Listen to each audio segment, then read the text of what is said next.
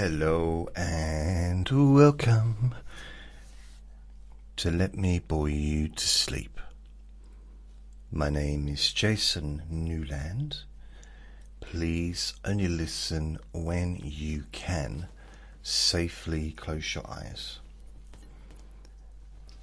And this is Q&A Friday.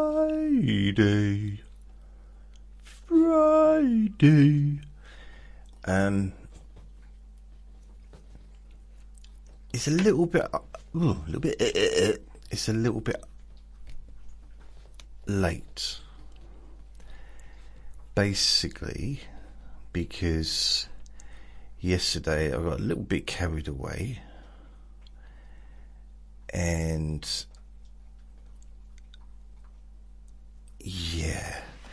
I ended up making 1, 2, 3, 4, 5. No, what am I talking about? It's 10th.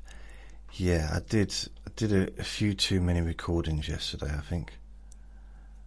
So what did I do? 1, 2, 3, 4.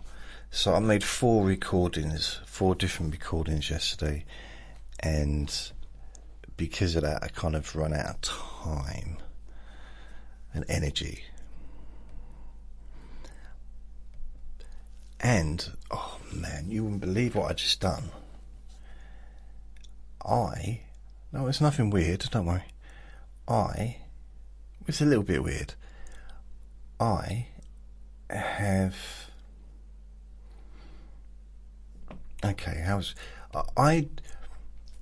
got a podcast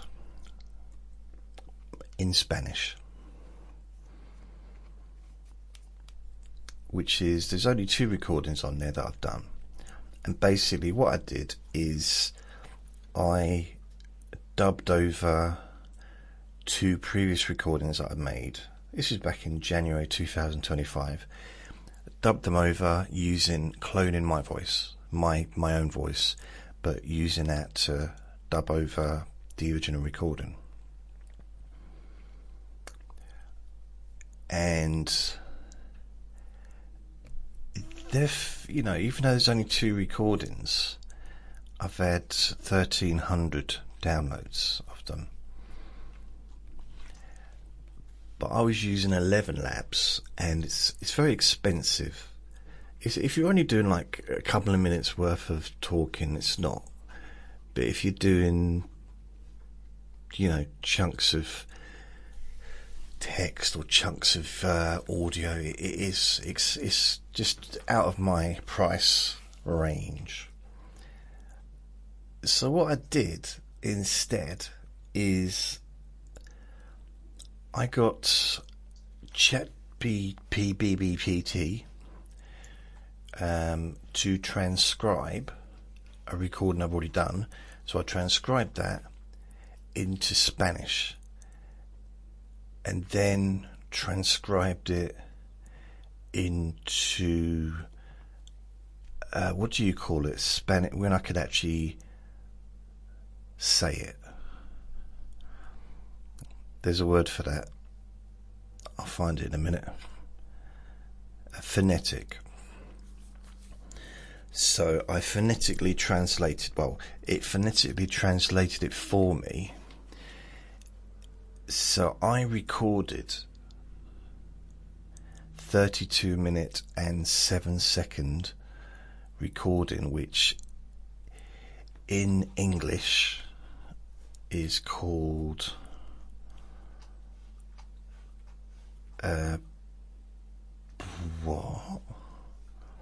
Discovering Peace Within. Now the original recording was 23 minutes and 48 seconds. I managed to make it last 32 minutes. So it's 8 minutes longer. The thing is, I don't speak a word of any language. I don't even speak English. So it's quite, I don't know how it sounds. However, I just listened to it myself now, and I fell asleep listening to it. Now, it's going to be different for someone that can speak Spanish, because I couldn't understand a word that I was saying. I couldn't. I was kind of drifting off, and I started to hear different words, because some words sound similar, don't they? And I'm like listening to them, like, the trees have made a treacle? What's that about? But then I fell back asleep, so it was very relaxing. It's still my boring voice talking slowly. So, and it's weird, because while I was doing it, I started to, some of the words became familiar to me. I'd heard them before. I mean, I guess we've all heard Spanish being spoken, as well as other languages. And I've watched a few Spanish TV shows where they've been dubbed over, or and I was like, oh, okay. So, yeah, that was the first time, because I've been thinking about doing this for months, but I was just concerned about the end result being really poor, and also the time it would take to do it. I was like, this is going to take hours and hours. But it didn't. It was just, just a little bit longer, but not much longer. There's the preparation time. But then, and making a different image, and then getting the title in Spanish. And I thought, should I put something on there? Because it's got its own image and everything. And it's called Paz Interior. Sanando desde el Interior. So I don't know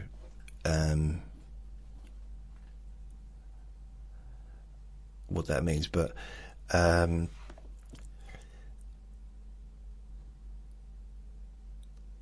didn't know whether or not I should put Spanish. I better put a big Spanish sign on it. But then I thought, well, anyone that speaks Spanish is going to be able to see that it's Spanish, aren't they? They don't need the word Spanish to see that it's Spanish. Does that make sense? So if you was looking for a podcast and you see it's in English, for example, you don't need to see the word English in a circle, because you can see it's English, because you can see the writing is English. I'm not sure. I've not convinced myself. Not completely. There may be a bit of background sound. I had to have the window open. I closed it earlier, and it was so stuffy in here. So the noise comes and goes. If it gets really noisy, I'll close the window again. But and if the dog barks, I'll try and edit that out.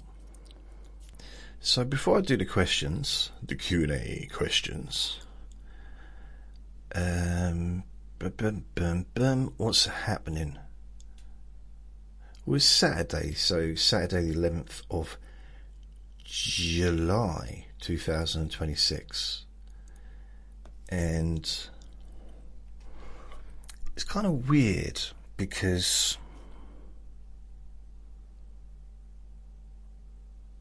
okay,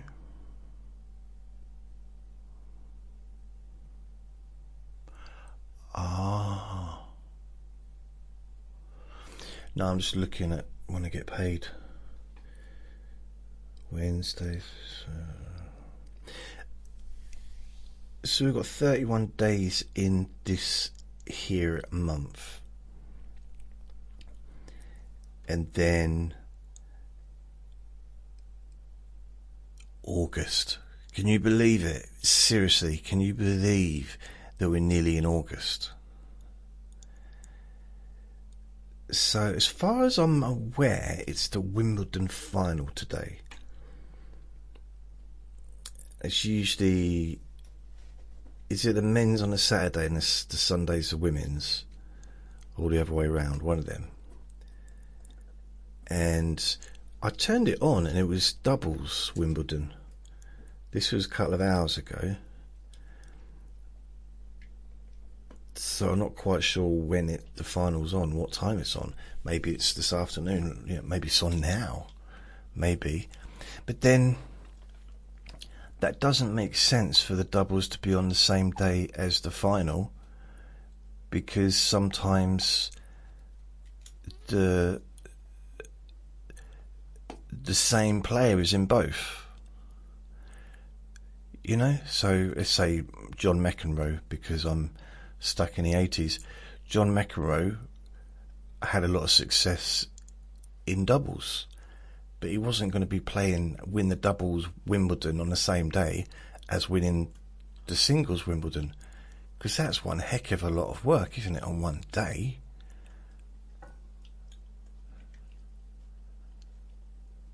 I'm confused. So yeah, it's cooler today out there. So it's a little bit cooler today inside, but it's still a bit. Ugh. I want to eat, but I don't want to eat.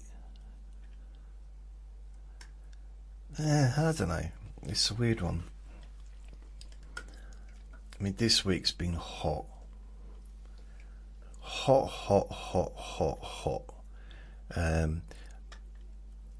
I've been taking him out less. When it's hot, really hot, I don't take him out as much. I'll take him in the garden. Old Vinny here. Take him in the garden, just do wee-wees, and it won't be like a quick garden. I'll let him, he'll still go on the lead, but I'll let him walk around for a while, have a bit of a sniff around. He must feel like he's in prison or something. Oh, good, yard time. I got my 30 minutes of exercise. It's like, no, it's not that bad, but it's been too hot. And also, I've not really... It's a weird one, because I kind of want to go and potentially... I want to go back to Thailand and visit, but at the same time, I don't really enjoy the heat.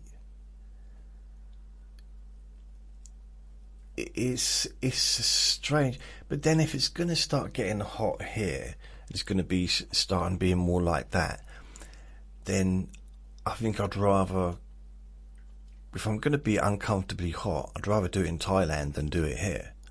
That's for certain. At least do it somewhere pretty, somewhere with a scenic view. And when I say here, I mean here where I live now. Although there's nothing wrong with England. I mean, this is my country. I've lived here my whole life, apart from when I didn't. But there's a part of me that likes the idea of retiring to Thailand, maybe. But also I'd like to travel. Maybe have this as my base, just stay in one place, but have it as my base. So this is where I live, and if I did have a job, or if I had an income, like if this was a business and I had an income, my outgoings wouldn't be a huge amount. The rent's not a lot. The rent gets paid, so it's not like I've got a really large mortgage or paying a lot of money to rent privately. I rented privately my whole life until I moved here 10 years ago or 11 years ago. I mean, I don't even know. How much would it cost? Ask her, how much to rent one bedroom flat.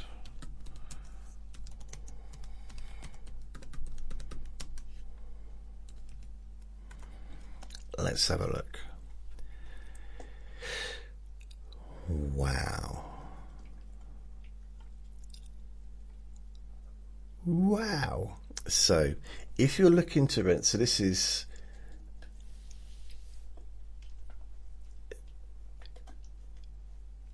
so this is without any other costs. This is just this is without bills or council tax or water or anything like that. So average one bedroom flat, £825 to £900. Modern town centre flats, 900 to 1,100 a month. Older or smaller flats, 700 to 850. Studio flats, often 650 to 800. Now, a studio flat in this country, what that means is, I've lived in a few of them actually over the years. They're quite good if you don't need space and you're not really planning on having visitors. If you're an adult, I mean, I suppose, I know people that have lived together in studio apartments, and I don't know how they've done it. But it's just one, usually a big room, not always, and with a kitchen and with a kitchen and a bathroom. I'm just thinking of some of the studio flats that I've lived in and some that I've visited. Usually the kitchen's separate, so it is sometimes a kitchen will be kind of part of the room, if you know what I mean. The bathroom will always be separate. But yeah, generally I think you'd have a room which would be probably about the size of this room, I would say. About the size of this room, and then a kitchen which would probably be similar size to my kitchen, maybe a little bit smaller maybe, and then a bathroom which would probably be around the same size, because if you've got a bath and a toilet and a sink, it's kind of, they're all going to be roughly the same sizes. Although I did date this lady once, I did. Nothing to do with what I'm talking about, I just wanted to tell you. Yeah. She let me touch her hair. Ooh. No, I dated this she was what was she, a solicitor or a lawyer? And she worked for a charity. She basically did civil rights or something like that. I don't know. I wasn't listening. But she was renting this room. So she didn't have her own house or anything like that, which she probably, I don't know if she could have done, but she was renting this room. It's quite a nice sized room in this house, but in a really nice area. Like in London, but in a nice area. And I honestly,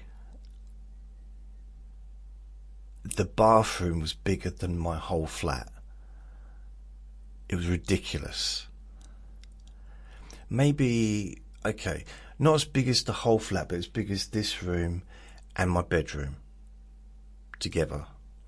So don't include the kitchen or the bathroom or the hallway, but this, because I've got not a bad sized living room and the bedroom all in one room. I mean, it might actually be the size of the whole flat, but it was big. So it was this massive bath.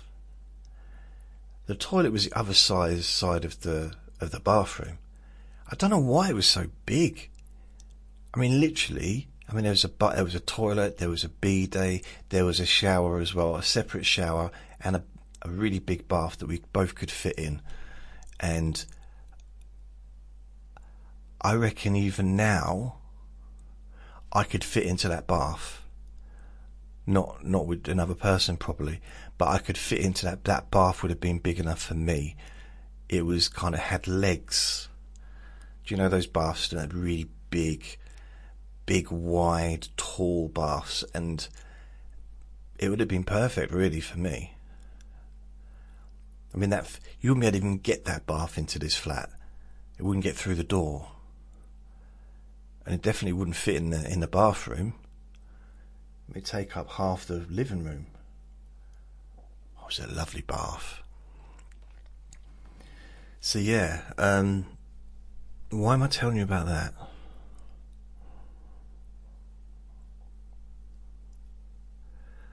I don't know. The thing is, she was probably the most not sophisticated, but the most,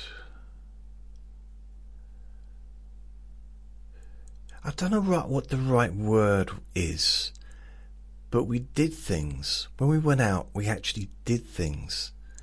We went to restaurants and cinemas, and she paid, which I was embarrassed about the first time it happened, and then I got used to it. But she paid. Not for, I'd buy her drinks and stuff, but she took me to places, because I still am very uncultured. I've been to art galleries in London, and I've been to Madame Tussauds, and I went to Clacton when I was a kid. So I'm not completely uncultured, but I never been on a roller coaster, never been in a hot air balloon, but I've had kebabs, you know, so I've got culture in me. I mean, blimey, I don't know what else is in kebabs these days. Lots of different things. So, probably no lamb though. So, because she was highly educated, she was a lawyer, and I mean, she must have been earning an absolute fortune just to pay for that room in that house. It was probably it would have been, not probably, but it was a very expensive room to rent. And she had her own car, you know what I mean? She was like doing really well for herself. But she liked to do things. Like for me, if I've ever dated, it's usually cinema, restaurant, maybe comedy club. When I was in London, let's go to a comedy club because it was free. Well, I'd get in free, she'd have to pay, but because they knew me. And it's like, that was a cheap date, which is good. Because I wasn't earning any money, I think, at the time. Didn't have any money coming in hardly. So, you know, when I've been in a relationship, I'm just happy to have them spend their money on me. No, I'm just happy to be with them. I'm not bothered about like expensive restaurants or anything like that, because it's not my lifestyle. It never has been. I wasn't born into that. I mean, she may well not have been born into it either, but she embraced it and she enjoyed it, and I'll be honest, I enjoyed it as well. Because she really knew her area, her part of London where she was living. And it was a really nice part, you know, even the pubs were friendly, the restaurants, it was kind of near the West End sort of type place. And yeah, we'd go to shows and all kinds of stuff. And it's like, oh.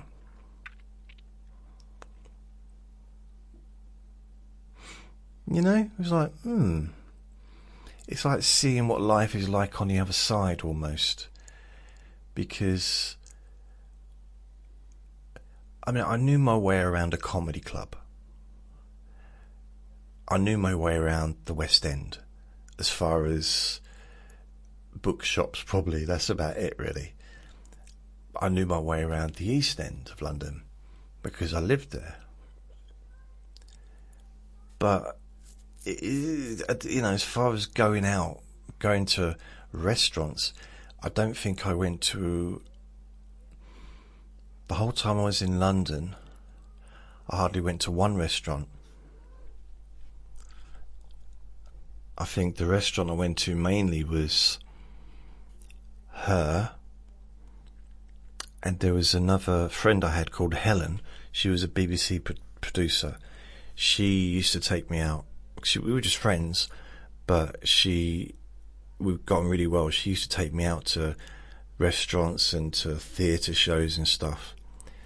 But that's the only time I've ever really lived I wouldn't say a good life, but a different lifestyle to what I live here, or to what I have lived, because I was going out scruffy, dressed really scruffy, wearing my best underpants, sometimes something over, as well. And she didn't care about that. She's like, she was nice. I did wonder if maybe there was something there, emotionally or romantically, but she said no. So there was average.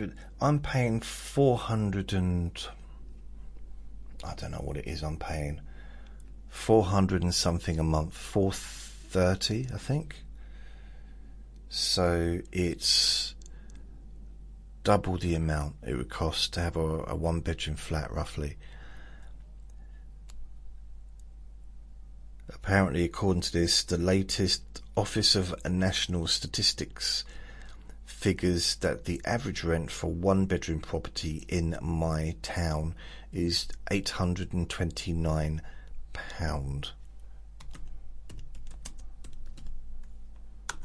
Let's try here.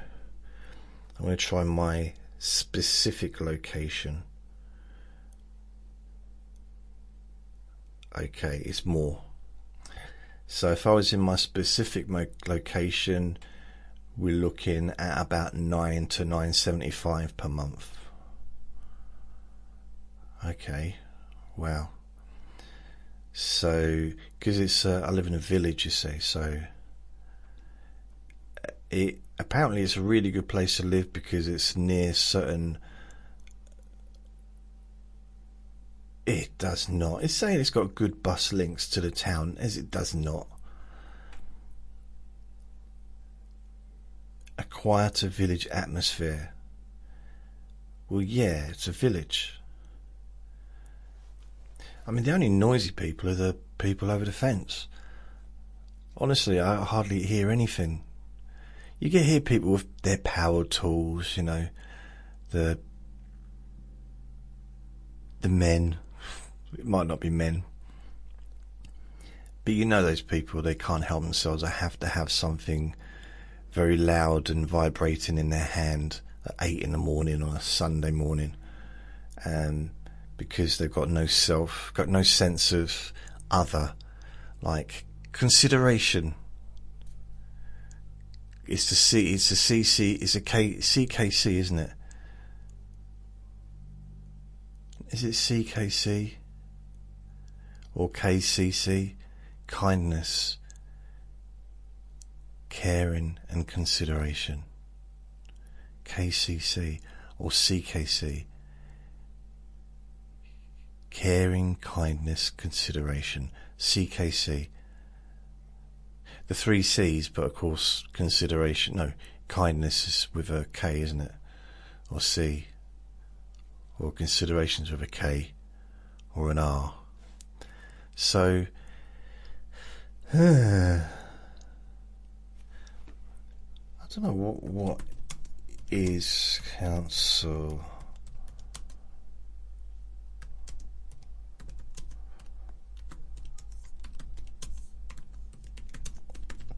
Let's see if they know the cost of my flat, how much it costs.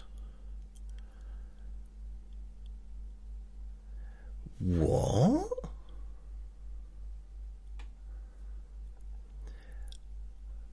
£117.34 a week after the 2026 rent increase. Around 90 to 120 a week. 390 to 520, so it's definitely not. It's about 400 and something. I think my rent's about 101 pound a week or something. I think the rent, which includes, if you got also, I get charged £6 a week or something for other things like the lighting in the hallway being cleaned once every 14 years, the garden being cut, the grass in the garden being cut every 72 years. What else do they do? Oh, they clean the windows, the communal windows, every 900 years. So yeah, it's a little bit. I don't have the exact amount, but yeah, it's about I think it's about £460 a month I pay for my rent. Maybe it's £430, £440. It was around that. So if I was gonna rent privately here, I should just ask my friend, his neighbour, because he rents privately in the same block as me. So I'd be paying anything from £850 to £1,100 for a modern flat. See, this isn't modern, but it's not small either. It is older.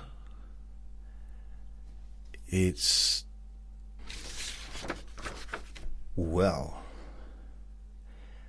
I just ran into the old kitchen and I found my rent form,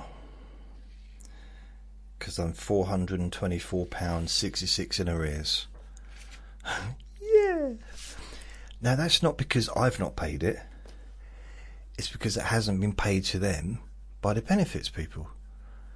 I've never paid anything towards the rent since I've lived here, which makes it sound bad actually when I say it out loud, but the rent's always been paid directly, that's what I mean. And when they changed me over to Universal Credit, I asked them to please continue paying the rent directly, because if they put that money into my account, I'm probably going to spend it, and then I'll be behind in the rent. Well, it turns out I'm behind in the rent anyway. But it was £107.48 a week until this April, and it's gone up to £112.42. So that's how much I pay for my rent, £112.42 a week. And that includes all the extra service charges, which is £6 or £7 a week. When I moved in, I think it was £101 a week, including everything. So it's not bad really, is it? It's gone up £13 in 11 years. So yeah, provided I'm a good girl, I reckon I should be able to stay here for as long as I want. I mean, when I moved in, they did tell me it was a home for life, if I wanted it to be, you know. And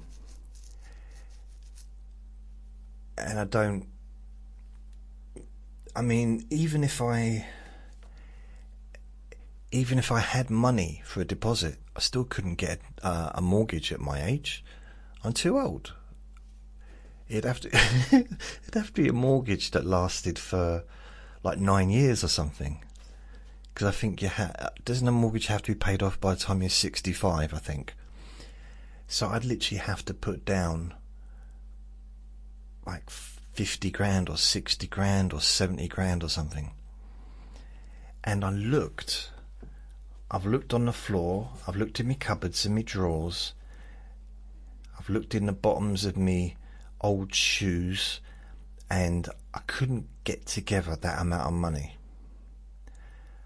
I only managed to get 48,000 together, and I just gave up. I thought, I can't be bothered. 48,000, it's not worth picking up, is it? So I guess I'm doing all right in a way of like 400 and what is it? So £112.42. So I'm paying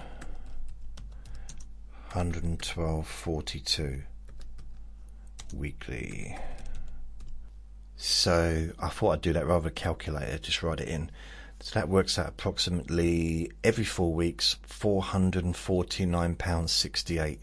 Monthly average about £487.17. Yearly £5,845.84. I think I get 2 weeks free rent. I don't know why that is. I think it's a council, but it must be a council thing. But I think there's 2 weeks where we don't pay rent.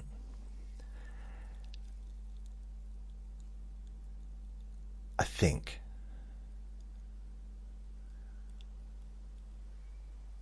Yeah, so if I, before I moved here, so if I paid rent privately, I'm not sure, what is the maximum, what is max housing benefit will pay for 1 bed house, 1 bed flat?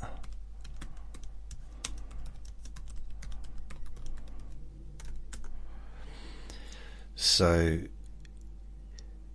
the maximum that my local area will pay is £143.84 a week for a flat, which is £623 a month. Which means £623 a month if I rented privately. Let's say I got kicked out of here, or I just never had this place and I was trying to, I was renting privately. I'd be paying, wow, so anything up to let's go to the very lowest amount, £850 a month. If I could find somewhere for £850, but more than likely it's going to be £930, so £930 a month. And they will give me £487. So if rent is £930,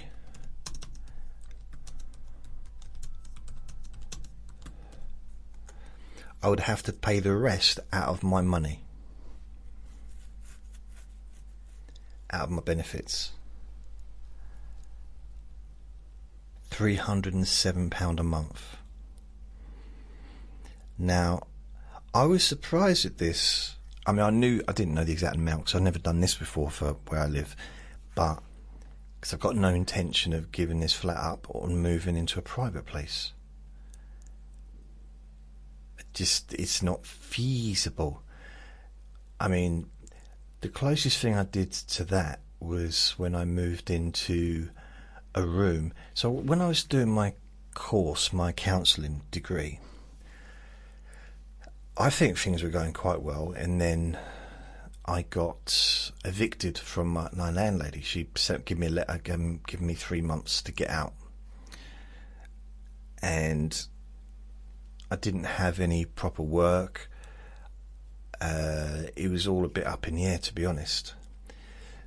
But I managed to find somewhere, and it was £125 a week, which was double what I was paying for my room at the time. I was paying 70. I think I was paying £70 a week for my room, and then I was at £125 to pay for this. It was just one room, but it was a ensuite, which,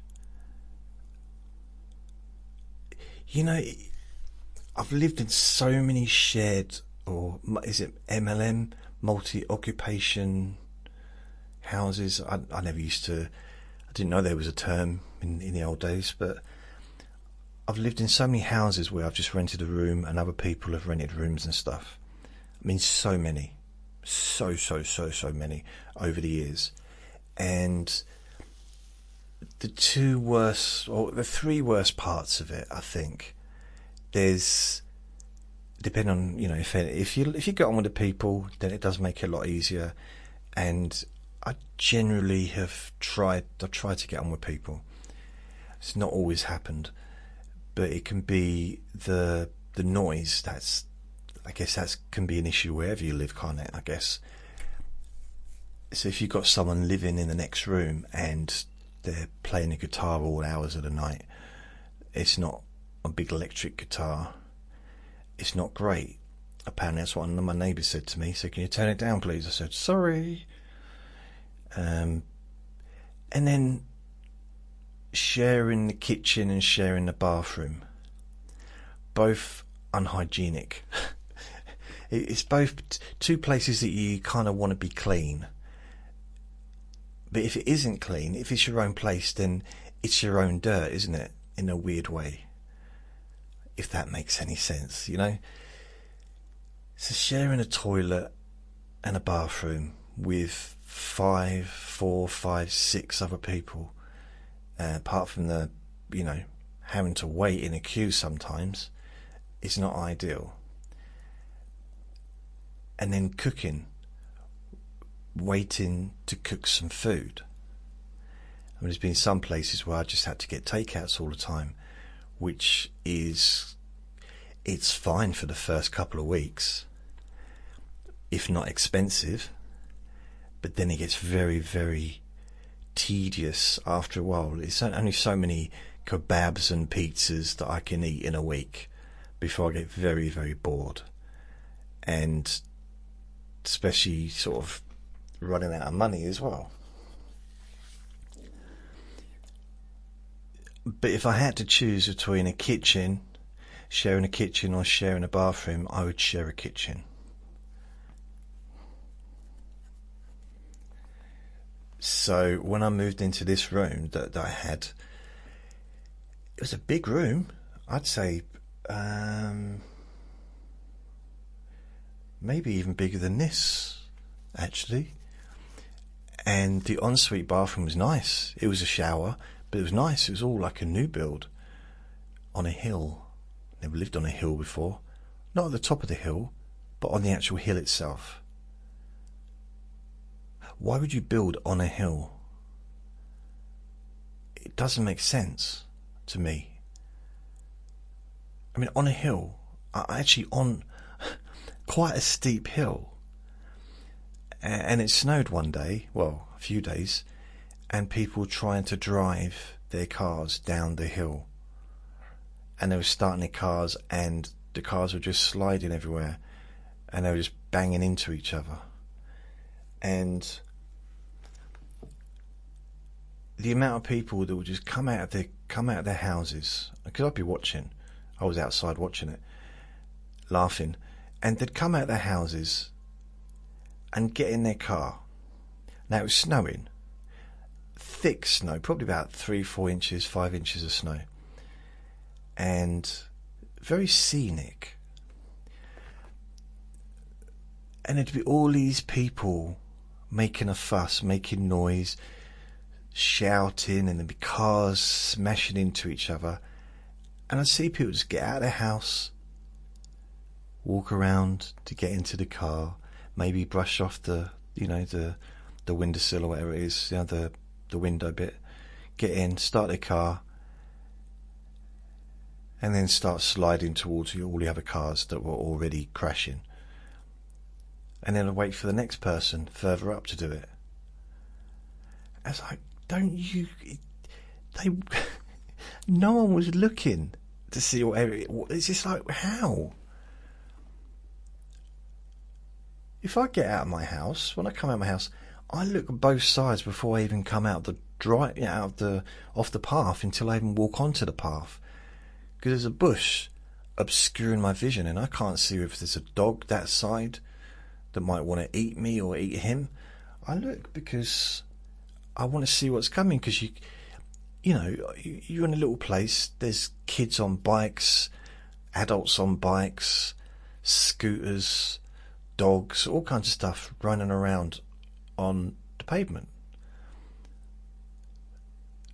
So how could you not, how can you miss like 5 cars all kind of jammed together and just get into the car completely oblivious? And also on a hill. I mean, what did you expect? I mean, some cars didn't move at all because they were so jam-packed with snow that they couldn't move anyway. But anyway, I chose an ensuite because I didn't want to share the bathroom. Yet, ironically, the bathroom was right next to my bathroom. It was not right next to my room. So I had to hear every time anyone else came in and out of the bathroom because the door slammed like really loudly. And I went and got a plane. I don't mean a plane you fly in, a plane that you can shave some wood off. And I used it to shave the wood off the door. I was trying to make it so it was even, you know. I didn't. It's probably the first time I've ever used any techniques from woodwork at school in a real life scenario. So I'm shaving this wood off so that the door can close quietly. I got carried away and I shaved half the door away. So I had to quickly get rid of all the mess and just get into my bedroom and pretend not to know anything about it. But you can see in the bathroom, you can see who's on the toilet now when the door's closed, I'd say to them. Yeah, so that was weird because it's literally, I think within about 2 weeks or a week of me living there, the toilet broke. My toilet broke. Well, don't worry, you've got a bathroom next to you with a toilet and there's a toilet downstairs. No, I'm paying extra for my toilet. It doesn't work like that. You fix it. I'm paying for the toilet. You need to fix it. Oh, it'll take weeks to get round to doing that. No, that's not how it works. So yeah, I went months without a toilet working. I used to have to chuck a bucket of water down there to flush it. And it's weird, I got used to it. I got used to living like that. And because I didn't want to share the toilet with other people. Anyway, it was a nice bathroom though. The shower was alright. Although, oh man, I met a girl, I met a woman, and this would have been September, October 2011, around that time. And we started dating. And she used to come round my place because I had a big double bed and everything.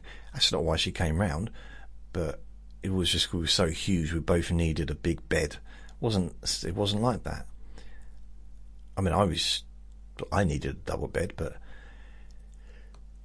we were getting to know each other. And it was the first time I'd been in a relationship, any kind of romantic relationship, since 2007, really. I kind of did a little bit before that, since then, but like a regular kind of girlfriend boyfriend thing. Anyway, so she was there, and our relationship was progressing physically. I'm not going to go into details, don't worry. So she was grabbing my nose. So we had a shower. We had a shower together. That's the first time we'd had a shower together, and it's the first time I've had a shower with a woman probably since 2001. Probably the last time I had a shower with someone, with another person. And it was nice, it was romantic, and it was just washing each other down. It's just a nice thing to do, isn't it? It's just like, it's nothing seedy, it's just a nice, me and Vinny do it.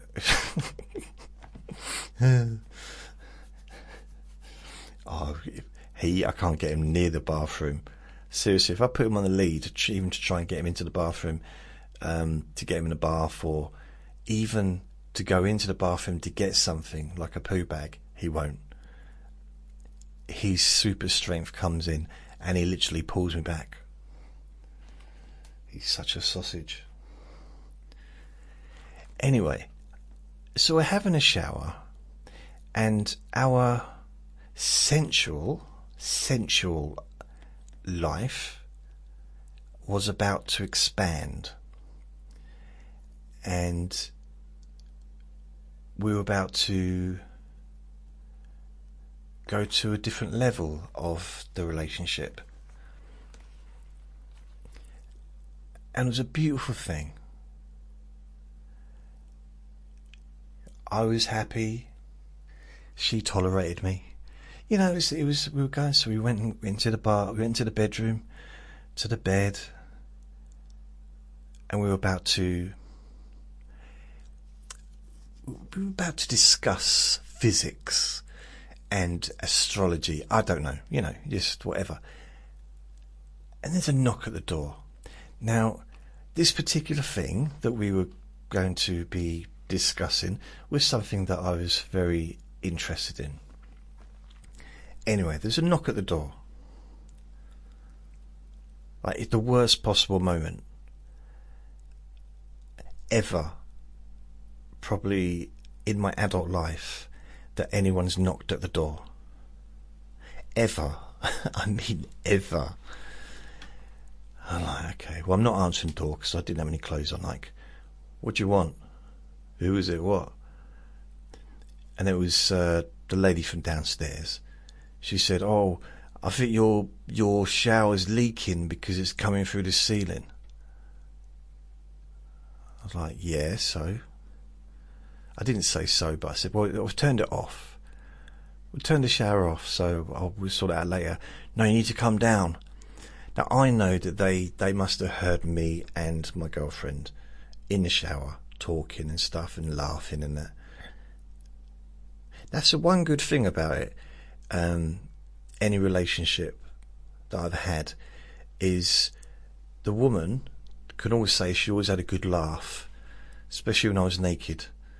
I've always been able to make women laugh, so that's a good thing. So she was like laughing hysterically, and I was like, okay, it's not that funny looking. And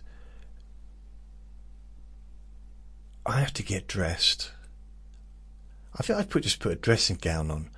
I said, don't move. Just wait here. I go downstairs, and I think they just did it. I think there was a leak, but at the same time, it was another person down there as well. They were just basically trying to interrupt me. It was a weird scenario there. They were very much into each other's business and stuff. And then when I get upstairs, my girlfriend's dressed. I'm like, oh. And she said, I've got to go to work, and I'm crying, please. But it didn't affect the relationship, but it was like, don't need to be interrupted when I'm in adult mode, you know? We were just enjoying ourselves. Like, even if you're watching a movie, especially in this weather, I ain't got no clothes on. Not much. Don't worry, I'm decently covered while I make this recording.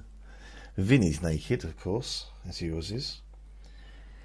And I don't want anyone knocking on my door while it's this hot, because I'm going to have to put clothes on to answer the door. I don't want to answer the door and get dressed. In the same way, I don't want to answer the door if I'm sitting here watching a movie with or without someone.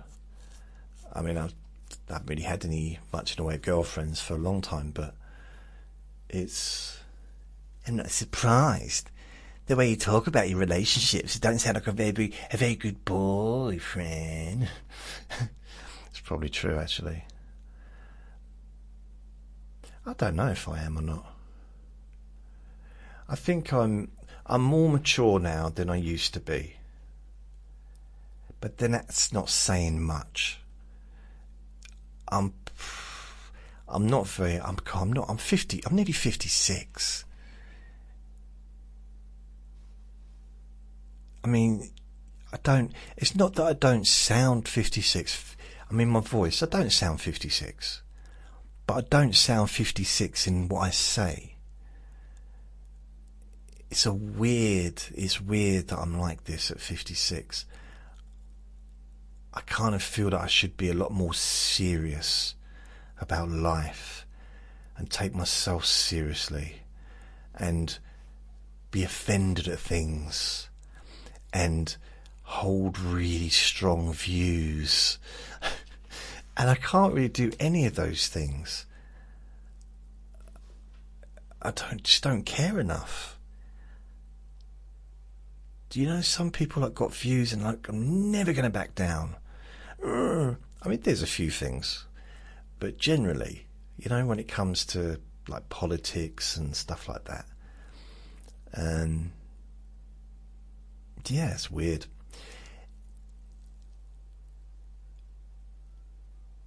You never know. Maybe I'll start being all serious one day. The thing is, when I am serious, I don't make recordings anyway, so you never hear me like that. Generally. So that's not bad, is it? So I'd have to come up with £307 a month if I was renting a private flat now, based on 930, because they would pay 623, the council or the housing benefit. Now, when I moved out of that the ensuite room, I moved out of there after a year,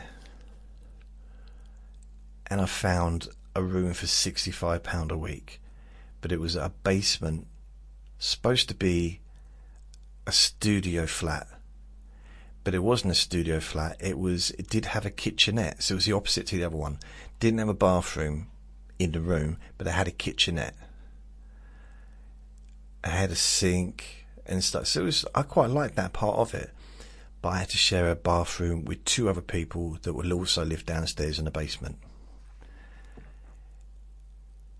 and it was a fairly long room, probably not much longer than this room, but it was a lot thinner.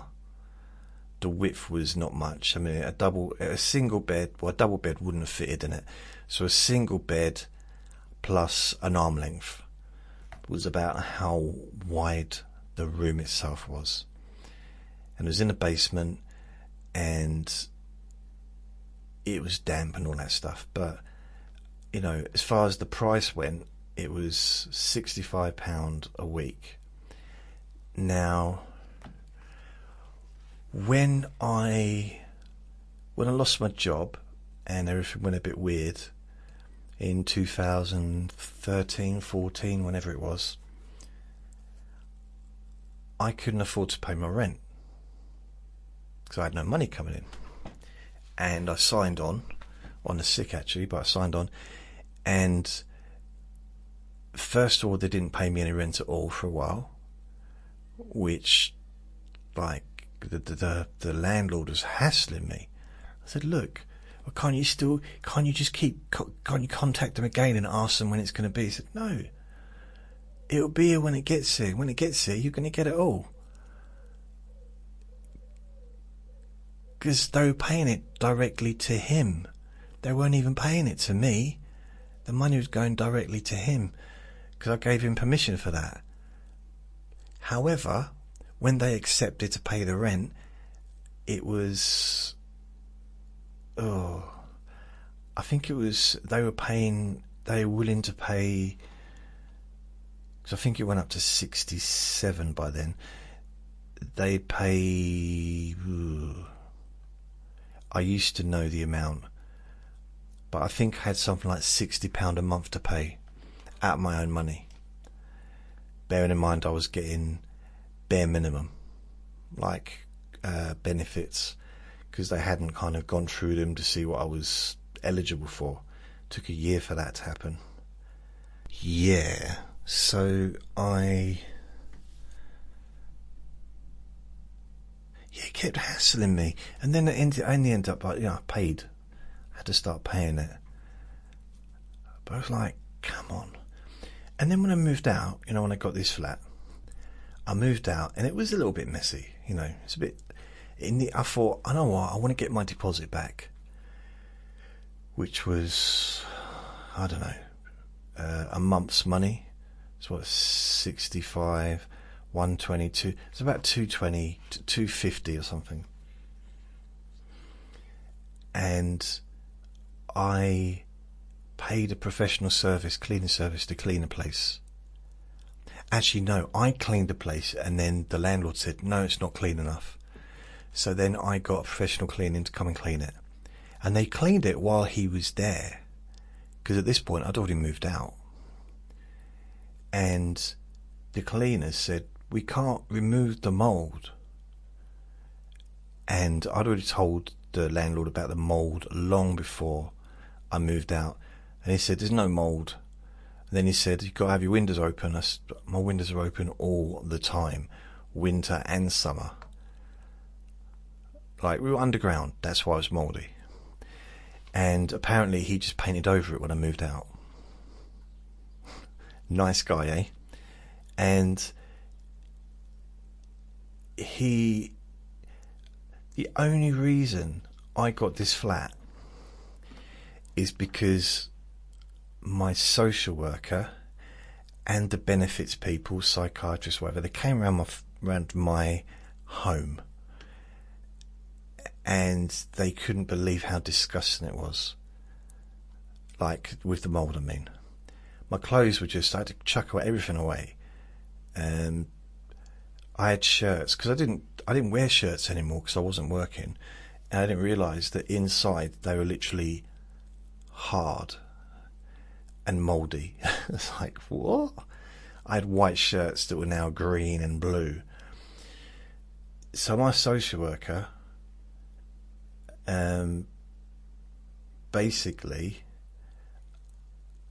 when I got put onto the housing list, they sort of upgraded me to the housing list. I still would have probably had to wait a few years before I got, anywhere.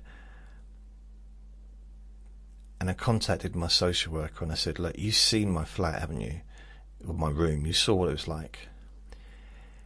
Can I get a letter from you just to hand in to the housing people to see if they can bump me up? Because as far, I don't think it wasn't good for my physical or mental health really living there. I mean, I was grateful to move in there at the beginning because suddenly I could afford to buy food, if you know what I mean. I had no idea it was mouldy. I didn't know, because it had been all painted and it was nice and fresh when I moved in. Anyway, she said yeah, so she wrote a letter. I collected it and I put it into the housing place, and they put me to the top of the list. The thing is, it was all genuine, it's like this place it was unlivable. Yet the reason I know that he painted over it is because he actually paid my neighbour next to me, who lived in a room next to me, who I was friends with, to paint it over. He paid him to paint the room. So he rented it out to someone else. And I wasn't in a position to do anything else. I suppose if I had anything about me, I probably would have reported him or done something, but I just didn't know what to do in that situation. I mean, he kept trying to sort of put it on me like it was my fault. Like, how's it my... Oh, you're drying clothes in there. I'm not drying clothes now. I was using a laundrette across the road. I wasn't doing anything in there that was unusual. Okay. I mean, generally. And the windows were always open. Because that's what I do. I leave my windows open nearly all the time. I like to have the air in. And because at least 2 of the flats downstairs have got mould, I decided I'm never having mould in my home. It's not allowed in my home, like vampires. I'm not inviting them. So I have this house, this flat, aired very, very much. And I've been very lucky. There's no mould and nothing like that. The walls are good, so that's nice. I think upstairs it's just better. The downstairs ones aren't too good. I only know 2 flats that have got mould, but that's too many, isn't it? And the council don't seem to be very up on it. The first thing they try and do is blame, like, oh, it's because you're doing that. It's because you're doing that. It's because you're, I don't know, because you've got a swamp in here. Get rid of the swamp. I don't know.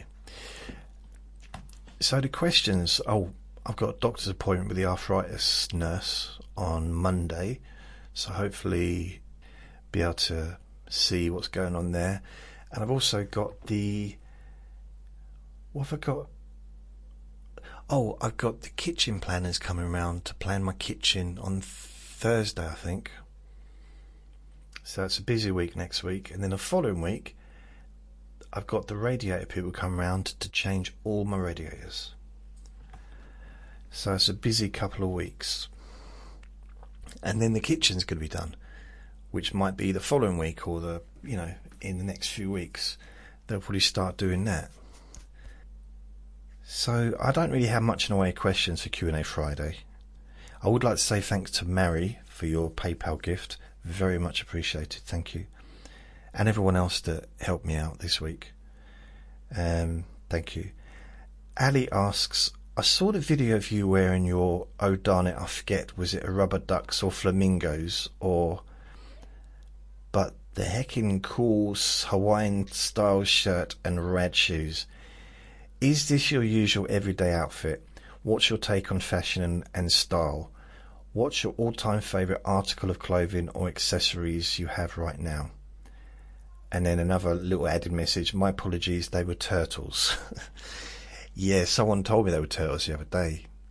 And I said, oh, were they? I said, well, don't you look at your own clothing? I said, no, not really. I know it's blue. So basically what I've done, I've been walking around walking Vinny around and everything, wearing the same clothes every day. At least it looks like the same clothes, because I've got 7 pairs of the same tracksuit bottoms, same colours. They've got holes in them where he's been biting them and everything. And wearing the same top, the same jacket, same winter coat, same shoes. The shoes had holes in them, so I needed to get new shoes. And I decided that I didn't want to be wearing the same stuff all the time. Just, and I started wearing some more brighter clothing before the summer really started, before the heat started. And it was a bit chilly and people were saying, why are you dressed like that? It's not summer yet. I said, well, soon will be. I said, I'm enticing the sun. So I got a few Hawaiian shirts over like a couple of months, got some shorts, a pair of shoes, some hats. It's all cheap stuff really, but it's just, I needed to get the hats because the optician told me I needed to wear a hat to keep the sun out of my face, out of my eyes, more out of my eyes. And then with the skin thing, I really need to keep the sun off my skin. That's something that's become more apparent since last week. So, all year round, not just because normally I walk around in the sun.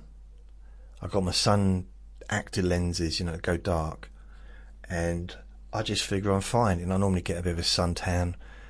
It's not really a suntan, but it's a reddish.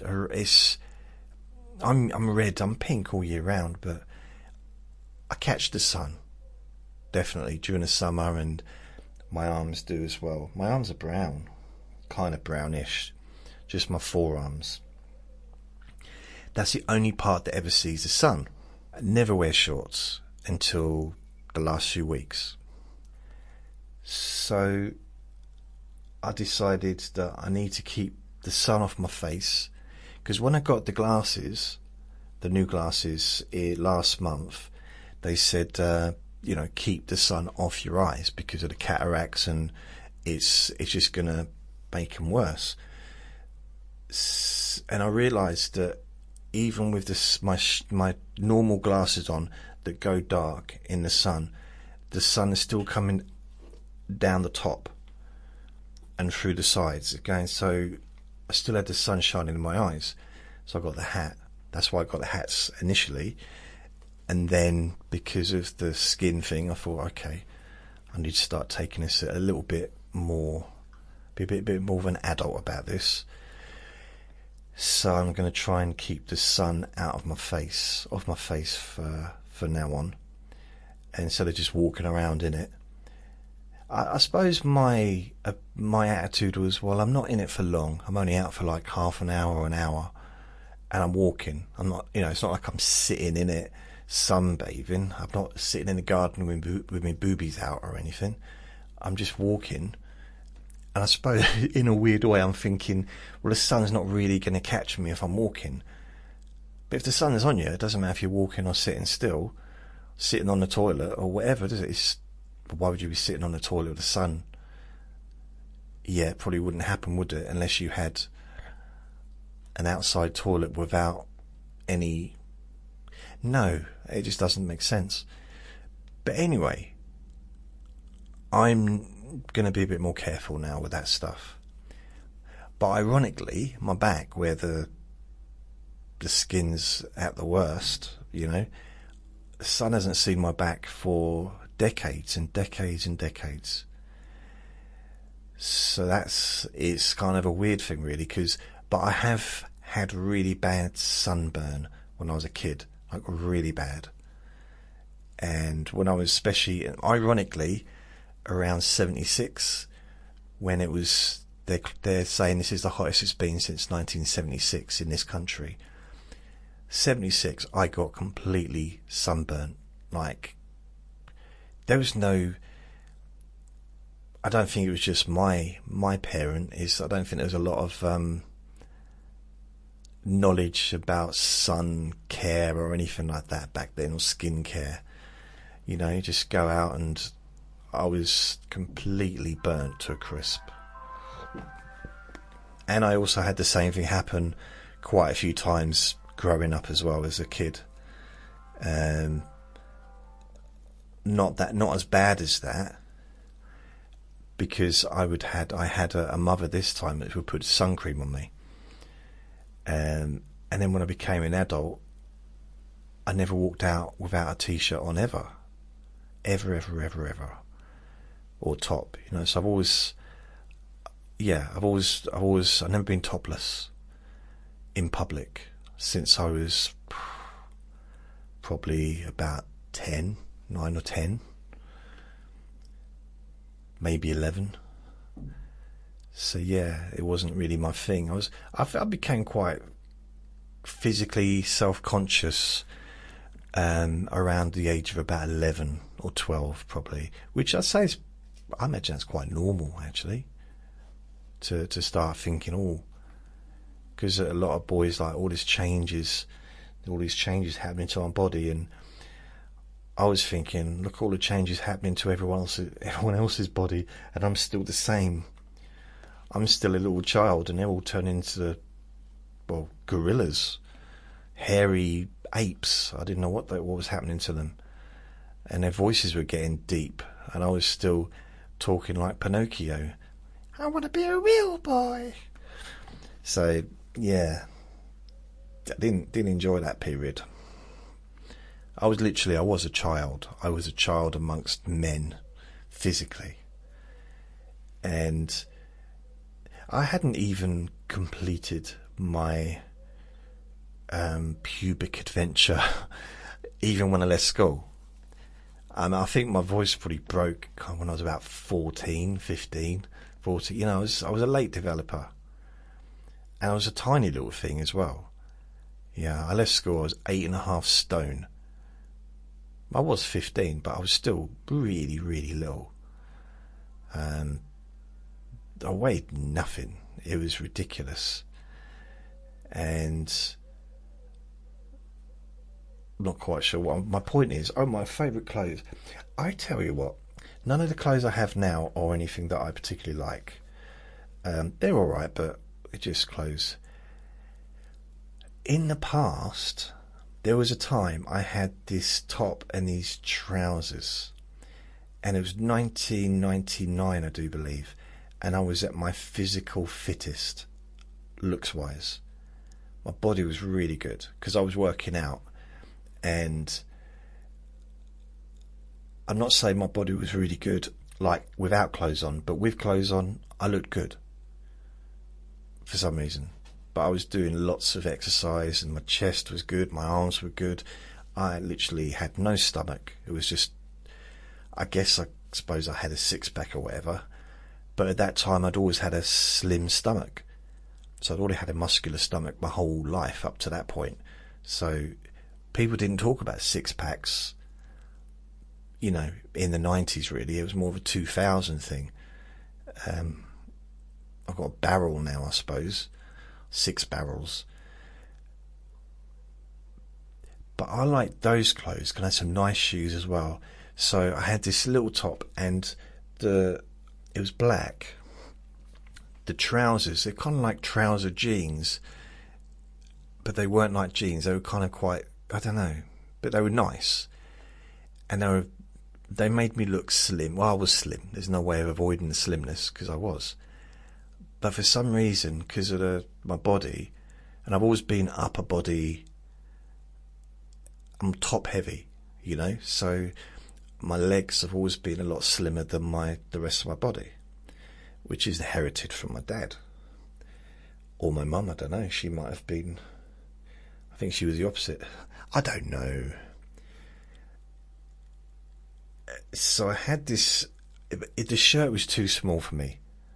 If I'm honest, it was too small. But because I had the physique at that time, for those few months that I had it, before I started eating kebabs and whatever else, I was popping out of it, but in a good way, as opposed to now when I pop out of clothes, it's not, there's no positive popping going on here.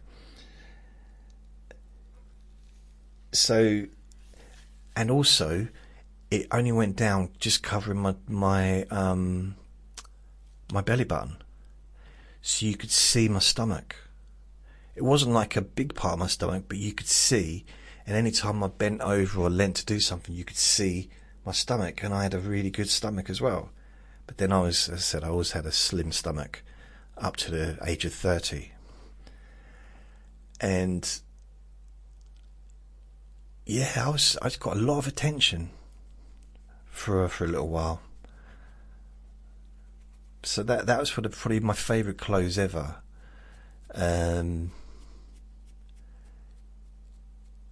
Yeah, that was my peak. That was my peak of, I could pull off what I was wearing.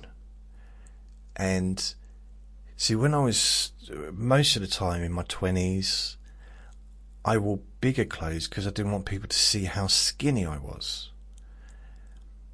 Even though when I was in my midst, I was quite strong. You know, I was doing a lot of physical work, and then I hit my, once I hit my 20s, I was a lot heavier than what I was when I left school. But I was still only about 10.5 stone before I hit before I hit 30. So about 10.5 stone, which isn't, it's a middleweight if you're in boxing, whatever, but it's not heavy. It's quite light. I'm 16.5 stone now. So I was 10.5 stone back then. But I was going to the gym regularly, and I was exercising at home. And in 96, like the year or so before, 2 years, 3 years before, I was really eating stuff and trying to sort of put on a bit of bulk, a bit more muscle and stuff. So I was actively doing it. And then I kind of stopped doing that during parts of 97 or 98. and then I got back into it in 99. So yeah, so that was my favourite close, just because I looked good because I'm talking, I think I looked good. It might have just been I felt confident for the first time ever in how I physically looked.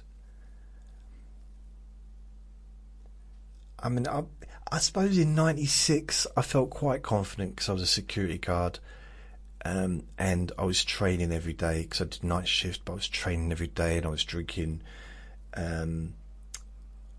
protein shakes and eating every 3 hours, and so I was quite pleased with my physique, and I couldn't put weight on my belly. It wasn't possible. So the muscle was going on to my upper body, but I was always slim. And if you see me, you'd think I was lying. The idea that I could be so slim. You know, if I said, I used to be really slim, you say, yeah, we all did when we were babies. But then you look at a baby isn't slim, is it? It's like a little sumo wrestler. Babies, aren't they? But look at them, you see their arms are like huge. If a baby grew and stayed the same size as a baby, but grew in proportion, they would all be absolutely huge. Big, massive monsters. It's true, isn't it? Do you imagine a baby, but just growing up, and no little, you know, when you've got the periods when the kid's like got no body and it's got massive head running around, and it's just like, how does it keep that head? It's a huge head, just tiny little body, and it seems to stay. Then they grow and everything kind of seems to be the same kind of length and height, but they stay the same size forever, and then suddenly they shoot up overnight. And it's just, if a baby just grew and it stayed the same diameters or the same measurements, it'd be the size of a house by the time it got to leaving school. And that's what I want to see. I want to see, I mean, some kids do grow up like that, don't they? They get huge. I remember my friend had a kid. He was her kid, but he was massive, really big for his age. And they were on holiday in Spain, and an adult came up to her, this is my friend, and said, you tell your son to keep away from my daughter. She's only 15.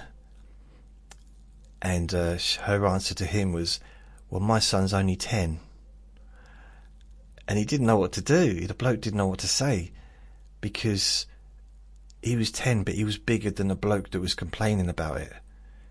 He was the size of a large adult at 10. He was bigger than me when he was 10. So that bloke must have felt so silly. He did believe it. Like, no, he can't be 10. He can't be 10. He can't be. Like, yeah, he is. And she didn't know what. There was one incident, and she was having problems with the next door neighbour. At this time, he was about 12 and 13, and she was worried about the neighbours because the bloke was a bit aggressive, and what if he tries to get in? And her son just laughed. He said, how's he going to get through me? See, the difference, because some kids, they're big and they don't know they're big. He knew he was big, and he had no fear, because he was literally just not even ginormous, like overweight or anything like that, just in proportion, just really large, 6 foot something, whatever, when he was 10, and he was just so wide. Good kid. God, he's probably about 25 now. 25? 27? He could be nearly 30 now. Isn't it weird how time goes by? That's why I try and spend as much time as I can during the day sleeping. because I value time. So that was my favourite article of clothing. I do like some of my shirts, but they're a little bit garish, to be honest. I mean, some of the pink ones, and the shoes being Kermit, fluorescent Kermit flavour. Ugh. So I'm just kind of, the novelty's worn off a little bit with the trainers, with the shoes. But I did have my favourite shoes ever, and I can't remember what they were called. But I used to, every time they wore out, I'd buy a new pair. So every year and a half, I'd buy a new pair of these exact same brown shoes that I could just slip on. They may have been Skechers, I don't know, but it's a long time ago. But they just stopped making them, or the shop stopped selling them. And I wore them for years. I'm talking when I was working in insurance, I was wearing them. Then when I moved to do the university course, I was wearing them. The different, you know, like exactly the same pair of shoes, like it's just a new version, you know, a new pair. And there was this shop where you could go into it and you could just try the shoes on to make sure they fit, and then just take them to the counter. And then one day I went in there to get my refill of shoes, and they didn't have them. Was it called Bentos or something, that shop? The thing I wasn't pleased about that shop is I go in there and it's okay, well, what's your postcode? Or what's your email address? Something like that. What's your postcode or something? It's like, what's that got to do with anything?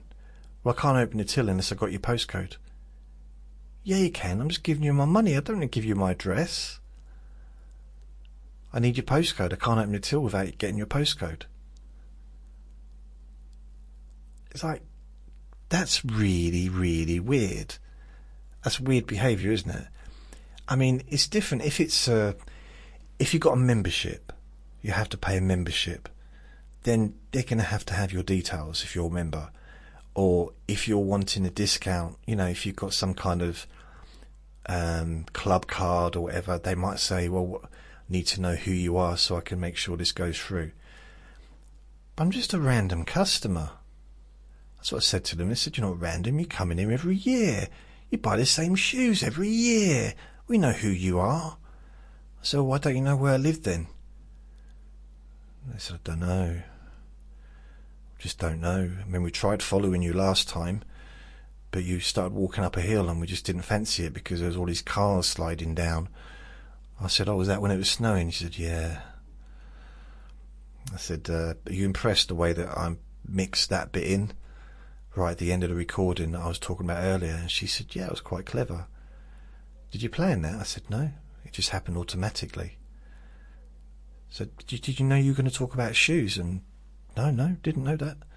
I had no idea I was going to talk about shoes and how you used to ask for my postcode and stuff. So I couldn't plan to include the cars sliding down the hill in the snow. That's really clever the way you did that. Well, thank you very much. I'm quite pleased. You should be pleased with yourself. That's almost genius level. I said, "Come on now. Come on. I know I'm a genius, but come on." All right, here's my postcode. So yeah, in the end, I did give them my postcode. I mean, I didn't want anything. All I wanted was the shoes. It's not like, "Oh, can you send me special offers you got on for slippers and for flip-flops and whatever else?" No. Flip-flops. You know, the best thing about flip-flops is the name. Flip-flop.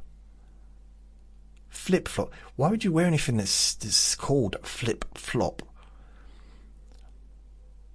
And to walk around in flip-flops, the most uncomfortable shoe wear, unreliable, just not, it's impractical.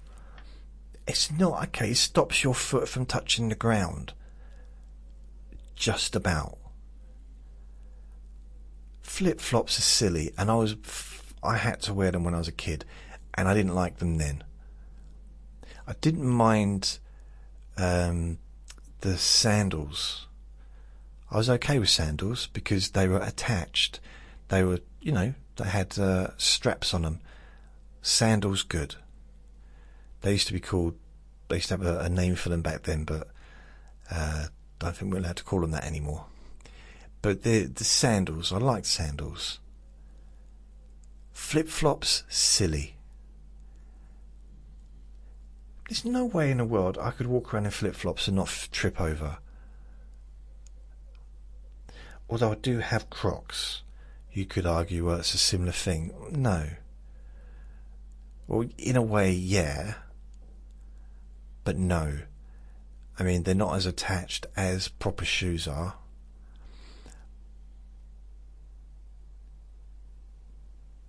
And I wouldn't go out in them.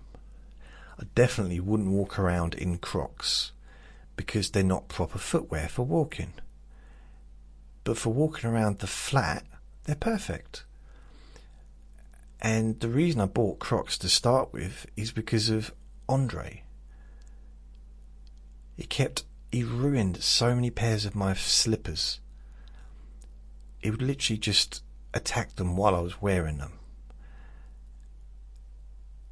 So in the end, I got something that he wouldn't be able to destroy. And I had some blue Crocs.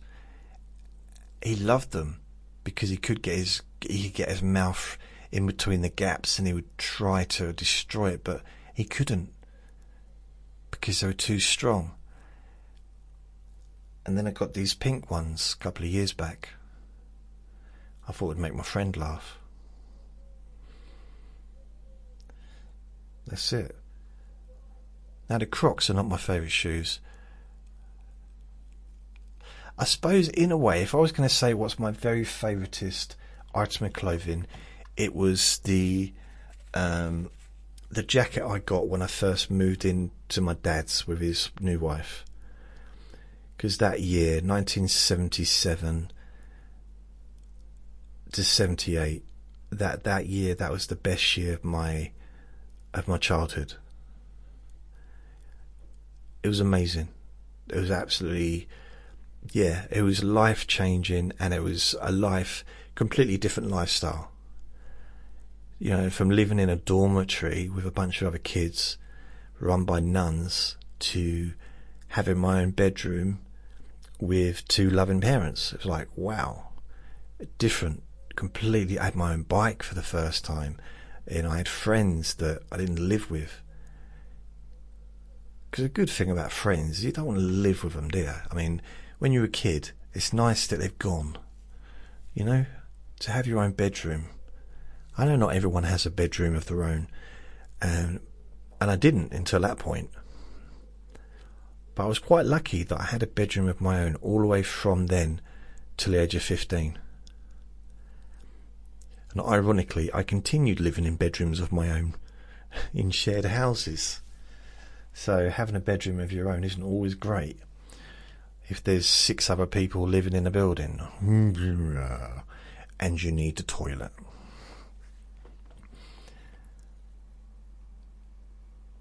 That's it, really. So there's only one real question. I did put one from Sebastian, but none of it really made sense. Yeah, I put them on there, but none of it. Are you looking forward, or are you pumped for GTA 6? I don't know what that is. I think it's a game. New venereal disease, I don't know. But this is from Sebastian, or Sebastian. I am Sebastian in Germany. So I think GAT isn't that? Is that a video game? I don't play video games. The last time I played a video game was at my uncle's when I was about 13, and he had an Atari system, and I was playing the Smurfs over and over again. Loved it. Just the tune. because I kept losing, you see. Had to jump over these not tadpoles, mushrooms or something, magic mushrooms. I had to jump over them and avoid things. But I loved it. Loved Atari. In fact, if I was going to get a video game console, Atari would be it. I know it's very outdated, but that's my level of video. I don't want to feel like I'm watching a movie, or I don't want to get that involved in it. If I'm honest, that's how I feel. I've never wanted to get that involved in a video game. Yeah, I mean, maybe it's brilliant. I mean, I'm outnumbered. I think more people love them than don't. I don't dislike them. It got to a point where I was no good at them. I could do, what was it called? Table tennis or whatever, where it was like two little dashes and a dot, like, deet, deet, deet, deet, deet, deet. So that was like the beginning. And that was like late 70s, so I had one of them. Well, my family had one of them. And then there was Space Invaders, Asteroid.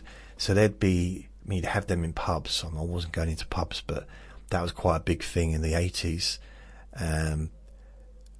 Have them in the arcade, Space Invaders. I think we probably had it on the Atari, maybe.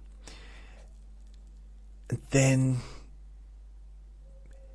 in the kind of middle, like maybe 84, 85, the games became much more harder, and I wasn't someone to hang around in the arcade because it cost money.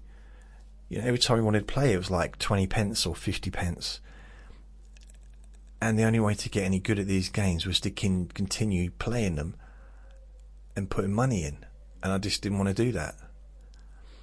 So my game of choice was, what was it called? Not Troy. Tron. That was my game of choice, Tron. I liked it. I liked the music and everything, but I wasn't very good at it. And it was basically the game. I don't know if what came first, the game or the movie. Not sure. Anyway, I need to go, so that's everything. Thank you for listening, and please remember to be kind to yourself, because you do deserve to be happy, and be gentle with yourself. You deserve to feel safe. Lots of love. Bye.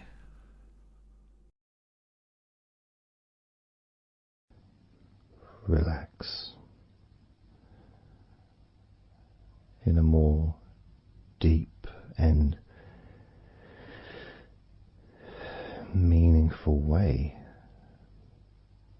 maybe in a way that can not just allow you to feel calmer now and throughout the time we spend together here, not just relaxed at the end of the recording when it's finished and you can enjoy that sense of comfort and peace,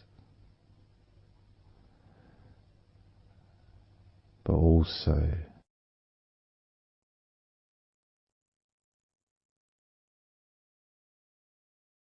I think it would be nice to have those feelings of relaxation continue for longer after the recording is ended,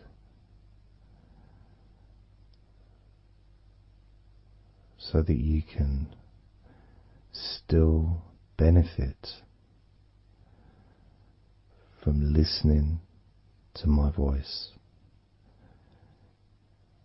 Maybe in a few hours' time, perhaps tomorrow.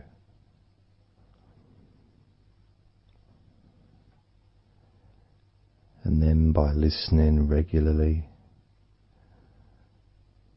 especially if you find, like some people do, and myself as well, sometimes I find one particular recording that really resonates with me,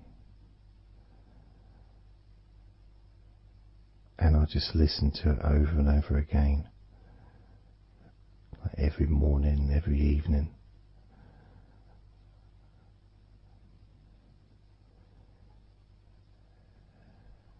There was this recording from, we're going back to about 1999.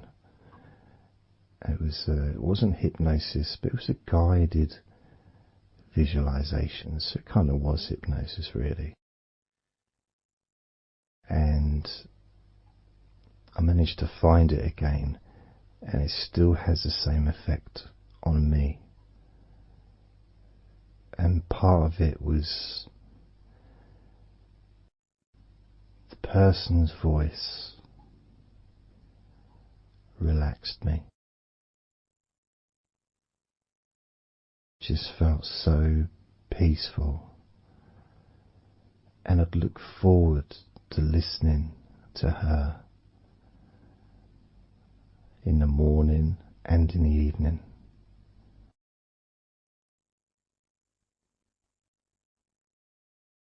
And I knew before even pressing the play button that as soon as I'd done that, pressed the play button, this was in the days of CD players, pressed the play button. In fact, it might have even been a tape recorder.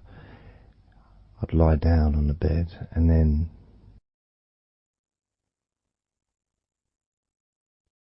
even without necessarily listening to her words, because I had them memorized really, it was as if my body knew exactly what to do. And the muscles just almost went into automatic relaxation.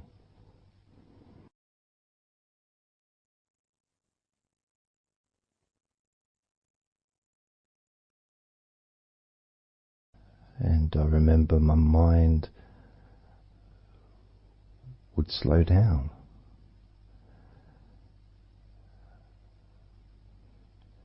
Now,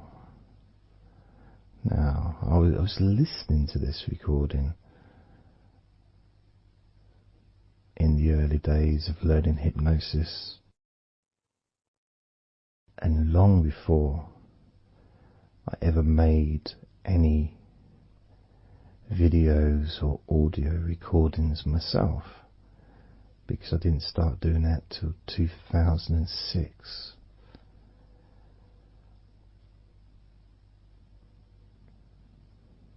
But I knew how helpful I found being able to just let go, to have that trust in the person that I'm listening to.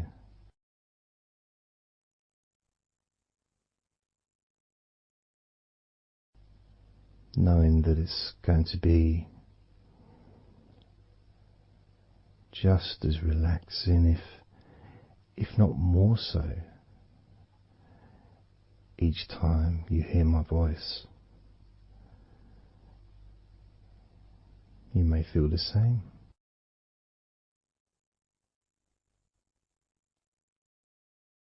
Some people have been listening to me for over a decade.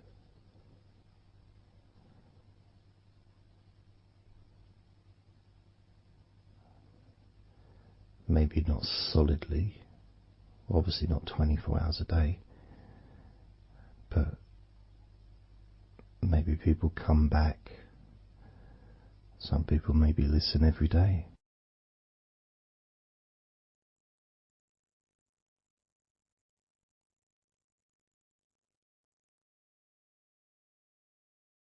And something that I do, which you may not realize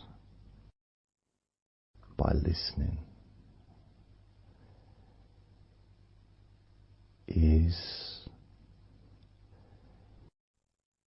when I record these recordings, now for example,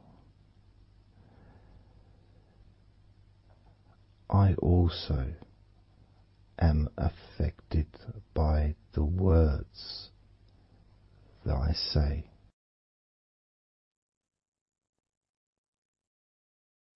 So if I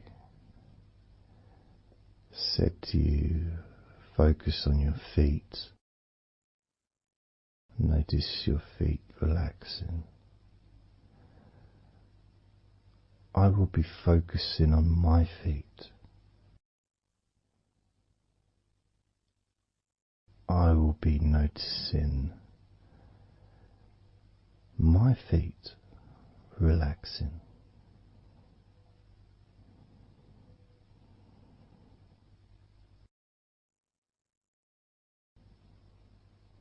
If I said focus on your hands,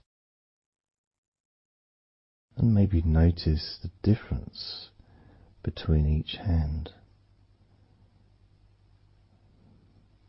Perhaps notice the air in the room, the temperature of the room on the backs of your hands.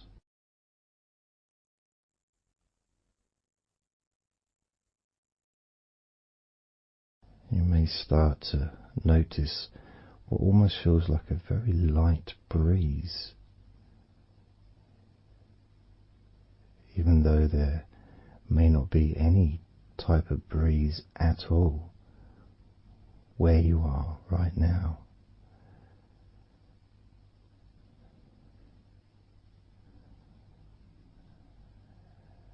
And as you become aware of your hands,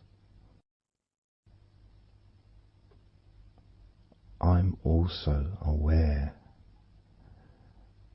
of how relaxed my hands are feeling now.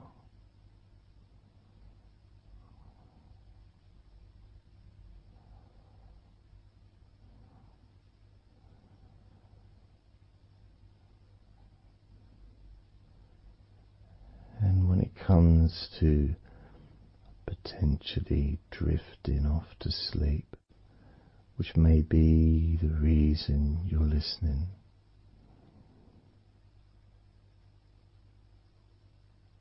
I also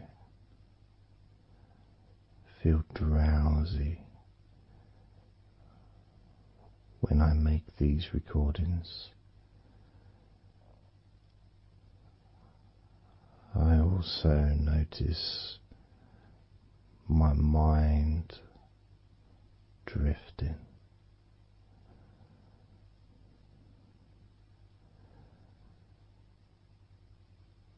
In fact, at times I've actually fallen asleep.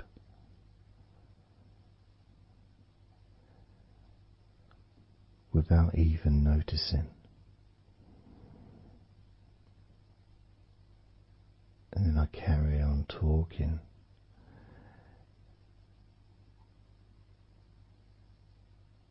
And it's only when I listen back to do the editing, I hear snoring. And I think, I don't remember snoring. I remember talking. Is it snoring or is a pig turned up That's what I sound like when I snore.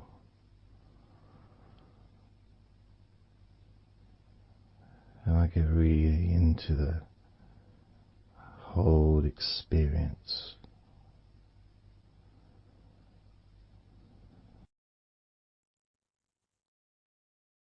I don't know how you feel.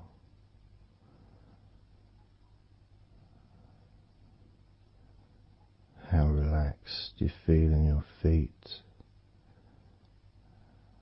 How relaxed you feel in your hands.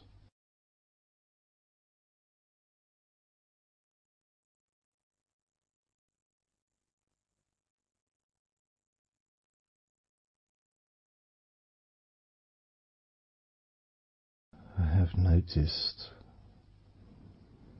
more and more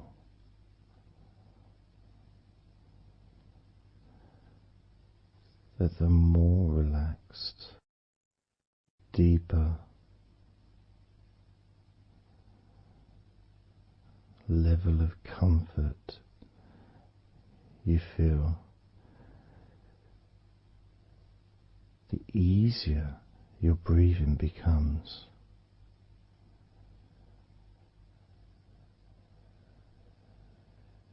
It's almost like that additional muscle relaxation. So this allows you to breathe easier.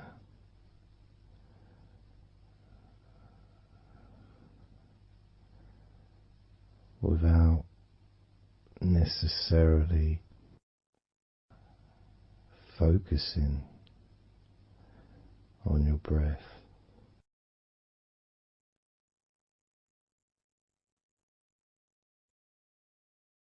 However, being able to notice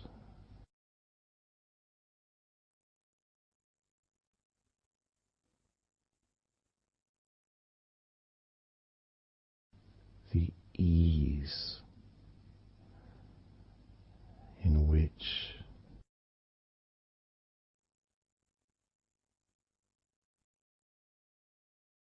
you breathe so naturally.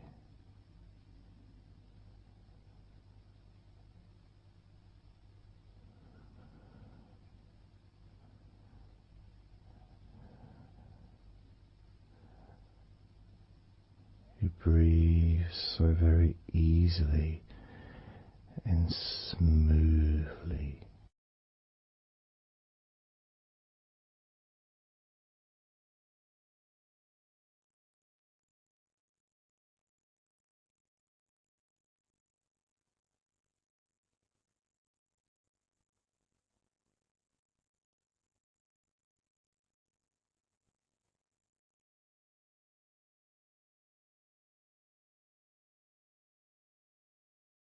Whenever I imagine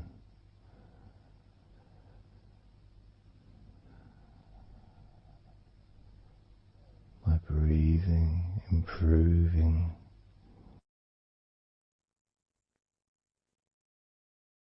when I've got my eyes closed,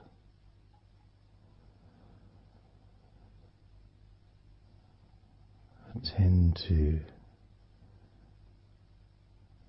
visualize a beautiful field with trees and flowers,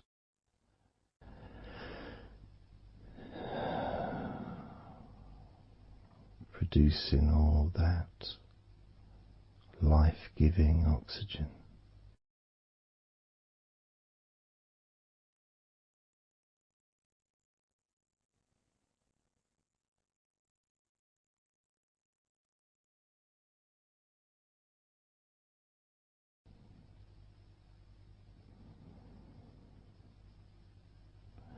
Feels nice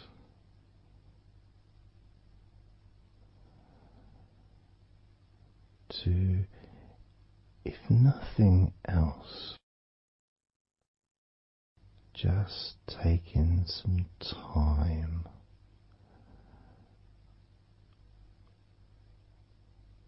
away from everything.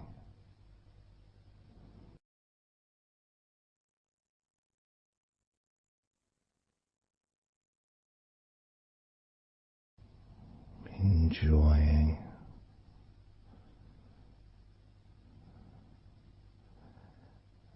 that feeling of peace, serenity,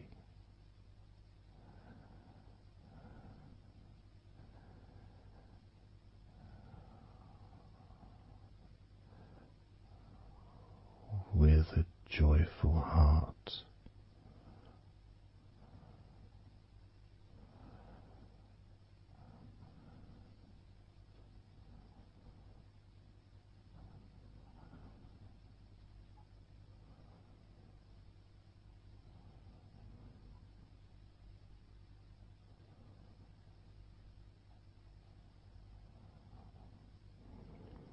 Time seems to just drip by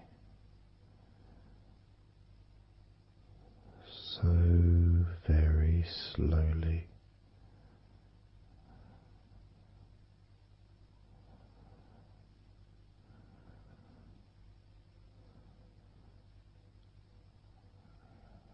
Relaxed,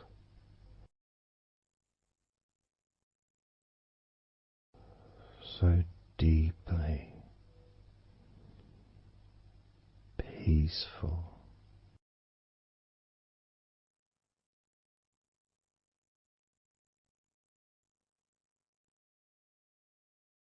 completely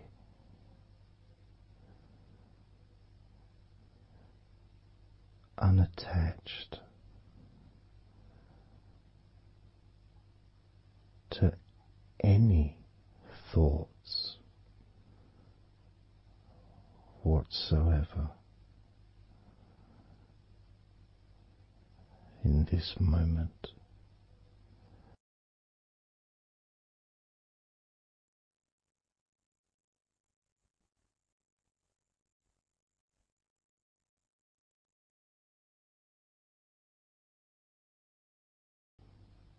Completely free,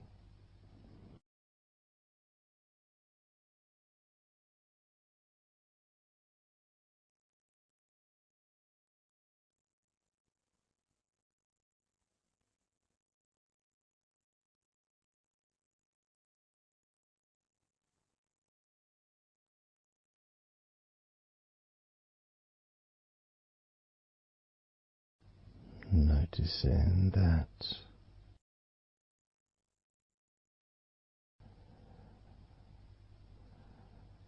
your mind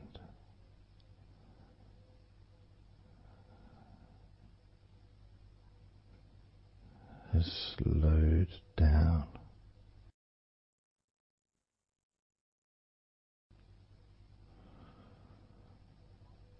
slowed down,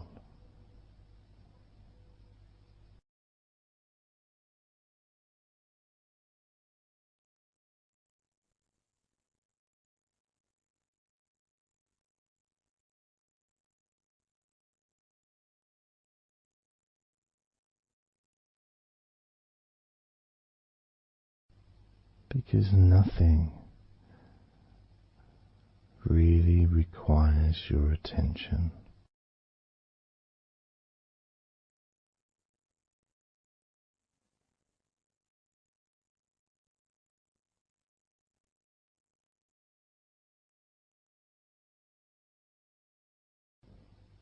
You can enjoy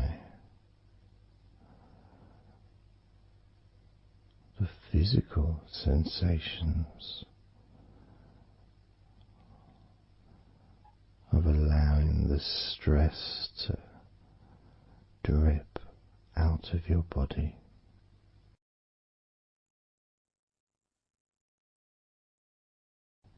drip in out of every part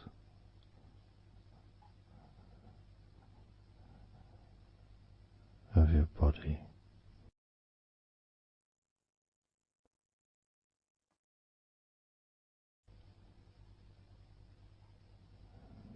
And being released from your brain and your mind.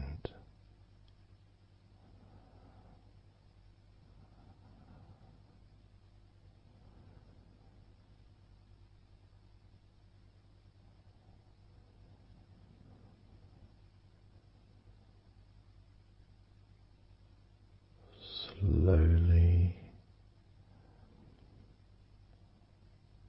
but surely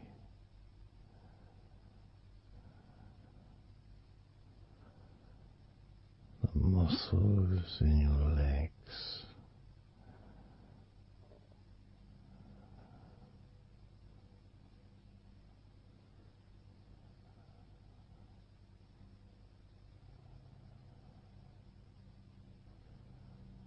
relax, relax,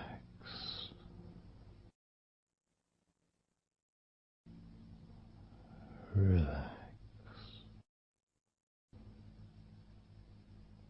so very deeply.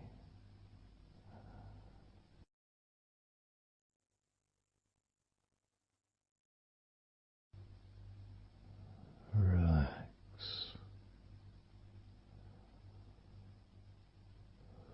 so deeply.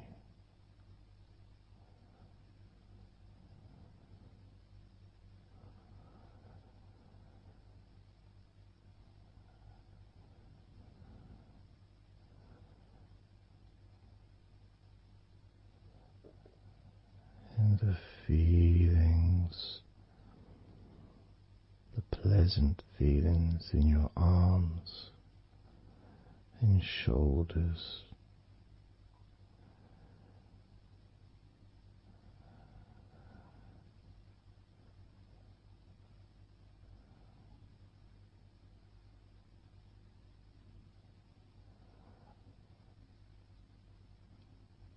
deepening each part of your body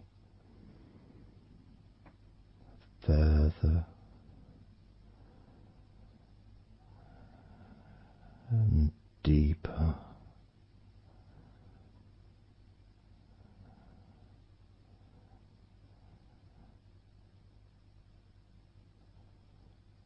and deeper.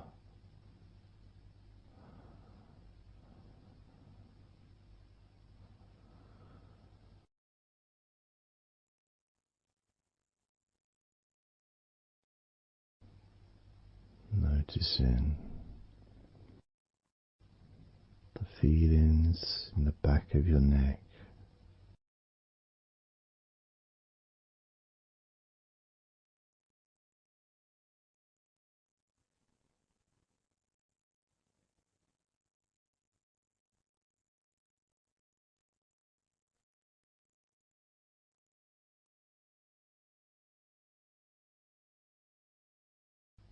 the feelings in your wrists,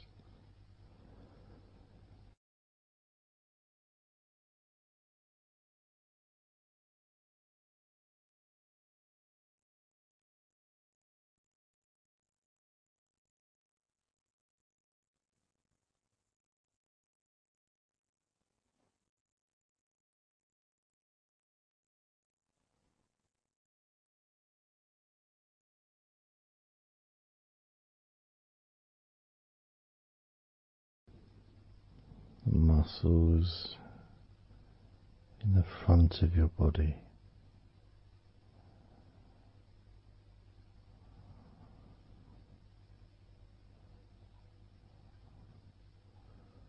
are also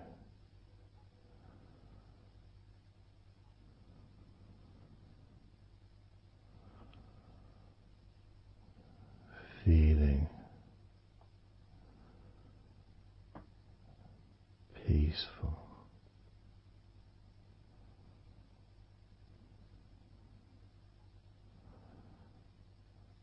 deeply.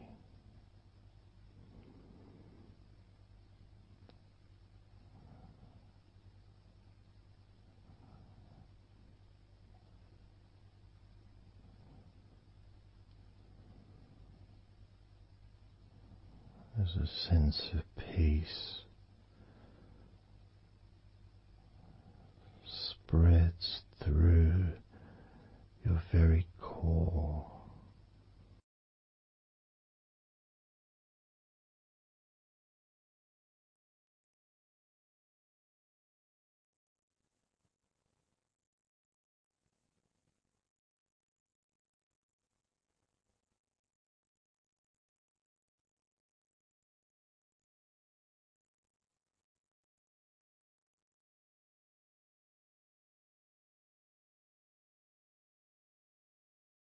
Even when you focus on your mind,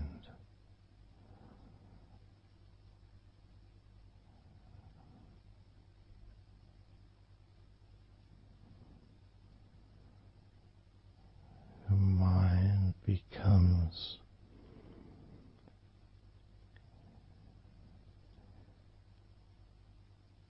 even slower.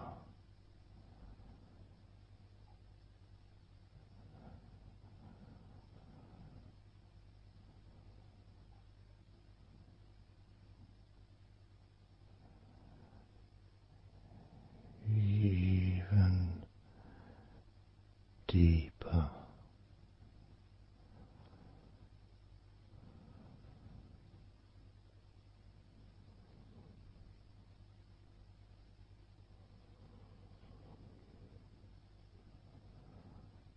Relaxing.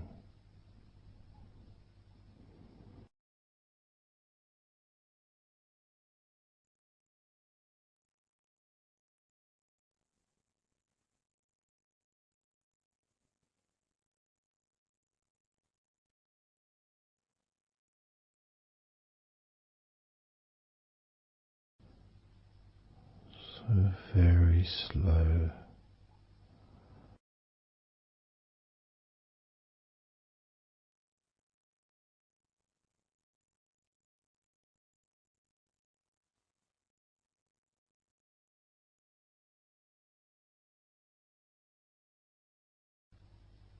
Your stomach.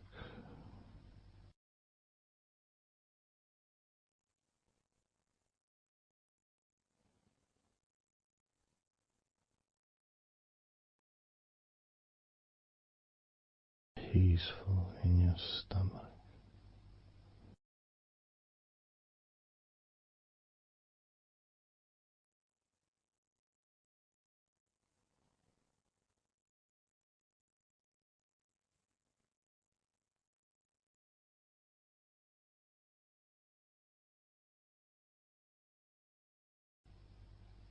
Your back.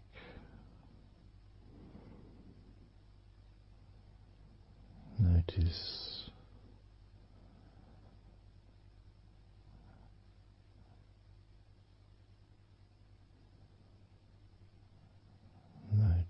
how relaxed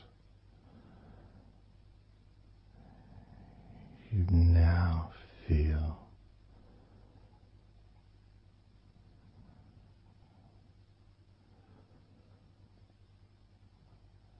In the whole of your back.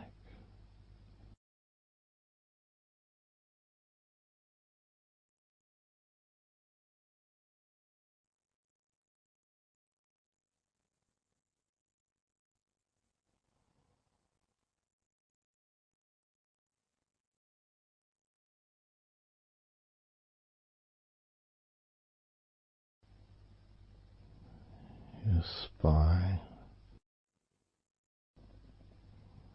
from your brain all the way down the middle of your back,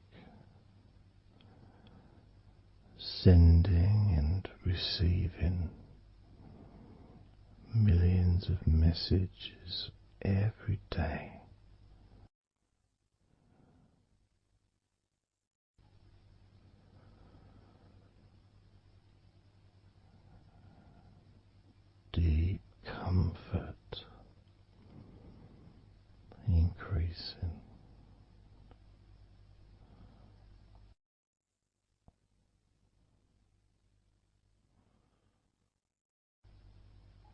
deeply relaxed.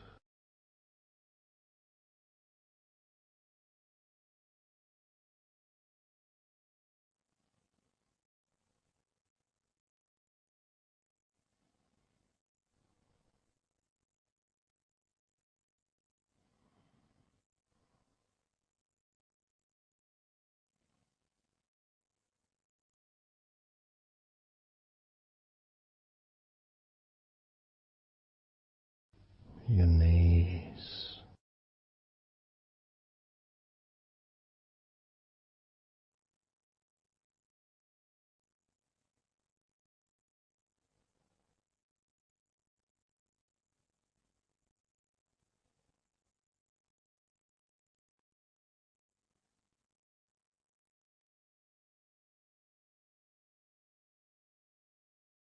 relax,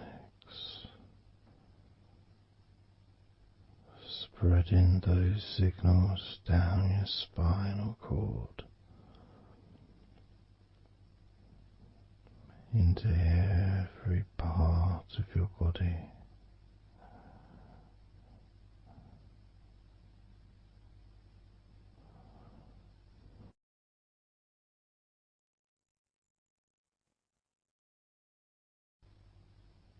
Your shins and your calf muscles,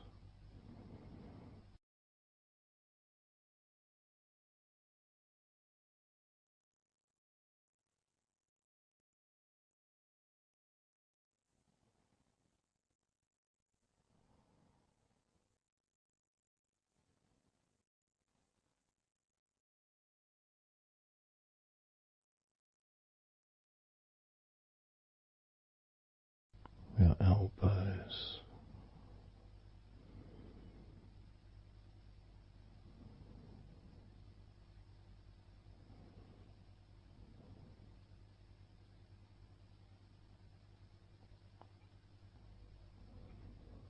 feelings of peace and tranquility spreading through your body, tips of your toes to your eyes, your fingers all the way to your lower back.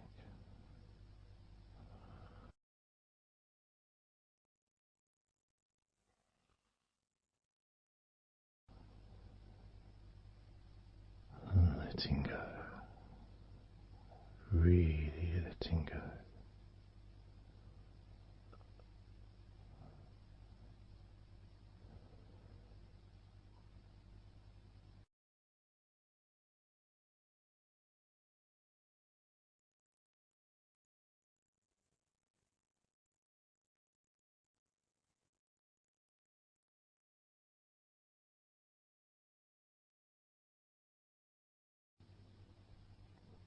Peace,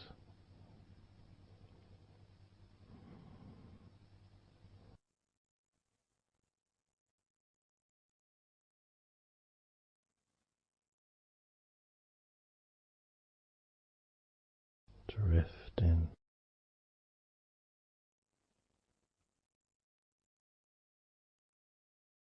mind just wandering away,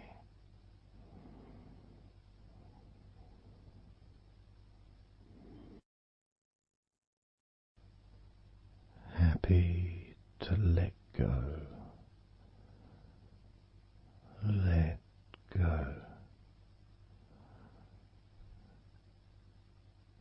completely let go.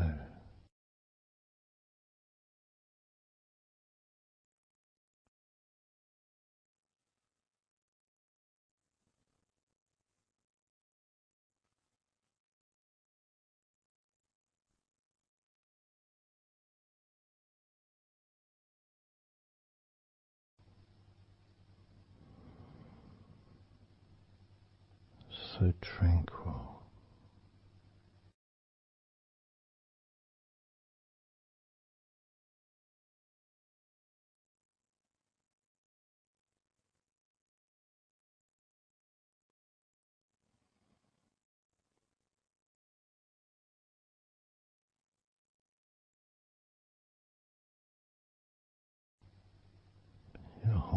body, enjoying a sense of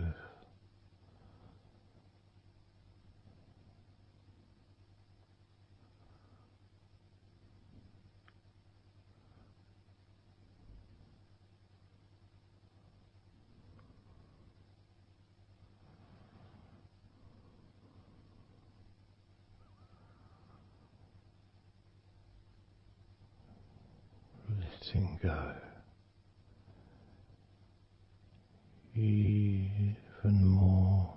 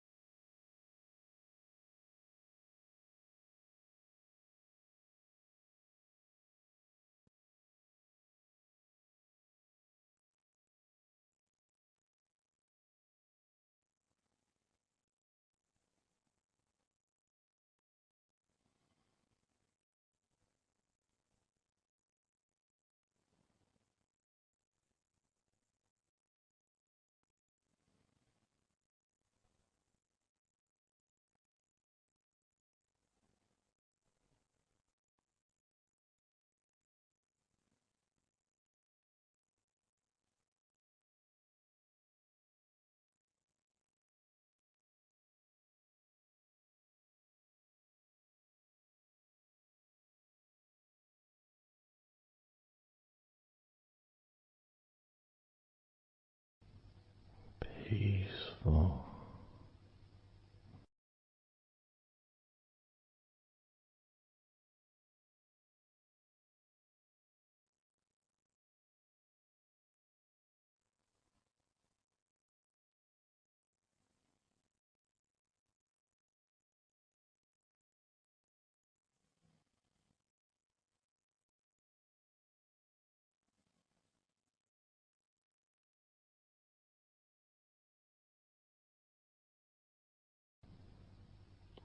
Enjoying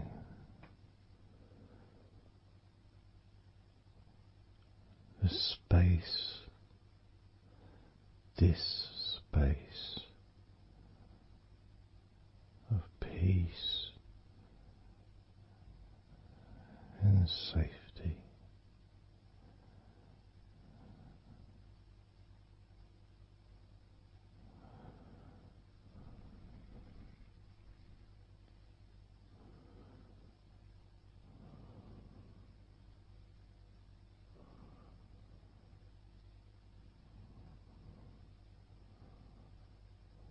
So very, very relaxed.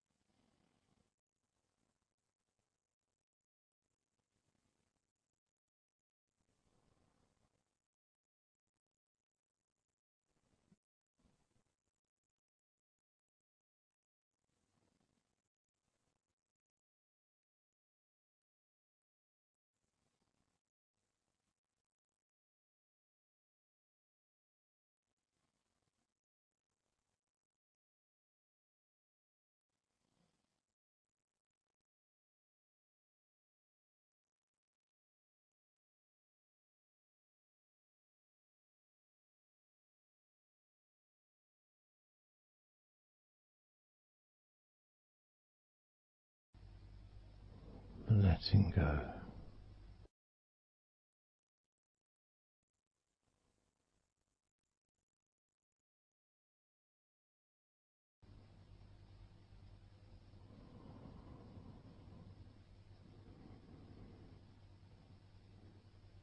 maybe we can just focus on the different parts of your body, just to notice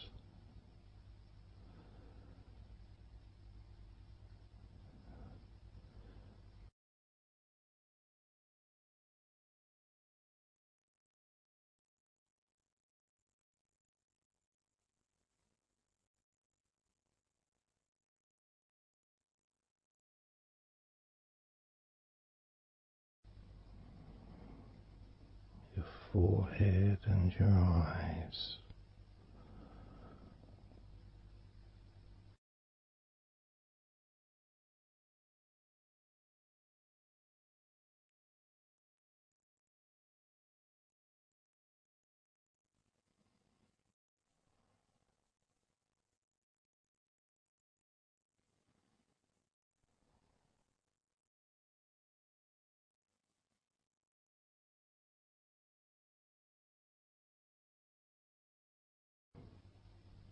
Your jaw,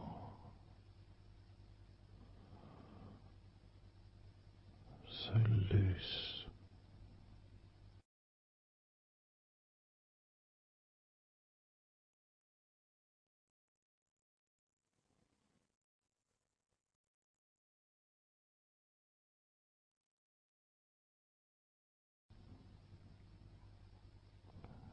Noticing a sense of complete freedom.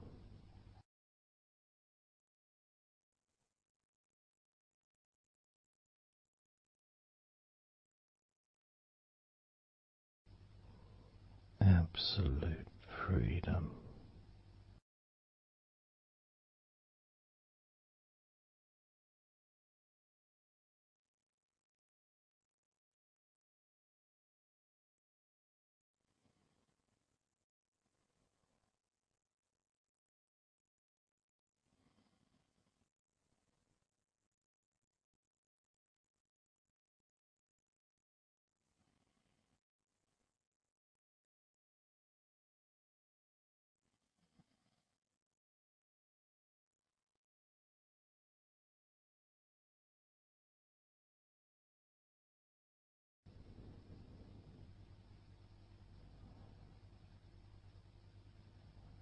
Drifting,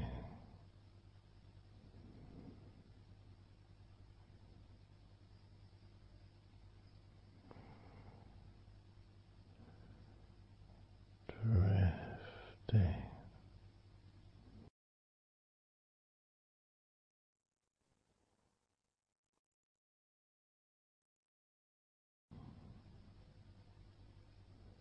peaceful energy.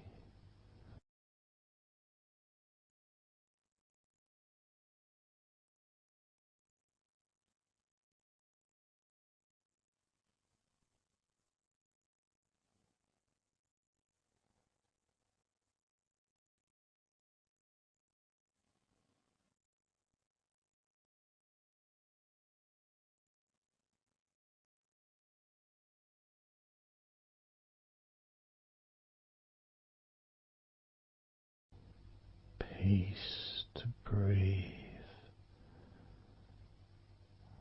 so much easier.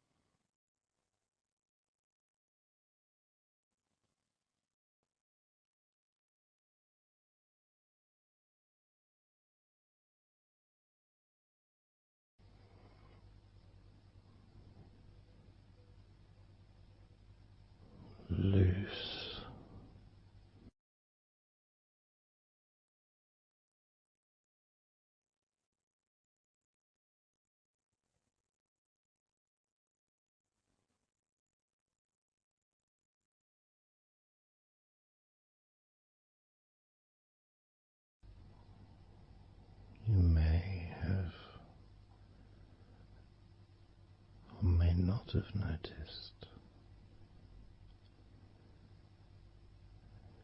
your mind drifting.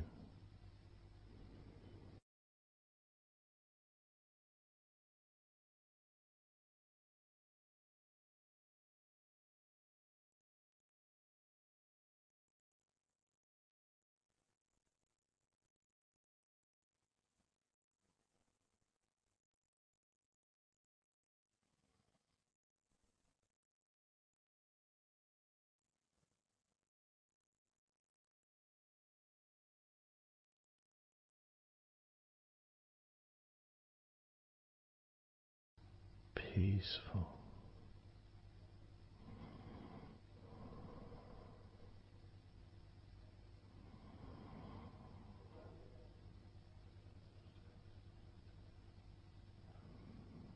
Moving even more deeply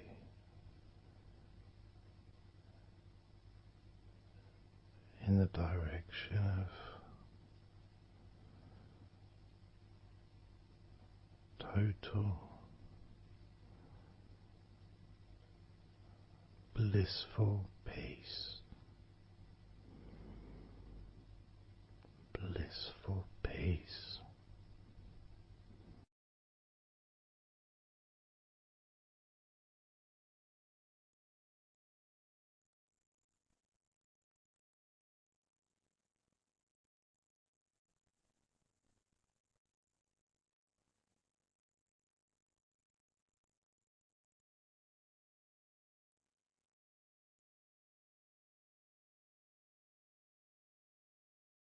Drifting.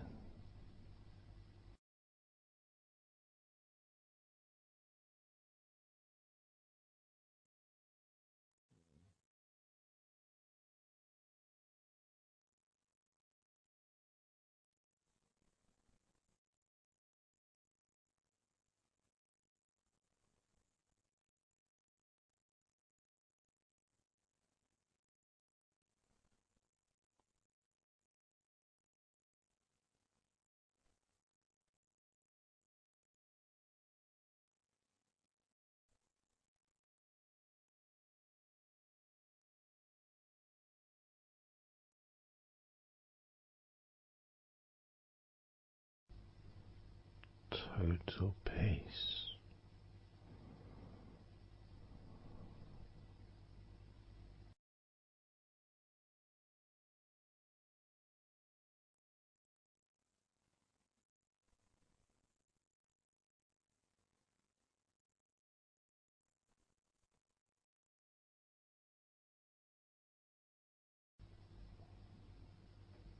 Calm.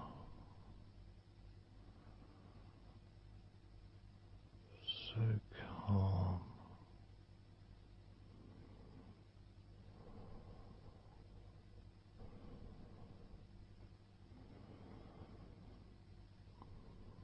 Letting go.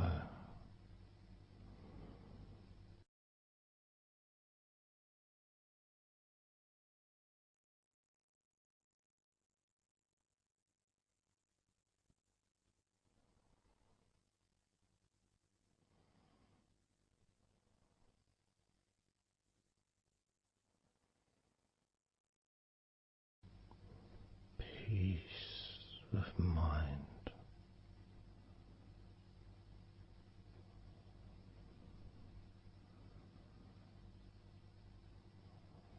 Relaxed body.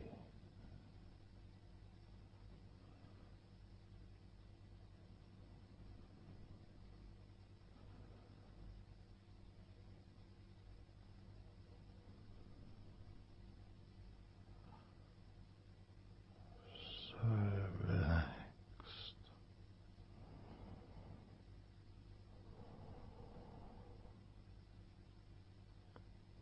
So relaxed.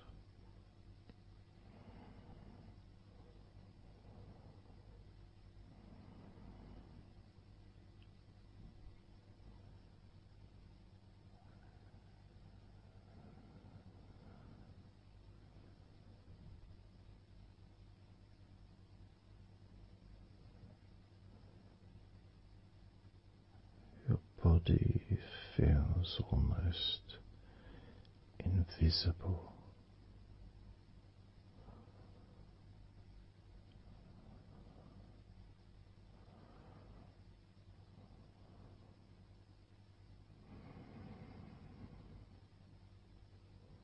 So very relaxed and peaceful.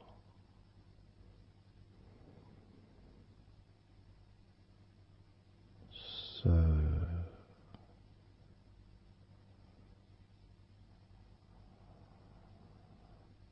peaceful.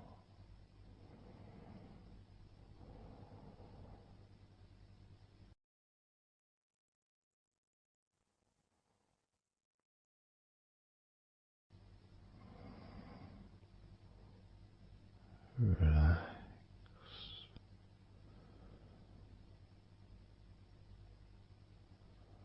Let go.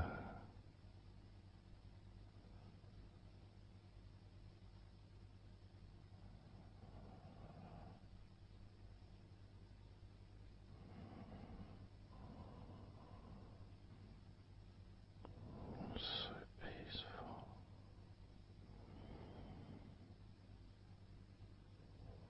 So very,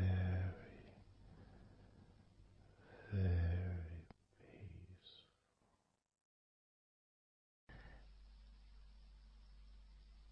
And you could start to notice that you are feeling more relaxed.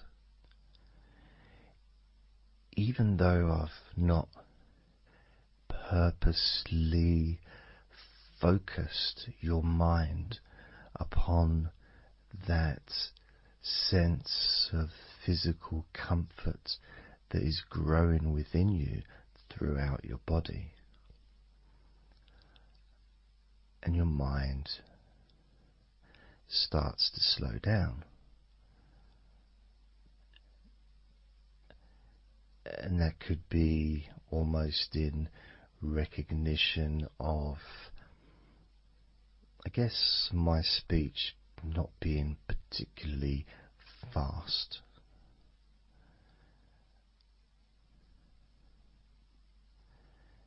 And things just generally feel calmer just by listening to my voice.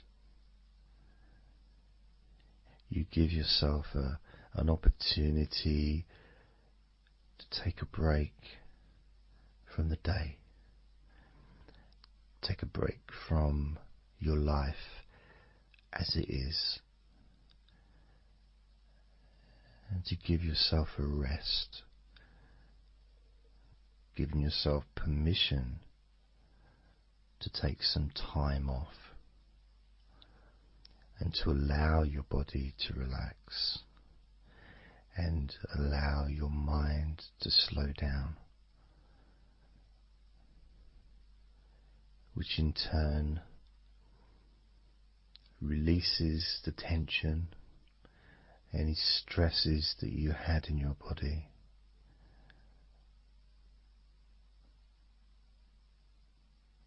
It's almost as if the parts of your body just open up, allowing the negativity out.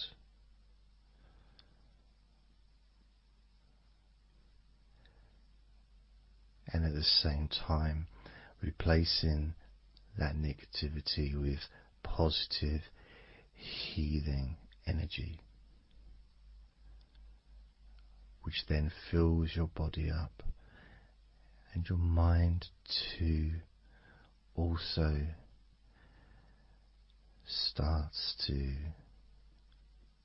appreciate those feelings of increasing confidence and an almost uplifting feeling, a positive healing, an energy that spreads through your body like a wave comfort. And all this comes from just allowing yourself a few minutes, maybe half an hour, however long you want it to be, to just rest.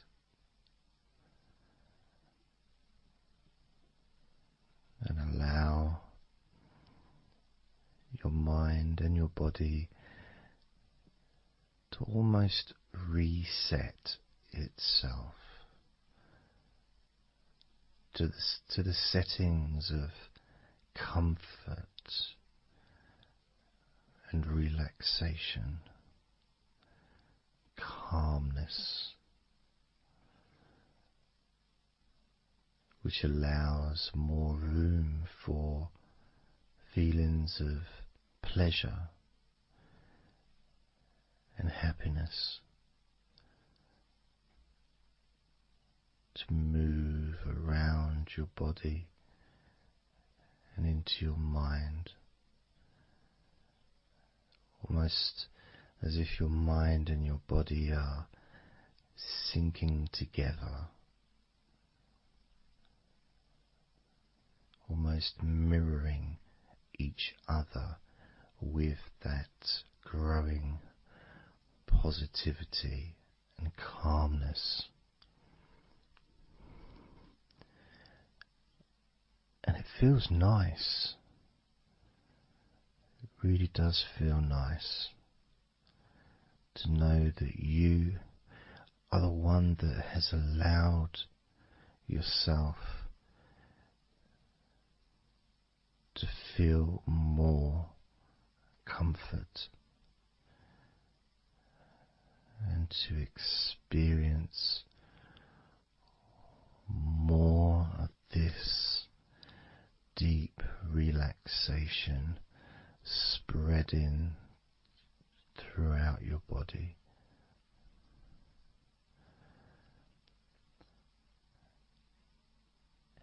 And as I focus on each part of your body, you can notice that that part becomes even more relaxed just by focusing on it. It becomes even more calm and comfortable just by focusing. And as I move down your body, starting at your head, the parts that you've already focused on will continue to relax deeply. And those parts that we've not yet focused on will just automatically release any remaining tension in anticipation of even more comfort about to come.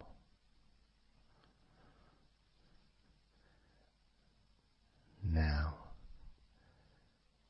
I'm going to start by focusing on your forehead. Just being aware of the feelings of your forehead.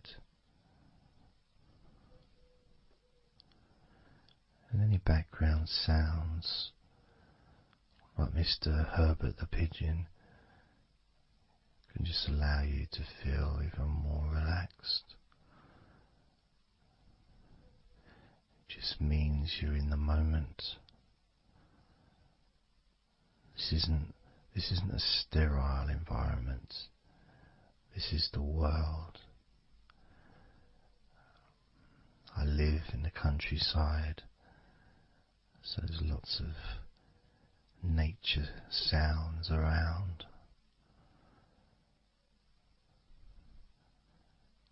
So as you focus on your forehead, just notice how it becomes even more relaxed as you focus only on my voice and that part of your body.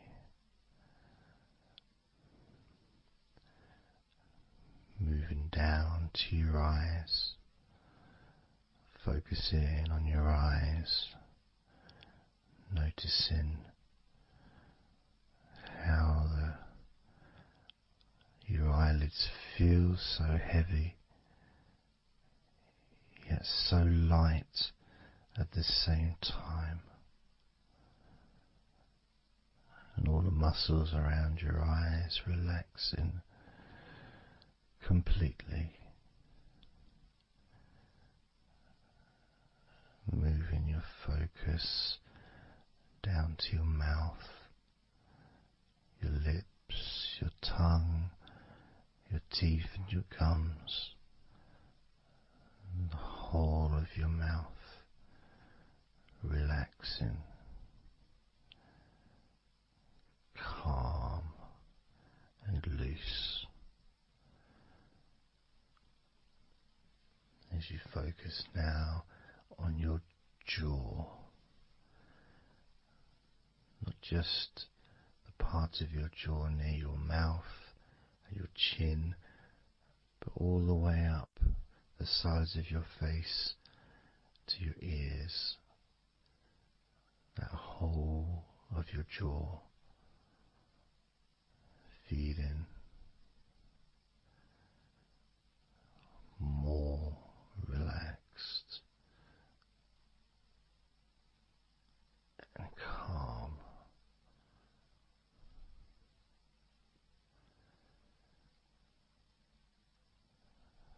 Focusing on your neck, the front of your neck and your throat, relaxing and loose and calm. The sides of your neck, the right and left side of your neck, relaxed and loose and calm.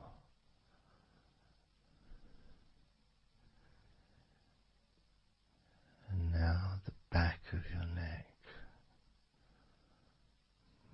focusing on the back of your neck,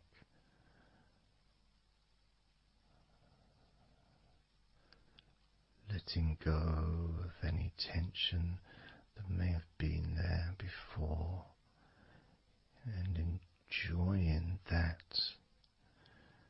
sense of increasing comfort and release that you can experience in the back of your neck.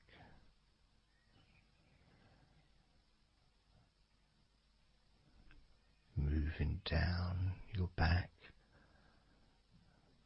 and moving either side of your spine, right from the top of your back all the way down to the bottom of your back.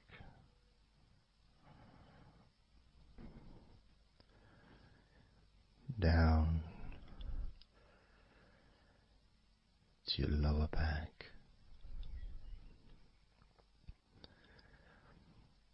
As you move up and down your spine, you can feel the muscles either side of your spine relaxing even more.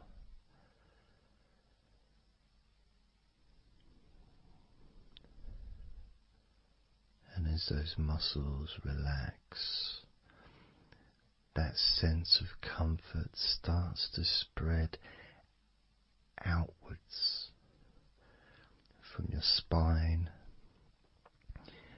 into both sides of your back. The top of your back, the middle and your lower back. And as you scan gently softly and slowly up and down your back as the muscles in the top of your back relax and become looser.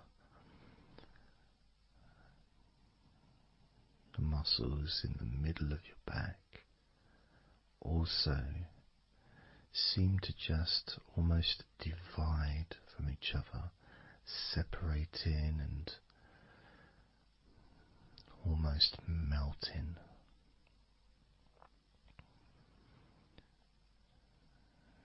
And in your lower back, there seems to be an extra special feeling of comfort that spreads into your hips, so down your lower back and into your hips,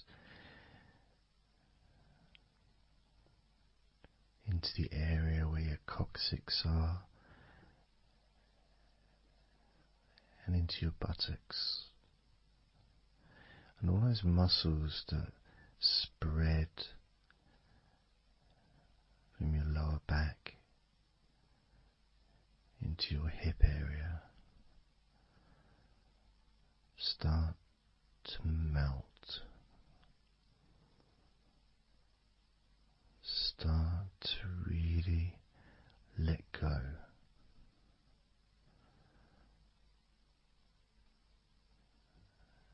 And even though we're about to focus on your shoulders, your back and your spine will continue to let go. Continue to relax so calmly. As you focus on your shoulders, you may notice that they're already feeling really loose.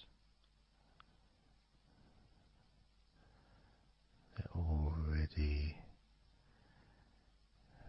feeling calm.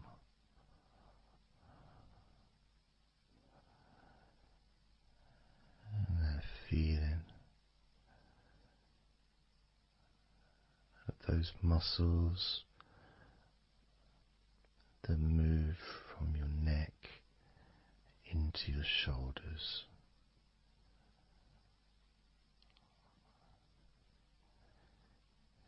Feel so soft and gentle, so smooth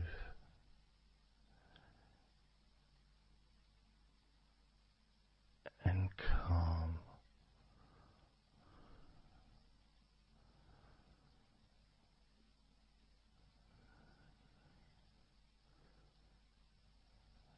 And the feeling in your shoulders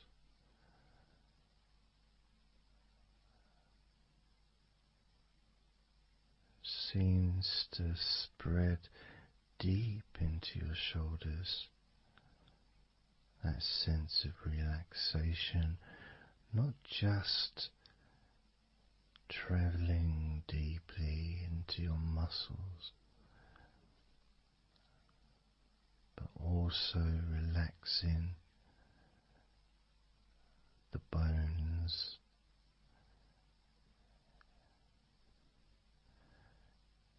and moving all the way to underneath your arms, relaxing that whole area between the tops of your shoulders and underneath your arms,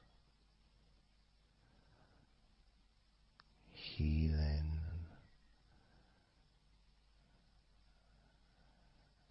You feel so relaxed and comfortable in your shoulders which sends that deep healing message into your arms.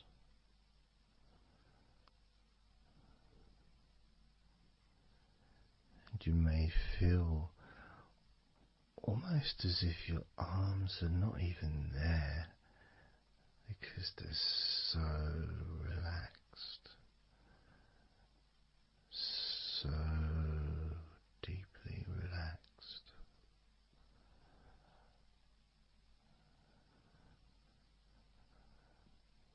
So calm.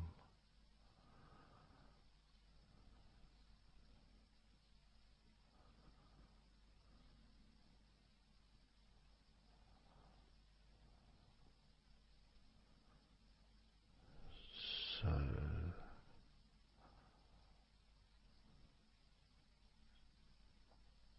loose.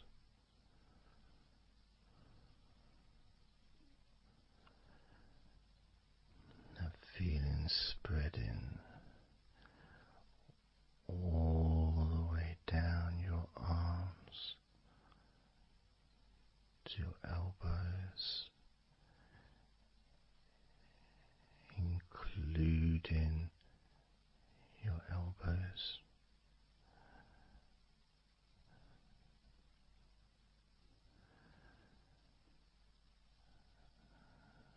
Circumference spreads all the way into your wrists, your forearms and your wrists,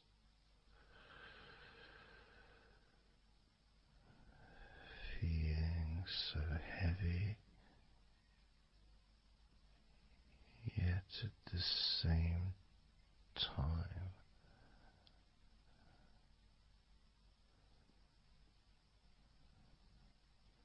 so light and gentle.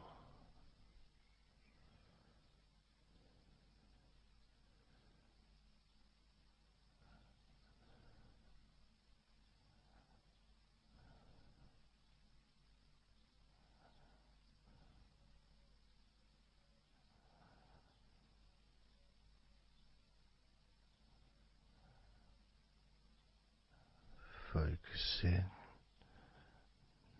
now on your hands,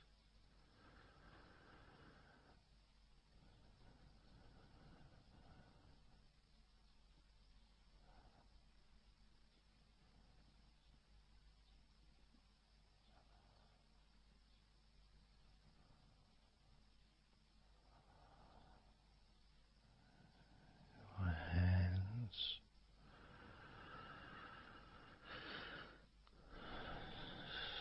so peaceful in your hands.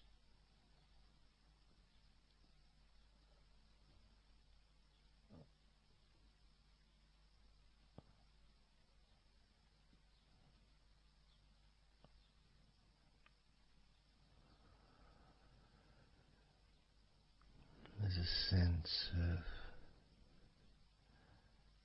real peace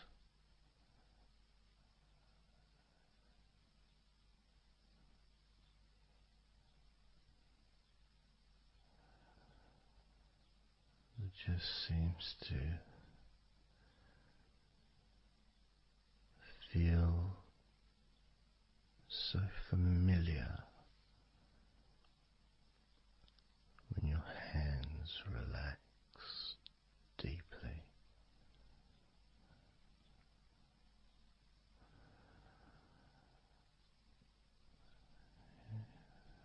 Feels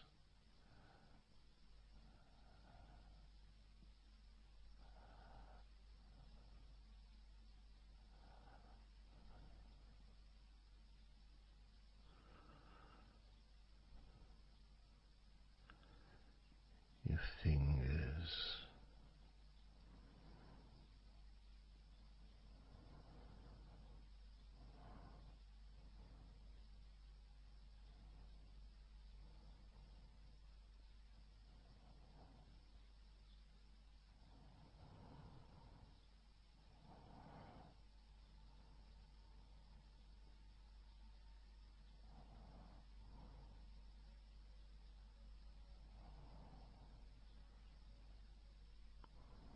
your fingers so loose.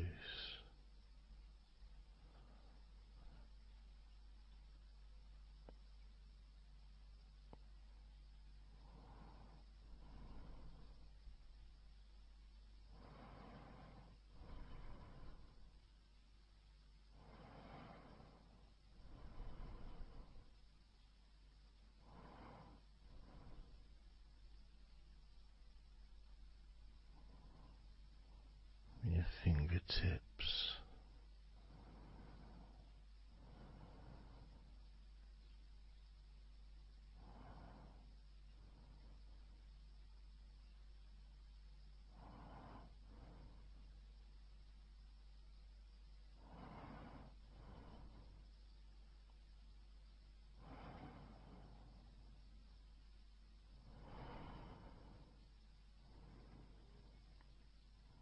moving your attention to the front of your body,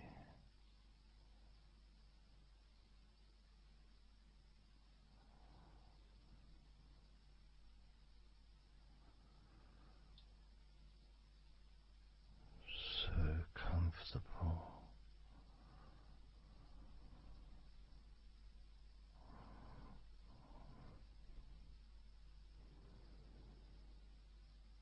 Moving your focus to your legs,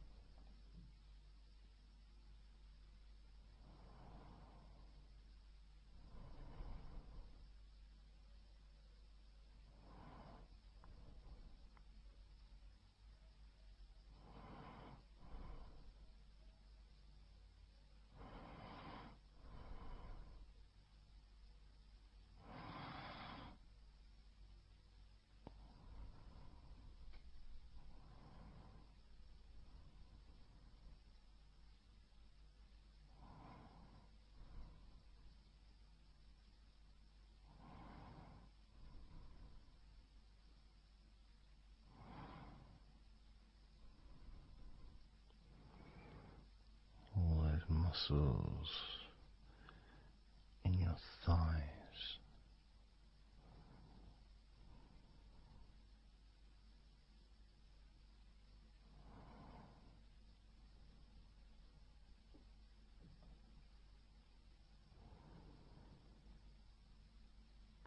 your knees, so relaxed.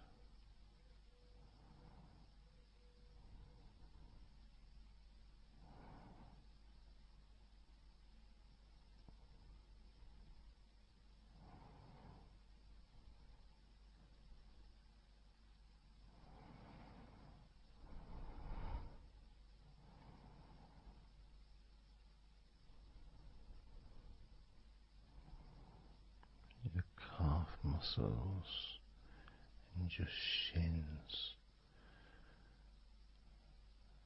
completely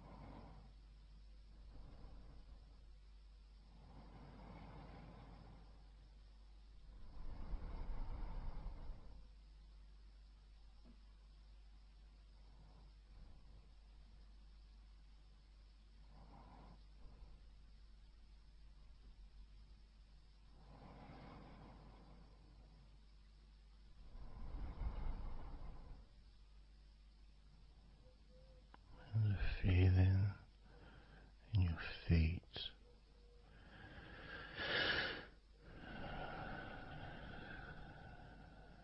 So peaceful and so calm.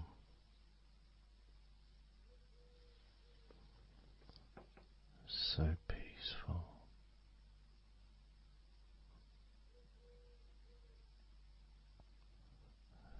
So calm.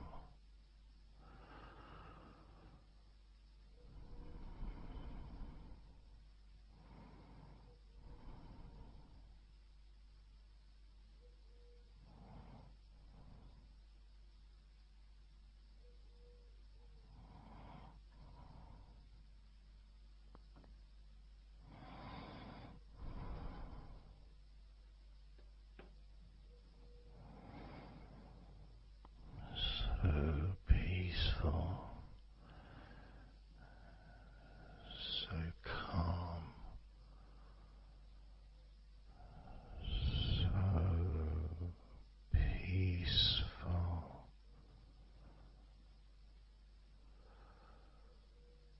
so relaxing, peaceful, so calm.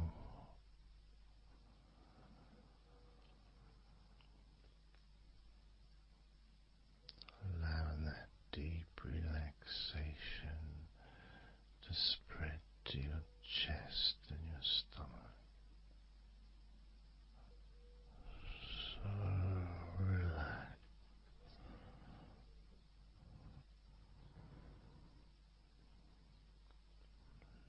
Letting go of everything.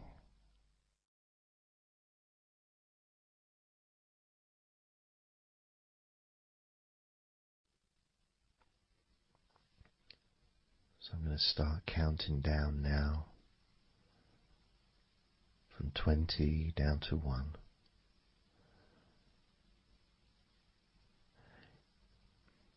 You can imagine in a way it's like just walking down some steps. And each step, all 20 steps, and each step represents a level of comfort. Each step represents a deepening of that comfort.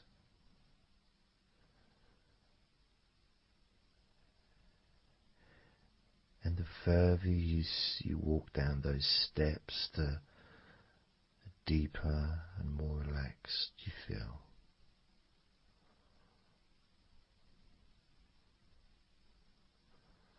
So, starting with number 20.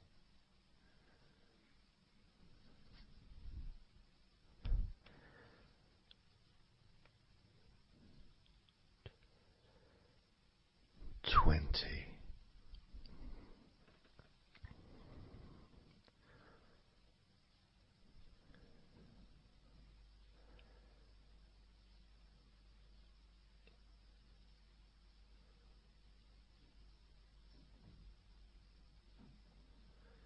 19.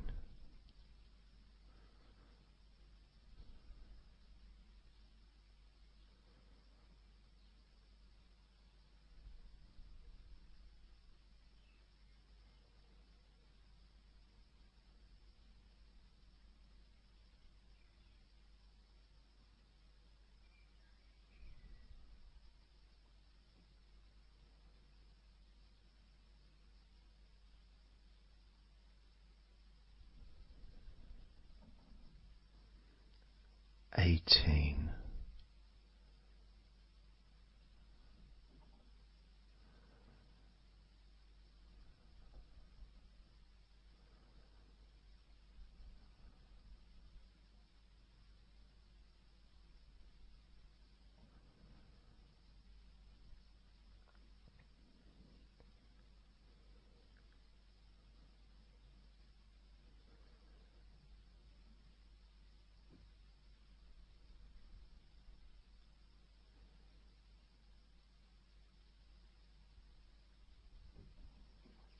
17.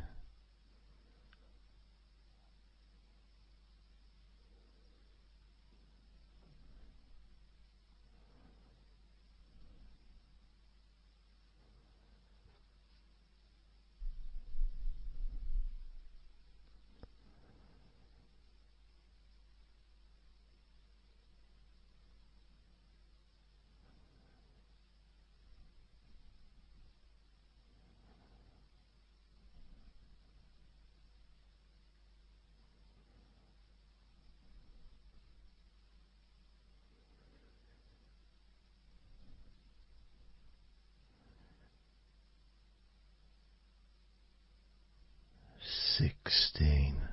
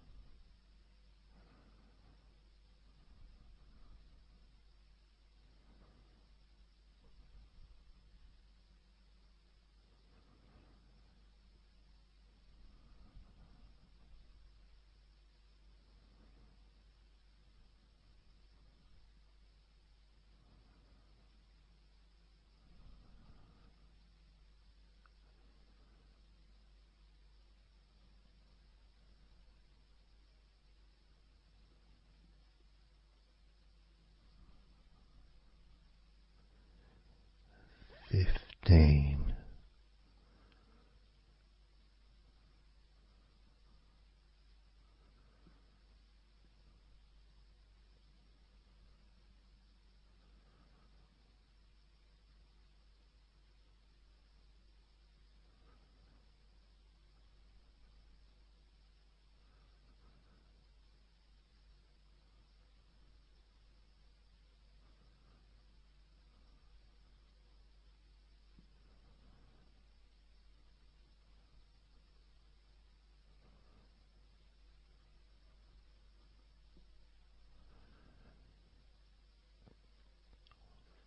14.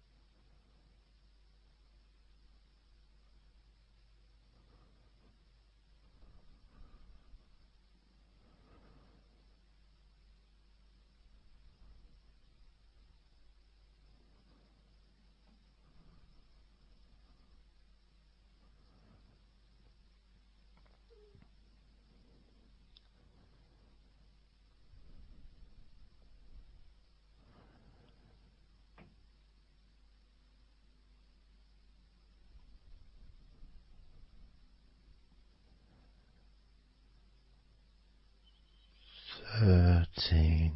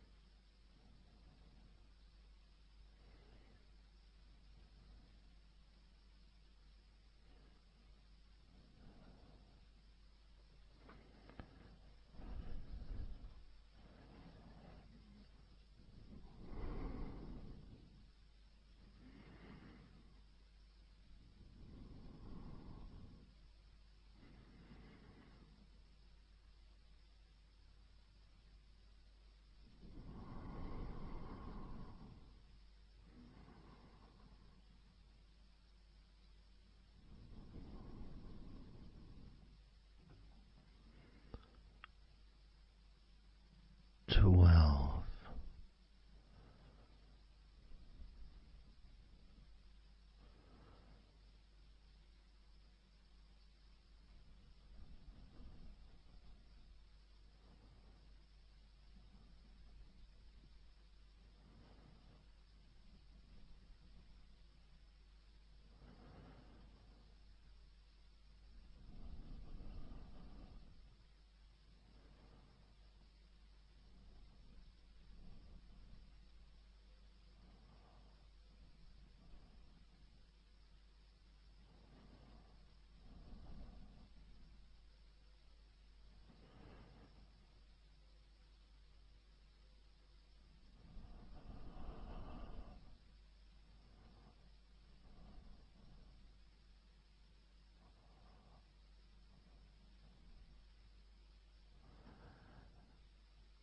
10.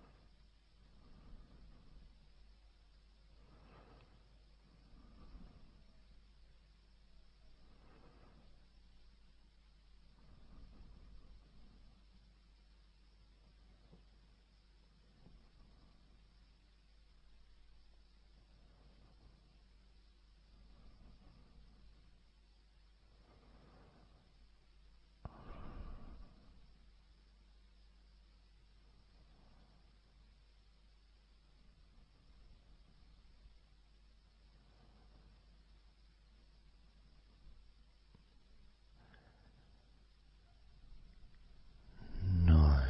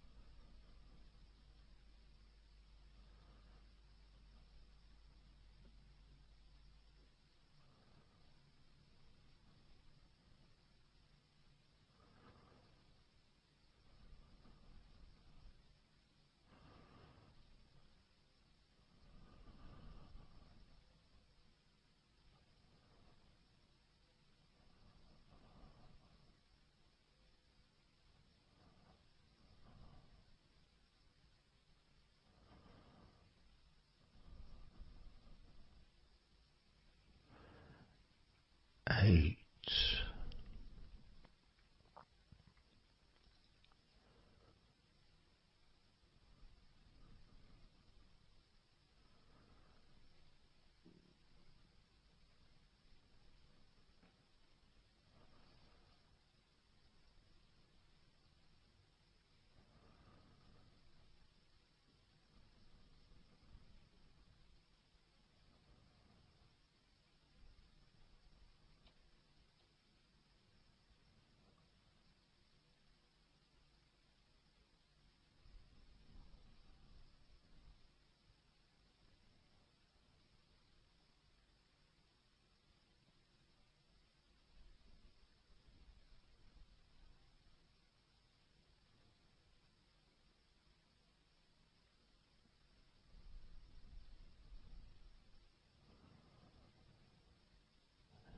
7.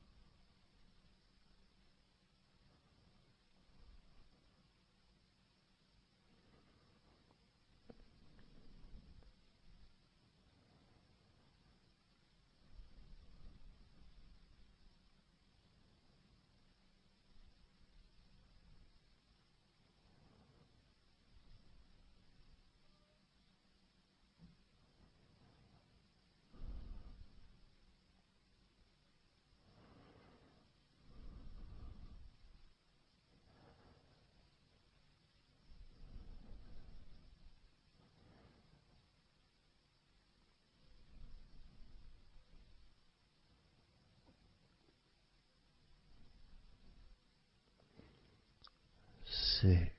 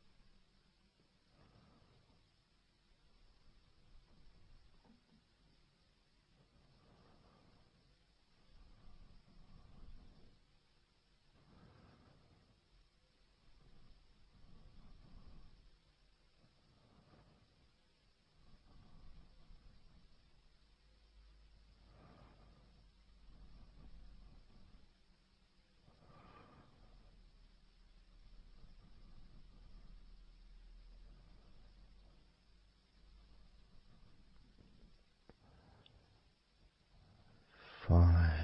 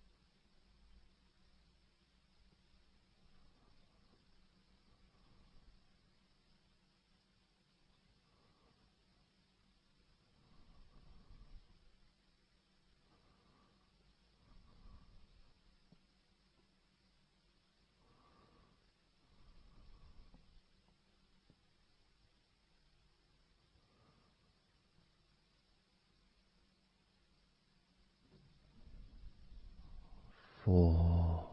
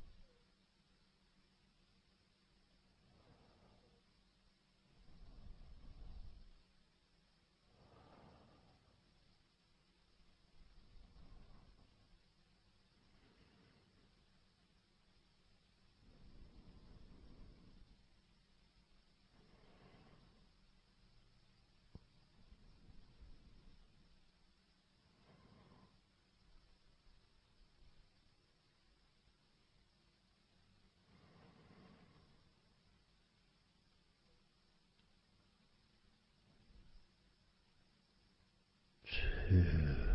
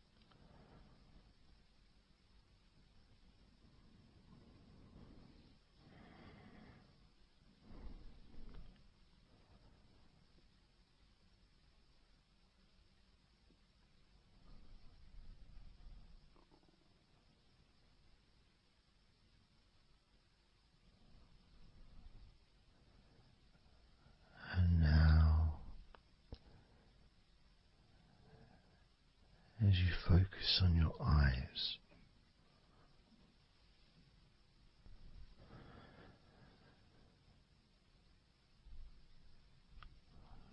we're going to count down from 10 down to 1.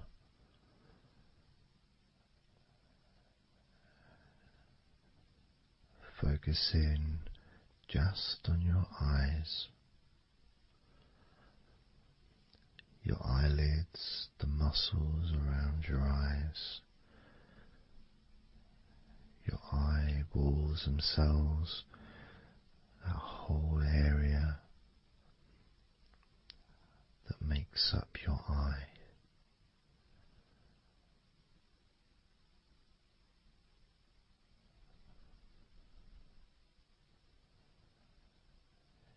And as we count down from 10 down to 1, whilst focusing on your eyes,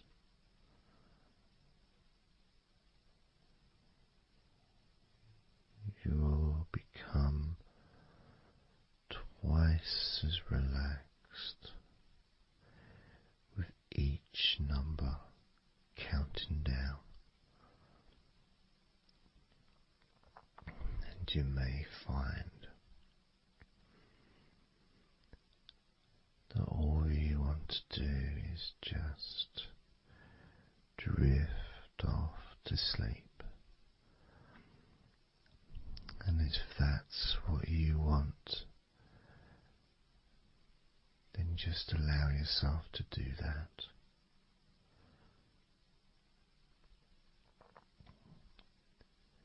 Now,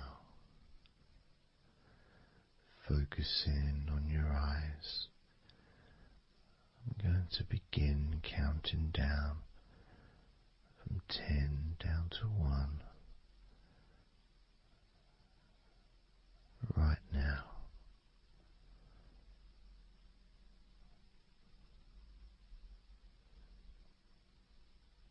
10. 9.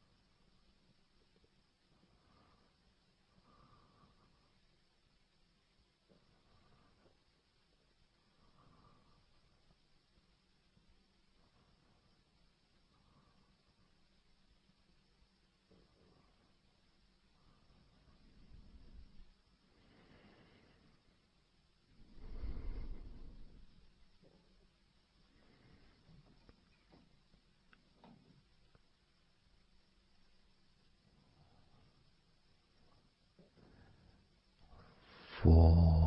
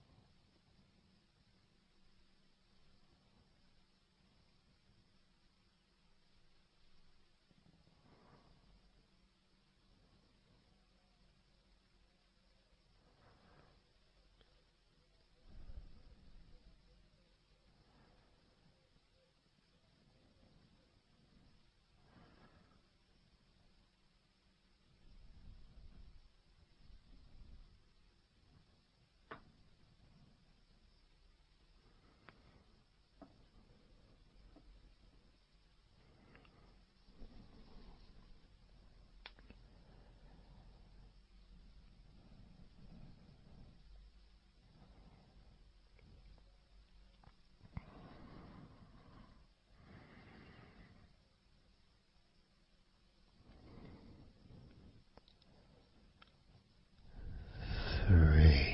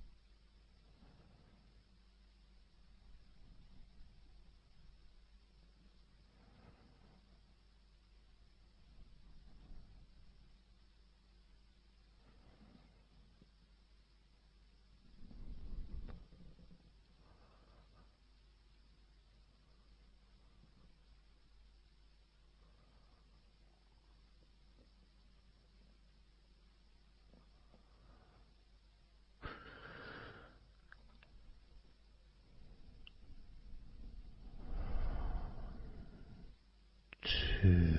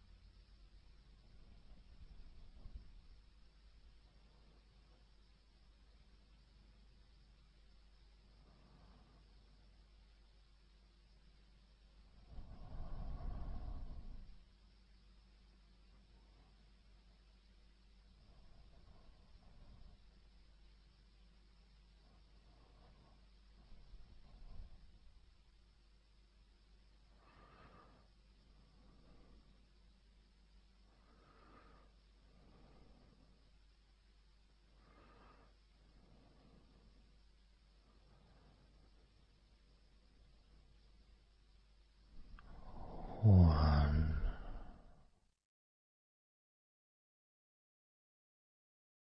So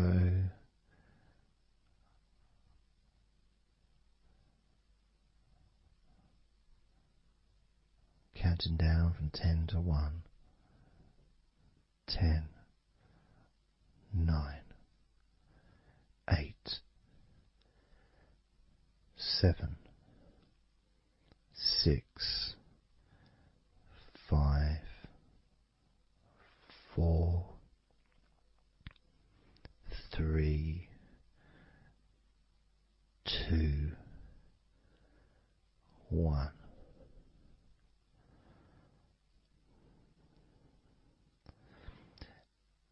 And maybe that was a bit too quick in order to relax. Maybe it's a bit too fast for you to notice the calming of your body. Maybe even a little bit of pressure there, like Well, you're counting down from 10 to 1. What do you expect me to do, man? You expect me just to go all floppy just because you're counting down?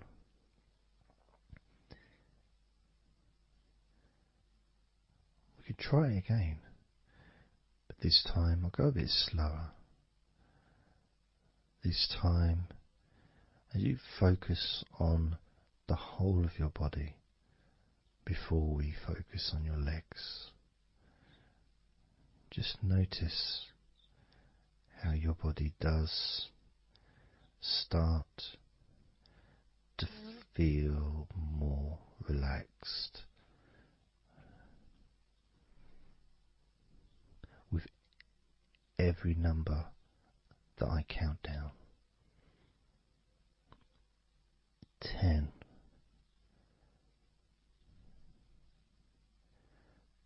9.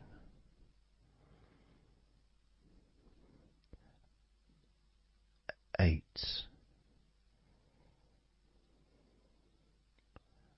7.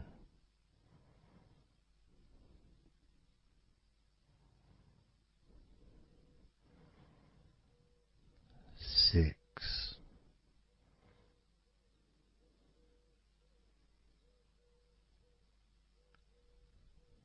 5.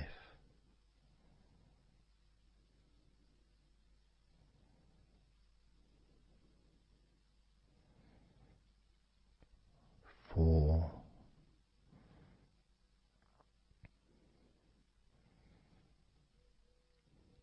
3.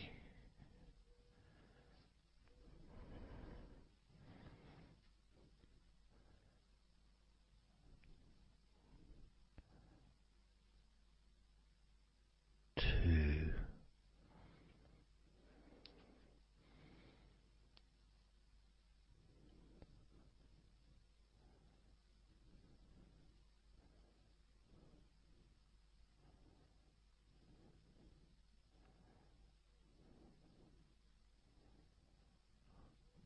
1.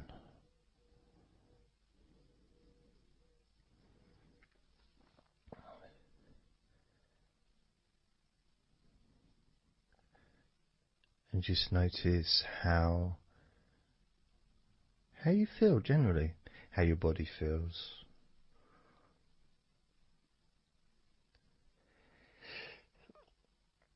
It's not necessarily even about counting down from 10 to 1. It's that space that you have, that space between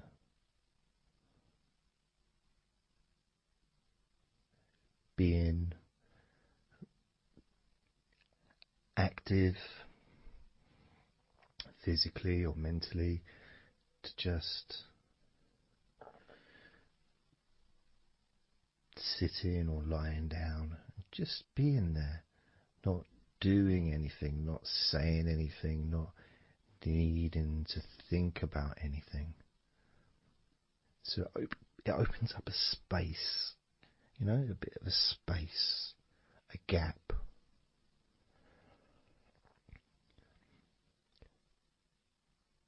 And the more I count down from 10 to 1, the bigger that gap becomes. So there's that gap of calmness, of comfort, relaxation.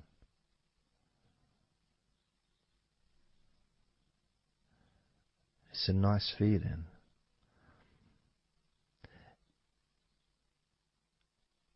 And it moves those stresses or discomforts physically or emotionally, moves them away.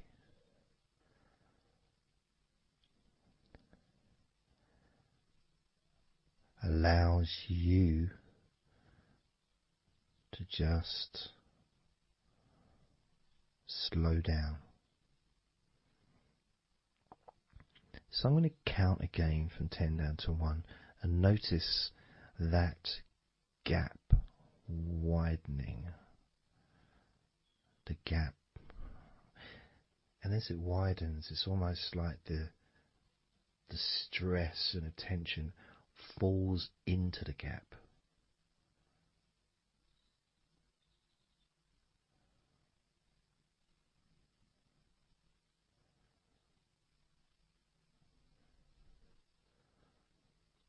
And gives you that distance, that space.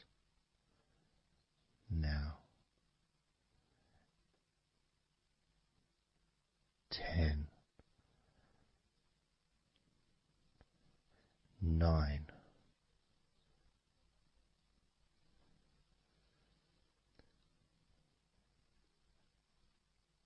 8,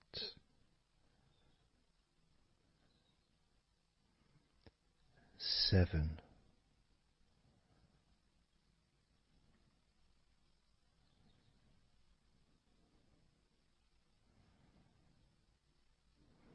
6,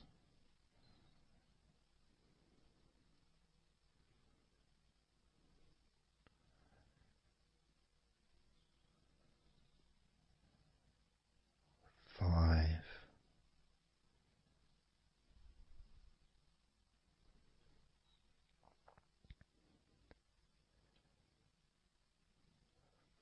4,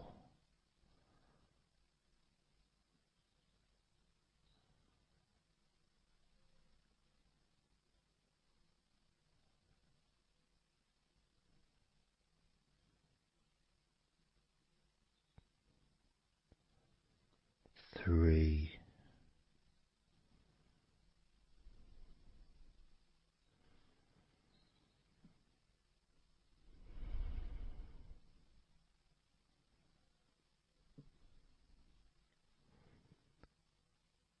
2,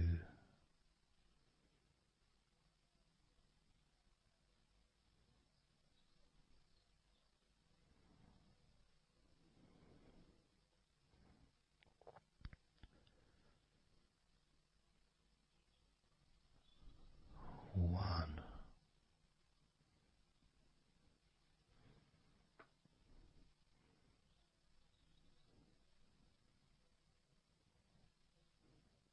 And how does your body feel now?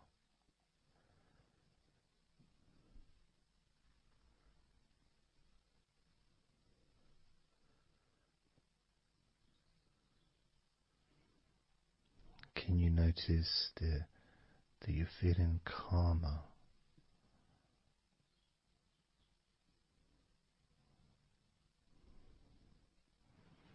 That you're feeling more relaxed?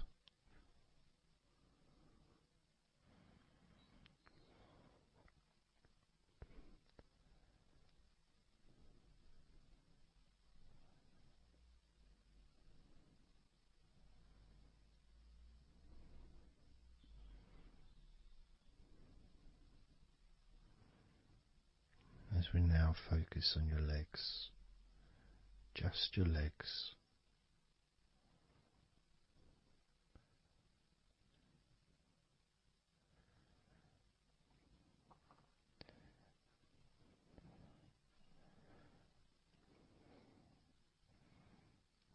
We're just going to start with focusing on your thighs.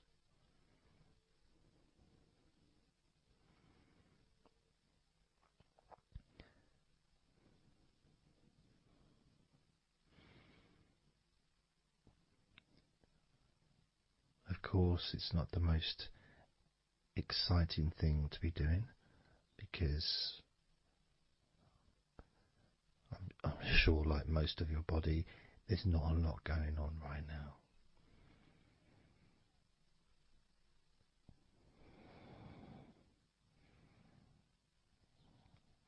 Just focusing on the whole of your thighs,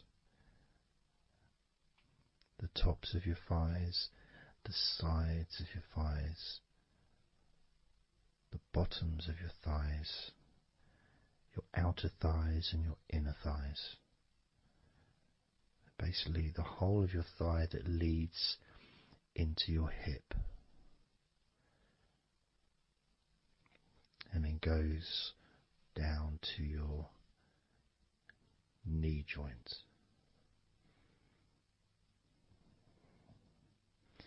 Now this is a big area.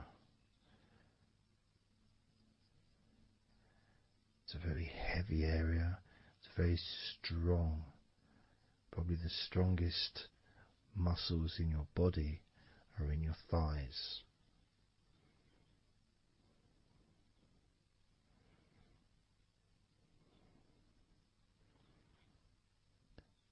But I don't think we perhaps give enough attention to our thighs.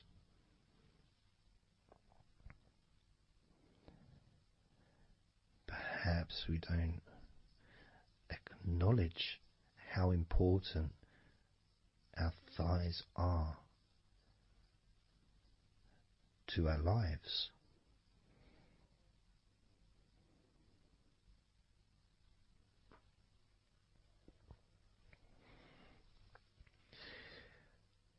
How much they actually do for us all through our lives.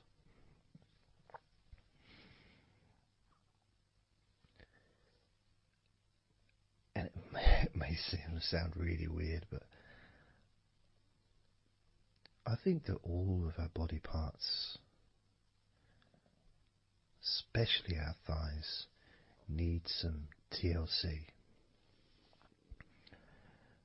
A bit of love shown, a bit of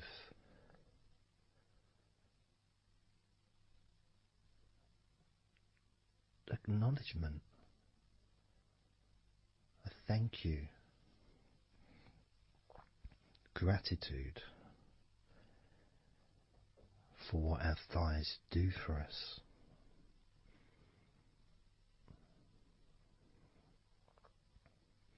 And I know this may sound a bit strange. Maybe you think, why am I? Surely I should be out in the garden hugging a tree or something. Well, it's hard to set a microphone up on a tree. That's why I'm doing this indoors. Otherwise I would be outside hugging a tree. No, I can't see the television from the tree.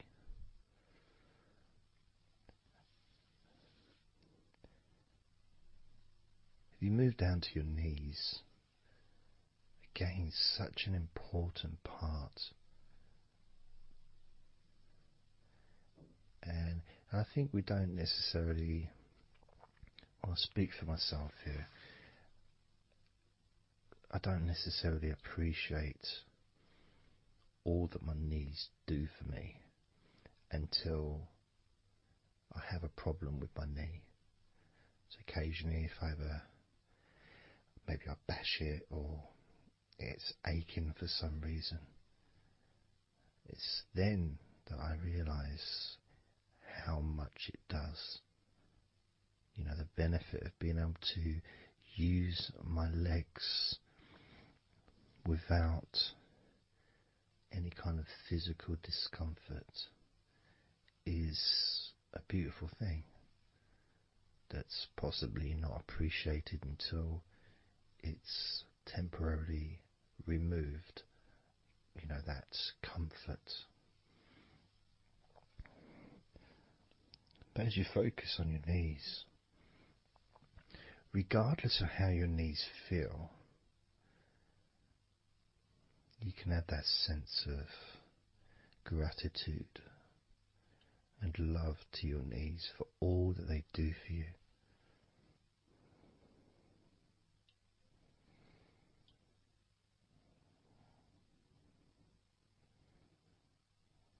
And you can still have that attention on your thighs and maybe notice how your thighs feel. Maybe you've noticed that they are relaxing more deeply.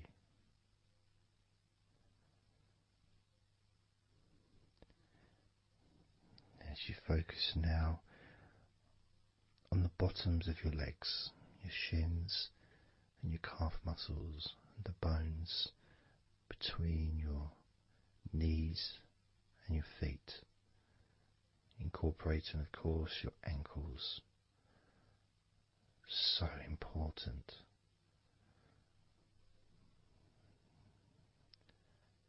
Anyone that's had even like the slightest sprain of an ankle knows how much we take our ankles for granted.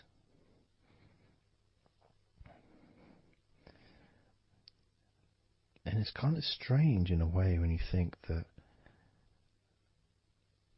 logically our wrists are a lot thinner than the rest of our arms, which is okay, can't see any problem with that because we're just picking stuff up. But our ankles are so much thinner than the rest of our legs.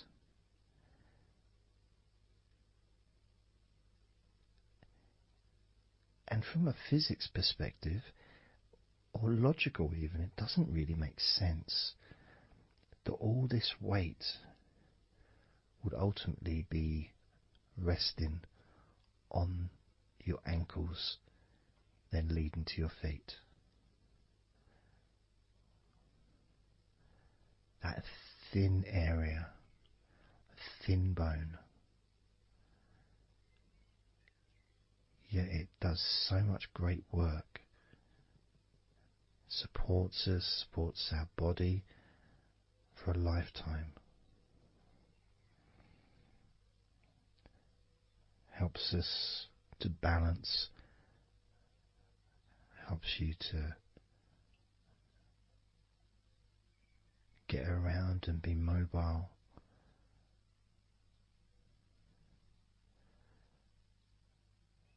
And there's the calf muscles, of course. When I was younger, I couldn't see the point in calf muscles. It didn't seem to do anything. Okay, if I walked around on tiptoes, then my calf muscles get some work. But of course that's not true. The calf muscles are being used whenever we use our legs.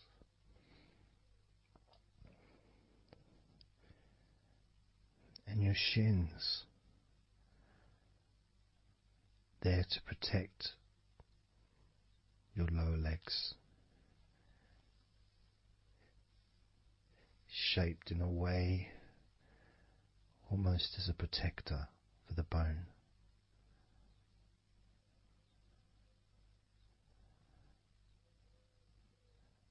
Leading, of course, to your ankles and your feet. But we're not going to focus on your feet, we're just going to focus on the legs. I realise that now that I've mentioned your feet, you're probably focusing on them anyway, so maybe I should focus on your feet a little bit. You can have them in your awareness, the same as you have your thighs in your awareness, even though we haven't been focusing on your thighs for a few minutes. We've been focusing on your ankles,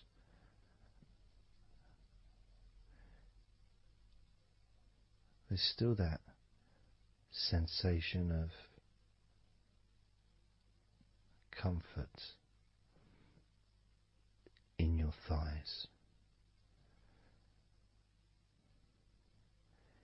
And there's that movement of energy, because the thighs hold lots of different sensations. Of course, there's the muscles, the big, strong muscles that we have in our thighs.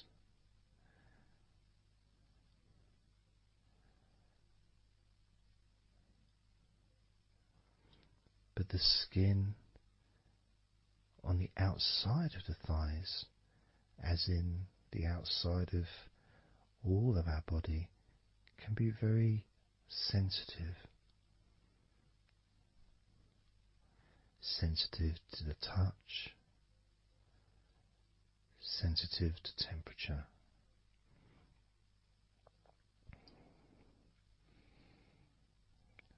And inside your thighs, the bones, there's the muscle, there's the blood vessels, the arteries. So all this stuff, it's inside your thighs. And I guess sometimes it'd be nice if you could actually put your fingers inside your thighs and massage.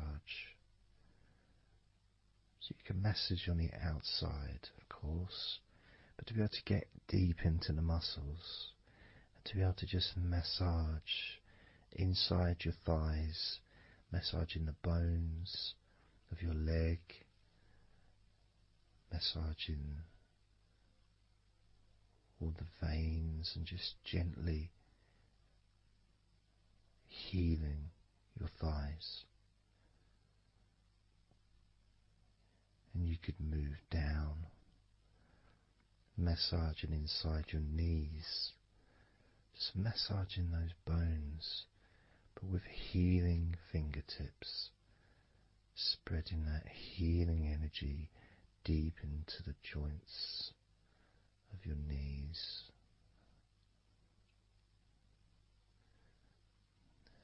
Of course, there's the back of your knee, you know, the inside crease where your knee is. It's a very sensitive area. Feels very nice when you stroke it. That might be because it's an area that's not really touched very often. It's almost like a hidden part, that crease in your legs. It's almost like a part that has a sensitivity which is a little bit different.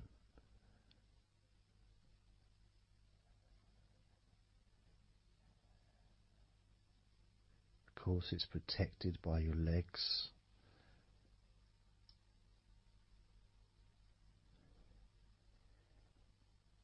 So you can imagine putting your fingers into that crease in your legs.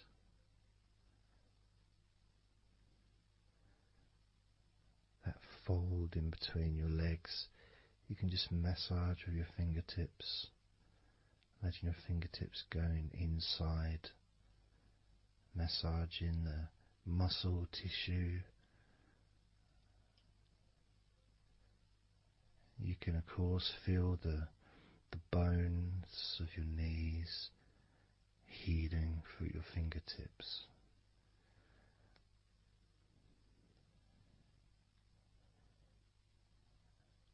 And then as you go down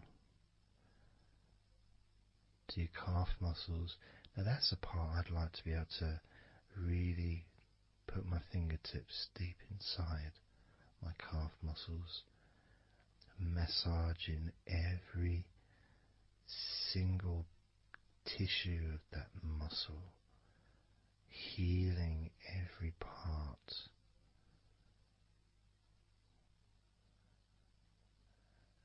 And then doing the same for my shins, massaging and gently stroking the bones, gently stroking them, healing in a loving way, because they deserve to be treated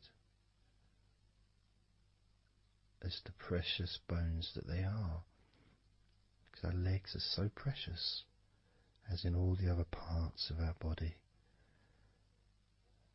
They're more precious than any jewel on the planet.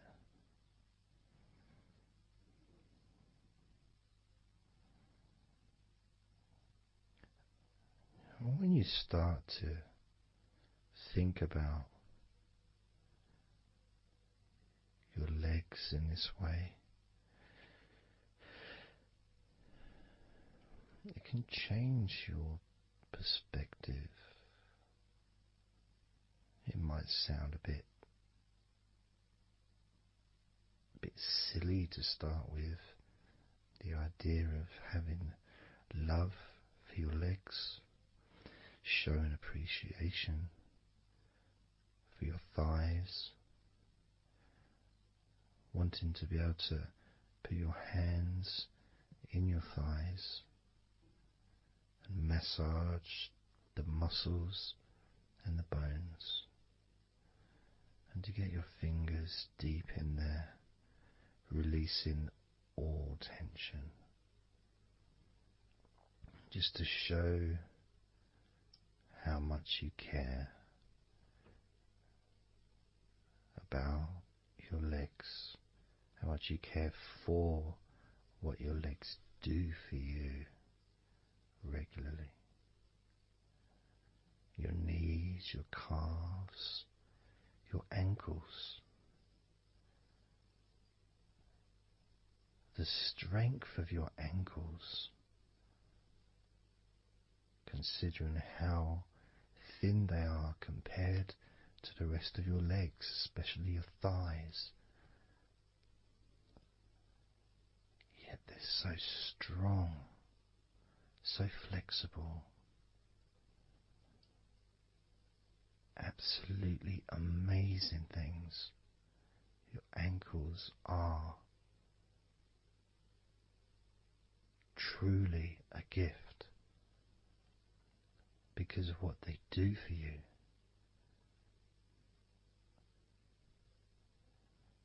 Supporting all that weight, regardless of what weight you are, even if you're only 8 stone, it's still a lot of weight for these little ankles. Now I'm a lot heavier than 8 stone, double that. Yet my ankles support my body all the time.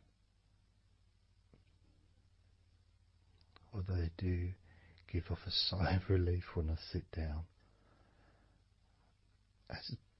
In fact, my whole legs do. My feet also go whew, and my toes clap. They're so happy.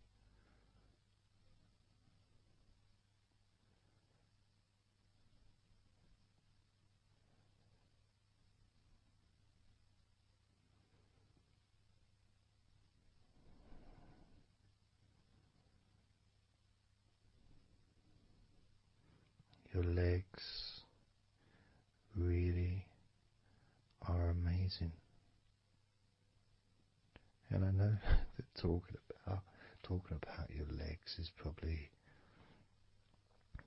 possibly among the most boring things you've ever heard anyone say, possibly. But boring or not, everything I said is true. Your legs are amazing.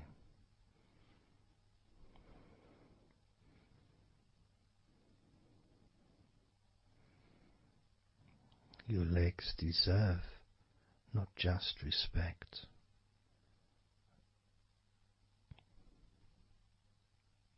but they deserve to relax deeply.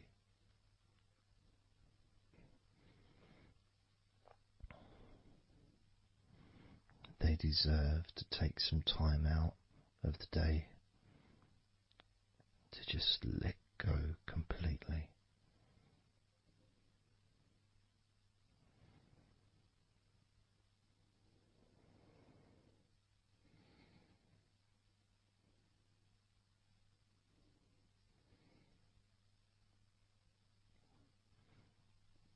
Your legs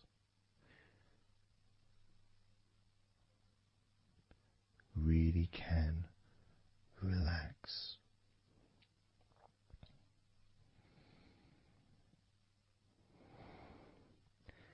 And because the legs are such a very important part of your body, when you relax your legs, the rest of your body also naturally follows in that journey of comfort.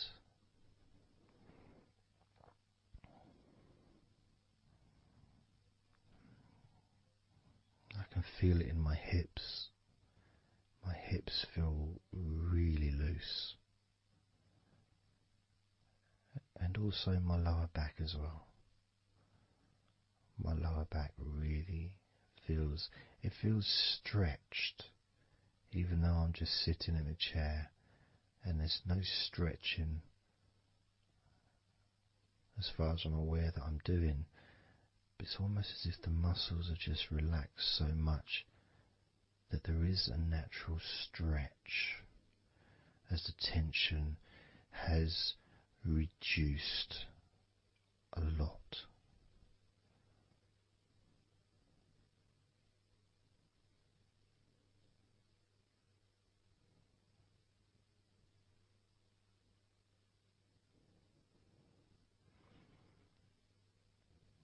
And I'm now going to count down from 10 down to 1. And you can continue to feel wonderfully relaxed. 10, 9, 8, 7, 6, 5, 4, 3, 2, 1.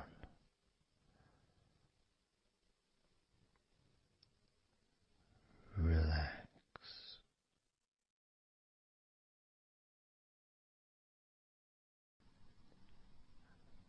So I'm just going to count down from 5 down to 1. And as I count down, if you just focus on the numbers, just the numbers, counting down, and notice how you feel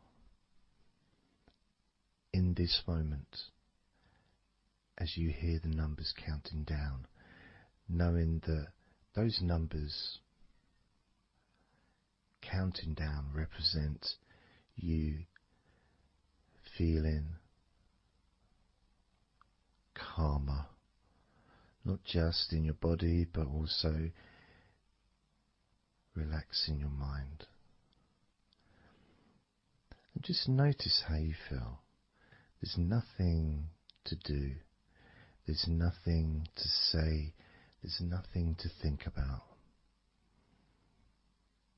Starting with number 5.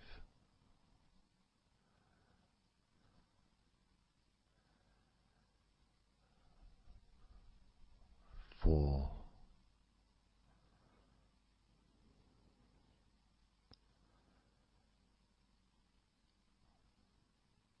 3.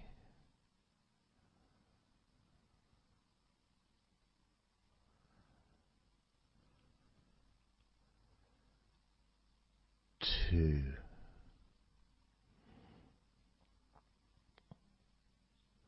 1.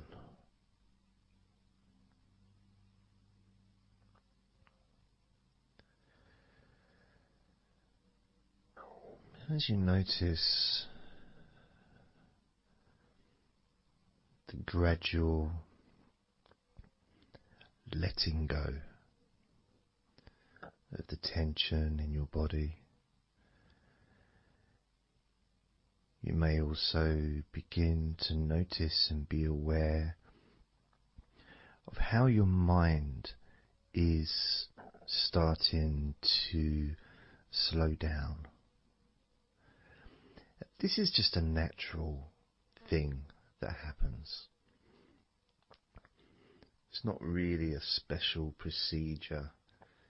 It's just natural because as your body relaxes, your mind also starts to relax. And the more your mind relaxes, the more your body relaxes. It's just a continuous circle of relaxation.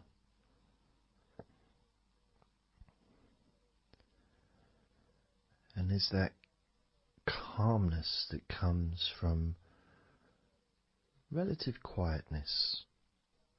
You know, even if there's background sounds, either your side or mine, it's still going to be quite calm. You know, you haven't got the television on, there's no music in the background unless you're listening to the recording with music, of course. You're very likely not going to be sitting in a room with other people.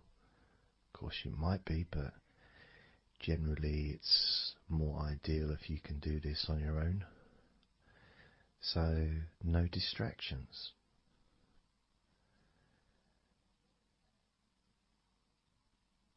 And when you stop thinking about stuff,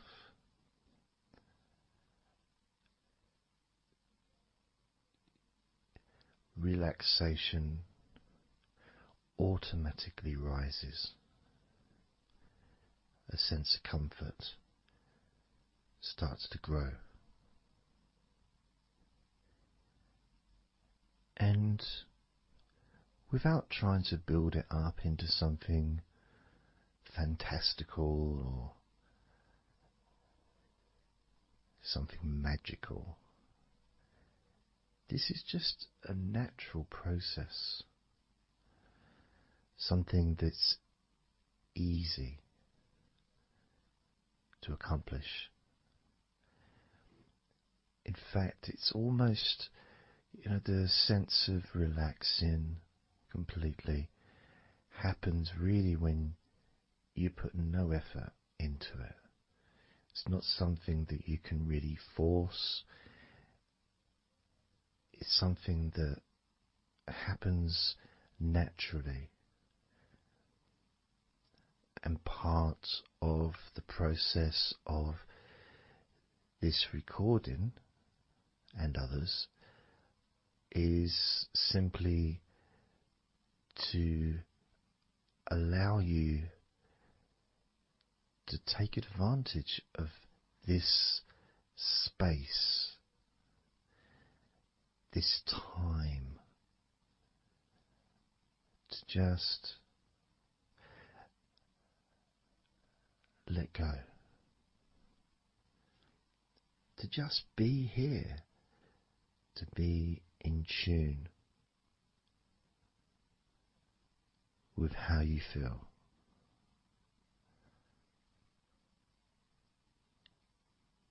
Yet with the intention of wanting to relax deeply. And maybe even to fall asleep, depending on what it is that you wish for yourself in this moment.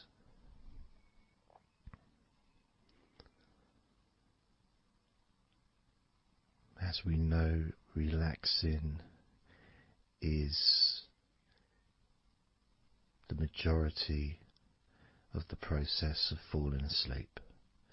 The actual falling asleep part is the tiny bit at the end.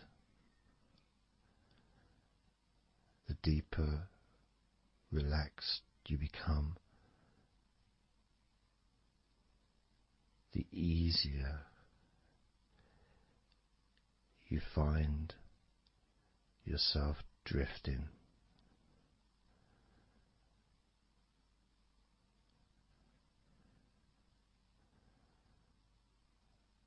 But you can also, if you choose, stay focused on my voice and really enjoy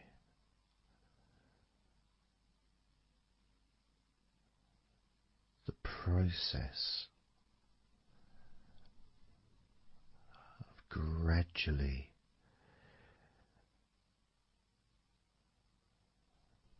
relaxing each muscle in your body effortlessly,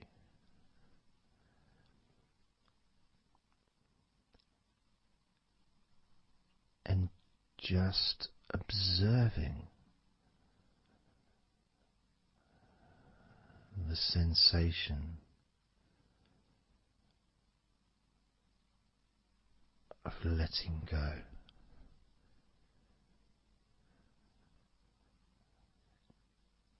Completely.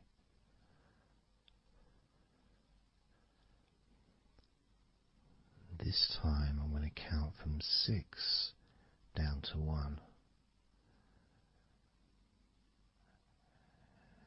And you can notice your mind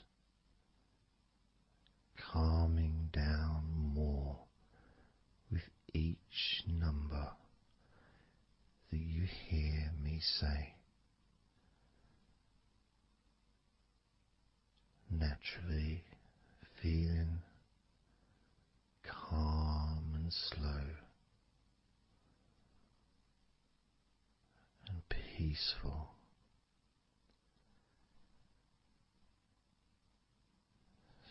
6.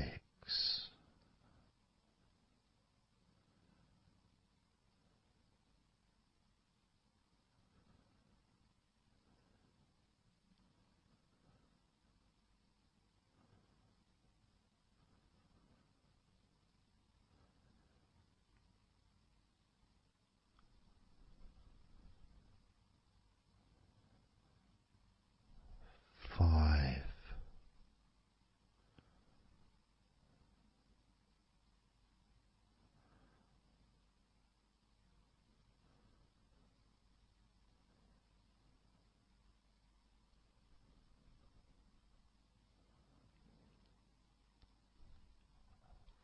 4.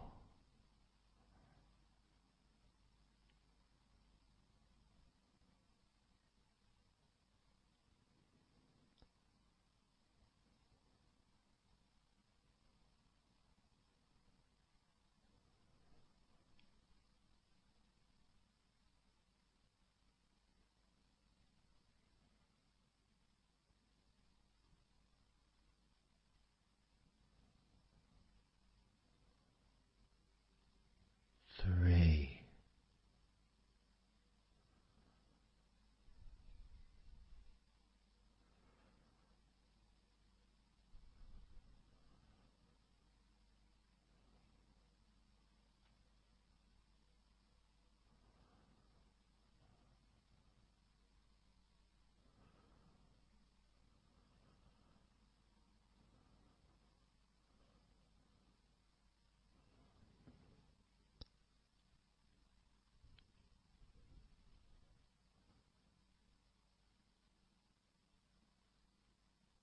2.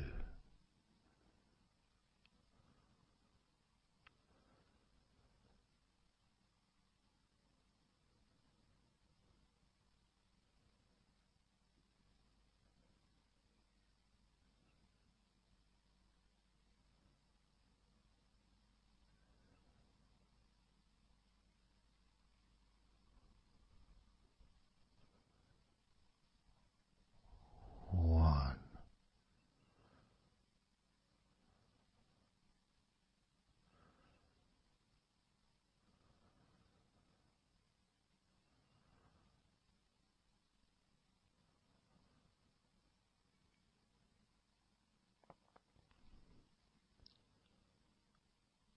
Being aware of how your mind has slowed right down, sink in deeply into relaxation.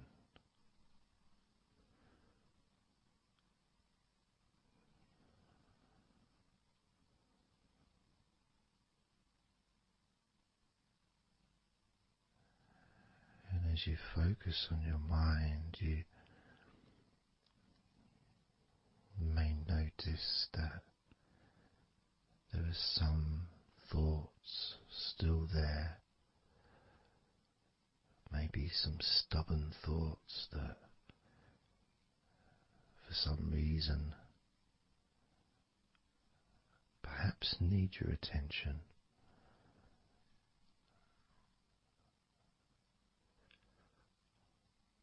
So what you can do is send love to those thoughts. Sprinkle those thoughts with love, like little petals from a flower. Just sprinkle it over them. Petals filled with love towards those thoughts, to let those thoughts know that you're not abandoning them. You just need them. You require them to just calm down, slow down, quiet down for now.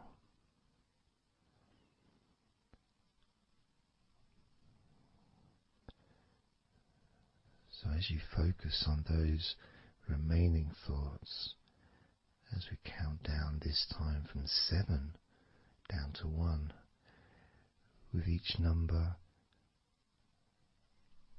just imagine sprinkling those flower petals of love, kindness, gratitude over those thoughts, which will allow them to just melt away and relax deeply. With every number,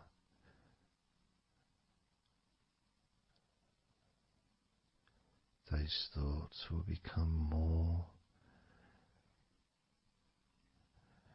and more relaxed.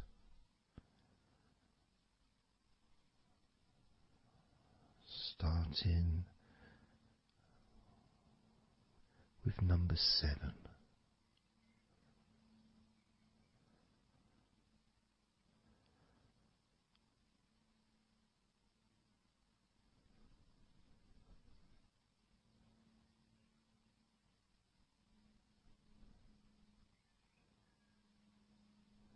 6. 5.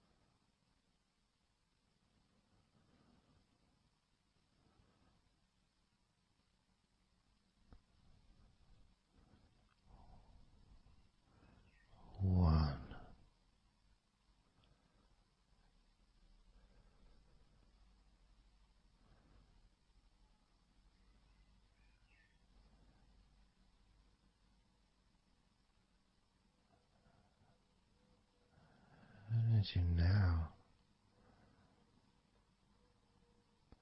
notice how relaxed you're feeling in your body.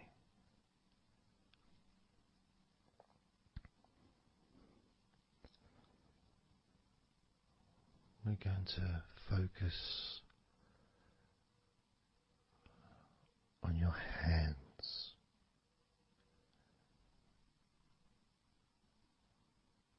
Because the more relaxed your hands are, the more relaxed your body and mind are.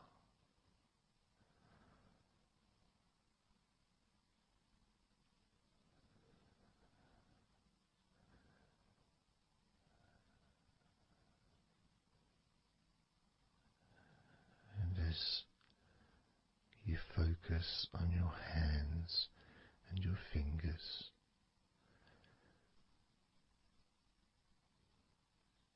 there's nothing needed to be done. There's no clenching of fists or tensing the fingers or anything like that.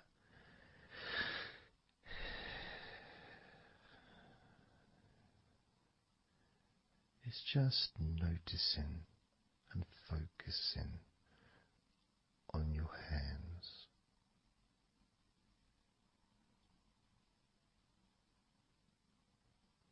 Noticing how they feel.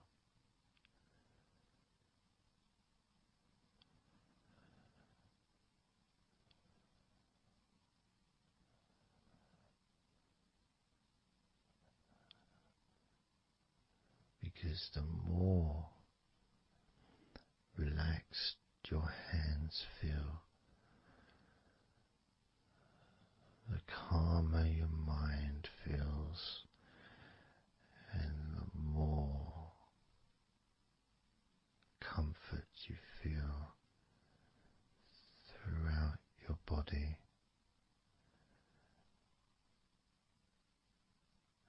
And you may have already noticed that your mind is starting to drift.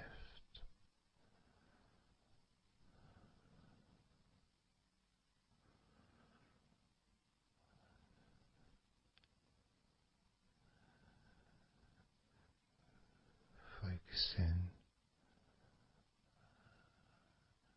just on your hands and fingers, allowing them to experience a real deepening of that relaxation in your hands and fingers.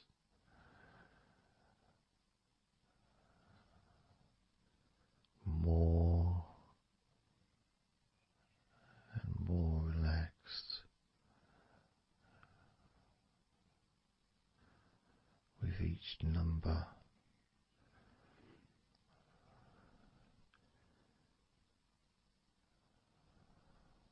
From 8 down to 1. You can almost feel that healing and relaxing energy spreading into your hands and fingers, becoming even more relaxing with each number you hear, going down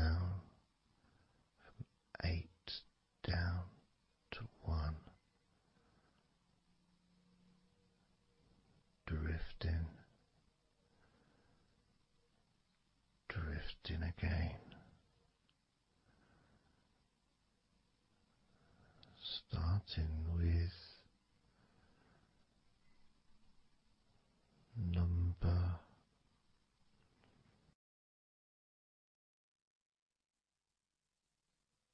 8.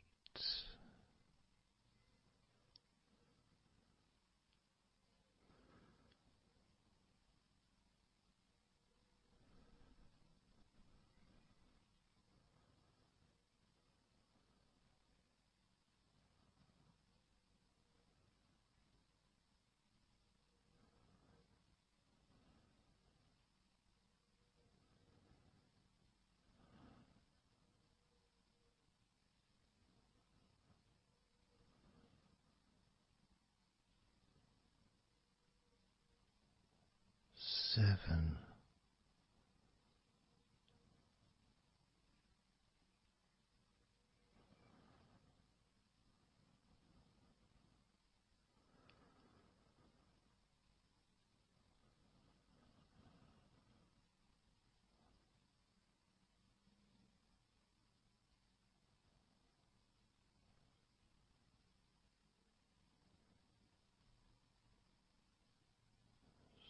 6.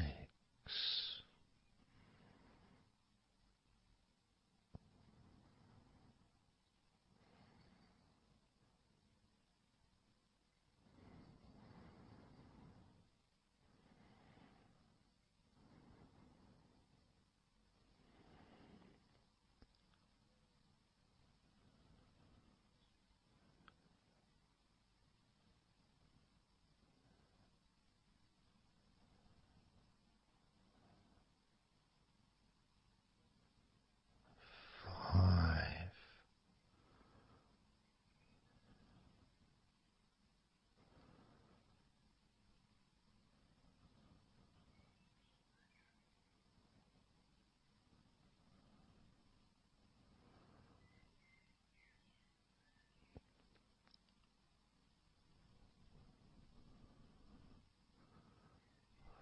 4.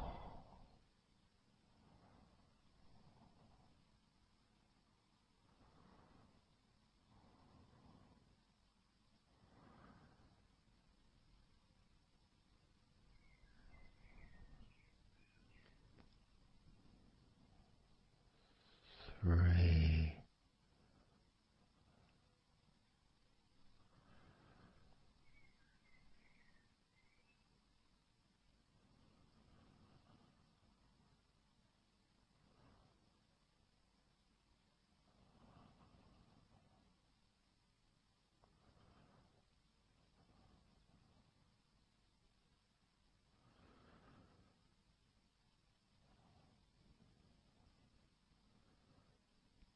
2. 1.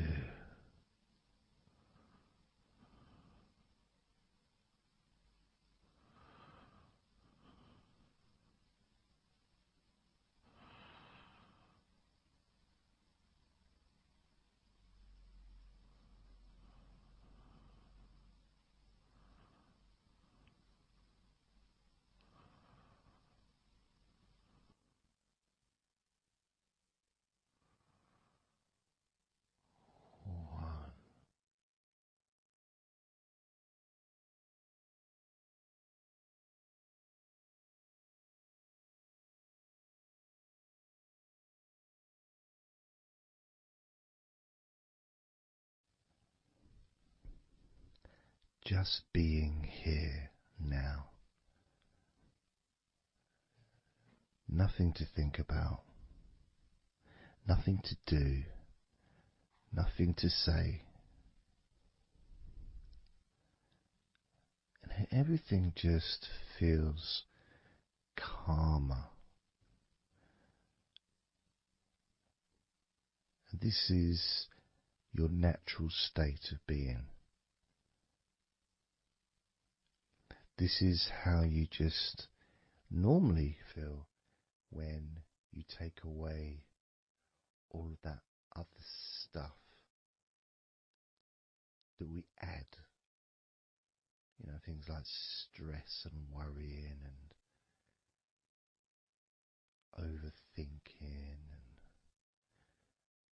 and anxiety, tension. generally thinking about stuff. When you take that away, which is what we're doing now,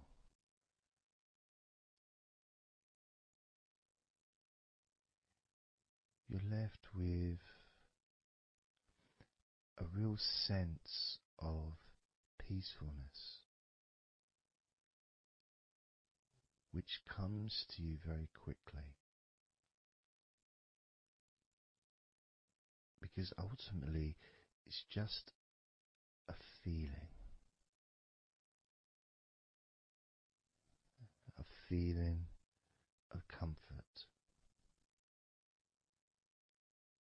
It's almost as if you've gone inside yourself and you've found a special place where everything is peaceful.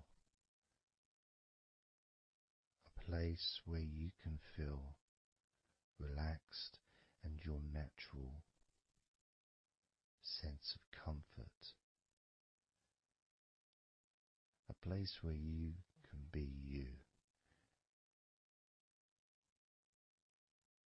Where you can accept yourself for who you are.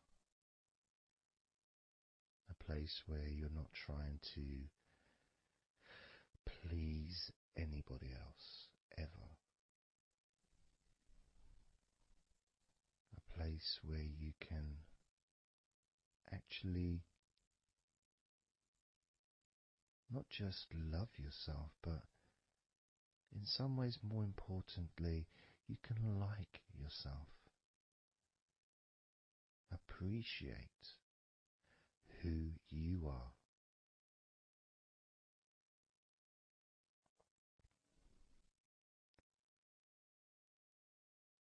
And that sense of gratitude is in the air all around you.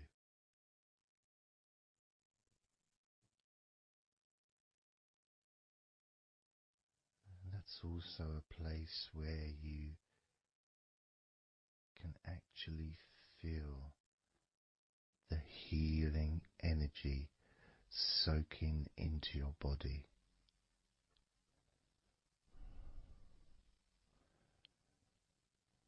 Healing energy soaking into your body. And that healing energy spreads through your veins, traveling to each and every single part of your body.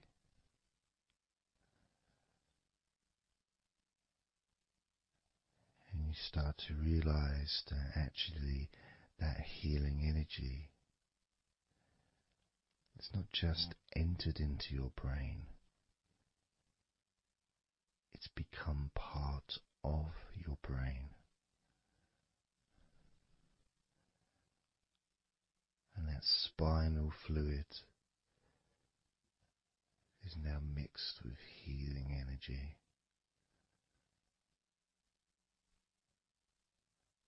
Not just allowing you to feel so much more relaxed and healthy in this moment, but also you start to realize that actually what's happening now with that healing, relaxing energy spreading through your body is actually changing your life. It's actually changing the way you're going to feel, not just now, but tomorrow and the next day, as your health improves. Not just your physical health, but your mental health. Things that used to bother you in the past, for some reason no longer have the effect that they used to, because something has changed deep within you. Maybe things that used to cause you to feel anger no longer have that power to control you the way they seemed to be able to before. As you realize that you're the one who decides what affects you. You're the one who decides to feel relaxed and calm when you choose to enjoy noticing these natural developments of healing continuing to grow and improve your life day by day.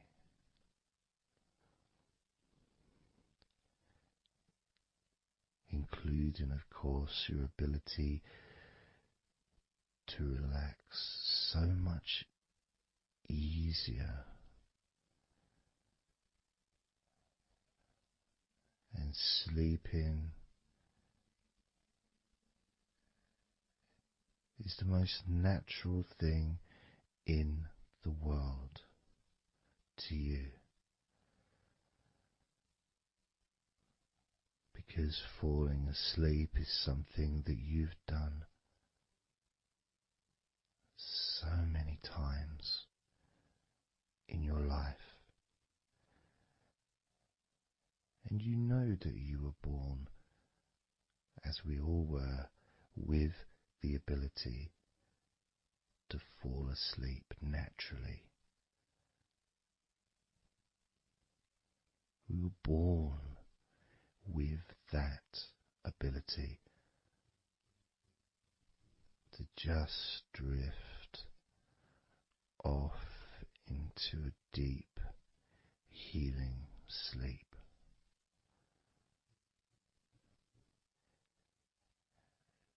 Even when we're kids, sometimes we'll fall asleep when we don't even want to.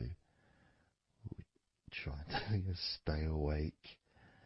Maybe it's a birthday in the morning, or it's Christmas or holiday or something we look forward to. We don't want to go to sleep. But the more we want to stay awake, the more we just start to drift. And the more you fight drifting, the more you try and stop yourself from drifting asleep, the deeper and stronger that drifting becomes.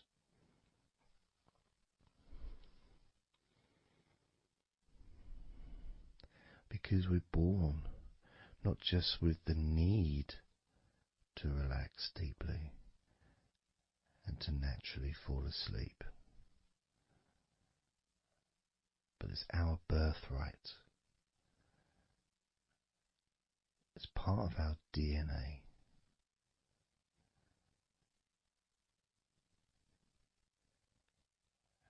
And sometimes as we get older in life, perhaps at times we have forgotten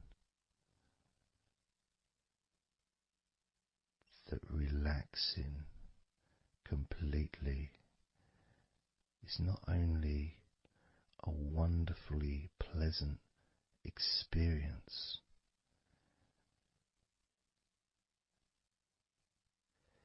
it's also really easy.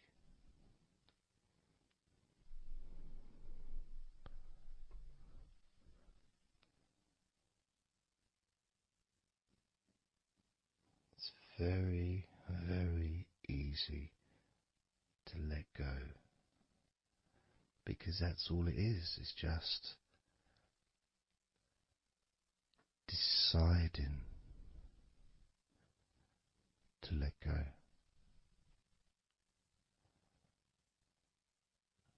And when you press the play button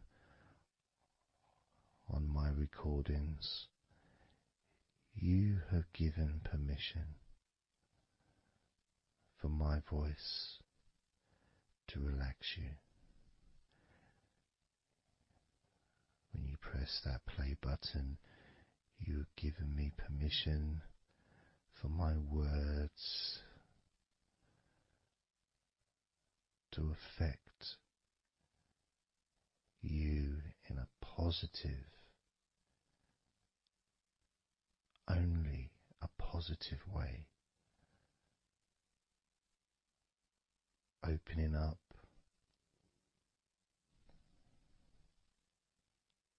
your mind to useful and healing suggestions that can have such an amazing effect on how you feel right now, as well as those changes that continue long after the recording ends, those changes within you that continue to flourish and grow, transforming your life in a positive, beautiful way, allowing you to move forward in your life in the direction that you choose for yourself.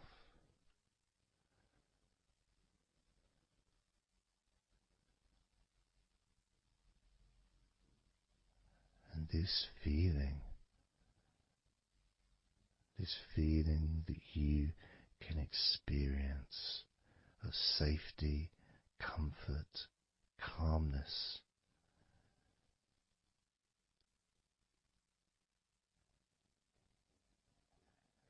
just feels so nice.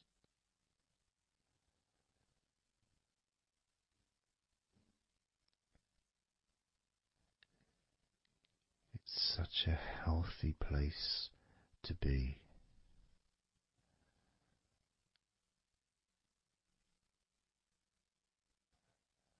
And that positivity grows within you.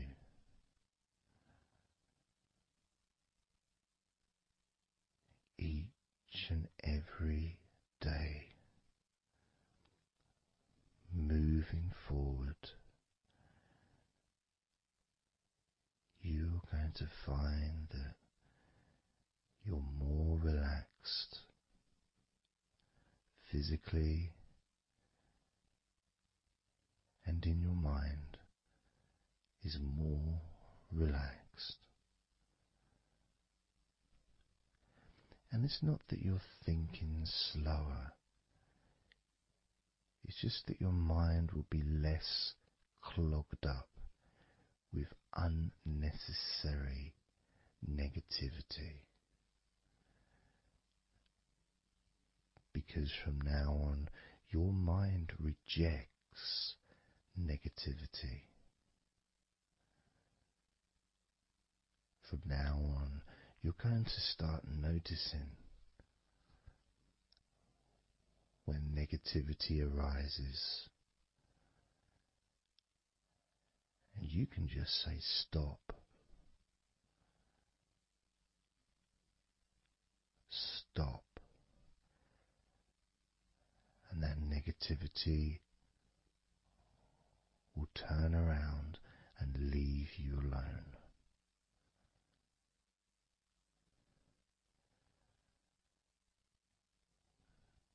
Stop, and that negativity will disappear.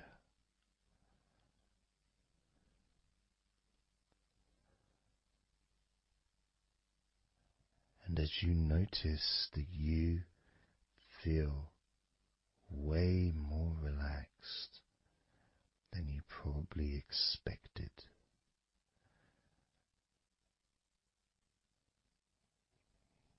you can now congratulate yourself because you're the person that has done this. You are the one that has opened your mind up to the simple facts that you can feel more relaxed in your body and in your mind.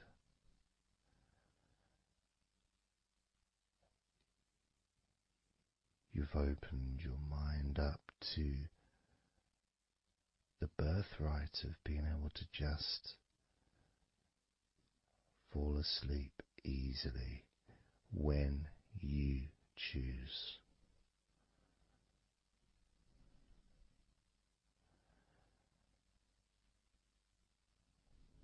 And that's a nice feeling, don't you think? It feels nice, doesn't it?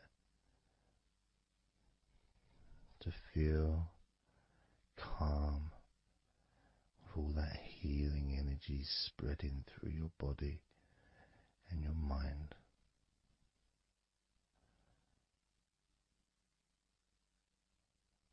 To spend time in that special place where negativity can no longer enter.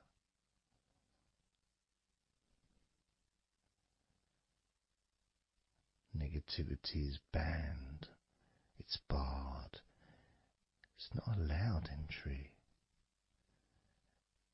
It doesn't deserve to be here, it doesn't belong here. Negativity has no place in your life.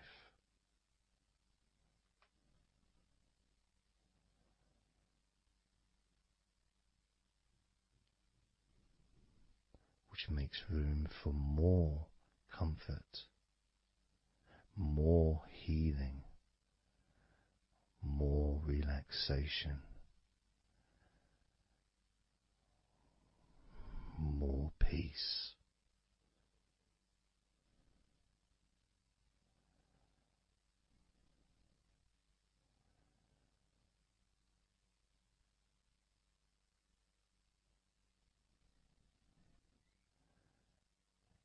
It feels nice, doesn't it? To just let go of everything.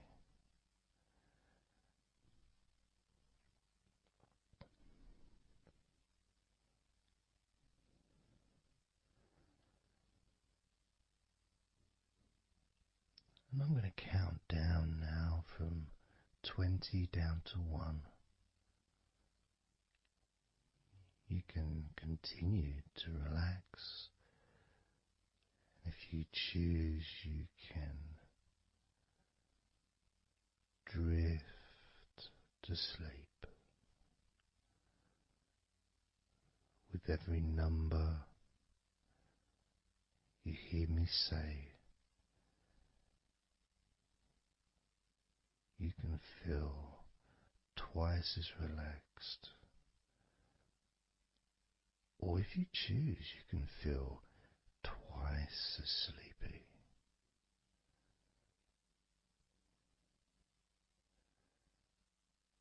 Now,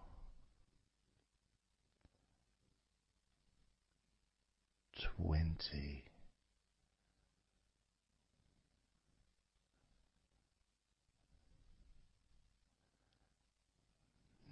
19,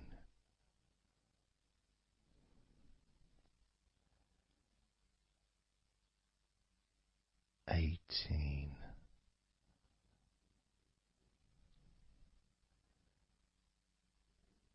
17,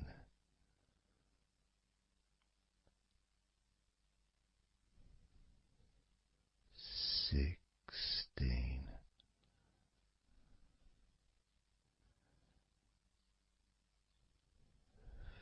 15,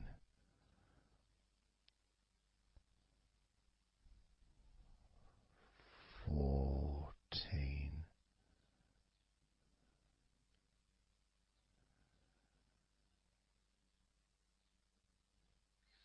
13,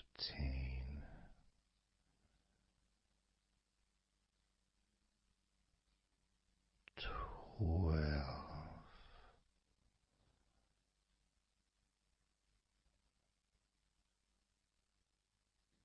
11,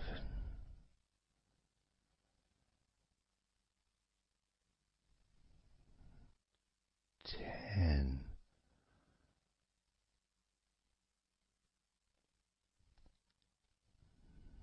9,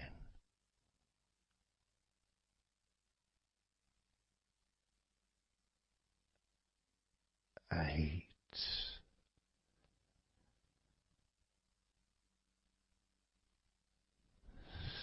7,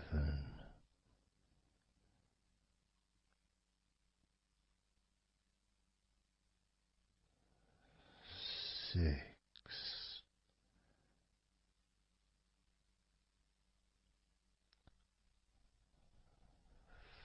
5,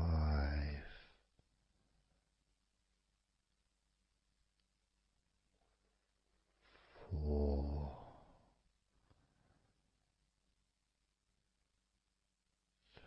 3,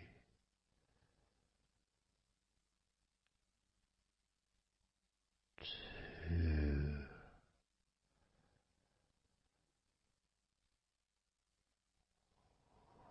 1.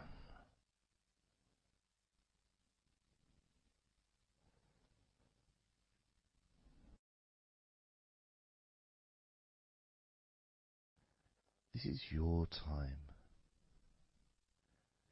to just take a break. Your time to relax, to allow your mind to slow down.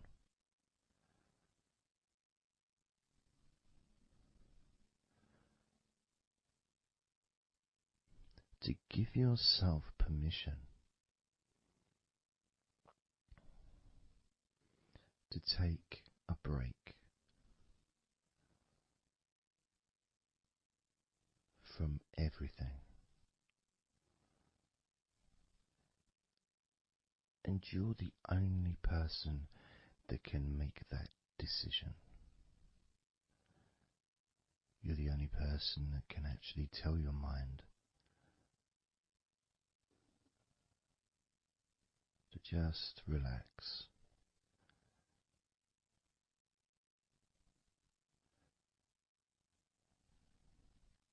To just take some time off.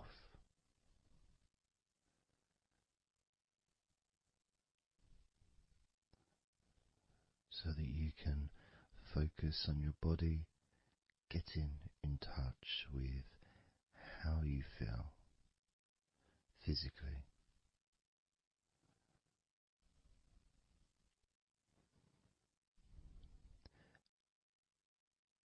And in the process of this body scan, where you focus on different parts of your body,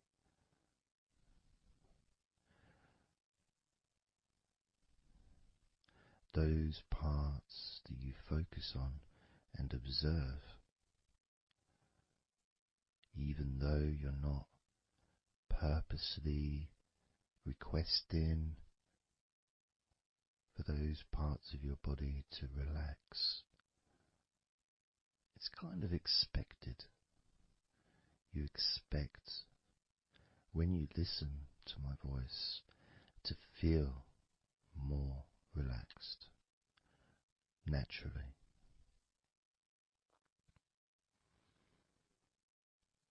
Because when you're listening to me,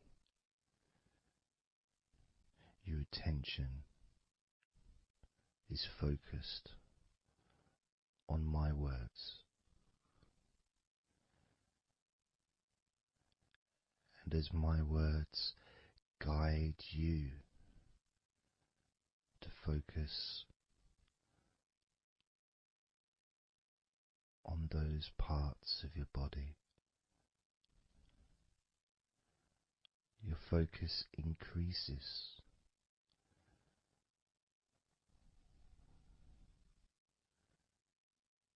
Which actually calms your mind.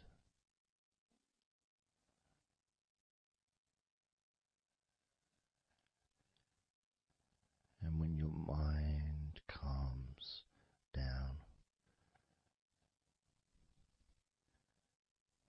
your body relaxes.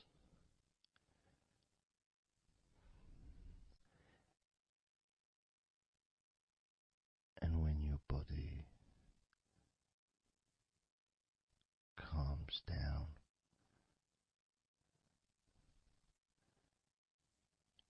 your mind relaxes.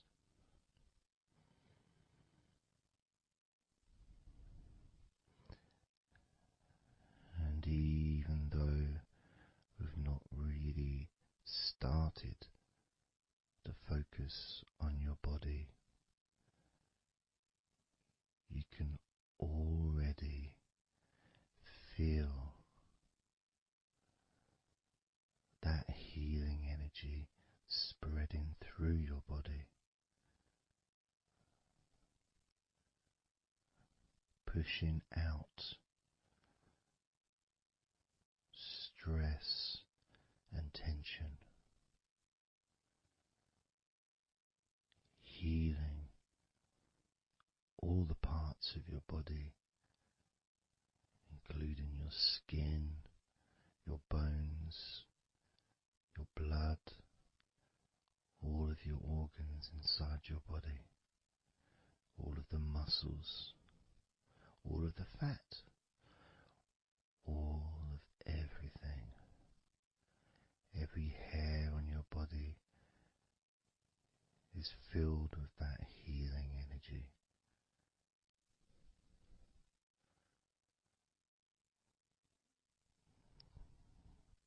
And when your brain fills with that healing energy,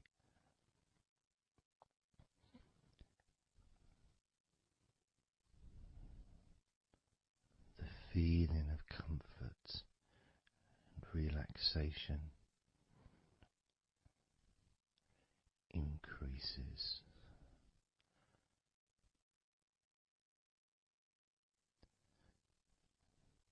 Deeply increases.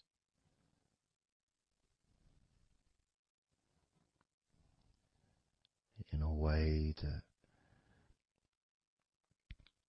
your mind starts to feel perhaps a bit drowsy,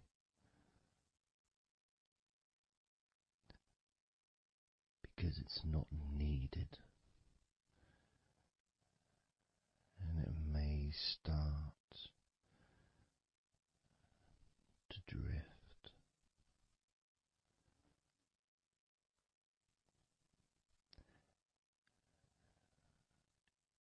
If that's what's needed. So if you're listening to this and what you need is deep relaxation, that's what you'll get. If what you need is to fall asleep naturally and easily as your mind drifts, that's that's also what will happen.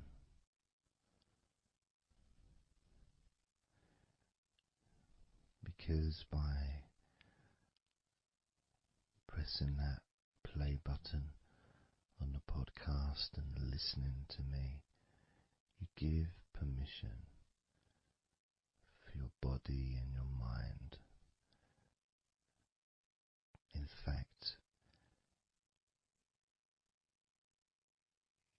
you give the command to your body and your mind to relax deeply and to drift off to sleep if that's what you want or need.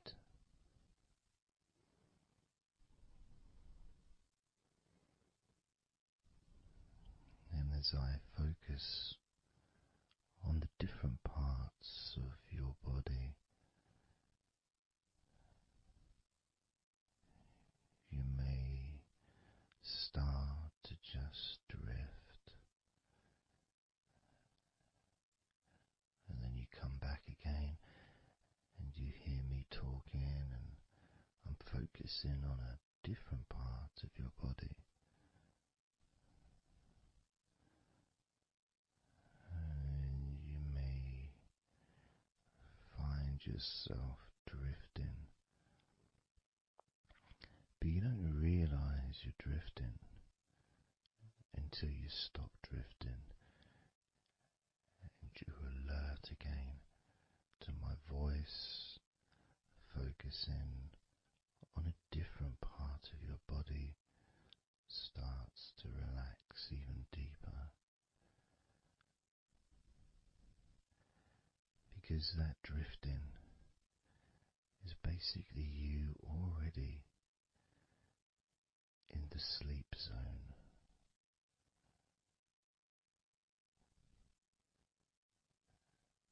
And the more you drift, the longer you drift, and the longer you drift,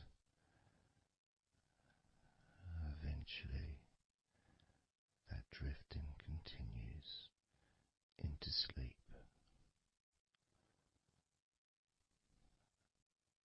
And that's the last you remember until you wake up in your own time when you experience the right amount of sleep for you. Because when you do, and if you do fall asleep, it's extremely pleasant, so relaxing, so deep, healing sleep.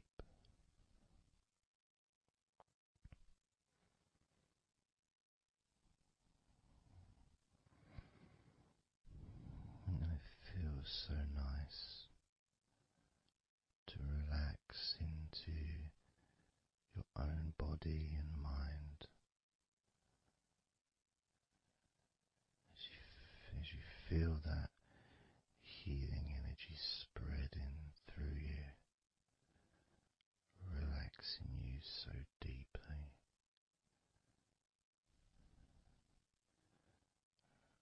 relaxing you so deeply.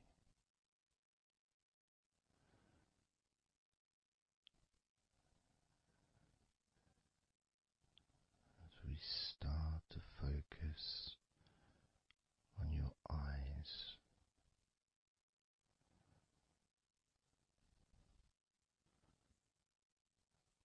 moving down to your jaw,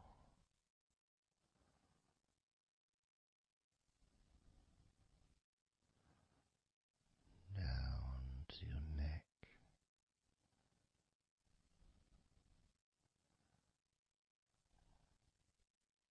your shoulders,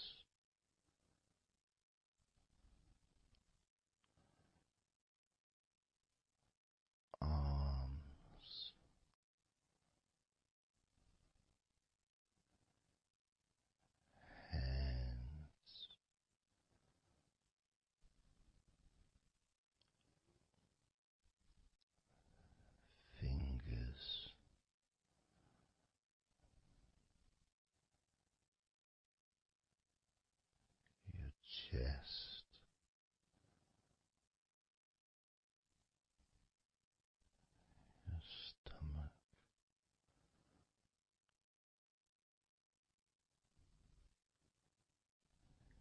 your back,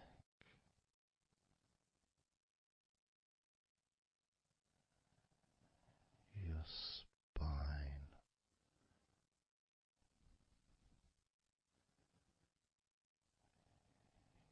your hips,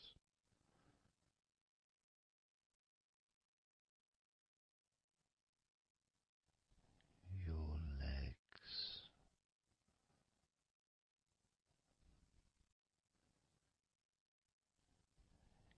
your feet,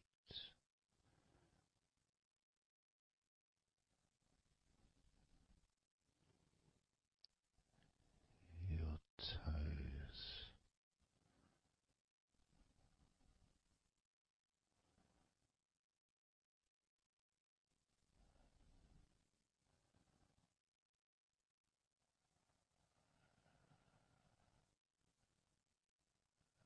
and that feeling of healing spreading and growing inside your body, filling you up.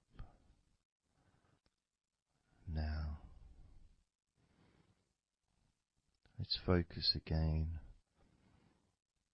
on parts of your body. Focusing this time on your forehead.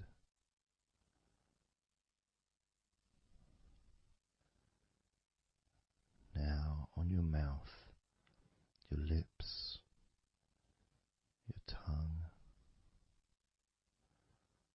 the whole of your mouth.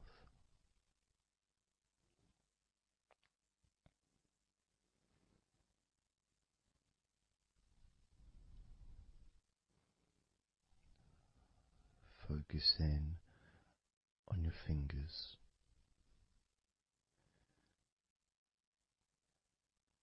Maybe you could move your fingers a little bit so you can focus on each one individually.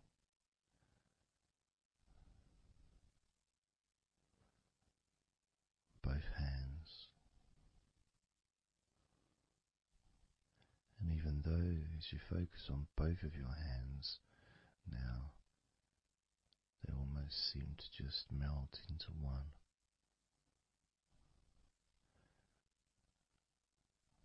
Where does your right hand start and your left hand end? It's almost as if it just mix together.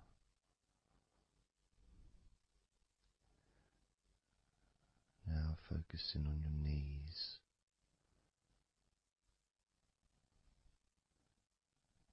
Just noticing how your knees feel.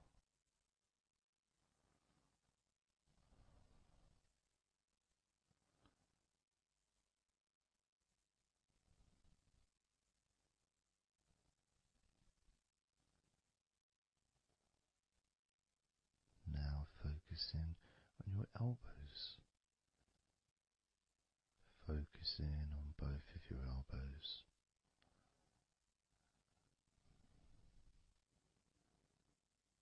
Just observing the feeling of your elbows.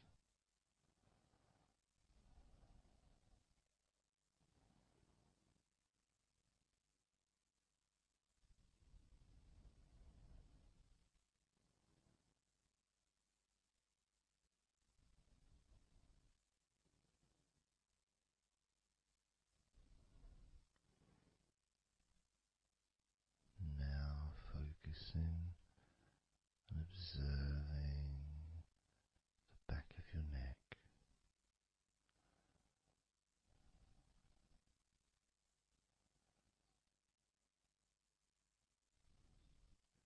Feeling that energy in the back of your neck.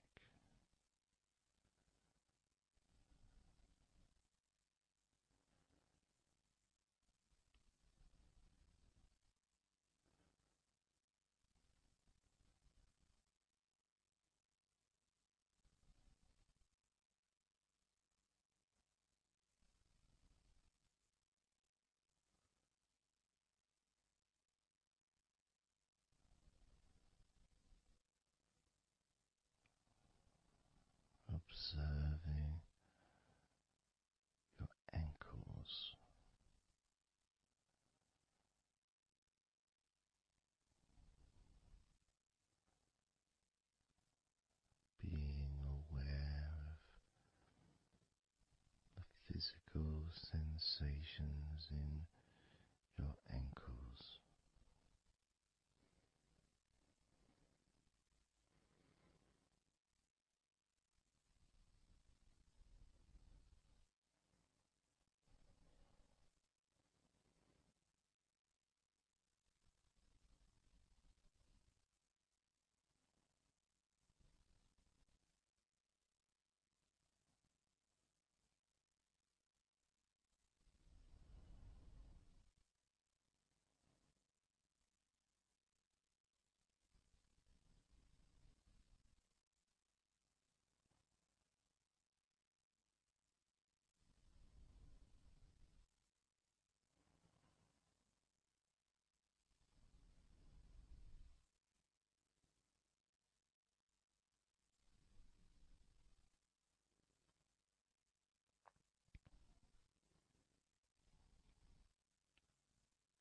Noticing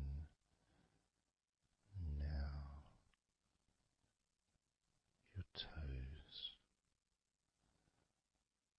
on both of your feet,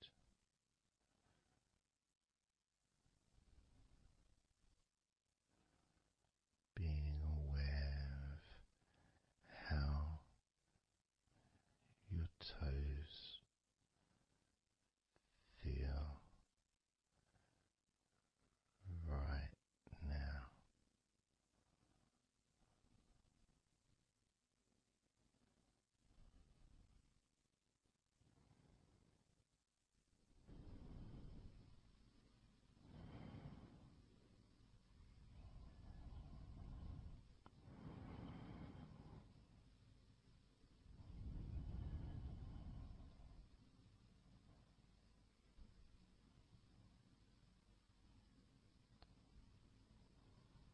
Noticing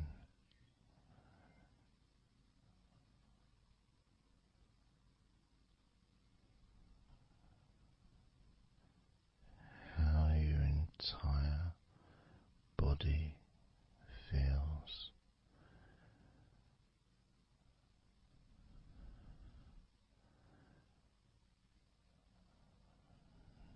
Noticing how your mind feels now.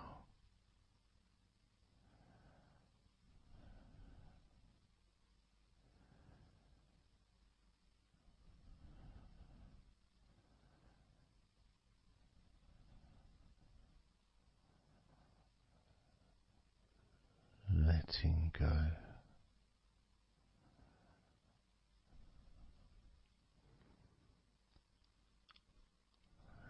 Letting go.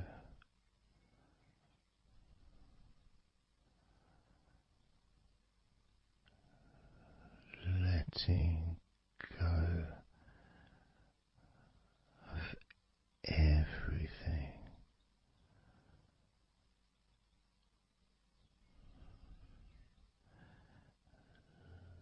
Letting go.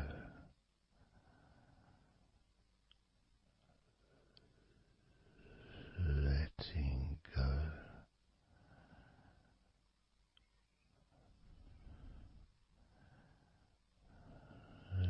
Letting go of everything.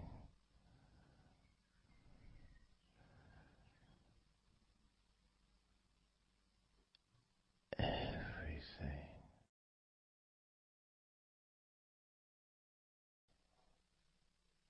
I'm going to start now, and I'd like you just first of all just to see yourself lying down on that massage table, lying on your front, your head is supported, your arms are supported,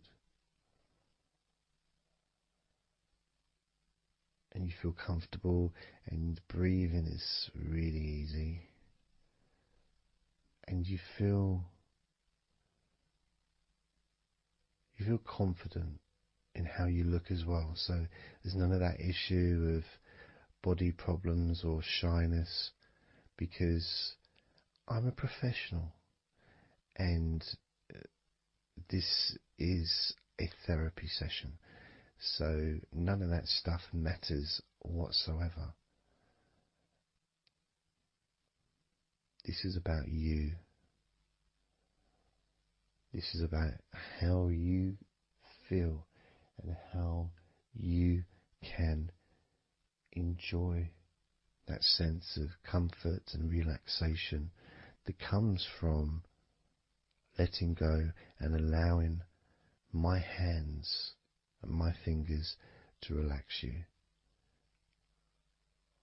by massaging your body.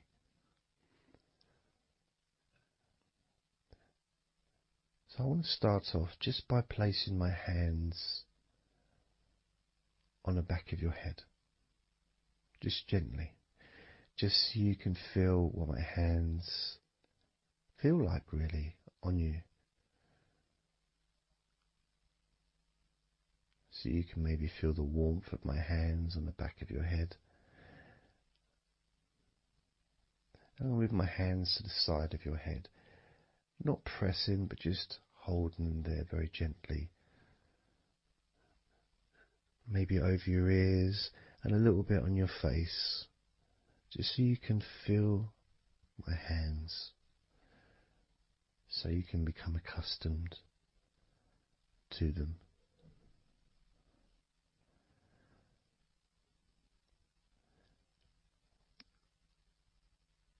And now put my hands on the back of your head again and gently let them slide down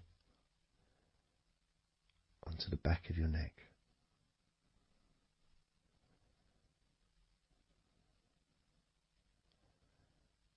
You can feel my hands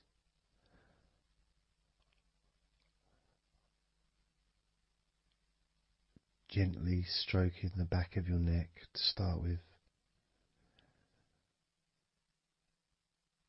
just so you can get used to the feeling of my hands on your skin. Get accustomed to it. Realize that you're safe and it's all good, it's all fine.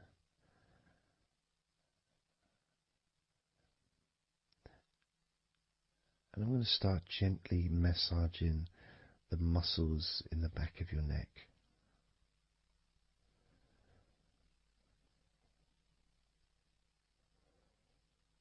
With both hands.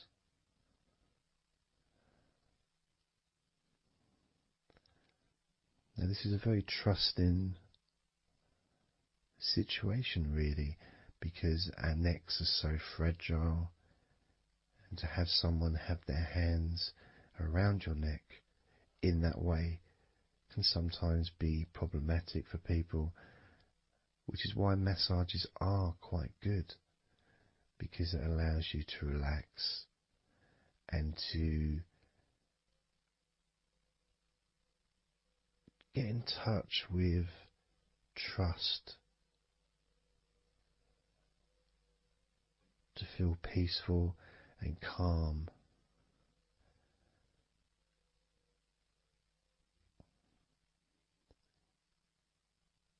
There's a massage the sides of your neck, gently,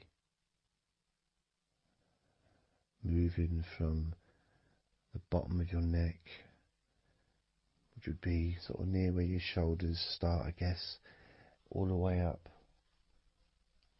to your jaw, your ears kind of area, that side of your neck. Of course, is a lot longer than the front of your neck.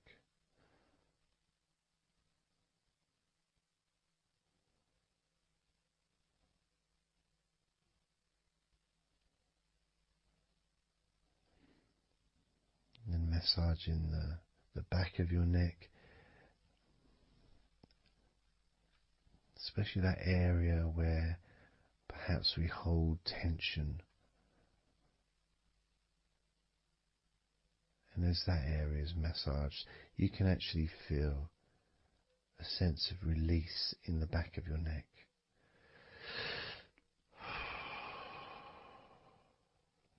And maybe you can breathe it out as well. Notice how it feels. Notice how you feel.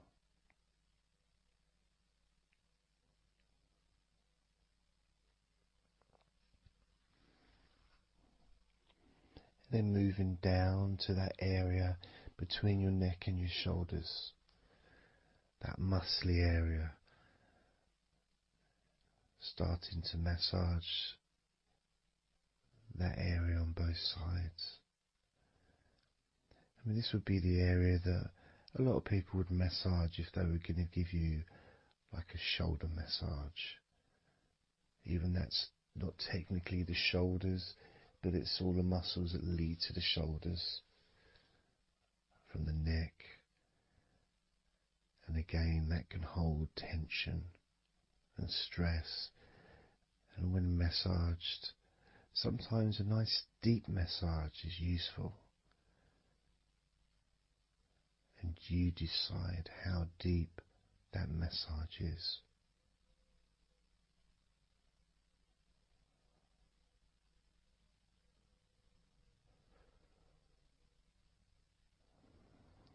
And just allow my knuckles just to dig in, to get to those muscles and to really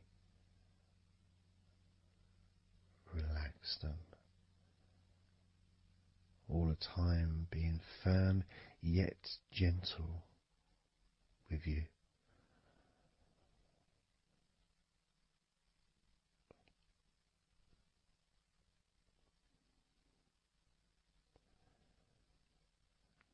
And just stroking down that area to your actual shoulders, moving to the muscles of your shoulders.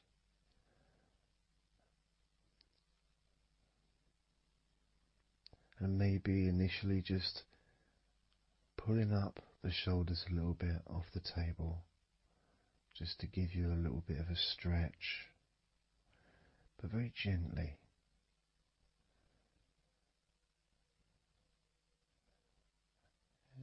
And you've got the muscles at the front of your shoulders, the sides and the back.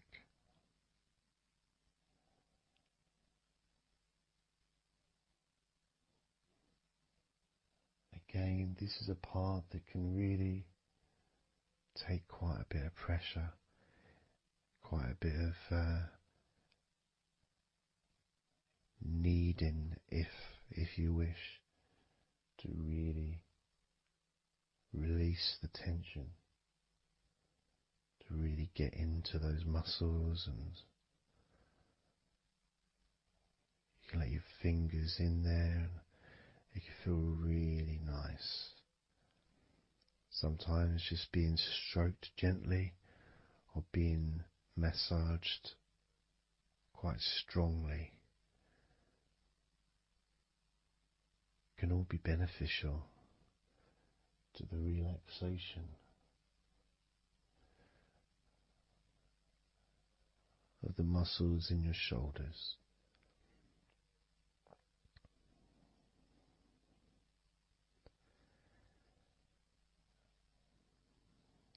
Now, as we move down your arms,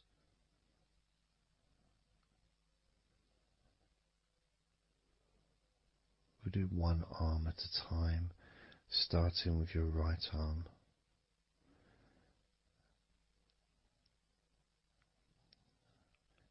What I'll do is I'll just lift your arm up, just hold it to the side of you.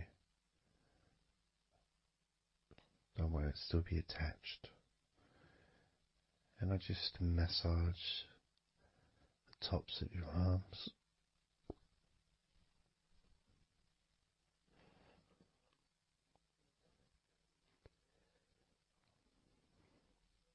All the way down to your forearms, into your wrists.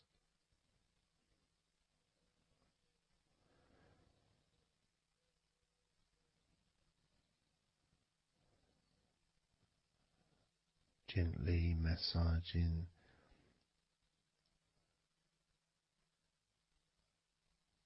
that part,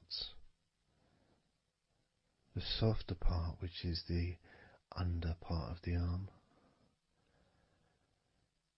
which leads to the crease in your elbow, the inside.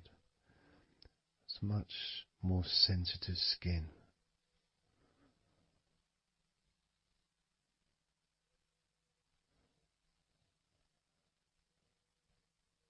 Sometimes just having that stroked can feel really nice, pleasurable and relaxing.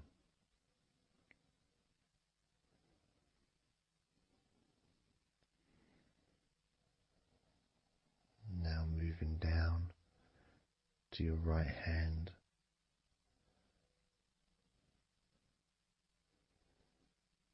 Just holding your hand in both of my hands.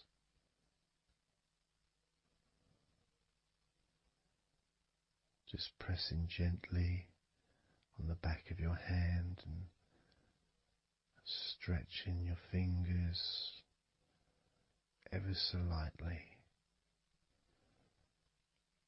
At the same time, pressing down and massaging each finger.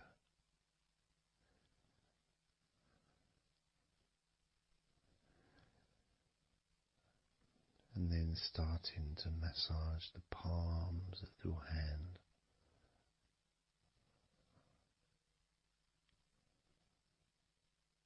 Just turning the hand gently, stretching it gently.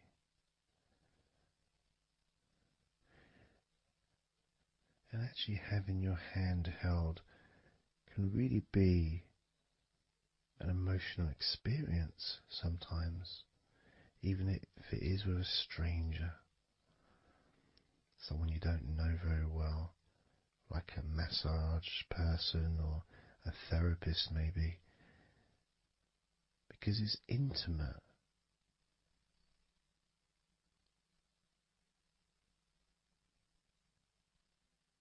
And it can feel nice and you can feel safe.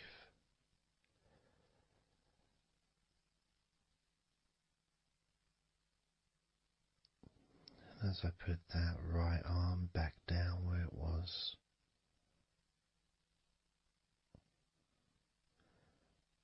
we're going to do the same with your left arm. Exactly the same. Massaging the muscles in your arm all the way down to your wrist. Stroking the inside of your arm.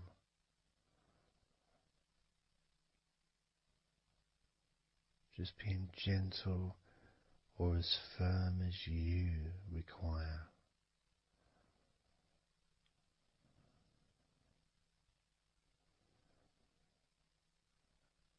And then massaging your left hand.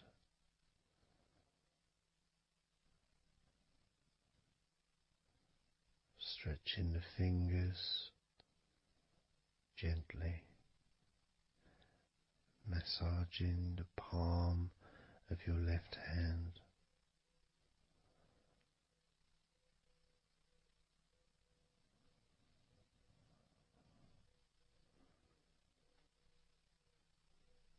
You can feel so relaxing.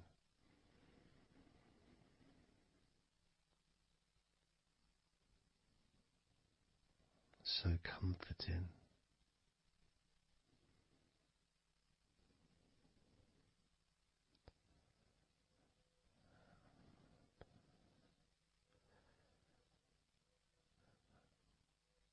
Now just rest your left arm back down.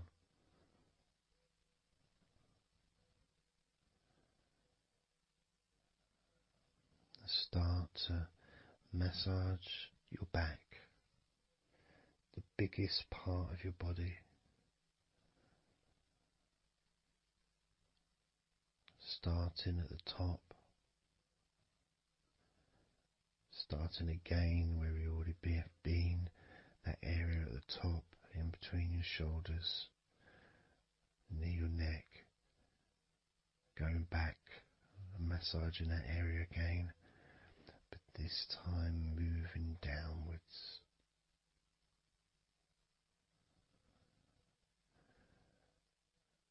Making a downward stroke to the middle of your back, working from the outside inwards. So massaging your back, but the outsides of your back. The parts where your arms would maybe rest against.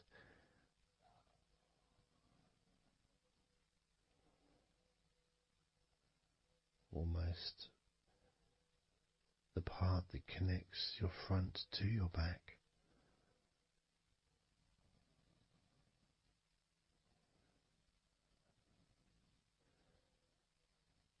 And just massaging down firmly but gently, as firm as you want.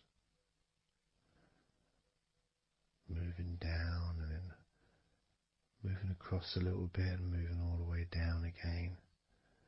Being very gentle, yet firm as you choose.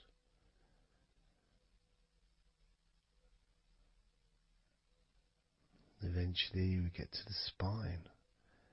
We can massage the muscles on either side of your spine, from the top of your neck all the way down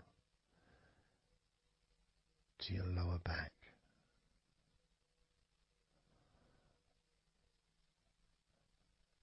We can do that a few times. Sometimes people would use the knuckle or the two fingers and just go either side of the spine and almost just push down and go all the way down to the bottom of the spine. Each time releasing tension and opening up the body, stretching your body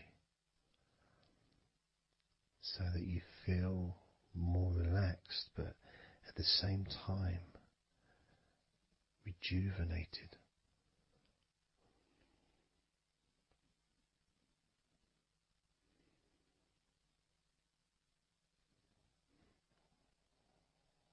And now I'm going to move to one side, to your right side, and from the bottom of your ribs to your pelvis, I'm going to massage that area of your back.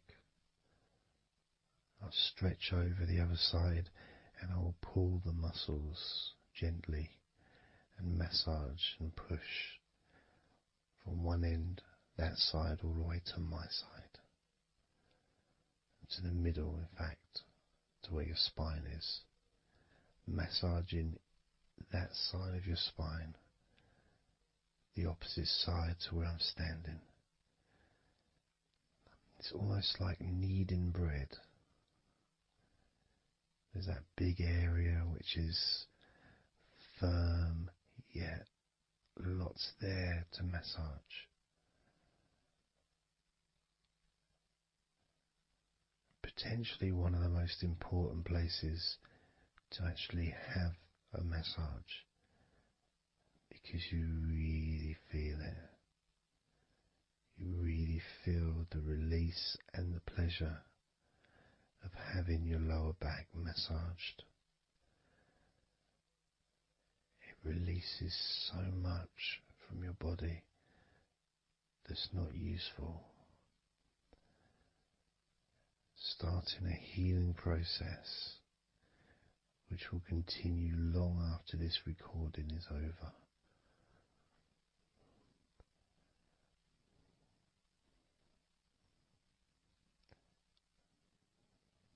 massaging this part of your body not only feels really good for you, but it's actually fun to do, because it is, as I said, like kneading bread.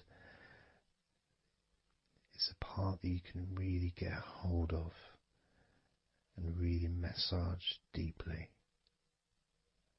if that's your choice.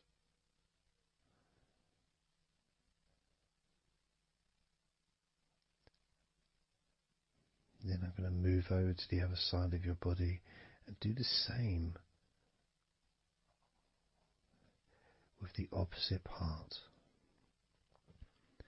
of your lower back, kneading and massaging from your sides all the way to the middle of your back where your spine is. Pressing and kneading, firm and gentle at the same time. It feels so releasing. This a mixture of pleasure, comfort, release, calmness, relaxation, all mixed together.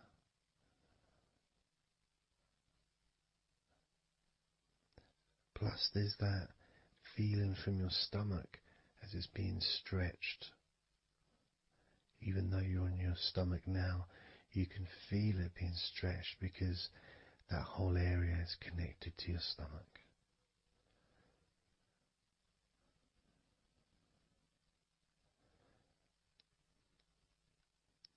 Now we're going to move further up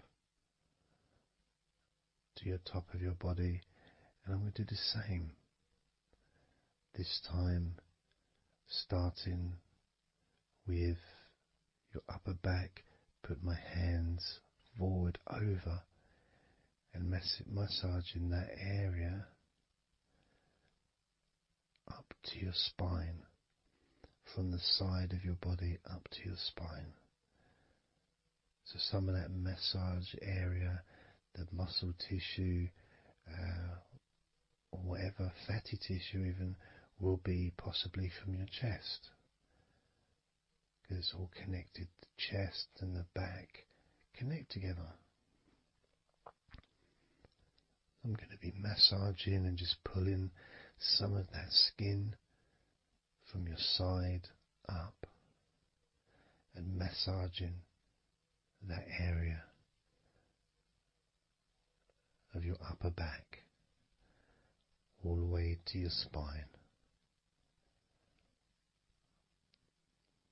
And then I'll move down a bit and I'll continue with the middle of your back, doing exactly the same thing. As gentle or as deep as you choose.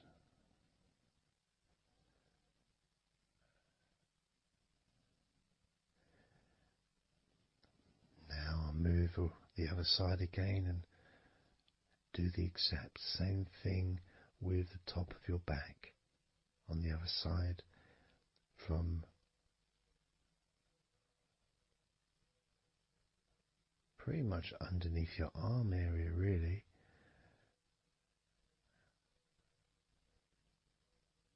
to your spine.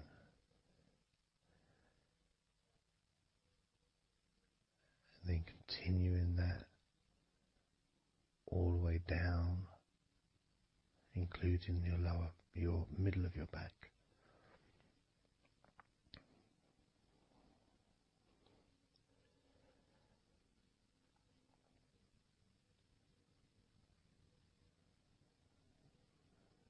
Now I'm gonna go to your thighs, the backs of your thighs, and the sides of your thighs. Starting with your right leg,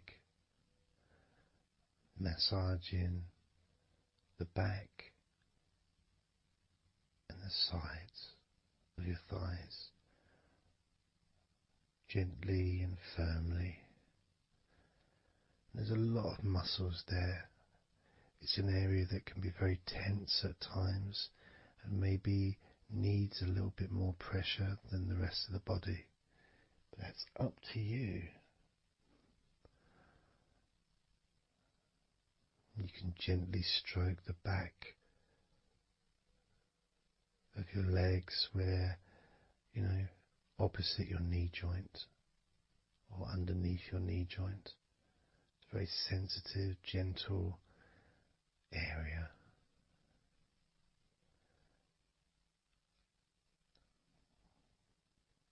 And working down to your calf muscles,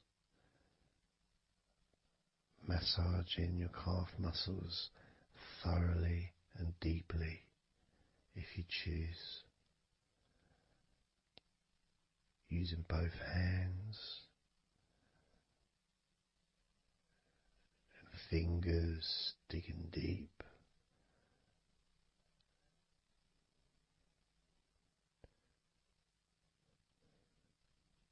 To your ankles and the back of your ankles, just gently massaging that area.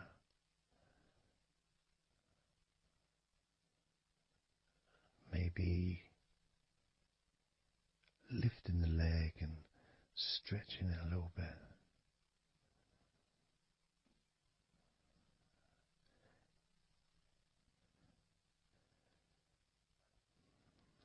Moving to the right foot.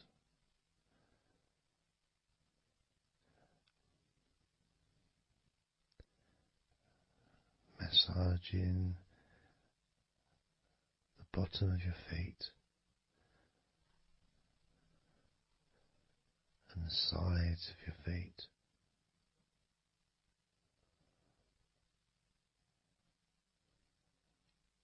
Gently but firm enough so they don't tickle.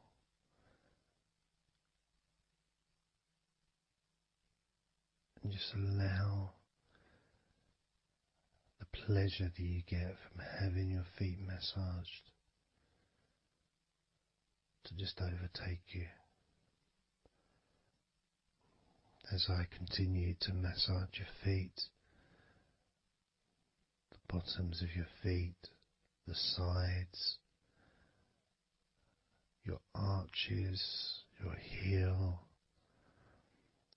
You can put a lot of pressure into your heel and it feels amazing. Yet the arches need to be a bit more gentle. Stretching your toes gently and massaging the bottoms of your toes with my fingers, each one individually.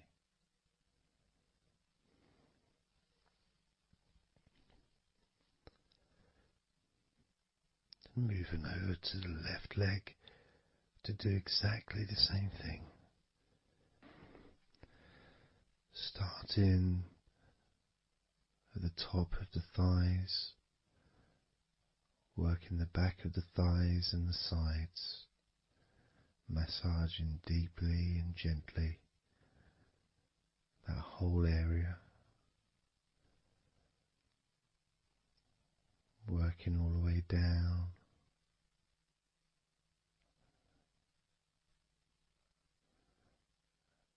And this is an area that maybe you could like to spend more time relaxing and massaging. So perhaps if you wanted, I could make a future recording where I spend more time on one particular area.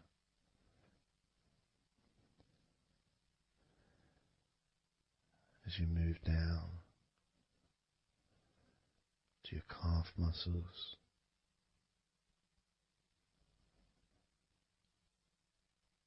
massaging your calf muscles firmly and gently.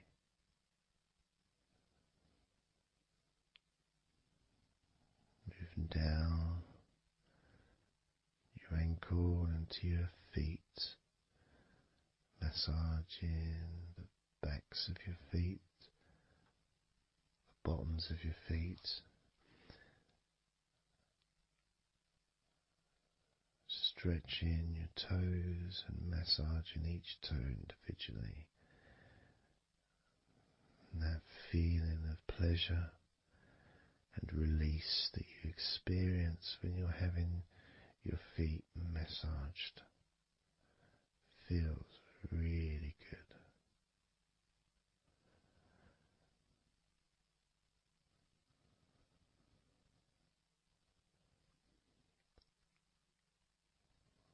Now, as you turn over in your mind, laying on your back,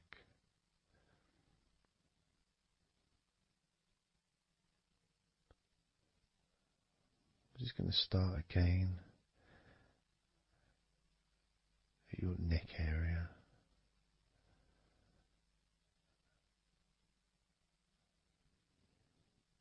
In your shoulders, just to get back in touch with that area.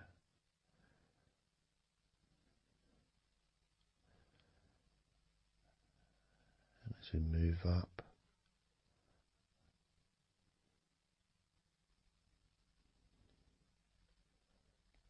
I can clean my hands, make them all fresh, because now I'm going to massage your face gently. Starting off with your forehead,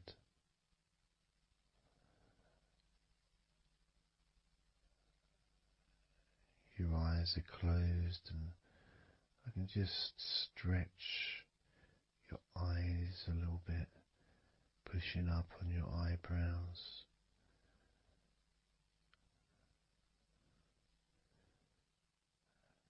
Just massaging around your scalp.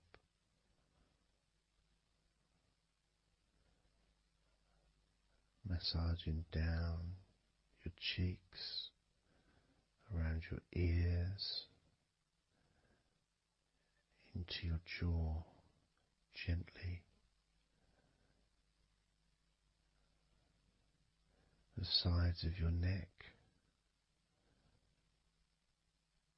your chin,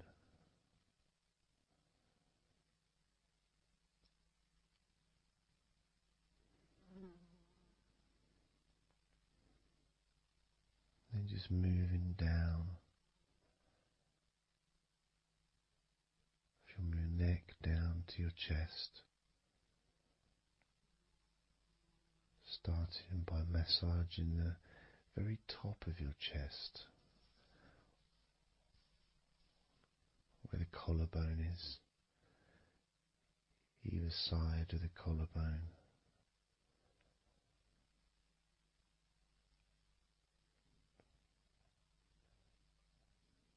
And then just massaging the whole of the chest.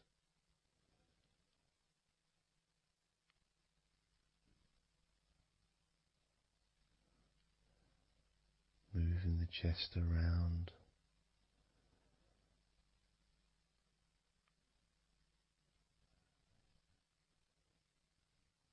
Because it's quite a large area, you can move from one side to the next. Moving my hands from underneath pretty much where your arms are, stretching up, stretching some of the muscles of your back in the process. Moving up over your chest, and then moving down again.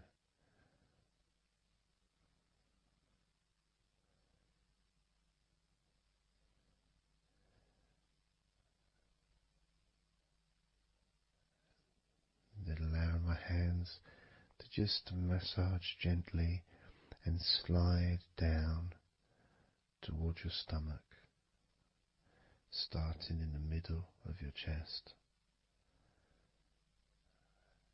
And then gradually my hands moving apart and massaging and sliding at the same time, moving down to just below your rib cage.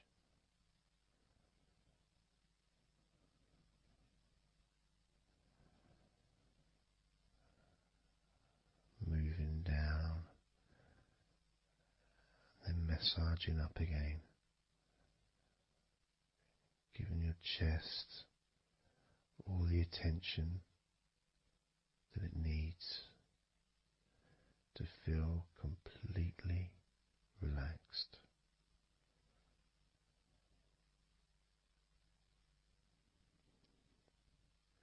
Remembering that I'm also going to be focusing on your sides as well, an area that really doesn't get much attention but feels really good when it's massaged. Just stroking my hands down the sides of your body, and just below your arms, all the way down to your hips.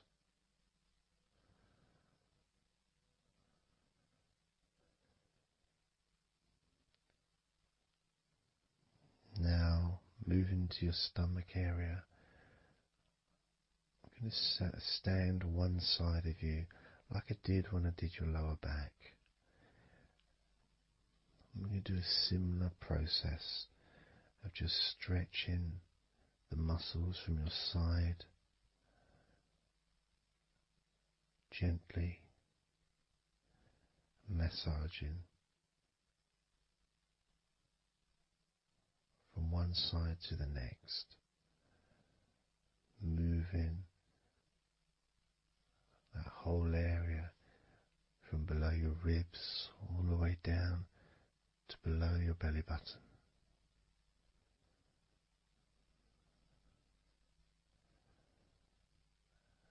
And then I move round to the other side of you and repeat that.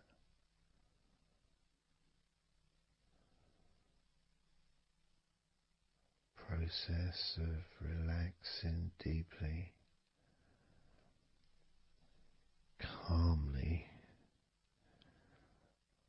You feel loose, you feel free.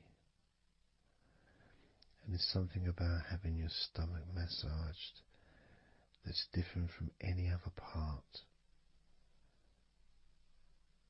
because we do have a tendency of holding a different kind of stress in our stomachs that we may not be aware of.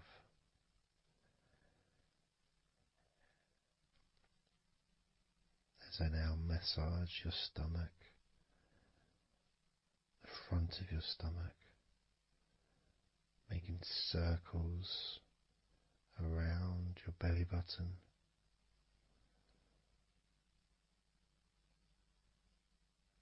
and then going the other way around.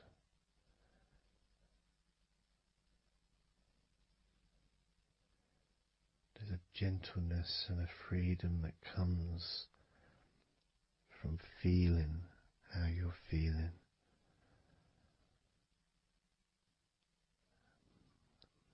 As I now move down the tops of your thighs, the muscles, massaging them.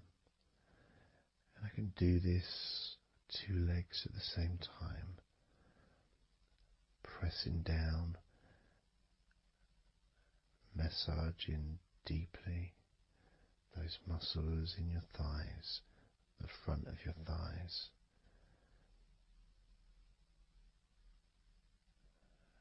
And moving down to your knees, gently massaging your knees. Sliding down your shins, putting pressure on either side of your shin, gently, softly but firmly. moving down to your ankles, stroking the tops of your feet.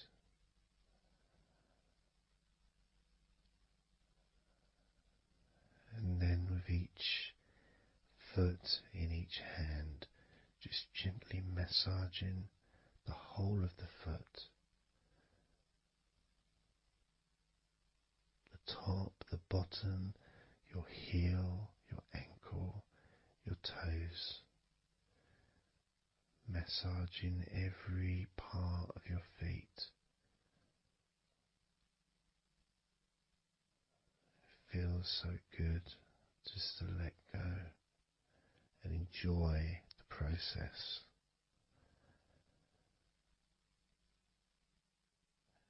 Enjoy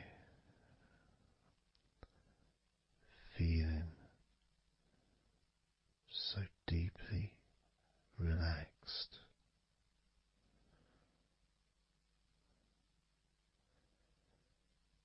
So much comfort and so many feelings that come just from touching your skin.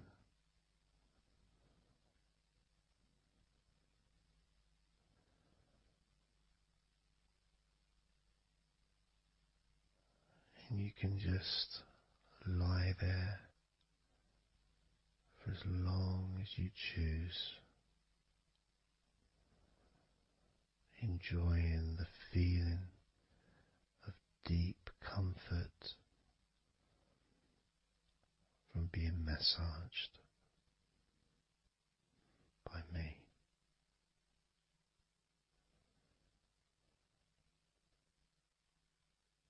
Enjoy feeling deeply relaxed.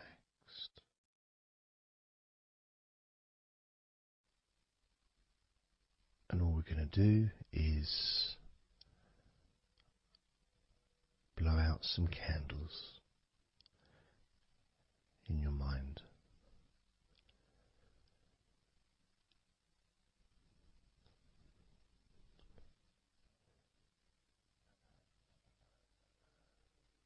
There are going to be 100 candles.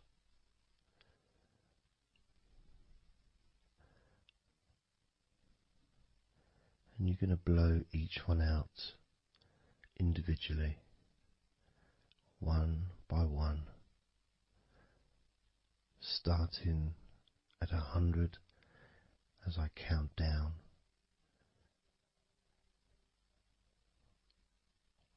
all the way down to 1.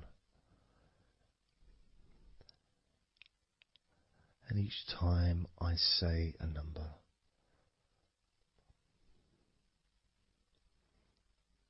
you can imagine that candle in front of you, and I'd like you to actually physically gently blow that candle out.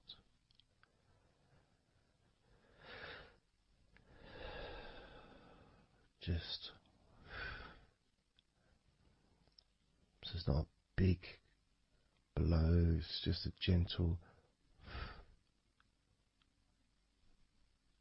and that candle will extinguish. And then I'll say the next number as we move down, and you can just blow that one out as well.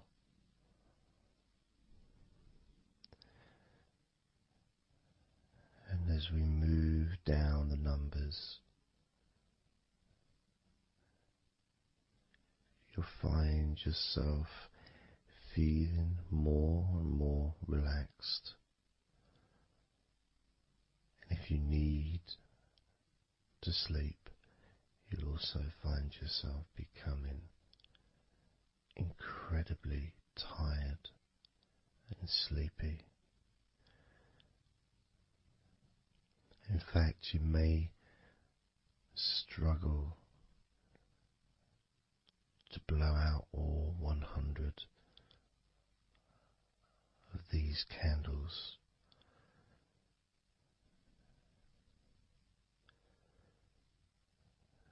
As you feel more and more deeply relaxed,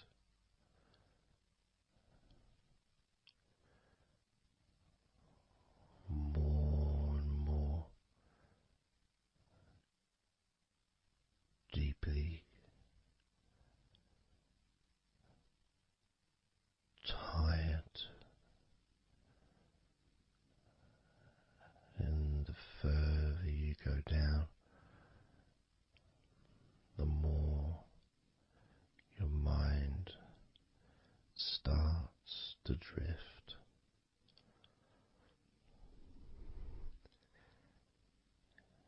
And you may find that you stop listening to me after a while.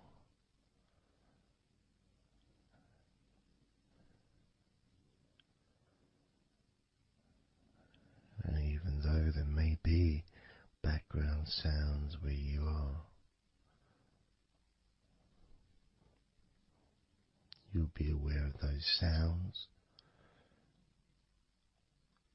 at the moment.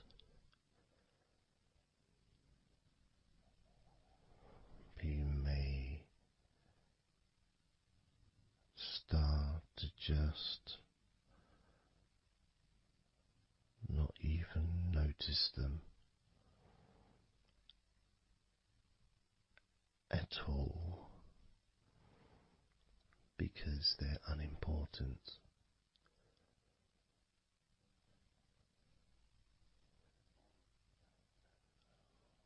Where I am, I've got the sounds of the birds. There's Horace the pigeon, who likes to say hello sometimes. And there's the odd plane that goes by. Maybe traffic and trains in the distance.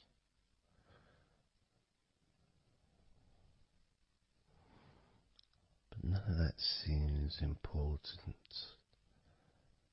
whatsoever. The more candles you blow out, the less important anything is. The more candles you blow out, the further you seem to move away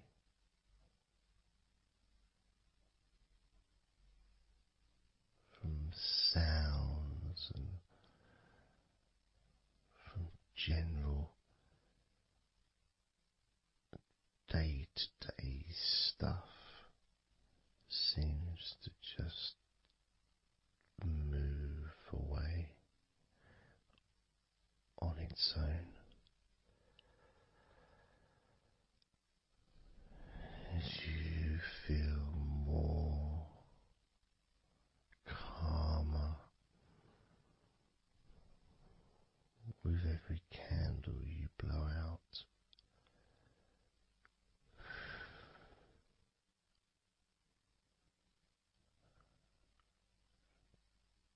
guiding you to the next number that you hear me say.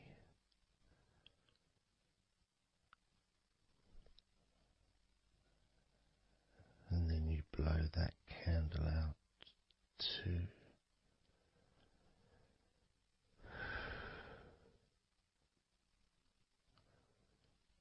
So easy,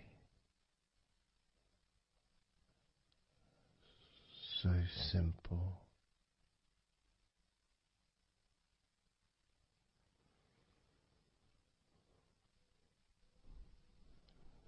I'm going to start by introducing the first candle, which is 100. The first candle, which is 100. When you blow that candle out,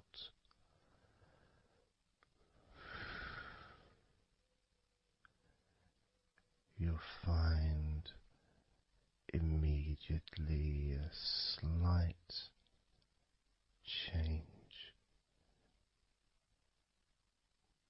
in how you feel,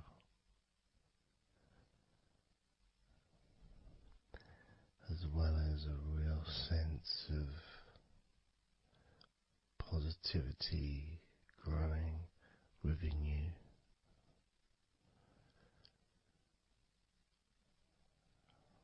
Relaxation and sleepiness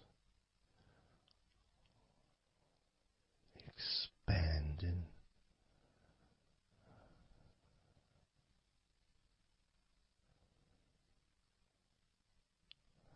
starting with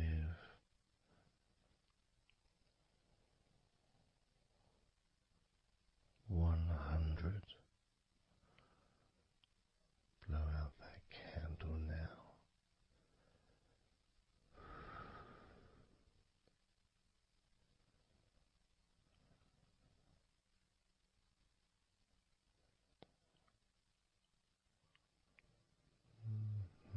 99.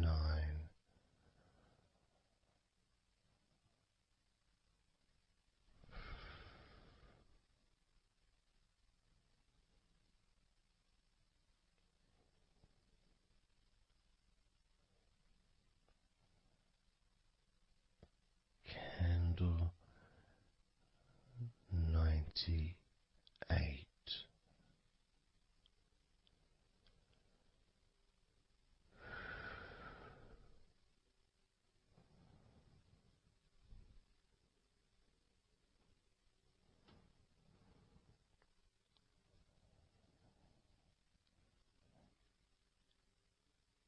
Candle 97.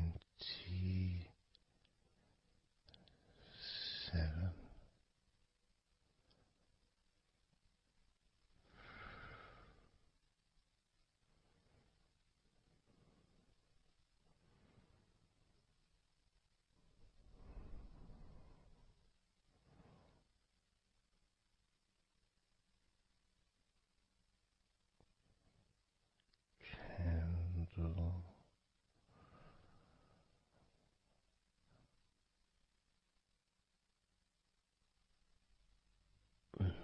96.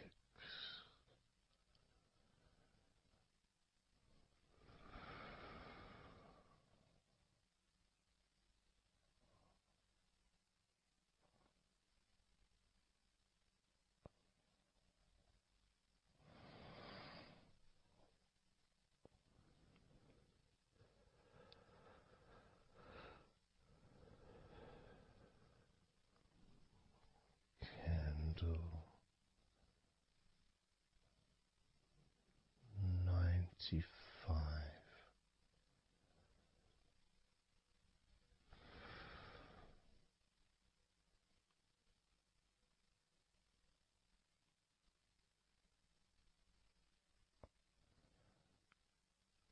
Candle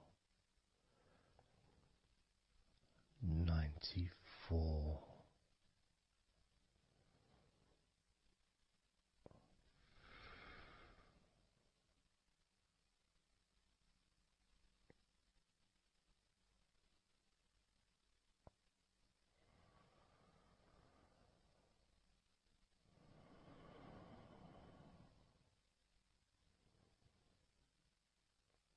Candle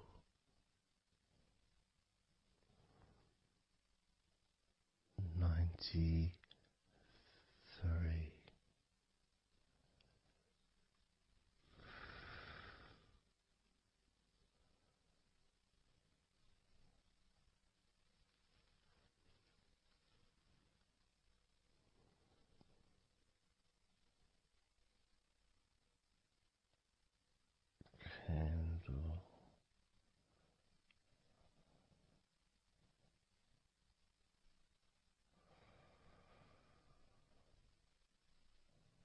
92.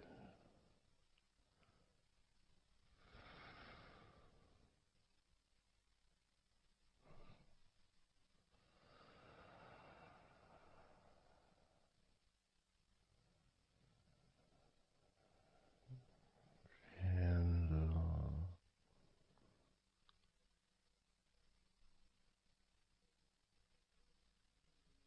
91.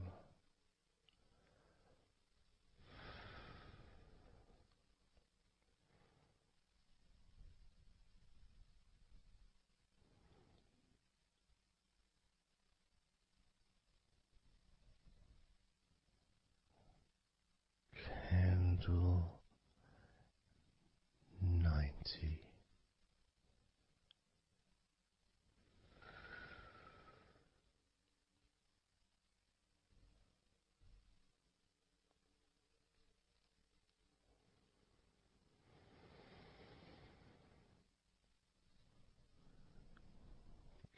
Candle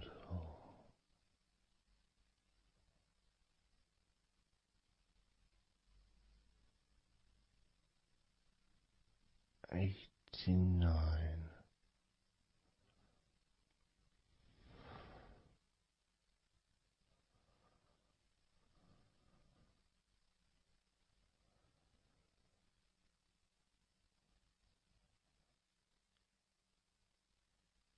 Candle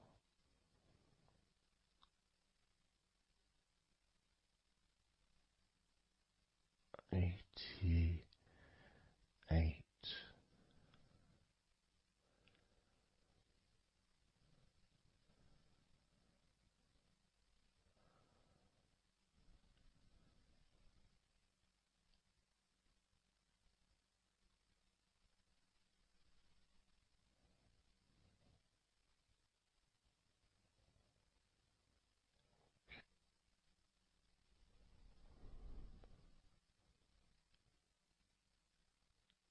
Candle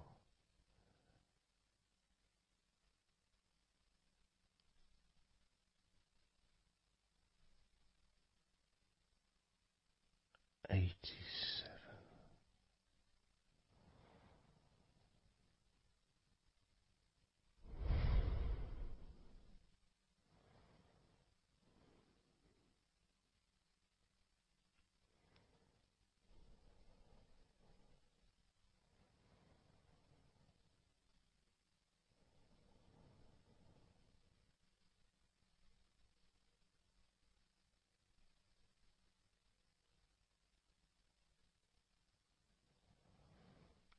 Candle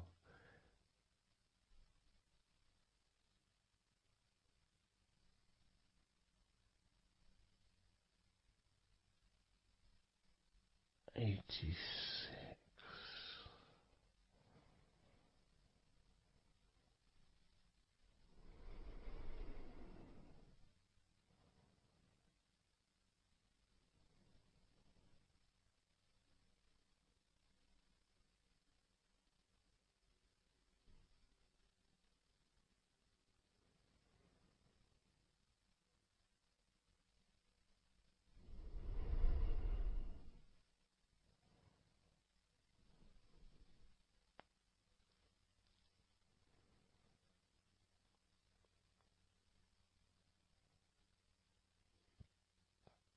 Candle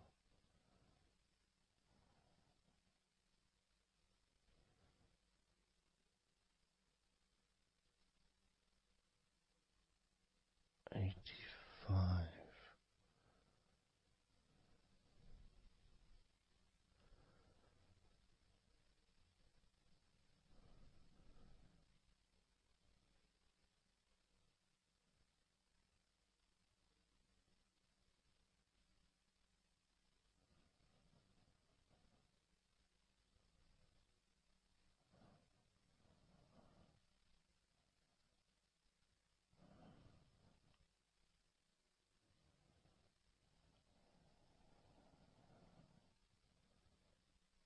candle,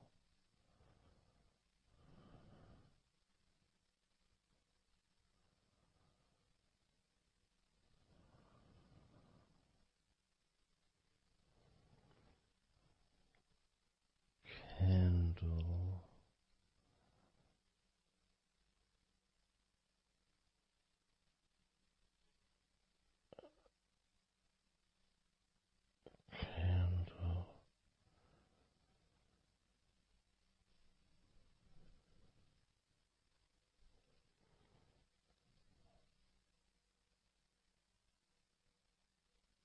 82,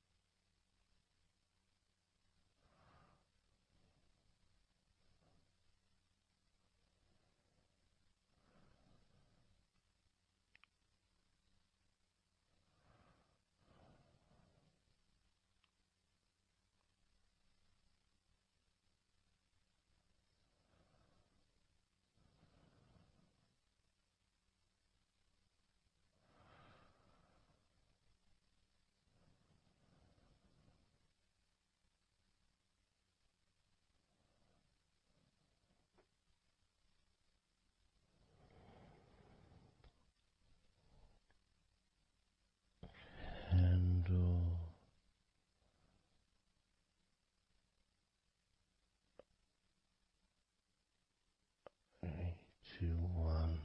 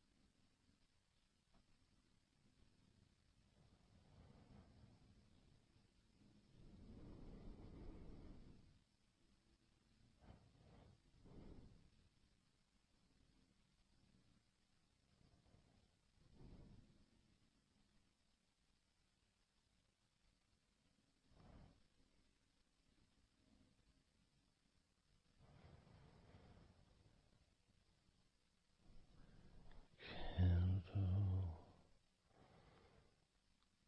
79,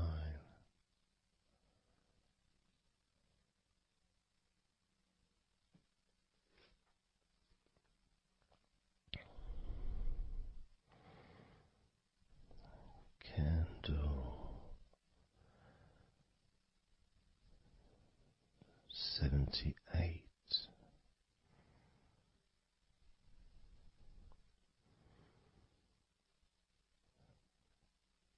candle, 77,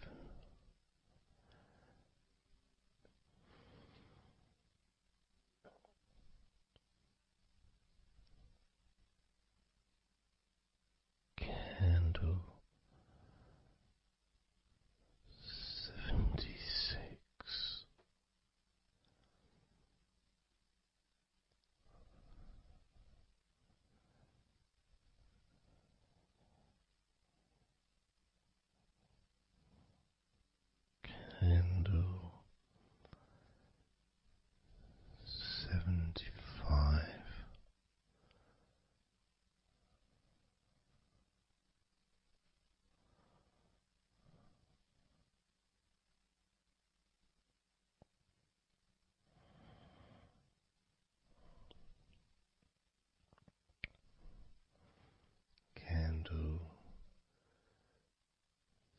74.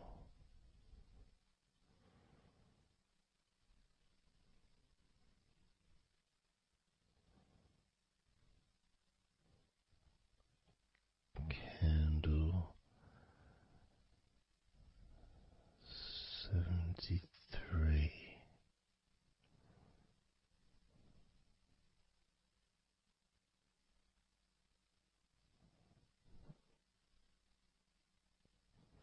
Candle 72.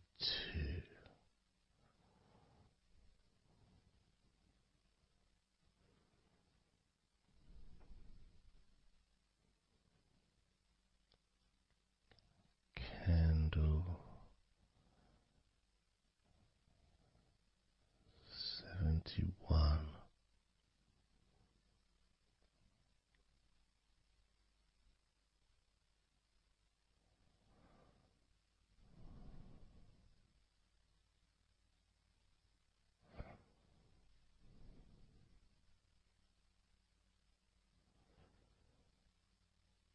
Candle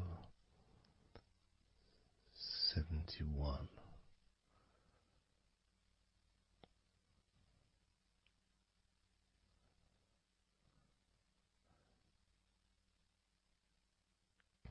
Candle 70.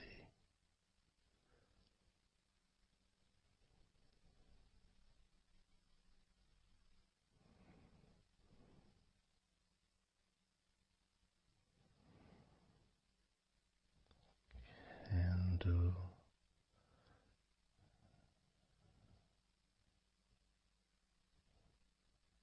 69.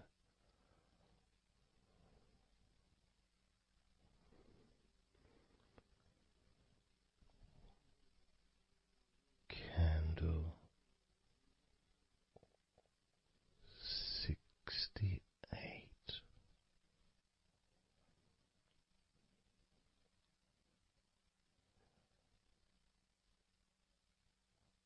Candle 67.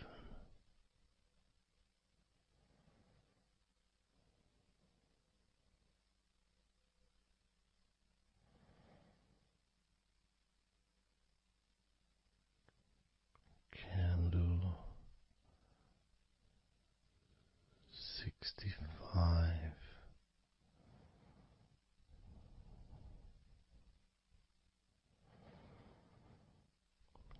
Candle 64.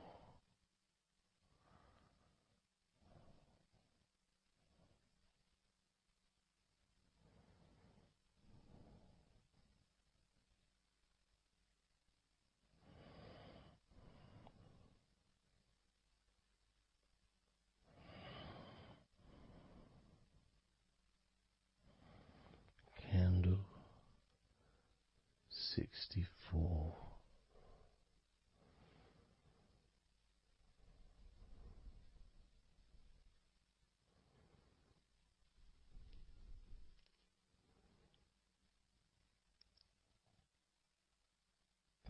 Candle 63.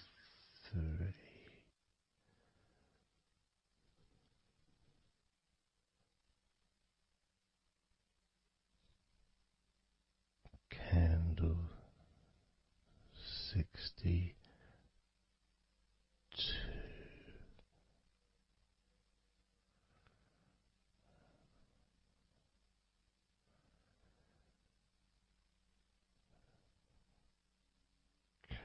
Candle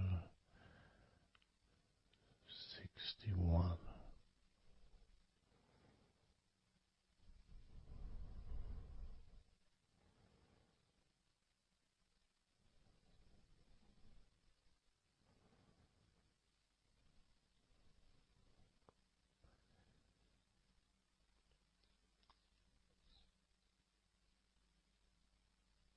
Candle 60.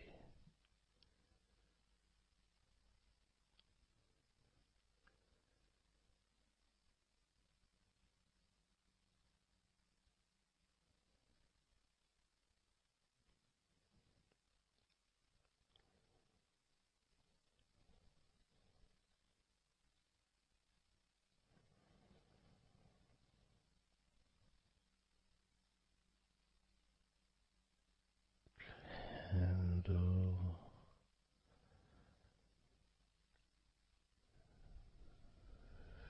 59.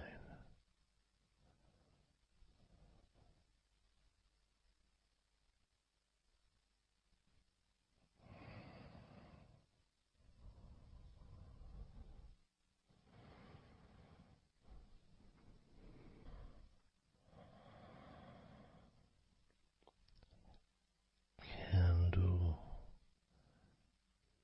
58.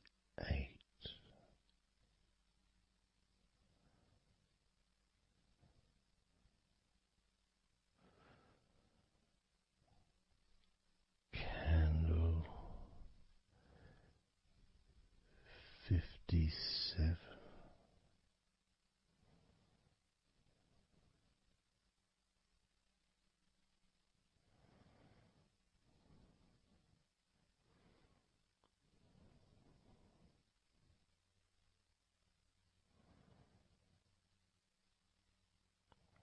Candle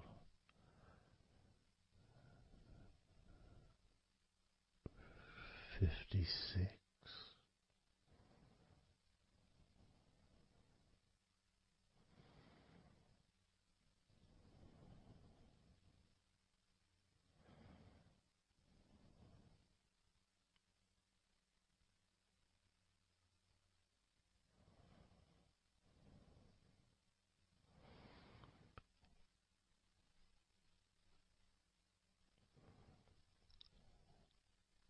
Candle 55.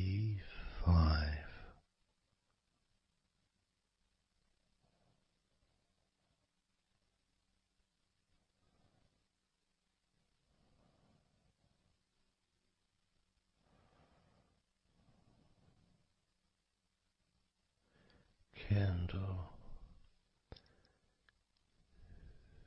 54.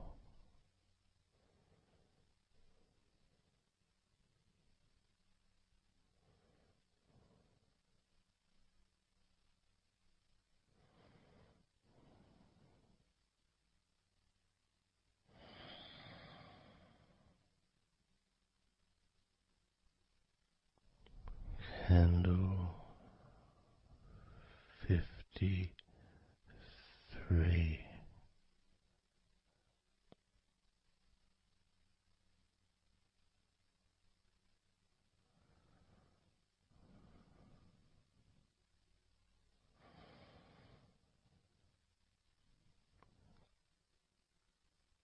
Candle 52.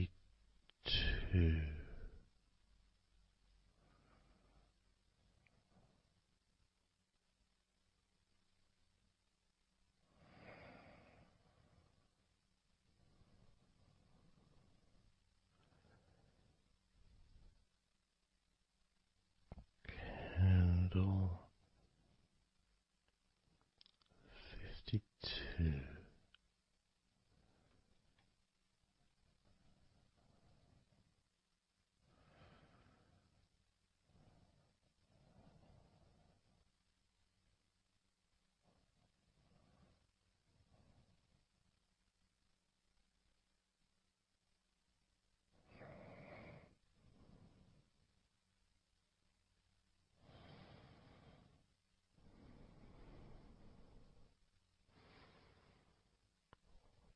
Candle 52.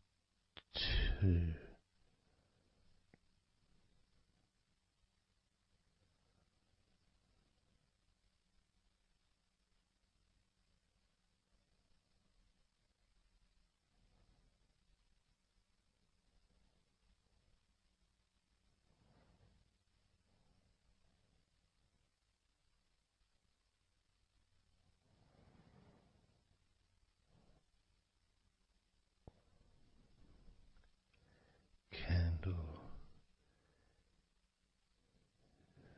51.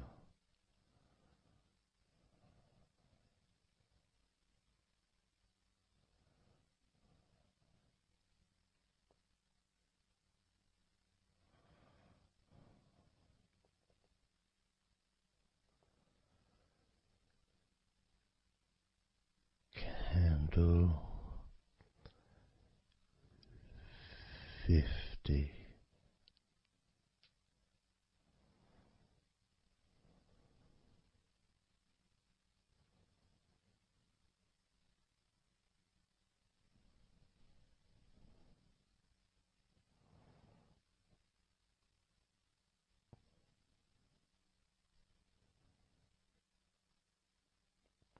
Candle 49.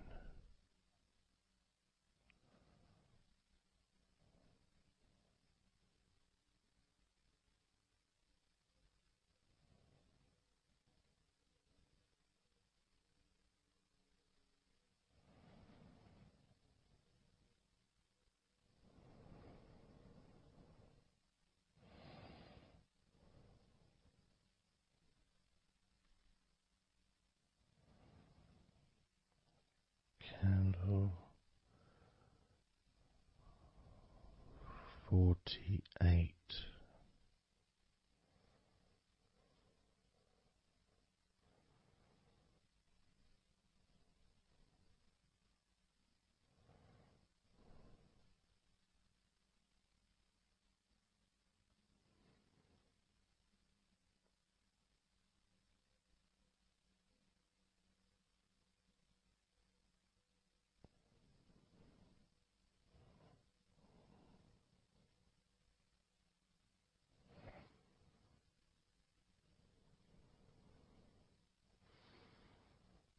Candle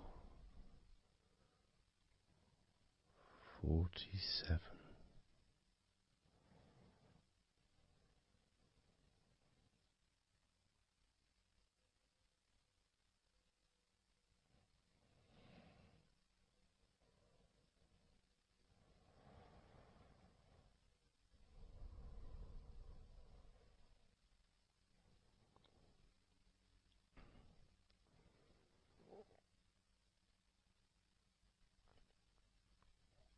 Candle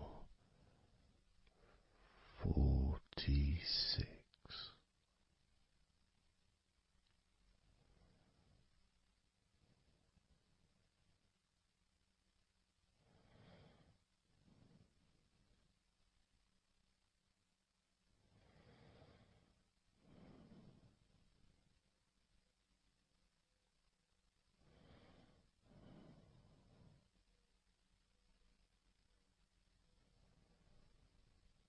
Candle 45.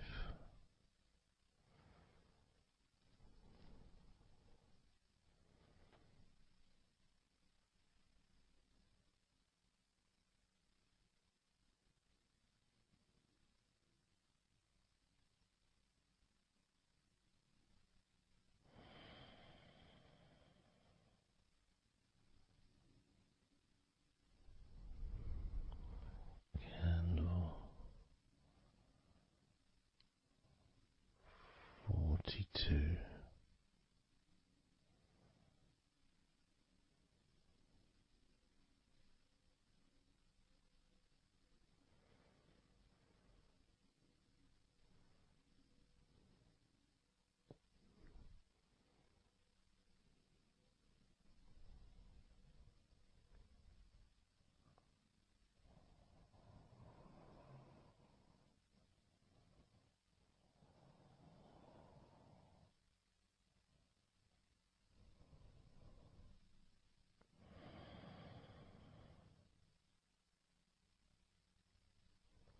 Candle 41.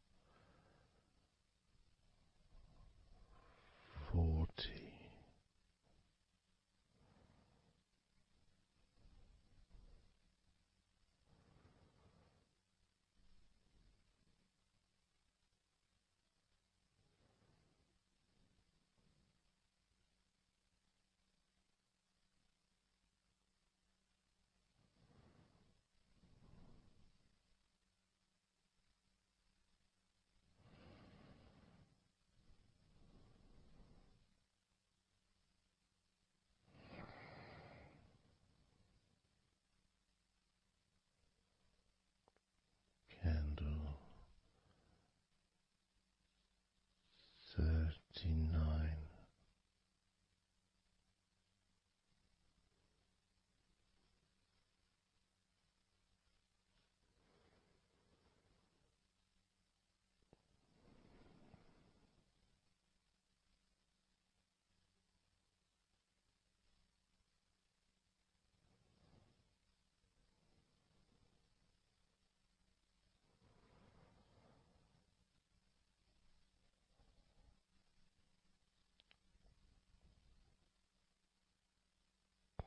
candle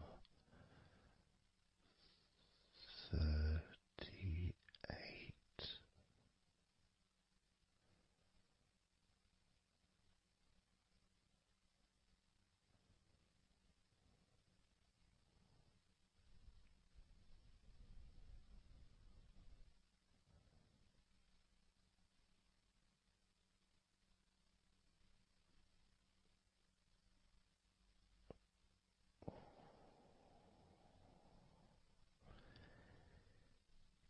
candle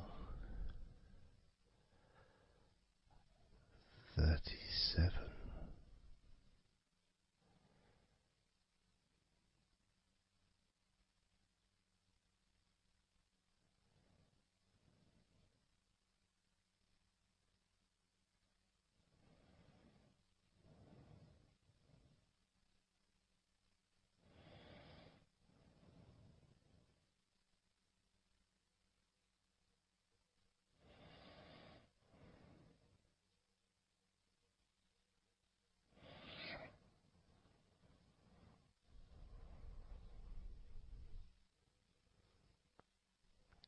candle 35,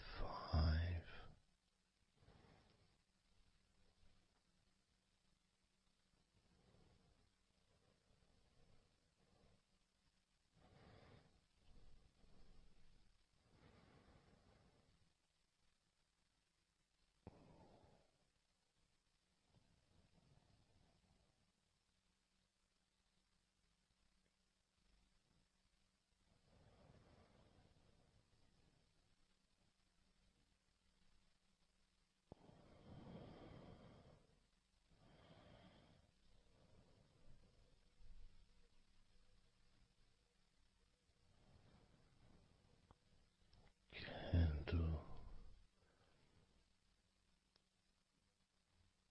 34,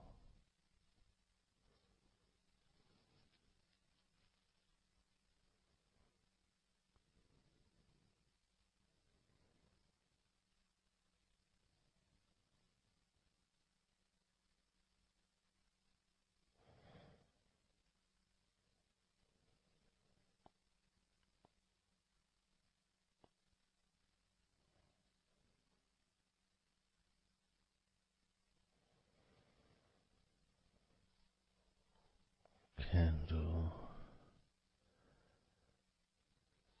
33,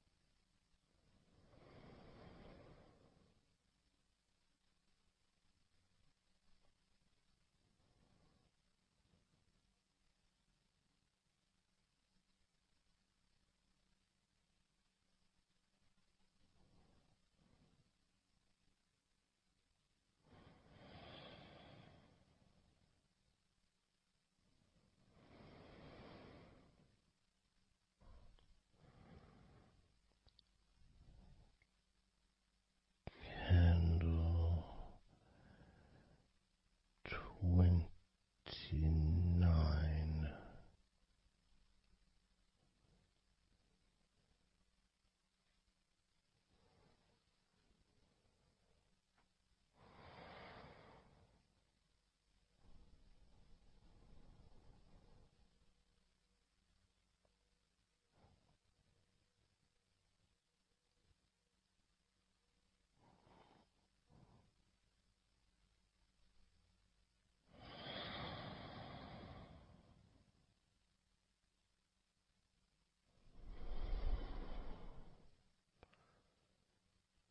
Candle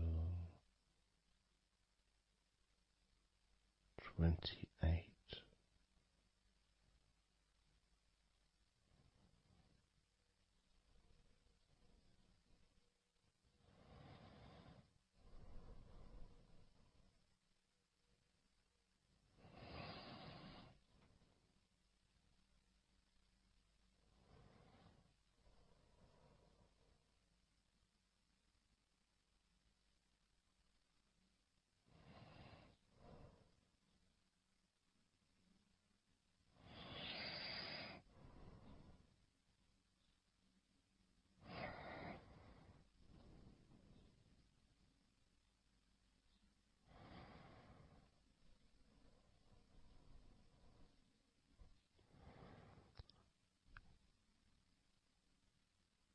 Candle 27.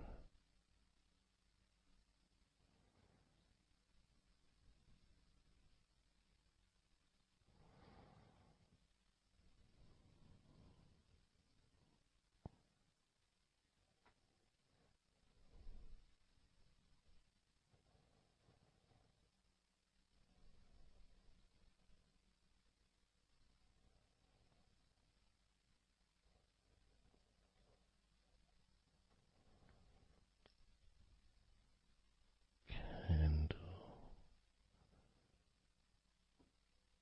26.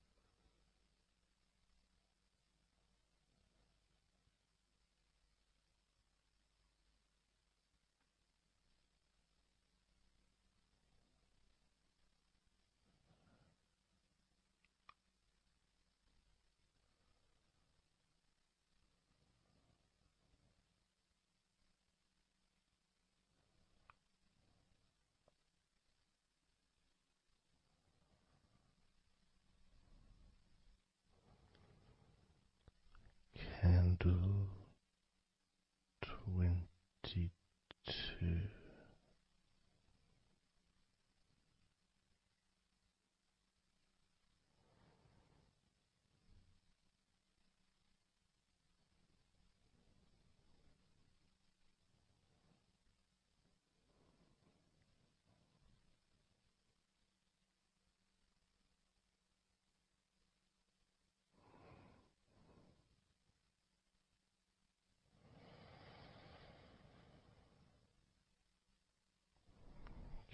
Candle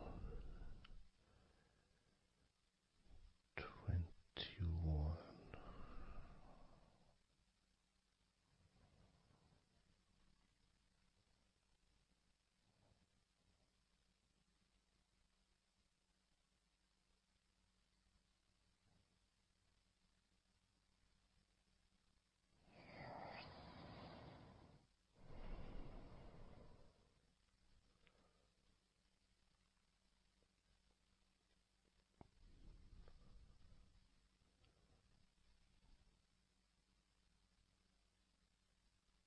Candle 20.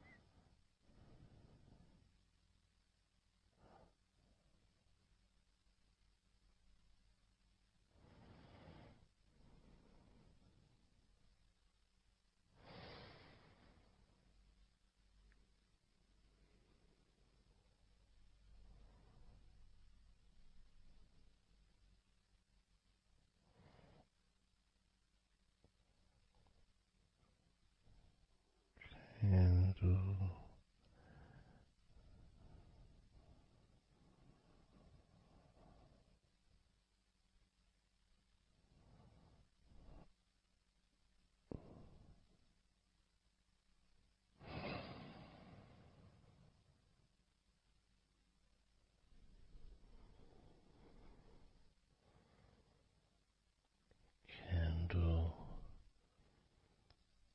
19.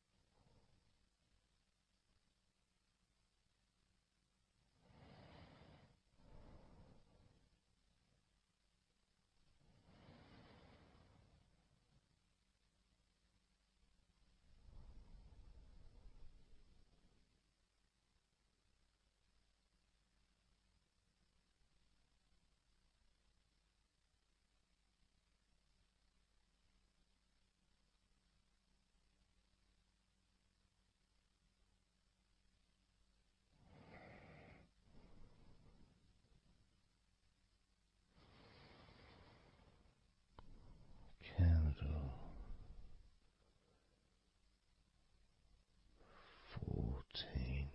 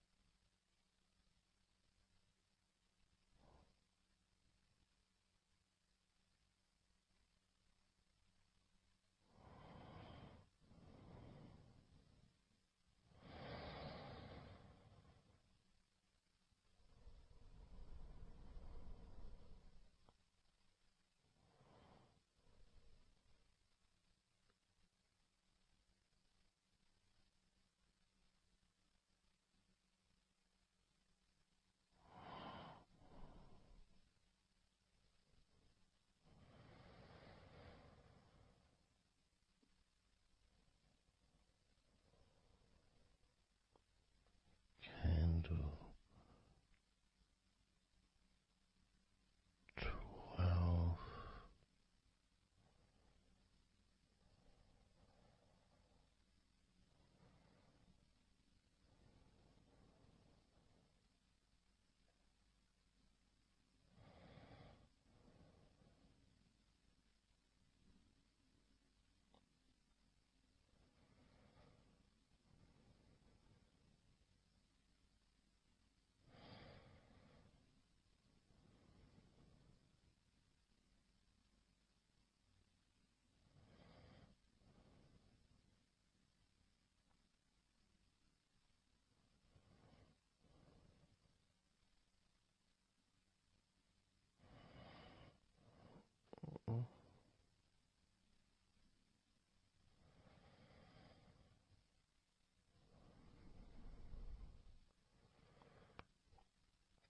Candle 11.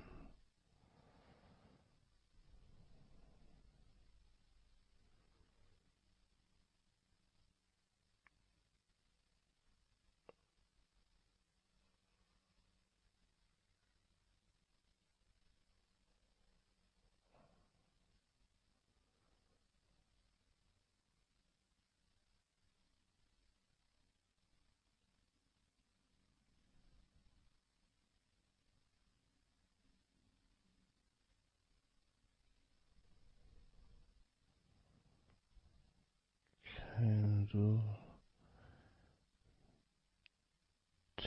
10.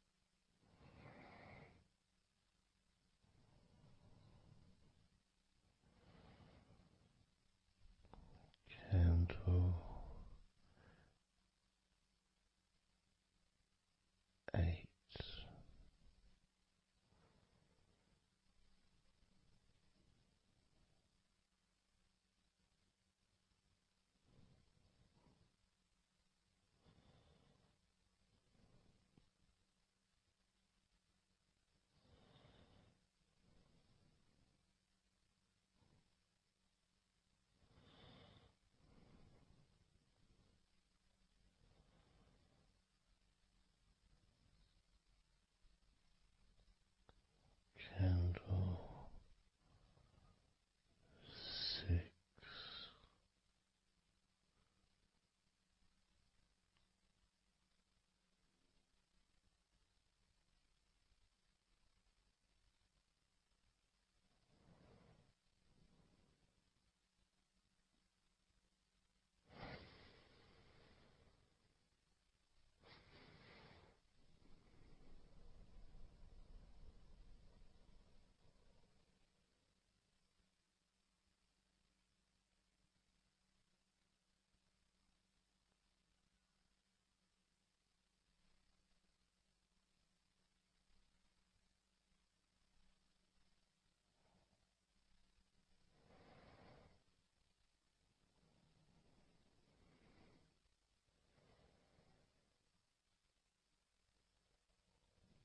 Candle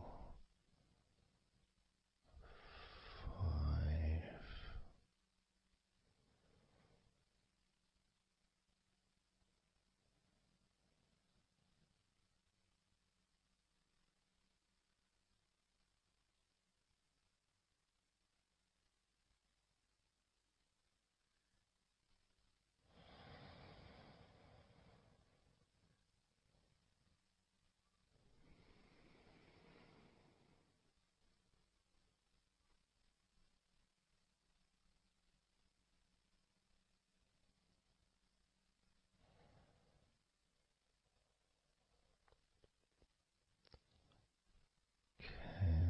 Candle 4.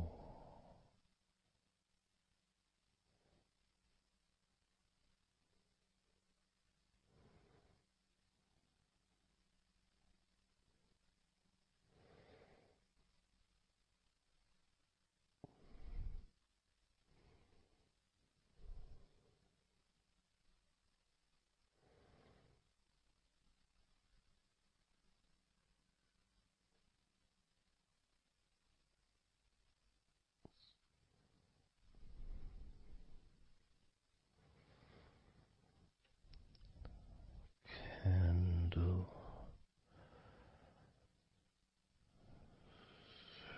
3.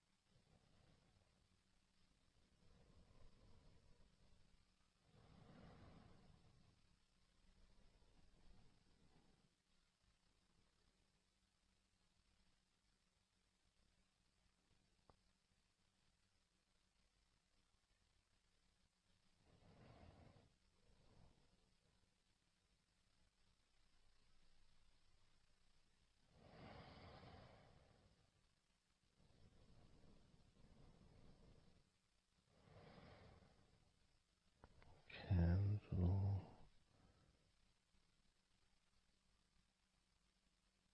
2.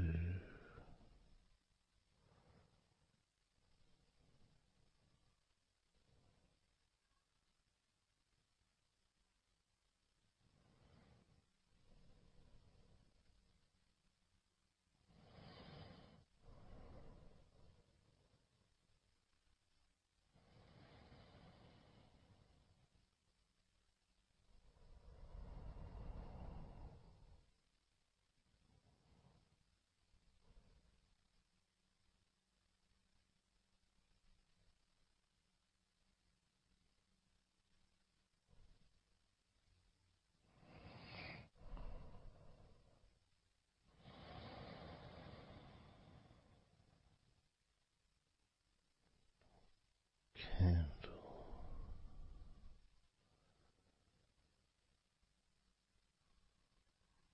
1.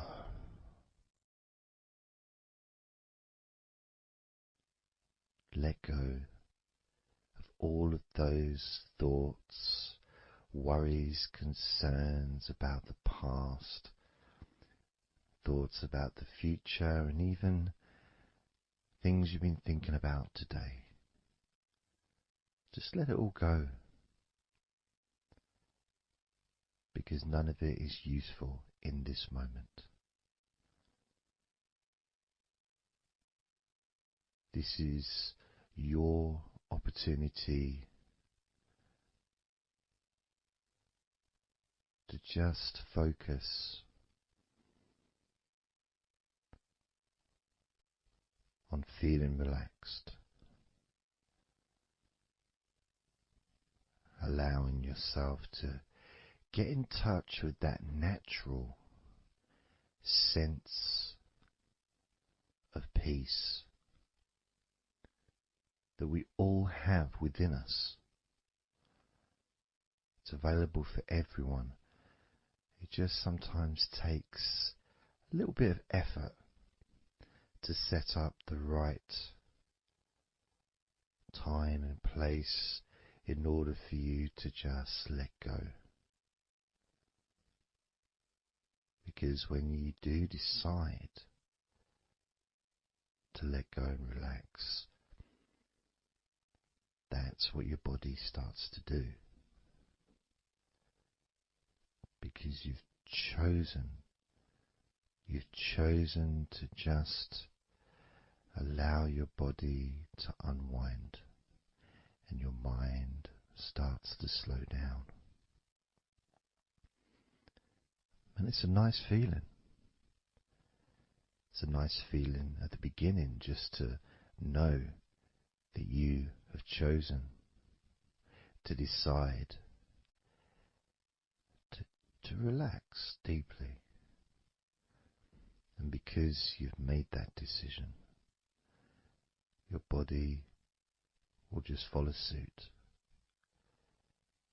Because sometimes all the muscles in your body need is just permission from you to relax. Because so often we're busy, we're going from here to there, we're walking around and we're doing stuff, and the body doesn't have any time or space to really relax deeply. So it kind of waits for you to lead the way, waits for your permission.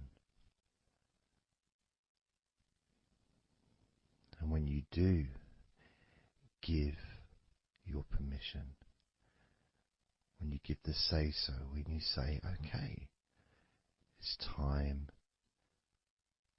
for your body to let go completely and relax totally, your body just follows. It's almost like a breath of relief. Ah, good, I can now relax.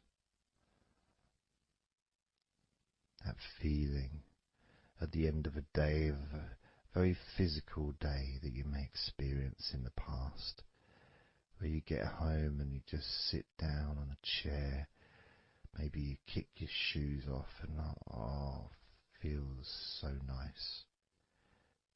Knowing that you don't have to get up again for a little while at least. And if you choose, you can just sit there for maybe an hour or two. And it feels blissful. And just by sitting down like that, your body knows that it's time to relax. Your body has been given permission from you, because it's a mindset. In your mind, you're prepared to let go of everything and just completely allow all of the stress of your body to evaporate.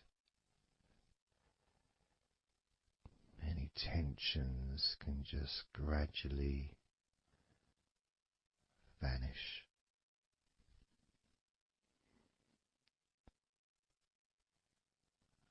It's almost like magic, really.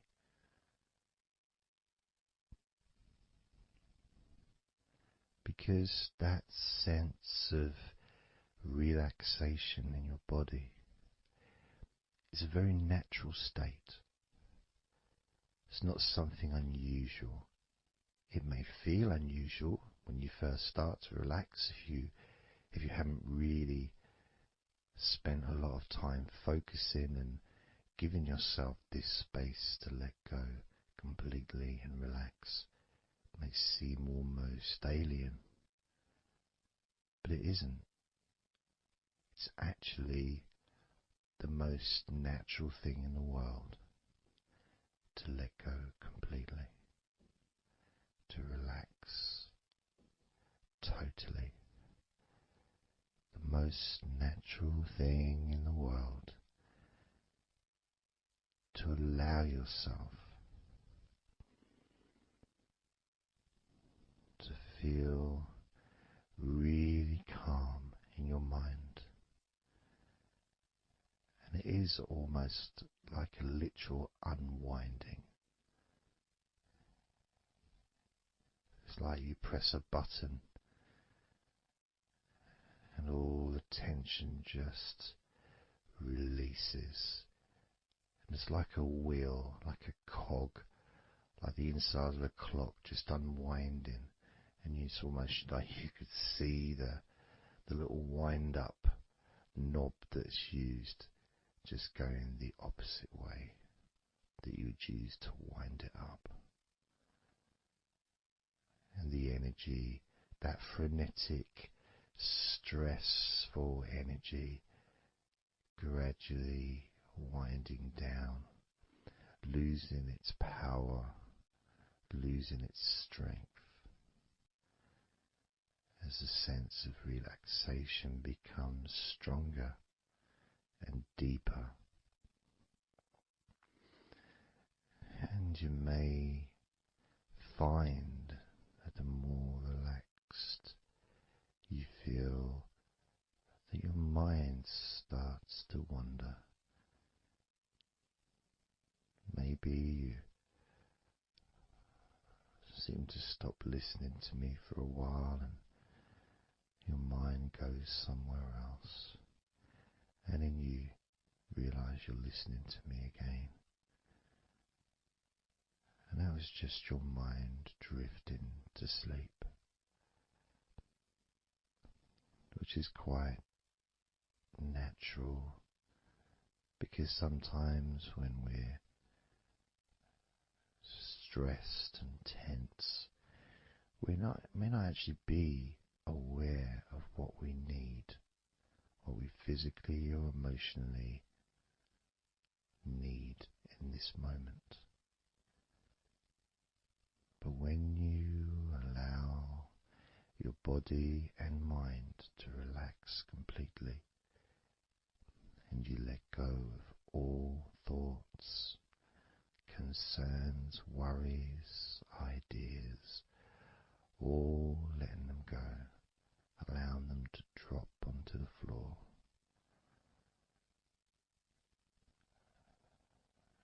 you start to get in touch with the feelings of such relaxation. It feels so nice to be in touch with the calmness of the different body parts as they become looser and looser. Even your breathing seems easier and more natural, effortless, as that cool air enters through your mouth or nose into your lungs, breathing in comfort and relaxation,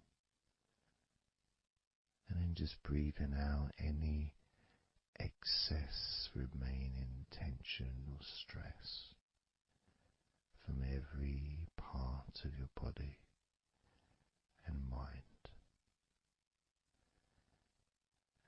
as you start to focus on your mind, maybe you notice that things have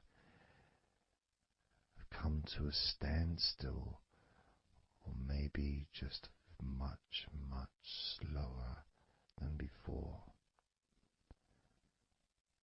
because your mind is not really needed when listening to my voice, which allows your mind to relax just as deeply as your body. And that synchronicity between the relaxation of your body and relaxation of your mind lets you know that feeling completely calm, loose and relaxed really is a great healing experience for you, and has so many positive benefits for your body, your mind and your life, to be able to let go of everything and to relax completely in all parts of your body and mind. Even your bones are relaxed. All your muscles are relaxed.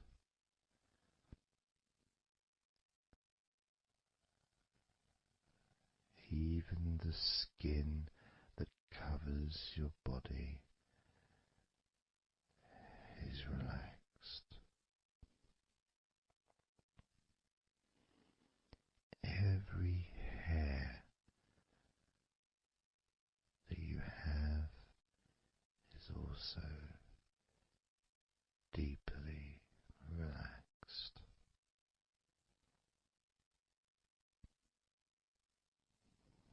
And your brain really starts to feel the benefit of this healing relaxation.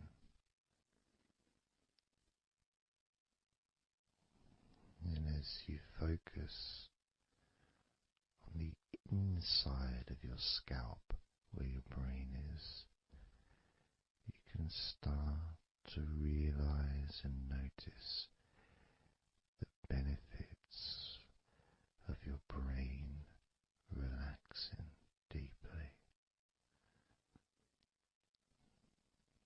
And as your brain continues to relax,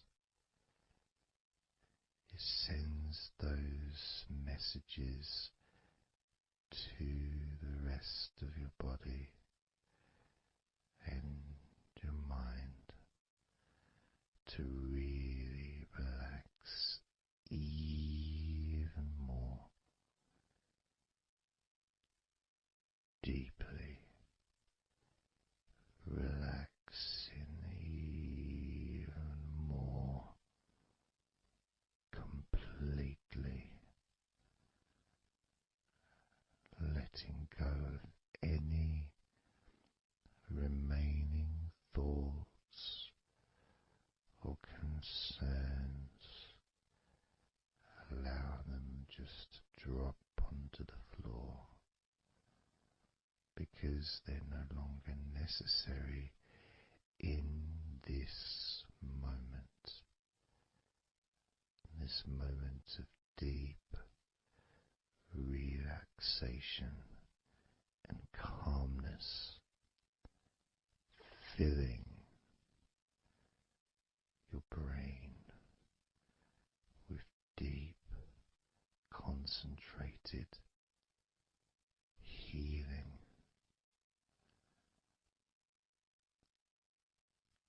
calming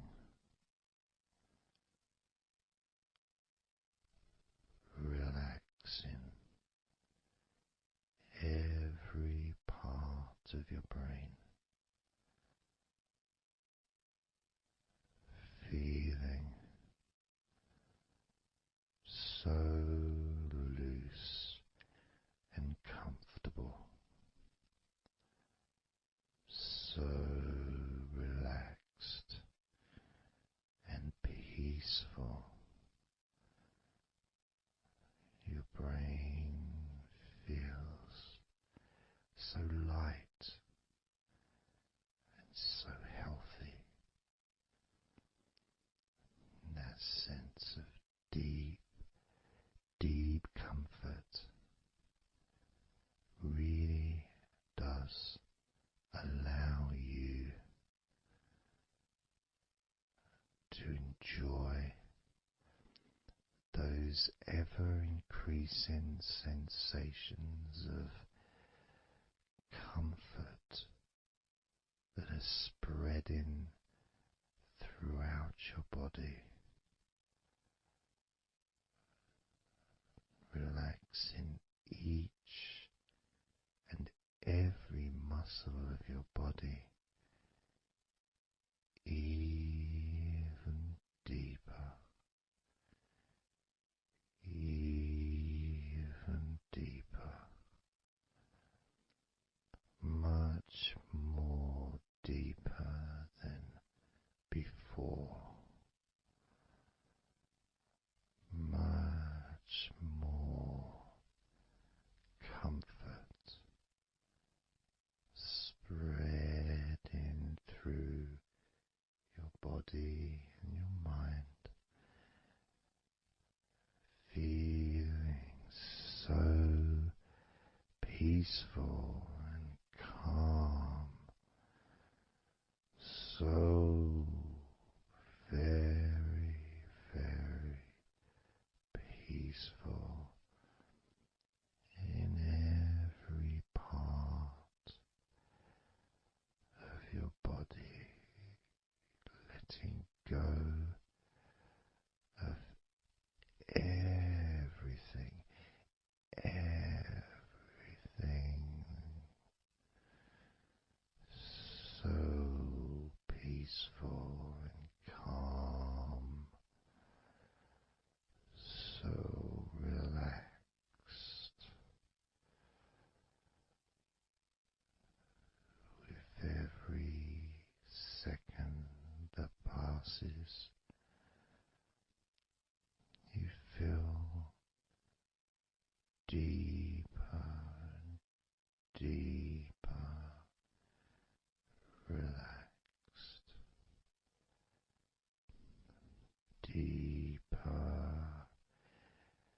and deeper relaxed, calm, so calm, peaceful, so very peaceful, from your head down to your toes, such peace and comfort growing all the time, such peace and comfort spreading through your body and mind, deeper and deeper, such comfort spreading and sinking deeper into every muscle of your body, so that you feel amazing, so relaxed, so peaceful, so relaxed and peaceful, letting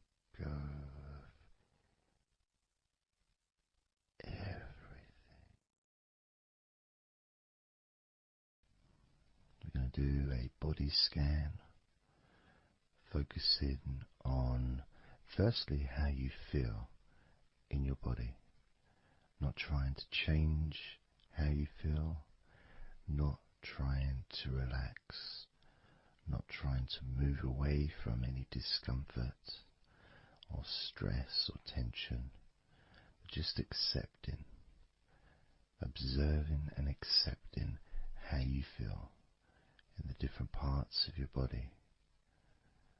Just allowing yourself to be exactly as you are, to notice, to get in touch with how you actually feel in this moment. So we're going to start off by focusing on your hands. Just be aware of your hands.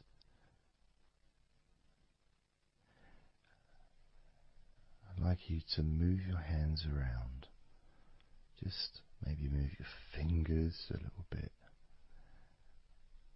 open and closing your hands very gently, just so that you can get in touch with how your hands and your fingers feel, with very, very slow movements.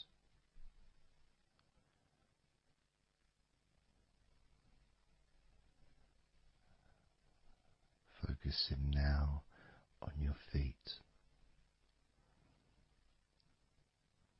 And if you can, just do kind of an equivalent with your feet as you've just done with your hands. Maybe turning your ankles, moving your feet around, moving your toes gently, but only very gently and very slowly, noticing how your feet feel in this moment.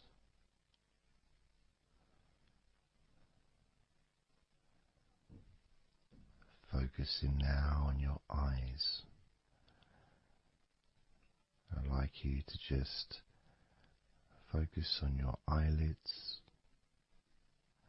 Maybe you can open and close your eyes a couple of times to really get in touch with how you feel when you do close your eyes. The muscle changes in your eyes when you do close them. Maybe raising your eyebrows, which stretches the tops of your eyes. Perhaps squinting your eyes, scrunching up your eyes, just so you can really get in touch with all aspects of how your eyes feel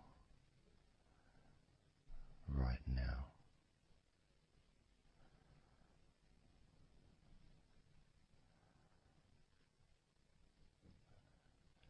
Now focusing on your thighs, and I'm going to just ask you to gently tense your thighs, just very, very gently, just enough so you can become more attuned to the physical sensation of your upper legs, the front of your thighs and the backs of your thighs.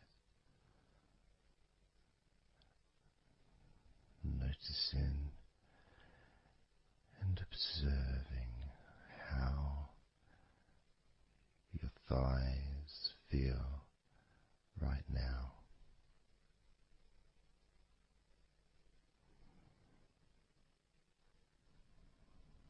Moving your focus to the back of your neck, just noticing the back of your neck, the muscles, and of course they lead to the side of your neck, they also lead to the top of your back, which lead to your shoulders. So as you focus on the back of your neck, maybe you can move your head gently upwards as if you were looking up. Maybe moving your head down as if you were looking down.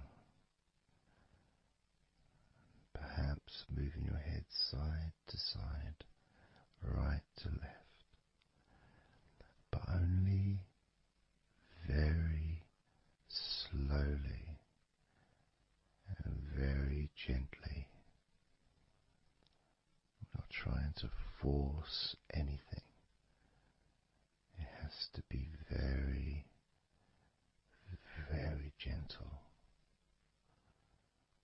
just so that you can be more in touch with the feelings, with the sensations, the physical sensations of how the back of your neck feels right now.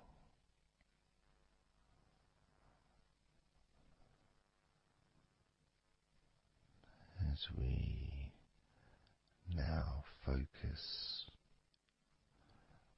on the tops of your arms, the parts where your biceps and your triceps are, between your elbow and your shoulders. As you focus on those parts, the tops of your arms, you may like to just tense them, but very, very gently and slowly, so you're not straining or putting any pressure whatsoever on your arms. It's just so that you can gain more of a sense of how your upper arms are feeling in this moment. And just noticing as you gently, very gently and slowly tighten the muscles and then let go. Notice how the tops of your arms feel right now.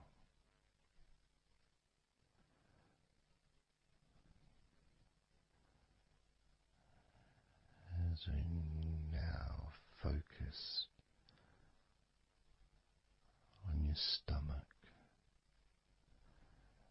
the area, the lower abdomen area below your belly button,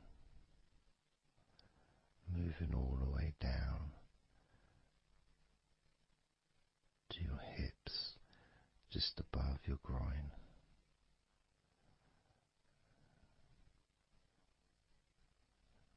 Maybe you're able to tense these muscles in that area very, very gently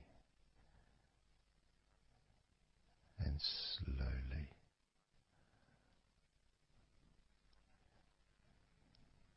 If that's a difficult thing to do, then maybe you can just move your body, pushing your stomach up, maybe moving a little bit to the side, using your hips, just so that you can get more in tune with how your lower abdomen area is feeling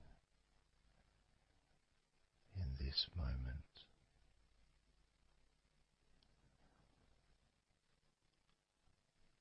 Just noticing the physical sensations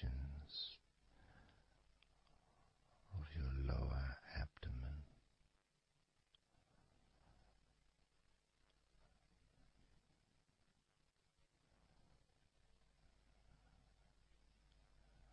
As we move your attention to your mouth,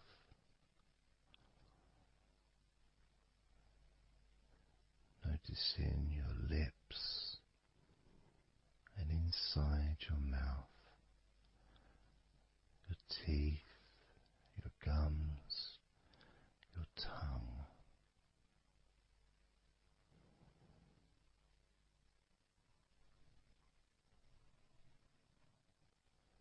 Just noticing how your tongue and your mouth feels, and it may help by moving your tongue around your mouth, moving it to your left, maybe pressing it gently against the side of your mouth, and then to the right, gently to the side of your mouth, perhaps pressing up against the top of your mouth, and then down gently against the bottom of your mouth. Always very slowly and very, very gentle, so that you can be aware of how you feel in your mouth area.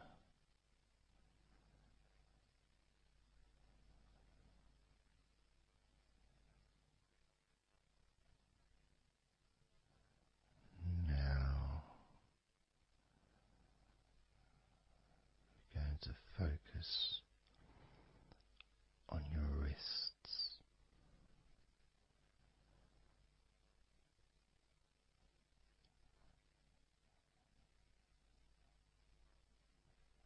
And I'm going to ask you to maybe just rotate your wrists by moving your hands in a circular motion very gently and slowly, just so that you can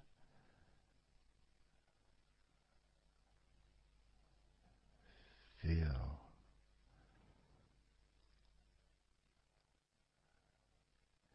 the sensations that you are currently experiencing in your wrists. Perhaps moving your hands up and down,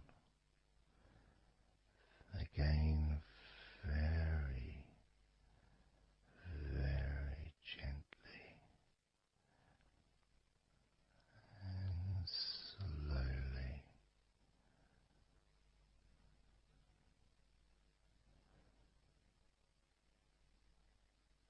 Very gentle and slow.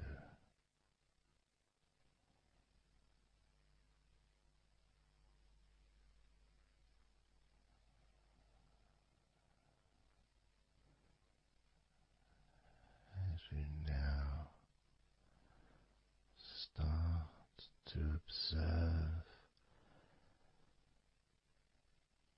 your lower back.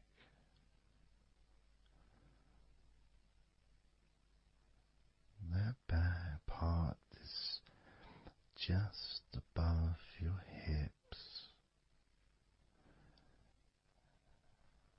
where your coccyx are.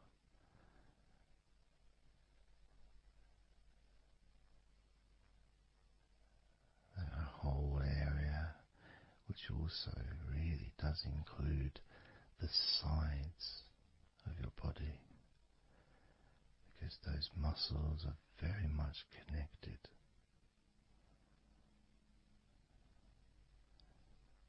As those muscles also move into your hip area, connecting to your buttocks,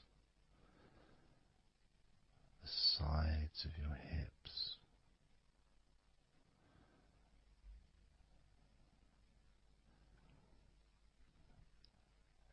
And if you're physically able to do so, maybe you can very gently just move your body ever so slightly, very slowly, from side to side, just enough for you to gauge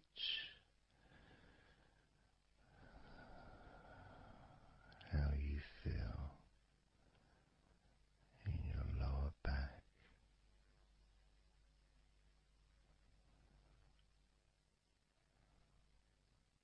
Perhaps you could even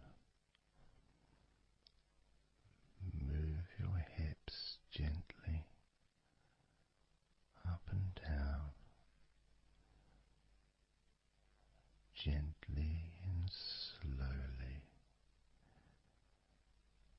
in order to really be in touch with the physical sensations of your lower back.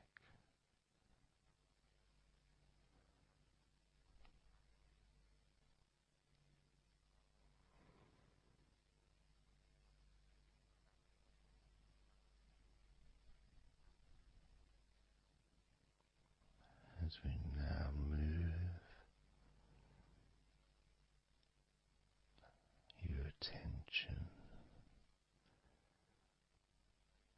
to your jaw, that area from your chin all the way up to near where your ears are, the whole of your jaw.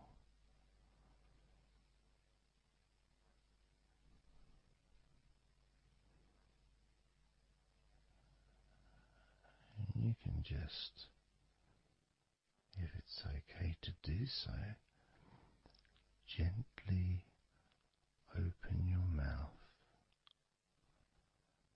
not wide, no stretching, just very gently and slowly opening your mouth and then closing your mouth very gently and slowly.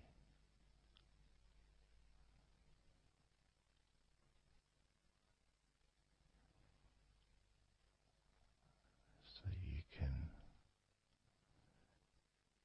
be in touch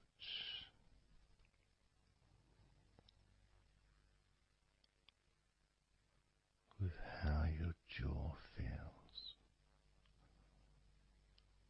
now.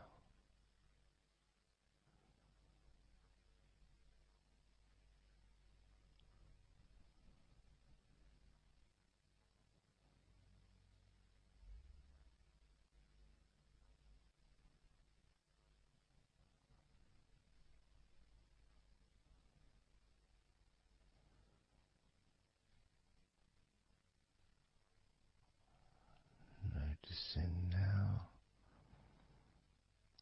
your chest area.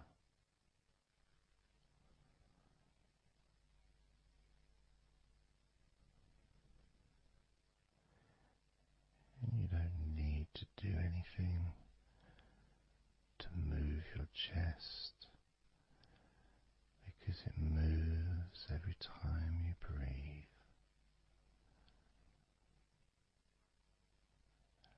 And it moves very gently and slowly, automatically, with each breath you take.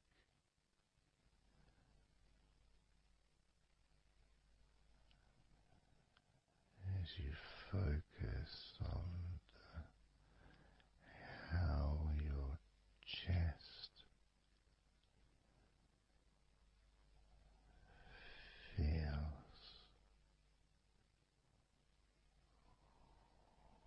when you breathe.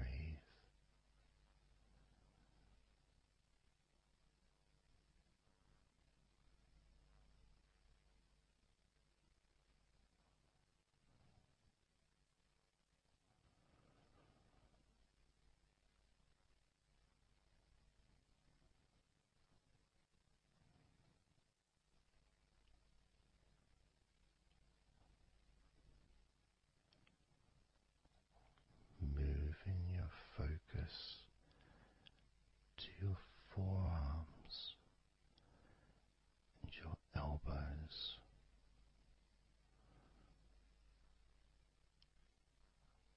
Maybe you're able to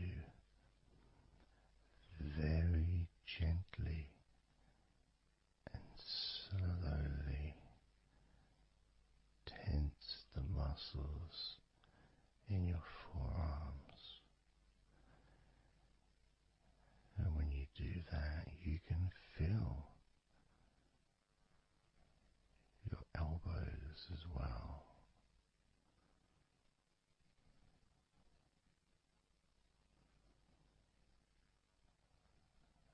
Very gently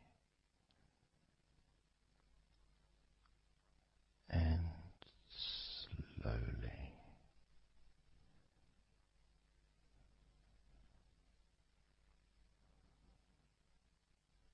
Gently and softly, observing your forearms and elbows.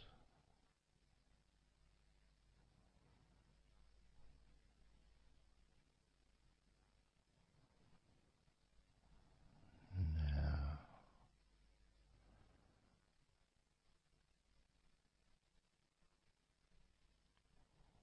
you can focus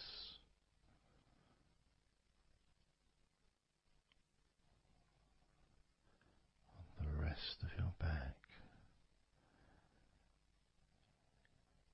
your upper back, and the middle of your back.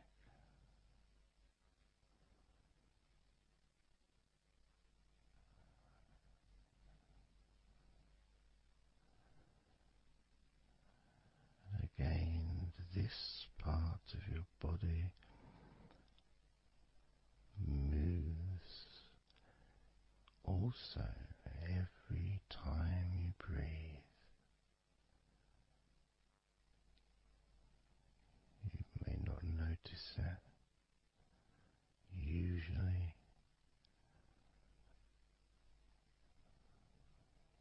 but as you observe your upper back and the middle of your back, you can really feel that gentle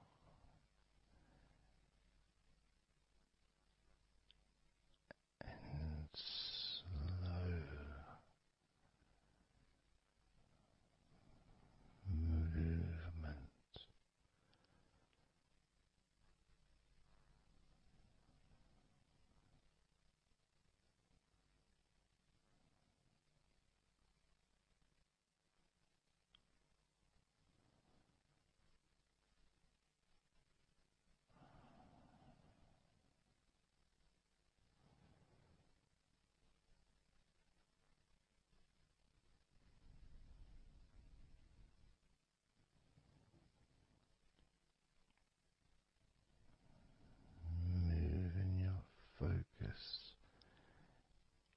to your hip area, your buttocks, your groin, those muscles and those bones in your midsection.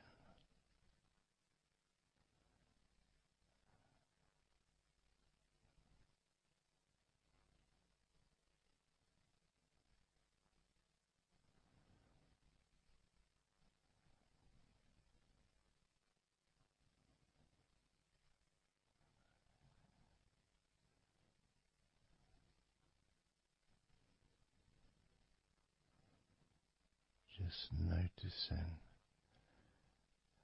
how your hips feel right now.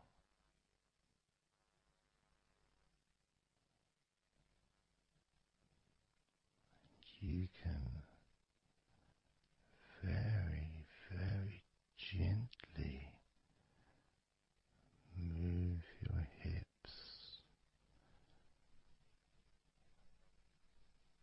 maybe side to side, very gently and slowly.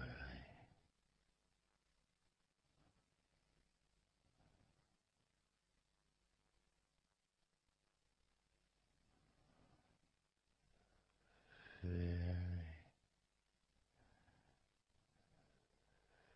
very gently,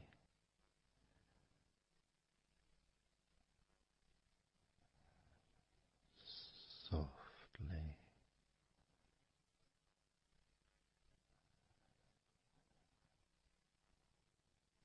and slowly.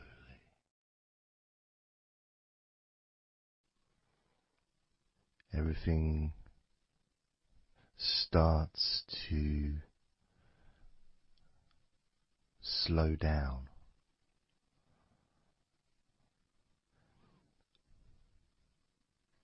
including the thoughts in your mind, and your mind itself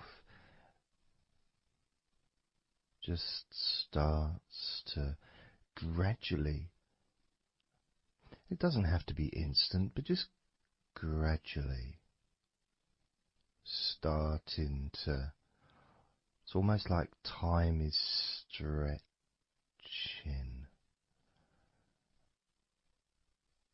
It's a slower pace to maybe what you're used to in your day-to-day life. It's a slower movement of energy.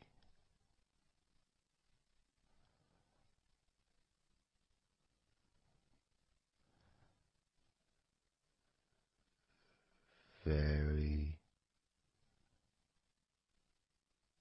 small movements which make up the larger movements, which is always the case. When you move your hand, it might seem like it's one movement, but it's lots of minute different muscles moving in accordance with each other, and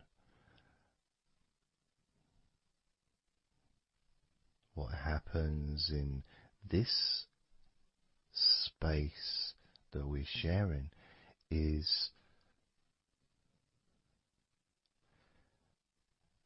we move from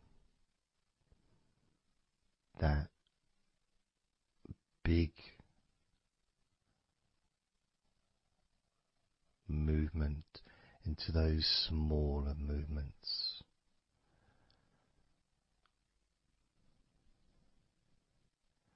Starting to focus on how your body feels, but not just as a whole, not just, oh, I feel in this way, I'm feeling stressed or tense, or I'm feeling relaxed and calm. I'm feeling this way, I'm feeling that way. Starting to notice that your body begins to present to you small feelings around your body.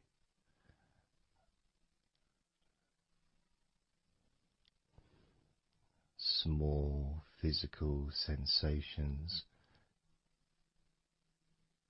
in your legs, whether pleasurable or not. Maybe resisting the temptation to label them or to judge them, those feelings, just thinking about them as just being neutral, just feelings.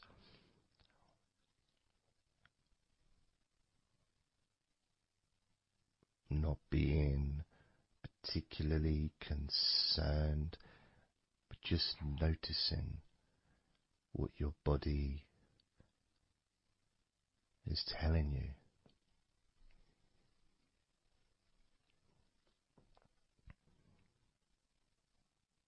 The feelings in your arms.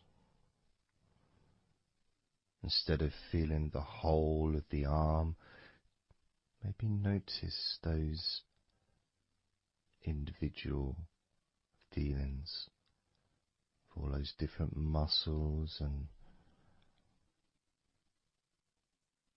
the skin,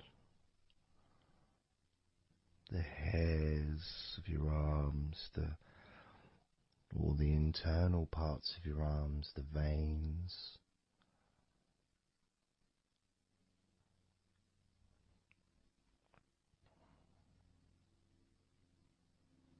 the bones.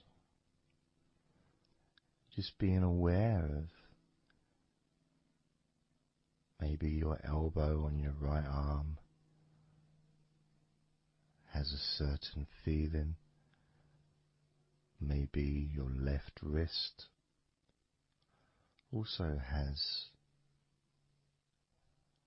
its own individual physical sensation.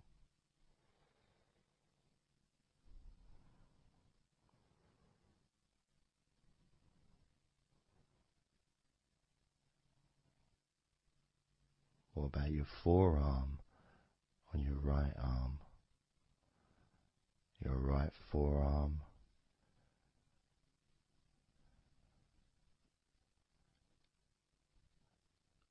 There may not be any particular feeling that you could even give a name to. May not feel like anything other than just a feeling. You know, it's there.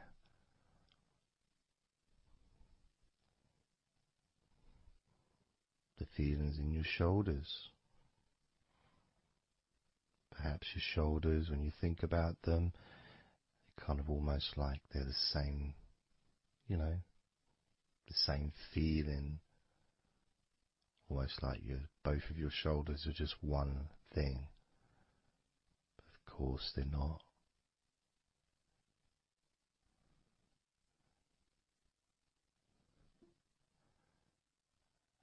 And when you focus on your left shoulder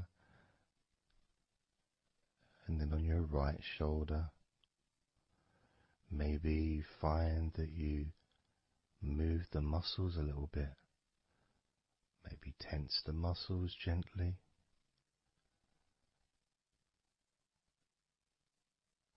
Noticing the difference in each shoulder.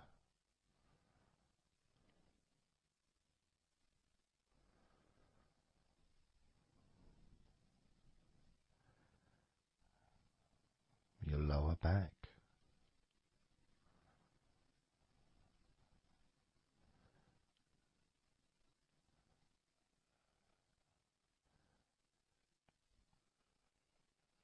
the left side of your lower back and the right side of your lower back.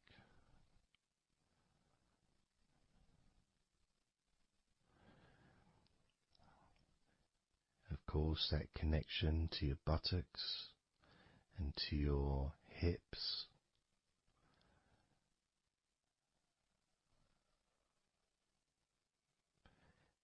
and also moving up into the middle of your back.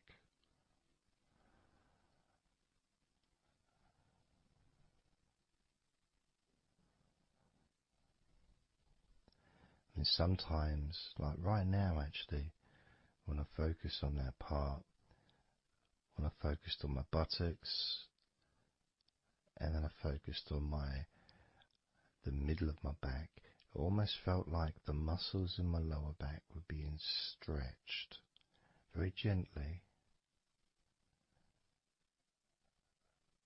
but just stretched a little bit, even though I wasn't doing anything to try to stretch your lower back. It just seemed to happen. The feeling of very gently stretching your lower back.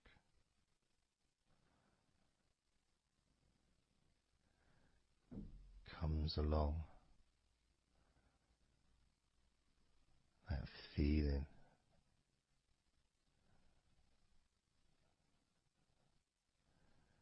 in your chest.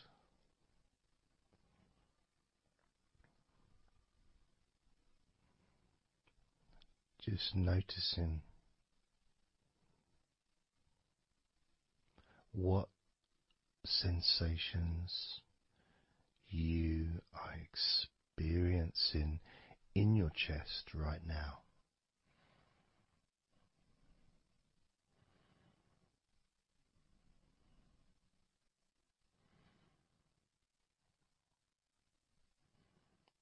And there's so much of the chest. Obviously there's the collarbone leading to the chest. You've got the chest bone. You've got the muscles in your chest. And of course, if you're female, there's possibly the breasts. If you're male, you've got the different, well, mine aren't that different these days, but there may be more muscles at the top of the chest, but at the side, underneath, it's pretty much the same.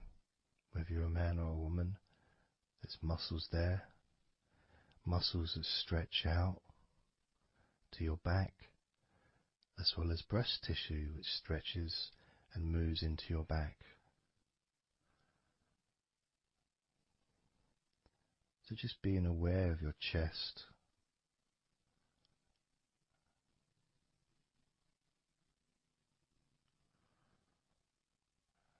being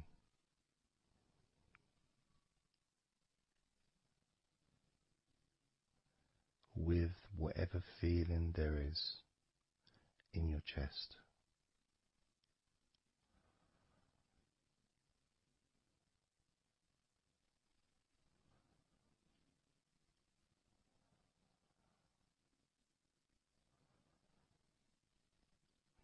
And when I notice that I focus on my chest, I feel it in my back, my upper back. I mean, I guess the obvious reason would be because, I breathe in,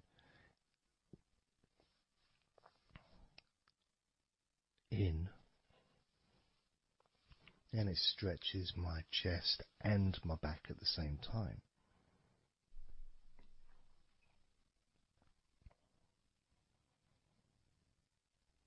Yeah, it feels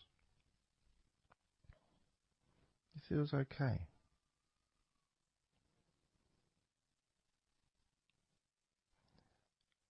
Doesn't feel I got a little bit of pain in my right chest. A little bit, not pain, but little discomfort, maybe stiffness possibly. I don't know. I notice my shoulders are also wanting to flex for some reason. I think that's probably part of my upper back.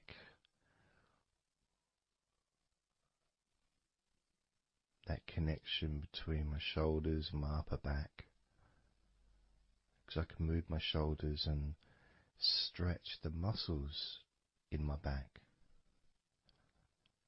Moving the shoulders backwards or up, which then moves I think it's the scapulars in your back.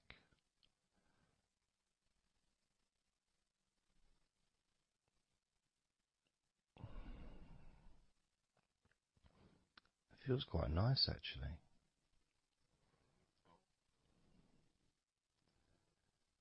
The good thing about this is you can, if you want to, you can just flex or stimulate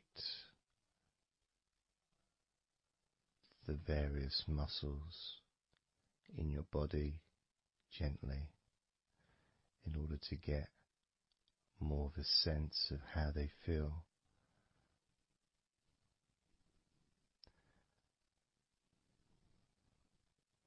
And when you're relaxing,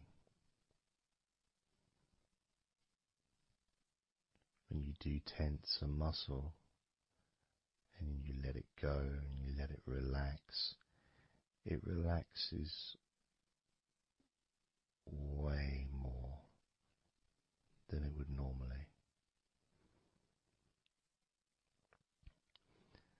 But you have to feel that you're able to do that. There's no point doing it if there's an issue with a part of your body. You need to be gentle with yourself at all times when relaxing deeply. It's important to be kind to yourself.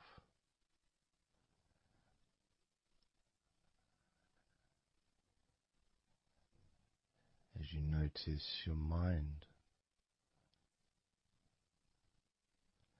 how much has your mind slowed down since we started this recording?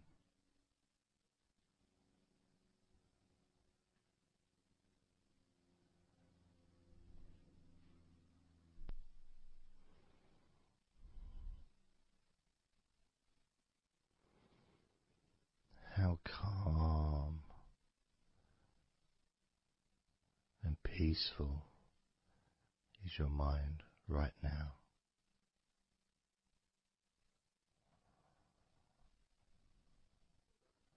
With nothing to think about and just my voice to listen to, because you know the intention behind this recording is relaxation. At the very least, for you to feel more relaxed at the end of the recording than you did at the beginning.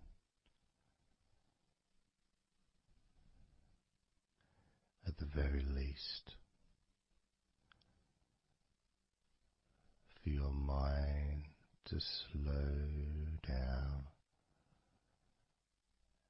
as your body continues to relax. Because that's what you want to happen. That's what you expect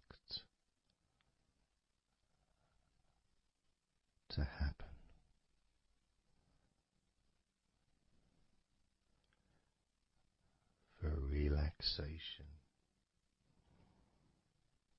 to fill your body.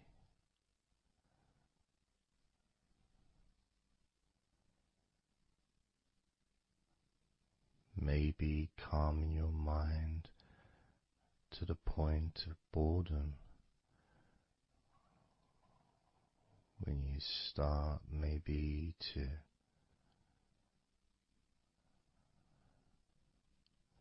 drift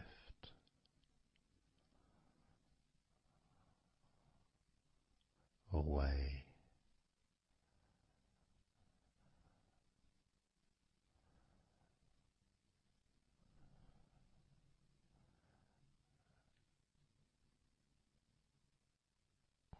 Drifting.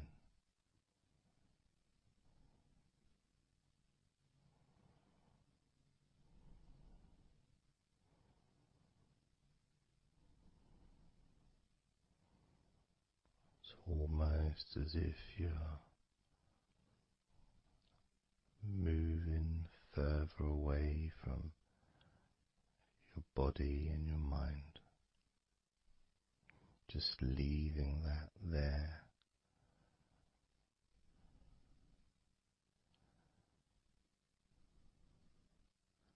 Kind of like in an escape pod in a spaceship and movie, a space movie, you know, when they get into that little pod and it sends them far away from the spaceship.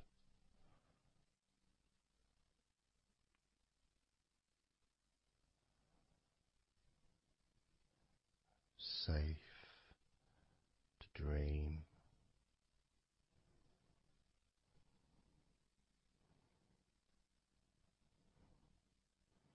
And continue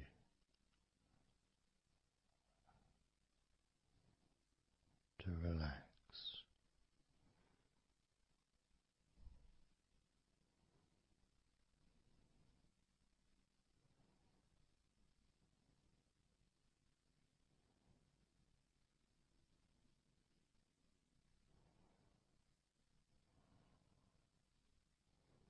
Drifting.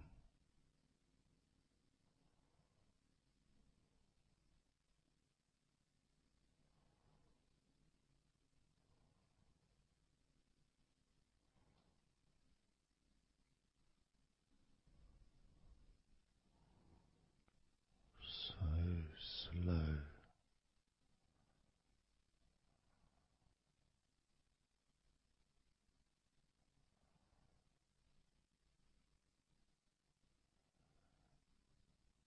And peaceful.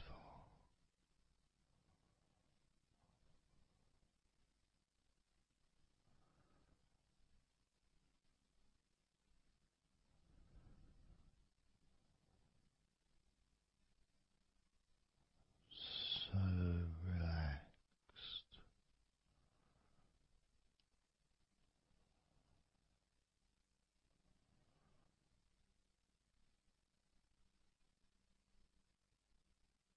And peaceful.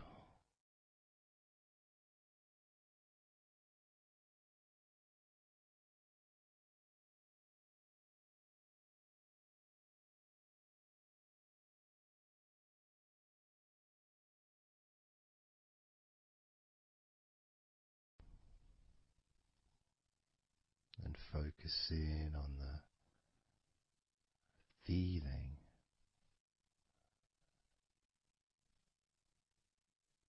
of those individual parts of your body that are relaxing one by one.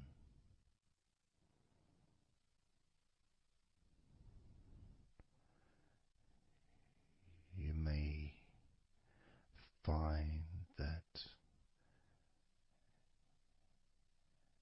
every now and then you realize that you weren't listening to my voice because your mind started to imagine something different. Maybe you started to almost move into some kind of a dreamy state. And then you become aware of my voice again. And even though you may want to focus on my voice, you may also wish to allow your mind to just drift naturally into that space of comfort and safety.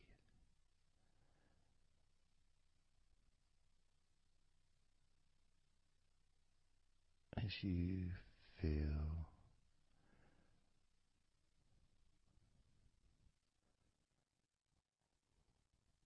more comfort spreading through your body like a warm blanket, covering you gently, keeping your body at just the perfect temperature.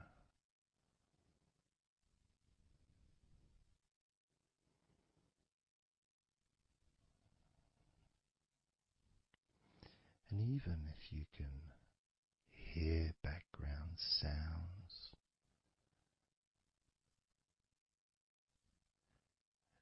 they just don't seem to matter anymore.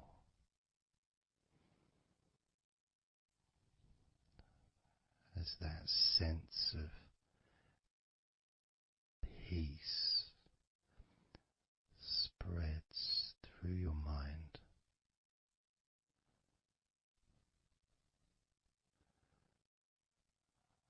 like a gentle breeze,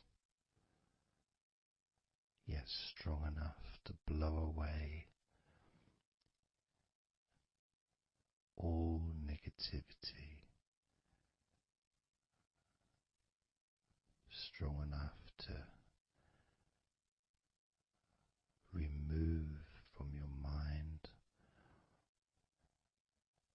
any anxiety or stress that was there before.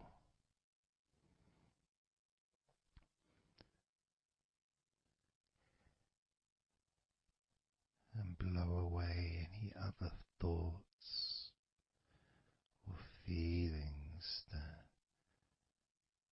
just don't fit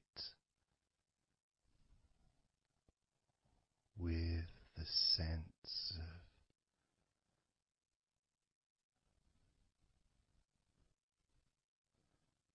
relaxation that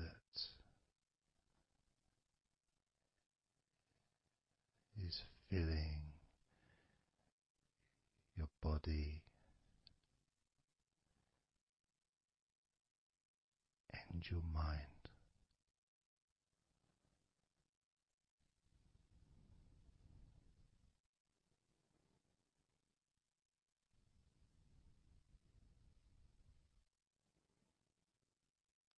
And as you focus on your mind, I'm going to count down from 10 down to 1, and with each number you hear, your mind will become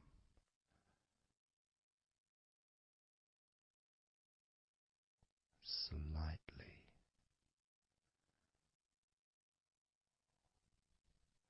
more relaxed. Just slightly.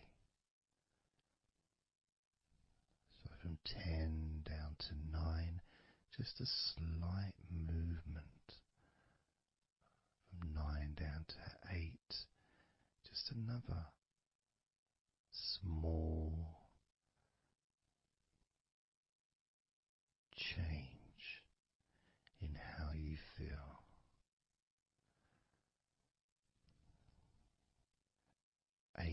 to 7. That feeling is a gap, almost like a gap that starts to get wider. The gap between those feelings that you used to have in your mind compared to the feelings you have that are growing now. Feelings of comfort and security and confidence. And that gap becomes wider. 8 down to 7, 7 down to 6. And when you get to 5, your mind will start to have a certain physical sensation. Almost like there's a magnet outside of your head, sucking the tension and the stress and any remaining feelings that you don't want, sucking them out through your skull.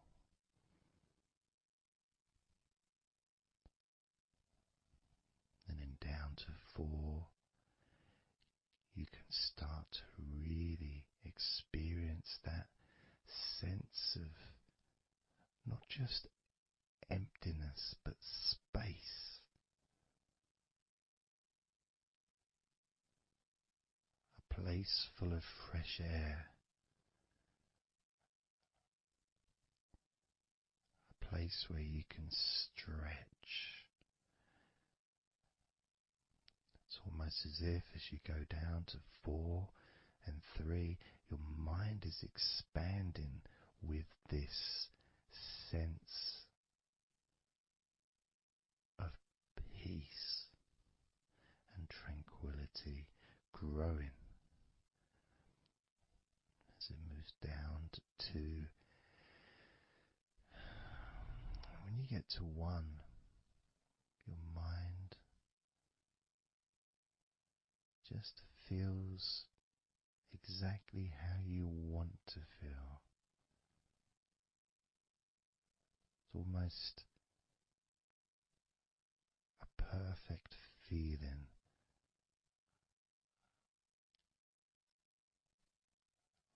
Maybe a sensation that you'd like to keep.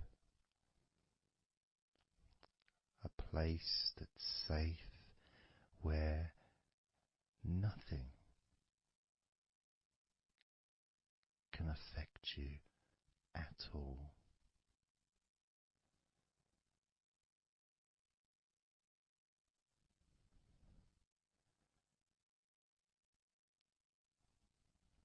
And you can stay in that space of comfort and confidence.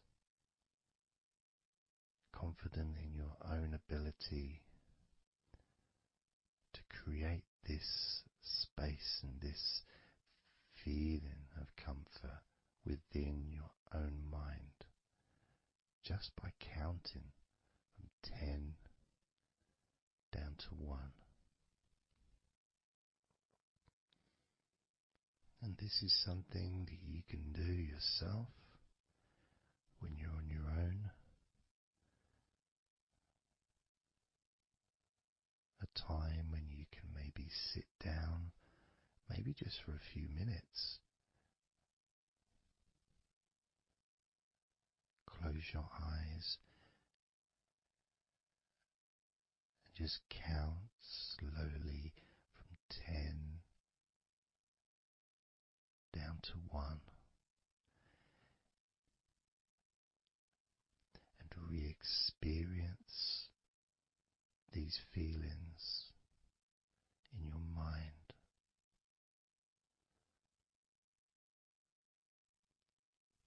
And when you feel that way in your mind, your body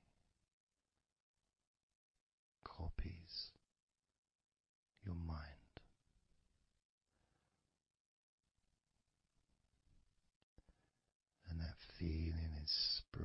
through your spine and your nervous system into every part of your body. It travels through your bloodstream,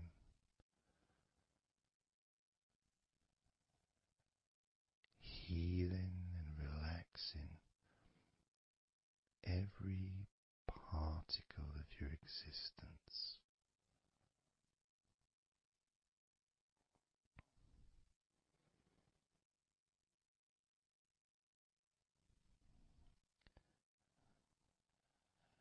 And we can practice this a few times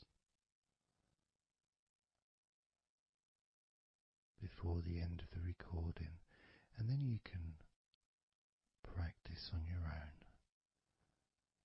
And each time you count from 10 down to 1, the feelings of comfort, calmness, and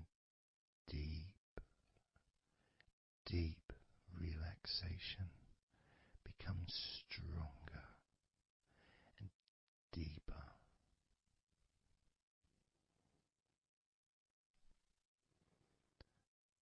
Filling your mind and your brain with these positive chemicals that spread throughout your body, relaxing you so quickly, relaxing your whole body and mind so very, very easily, just by counting from 10 down to 1.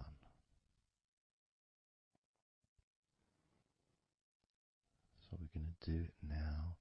I'm going to count from 10 down to 1, and I'd like you to repeat the number after me. So when I say 10, you can just repeat to yourself 10.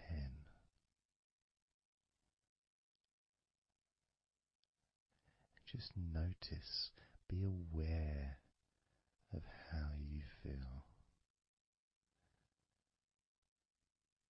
in your mind and your body.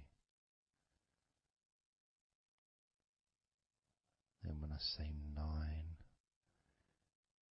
you can repeat to yourself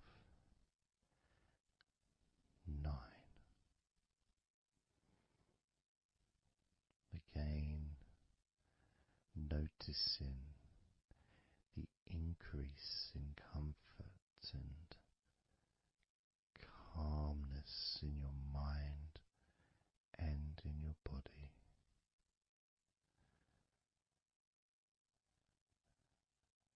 The same when I say 8, when I say 7, 6, when I say 5, 4, when I say 3, 2, and lastly when I say 1, you can repeat that number.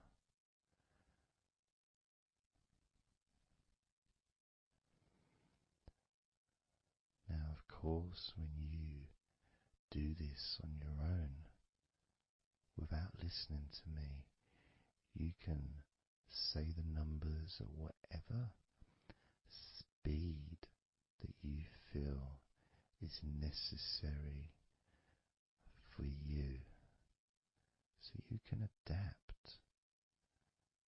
So if you feel you want to say the numbers 10 down to 1 faster than I do, then go ahead and do that. Or if you feel when you do it yourself that you'd like to have more space between the numbers, maybe take a lot longer to get from 10 all the way down to 1. That's your choice also to do.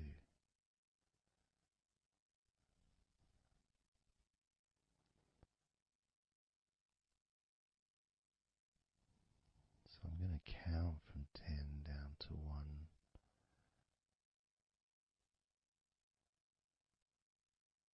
And when I get to 1, that will be the end of this recording.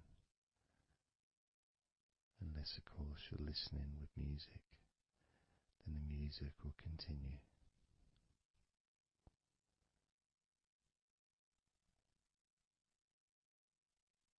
10.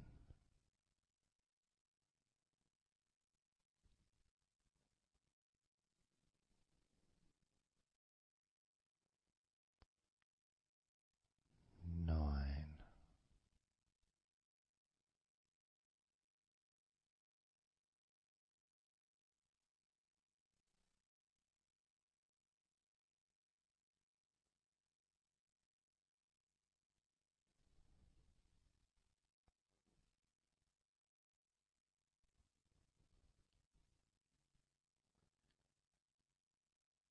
8.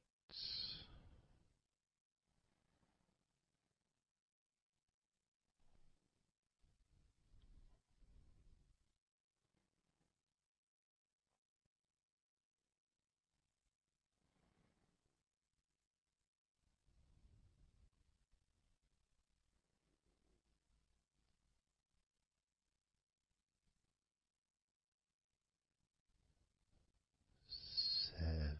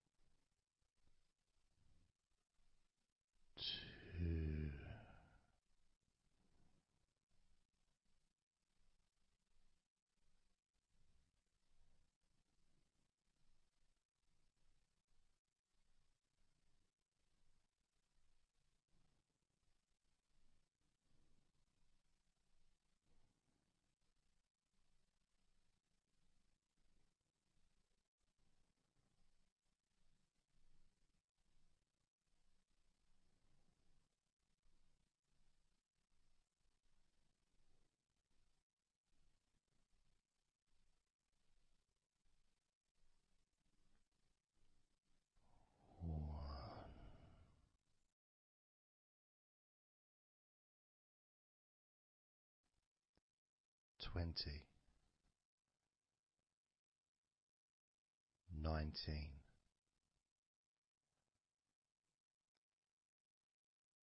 18, 17, 16, 15, 14, 13,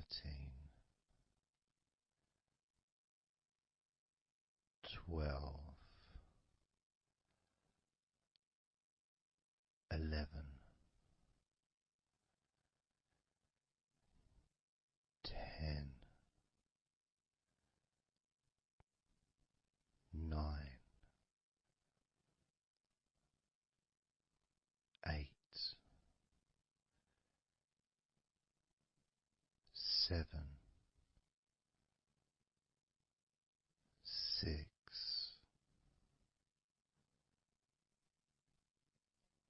5,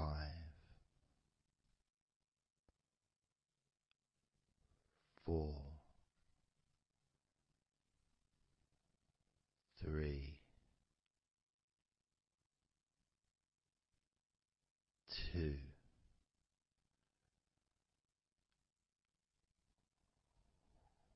1.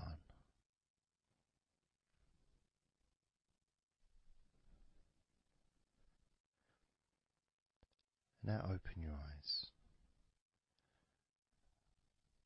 noticing how you physically feel, having counted down from 20 to 1, allowing stress and tension to leave through your fingertips and your toes. And as you focus on your fingertips, maybe they feel a little bit tingly, which is, I suppose, quite understanding considering the tension has been exiting your body through your fingertips.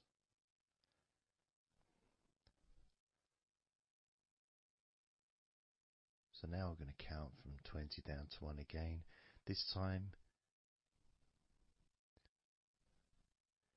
you're going to feel relief of tension and stress, any anxiety that you may have, leaving through your stomach.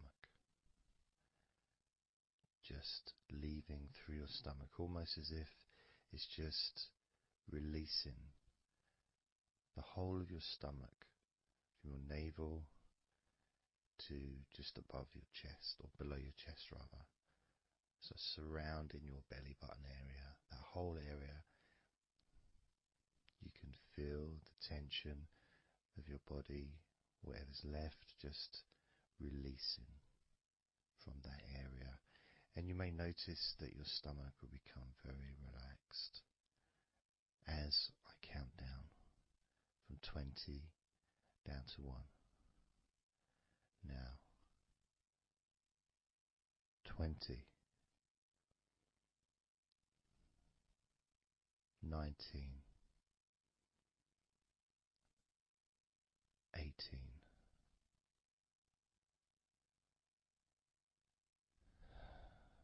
17,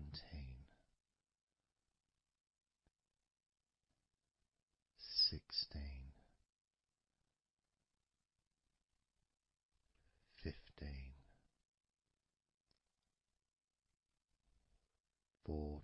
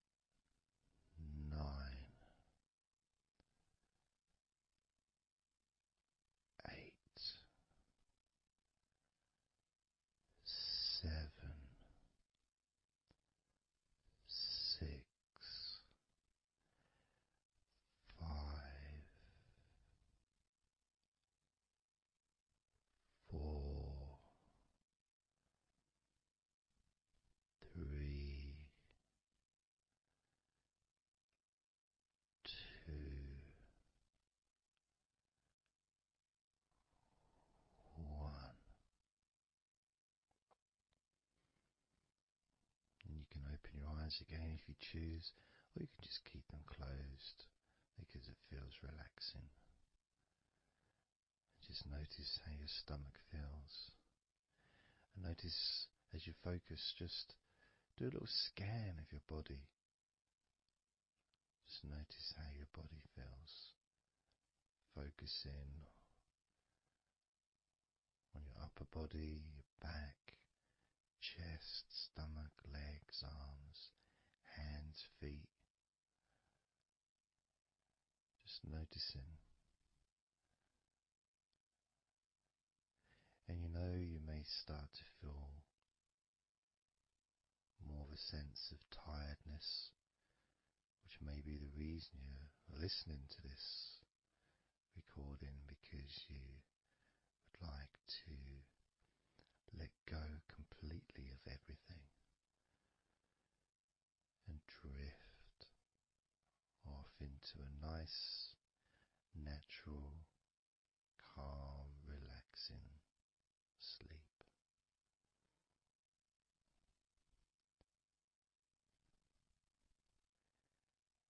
So now we're going to focus on your forehead. And if you choose, you can incorporate your eyes in this focus as well. So your forehead and your eyes. Just that whole area, basically. Almost as if you were wearing a mask, like a, I don't know, Batman mask or something. Or I'm trying to Zorro or something. The kind of mask that covers your eyes but also covers quite a lot of the forehead. And focusing on that area, because that's the area that we're now going to release tension and stress from your mind, from your brain and from your mind, and any tension that you may have remaining in your face, in your neck, in your jaw, in your eyes, your forehead, or your scalp. So basically any tension within your head area, including your mind and your brain. And that's going to be released through your forehead and your eyes. As I count down again from 20 down to 1. Now, 20, 19, 18, 17, 16, 15, 14, 13,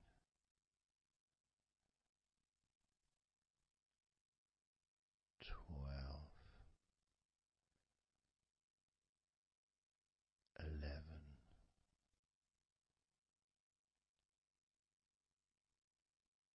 10,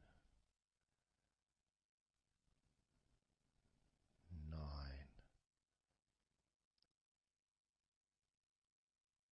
8,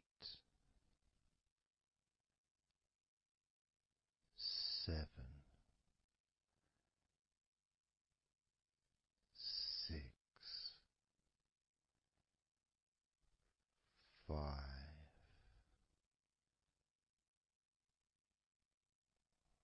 4, 3,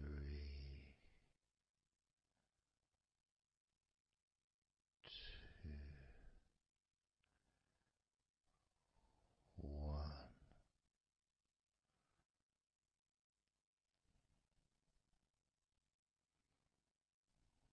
Noticing as you scan your face, your jaw, your eyes, your cheekbones, your ears, your forehead, your scalp, and your neck.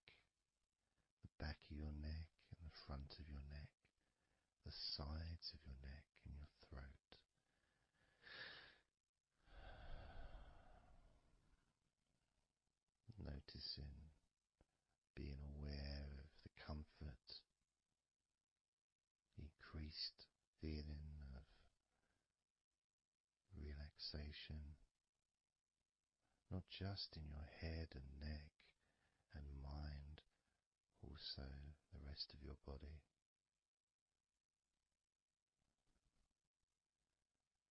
Just notice how loose and calm you feel, and how easily it is to just let go completely. Let go completely.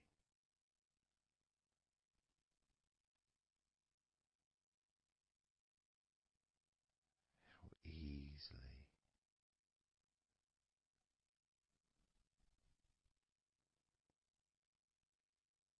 So what we're going to do now is I want you to focus on the top of your head.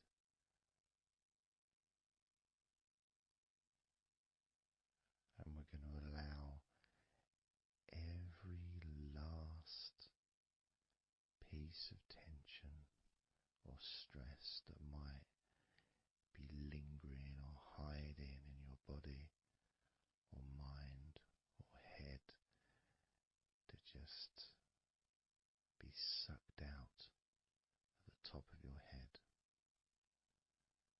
and released into the air, almost sucked out into the clouds. Imagine a big cloud above your head, almost like a whirlpool, and it's just going to suck that tension out of the top of your head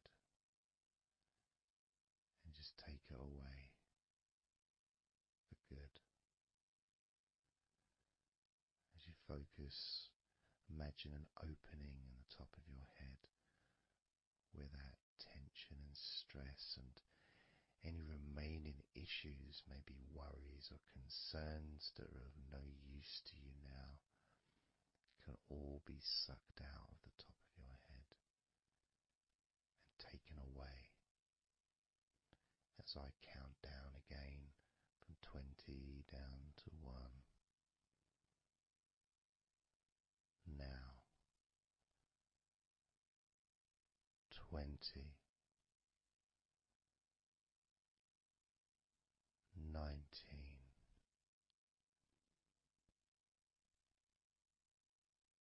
18,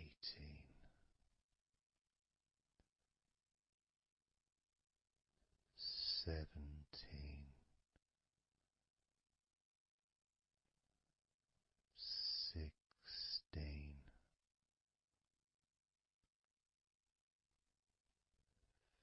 15,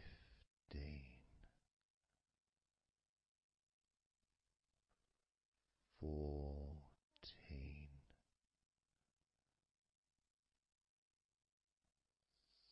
13,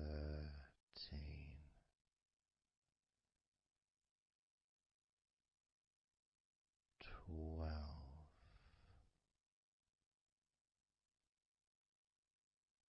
11,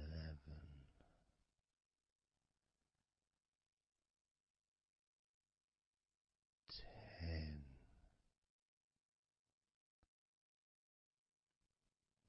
9,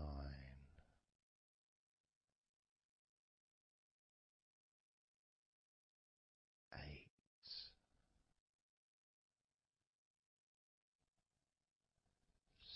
7, 6, 5,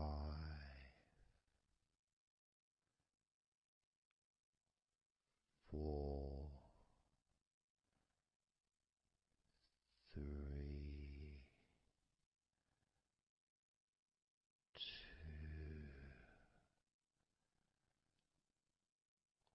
1.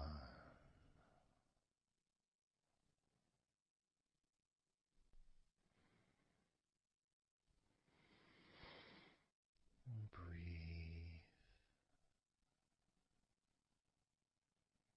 noticing how you feel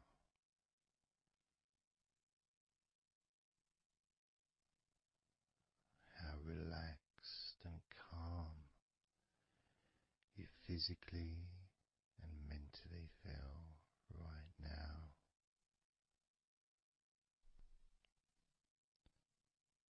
How peaceful your mind feels. It feels so nice to just let go, to give yourself some space to breathe easily, to think calmly, and just to take a break from all that pointless worry and concerns about things that you don't need to think about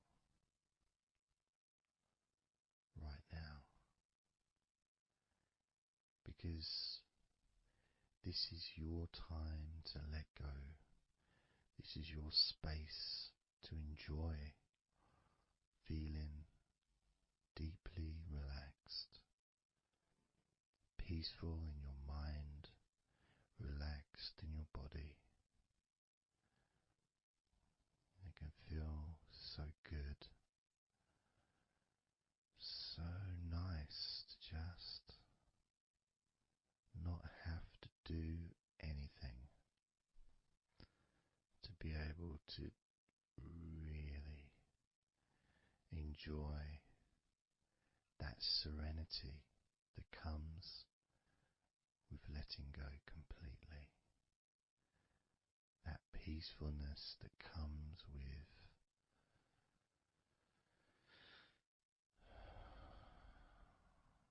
being in this peaceful space. And you can keep this sense of calmness for as long as you choose.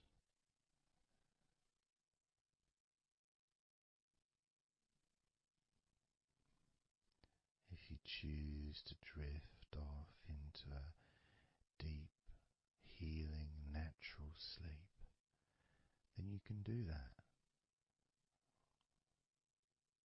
It's completely up to you. And you can keep this feeling of calmness physically and in your mind for as long as you choose to feel completely relaxed.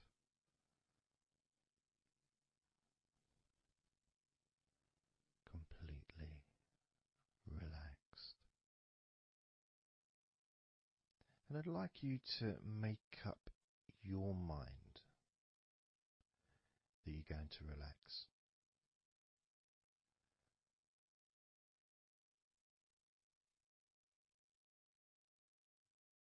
And I want to explore that with you, what it feels like when you actually decide that you're going to relax. Not forcing yourself, but giving yourself that. I guess it is a command, really, isn't it? When you're telling yourself, relax. In a gentle but firm way that only you can really tell yourself in that way. You can't really have someone else saying to you, now relax, relax, you know. It needs to be gentle, but someone else can't really have the same kind of influence or power that you have over your own physicality, over how you feel.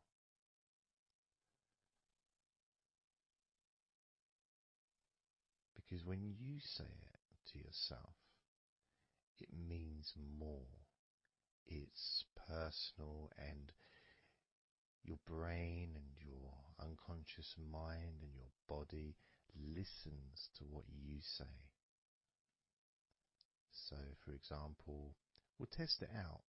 We'll do a little test, a few little tests along the way, and you can get more of an idea of the force, the positive force that you can have in creating a sense of comfort and relaxation in your body and your mind quite quickly, just by you telling yourself to relax. So I'm going to start by, let's focus on your hands. So focus on your hands and just tell your hands to relax. So just say relax as you focus on your hands. You could say, my hands are relaxed, or I want my hands to relax. But I think if you actually do it directly, by focusing and imagining that your hands can hear what you're saying, like they've got little ears, which is a bit weird. So talking to your hands and just say, relax.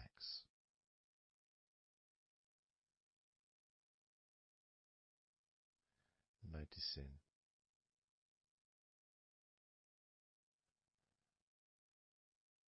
how your hands start to relax.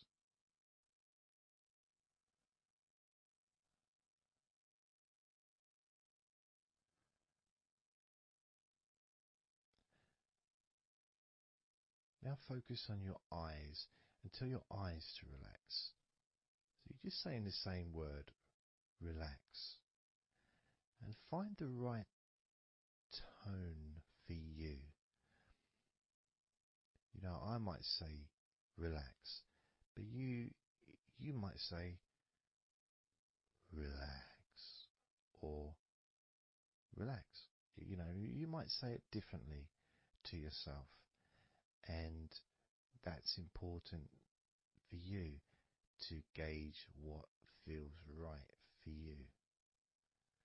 So just tell your eyes to relax whilst focusing on your eyes, your eyelids, the muscles around your eyes, your eyebrows, and just tell your eyes directly, relax now.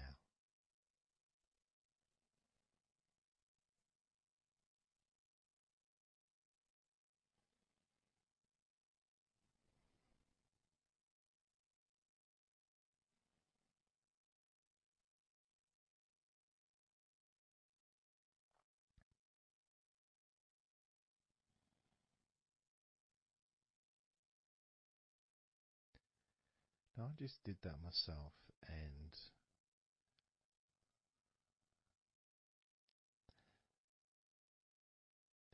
sometimes you may feel that you need a bit more time for the different parts to relax, because I start talking again and maybe that part hasn't relaxed fully.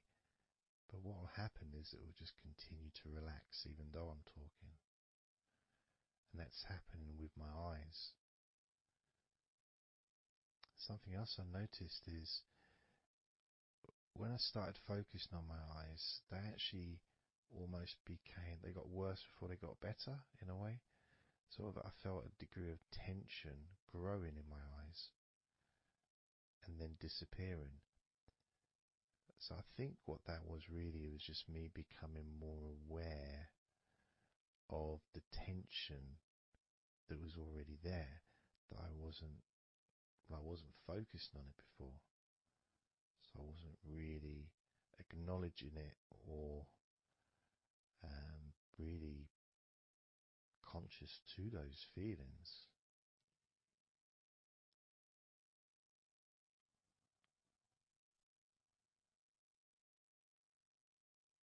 Yeah, my eyes are still continuing to relax, as well as my hands actually. My hands have got a certain kind of energy, like not buzzing, but I can kind of feel a degree of energy in my hands. Maybe that's where the tension's been released. Maybe that's causing that.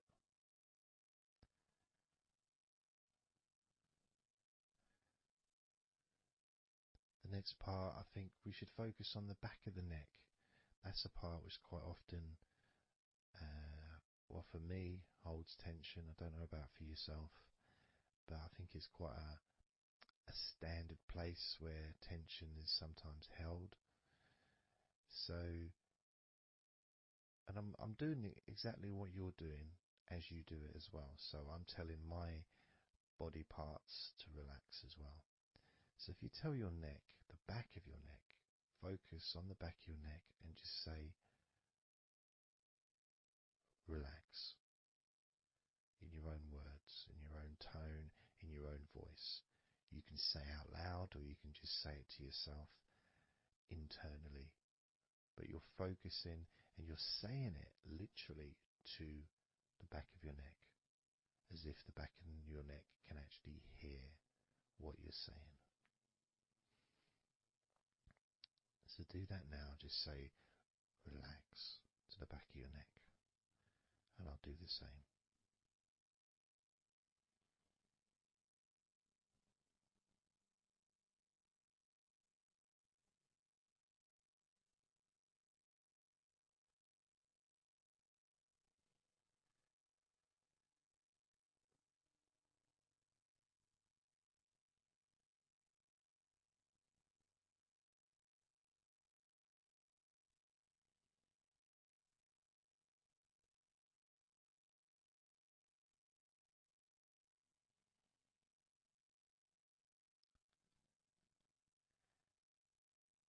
Now what I noticed, and you may have had a similar thing, is even though I was focusing on the back of my neck,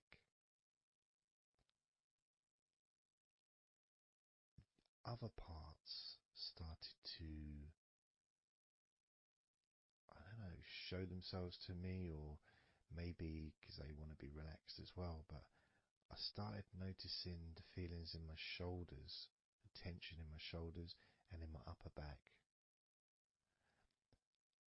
Whether that was because my back of my neck was saying, well, I'm pretty much okay. It's the other parts that need attention.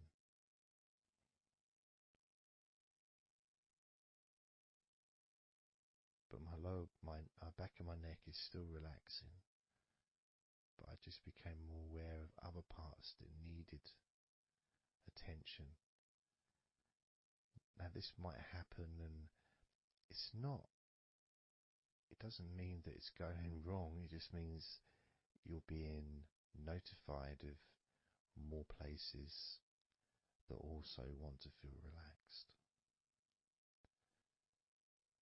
So I'm going to focus on my upper back. So you can do the same. Even if you don't have any feelings of tension that are obvious in your upper back, if you just focus on your back and the whole area from your shoulder blades down to the middle of your back, down your spine. I mean, with me, it's more the shoulder blades that are more, yeah, that's the parts that are really sort of giving me the nod that it needs relaxing. So I'm just going to ask that part to relax. And you can do the same now.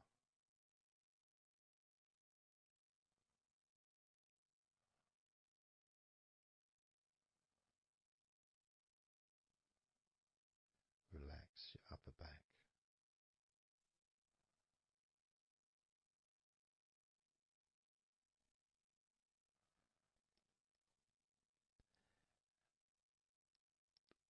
Something strange happened there, and this often happens. I've been doing this for 16 years or something, and often, I don't know why I'm surprised, but amazed really that there can be a feeling. So when I was focusing on the back of my neck, my upper back was starting to feel quite stressed and in need of attention. As soon as I started talking to you about my upper back and talking about, getting ready to ask the upper back to relax, my upper back already started to relax. It's almost as if it doesn't need to hear the words, just needs the attention. Just needs to be noticed.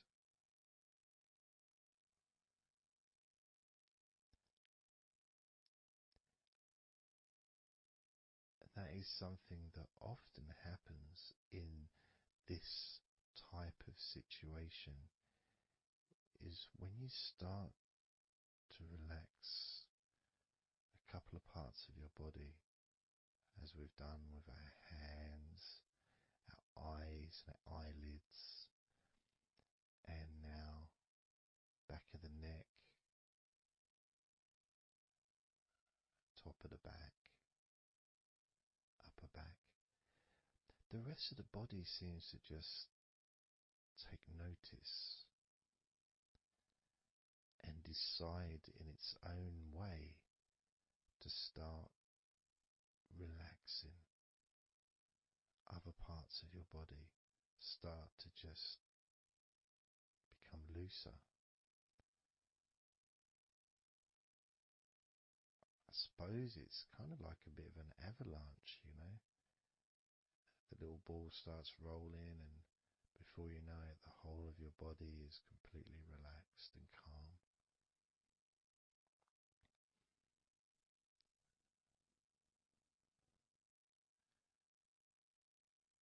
And if you focus on your face,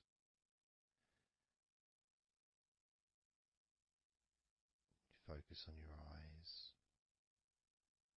your eyelids, your eyebrows, and the muscles around your eyes. Maybe you start to notice that your forehead is more relaxed than it was. Maybe your face is more relaxed. I would say my entire face is a lot more relaxed than it was.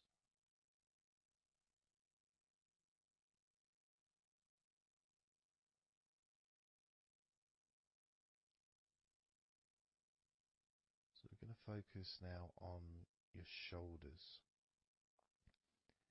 Again, just like before, just tell your shoulders. I mean, you can do them individually. You can do right shoulder, left shoulder. I just generally do both at the same time. And just tell your shoulders as you focus on them in your mind. Focus on how they feel.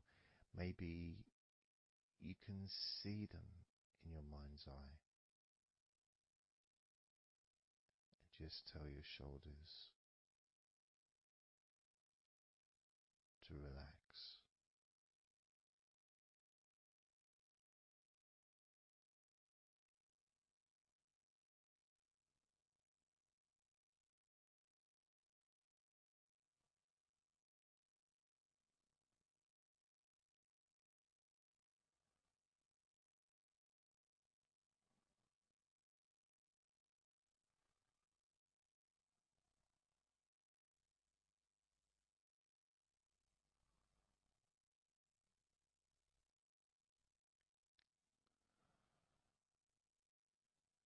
It feels nice as they relax.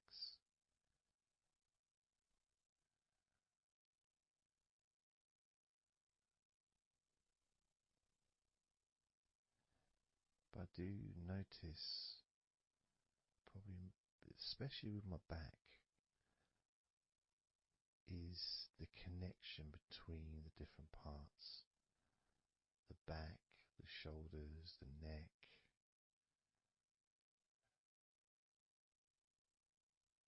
Being all connected and being such a large part of your body. It's almost hard to separate them from each other.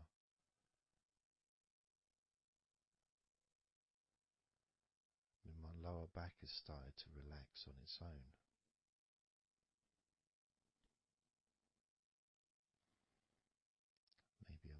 too slow. And that could be an issue because we all go at different speeds. And the idea at the beginning of this recording was for you to be able to just say to yourself, relax.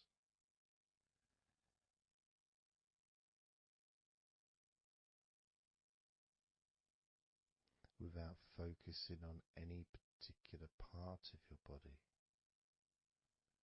Because when you know that telling your hands to relax, and your hands relax, you tell your eyelids and your eyes, the muscles around your eyes and your eyebrows to relax, and they relax.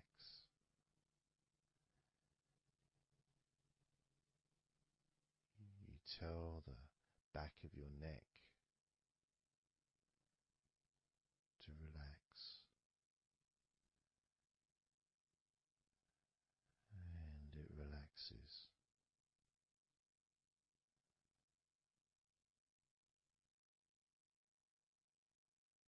You tell your upper back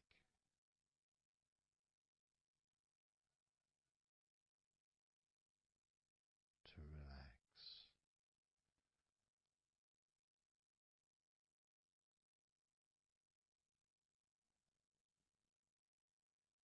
and it relaxes.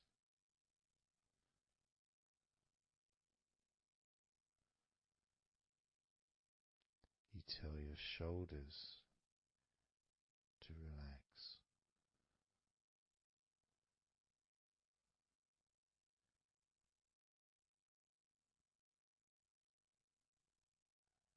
and they relax.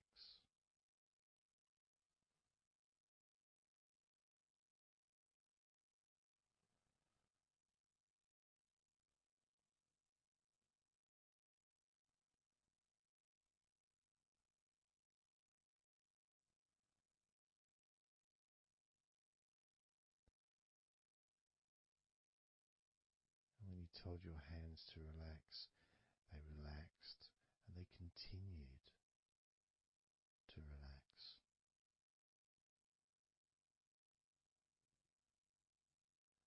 When you told your eyelids, the muscles around your eyes, your eyebrows to relax, they relaxed and continue to relax.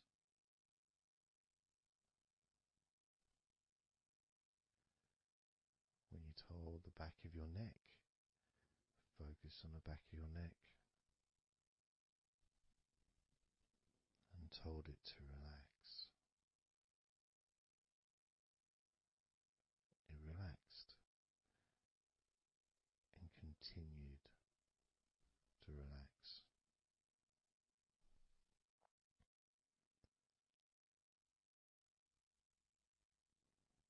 When you told your upper back to relax, it relaxed and continued to relax.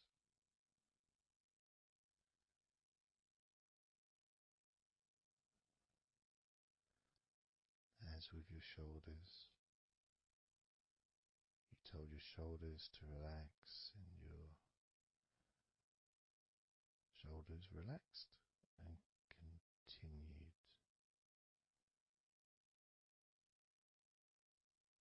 to relax.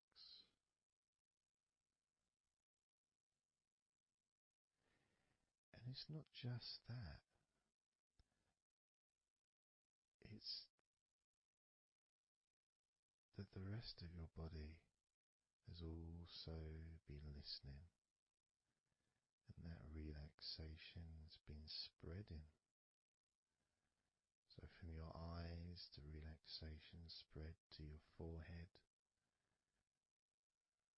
around your face, into your skin, into your jaw,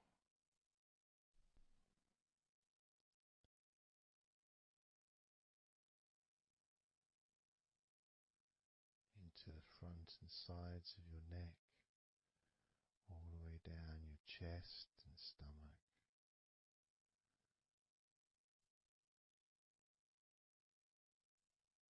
Your relaxed hands and shoulders meet up through your arms, relaxing. Your forearms, your upper arms, your elbows, your wrists, letting go.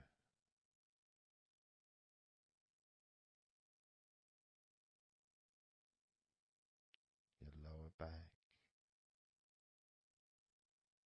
your hips, buttocks, groin, all just start to relax or continue.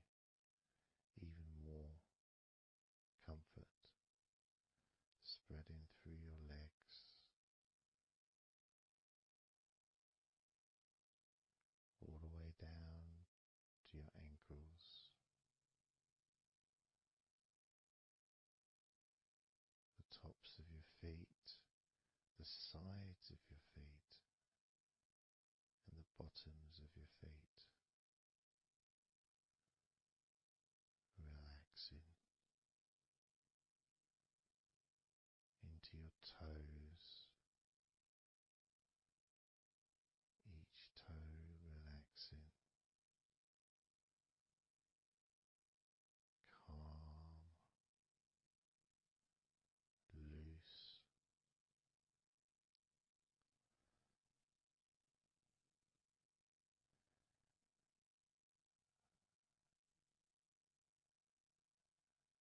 And as your body relaxes more, your mind becomes slower,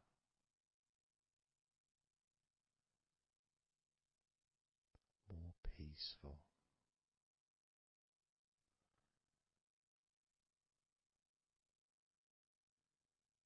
to the point where if you choose to fall asleep,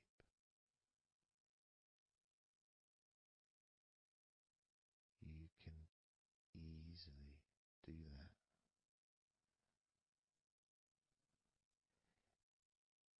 Easily drift away, because there's nothing going on in your mind. Your brain is peaceful.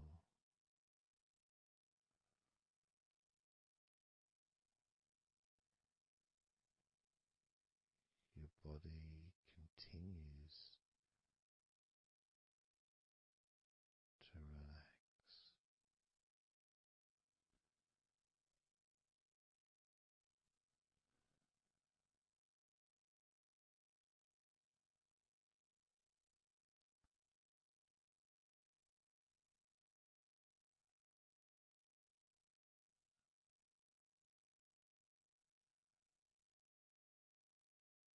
And with that connection between your body relaxing and the word that you say to yourself, relax,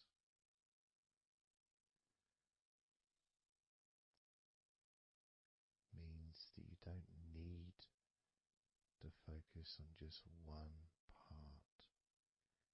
You can just focus on your entire body.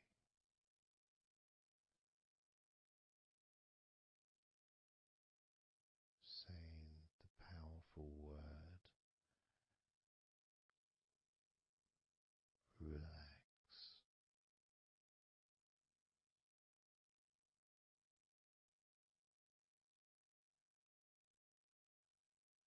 And observe those familiar sensations of comfort spreading throughout your body.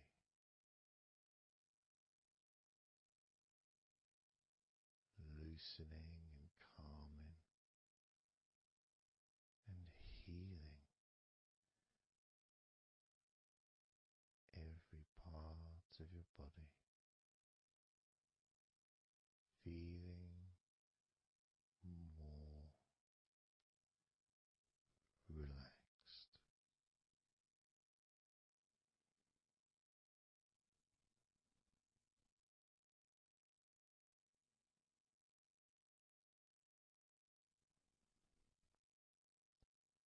So that all you need to do from now on is just tell yourself,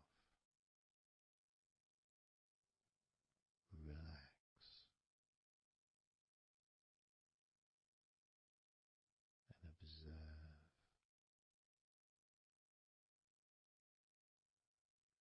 feeling completely comfortable and calm.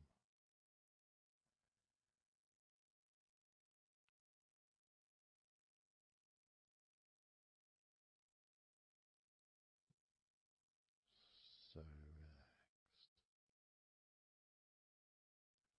Starting now with number 20.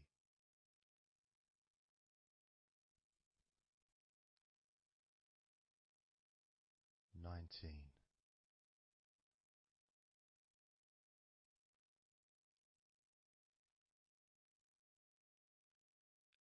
18.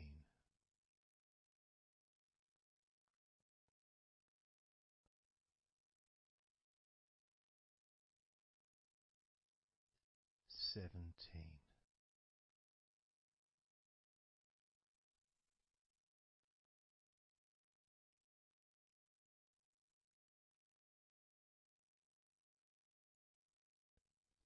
16.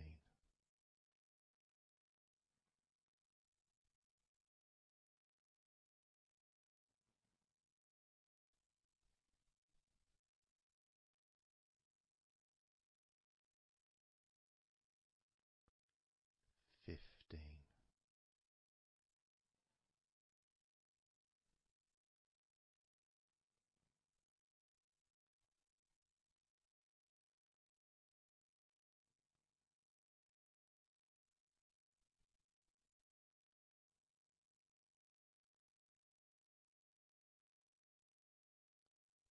14.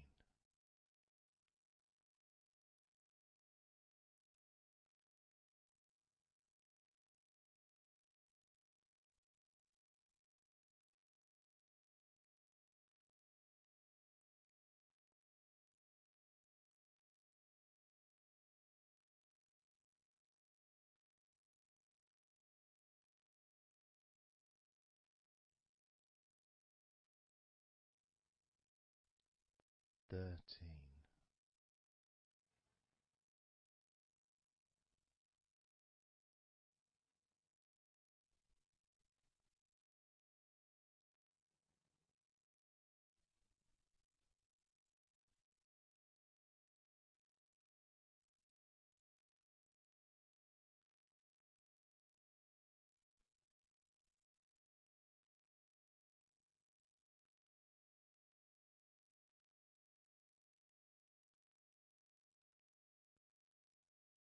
12.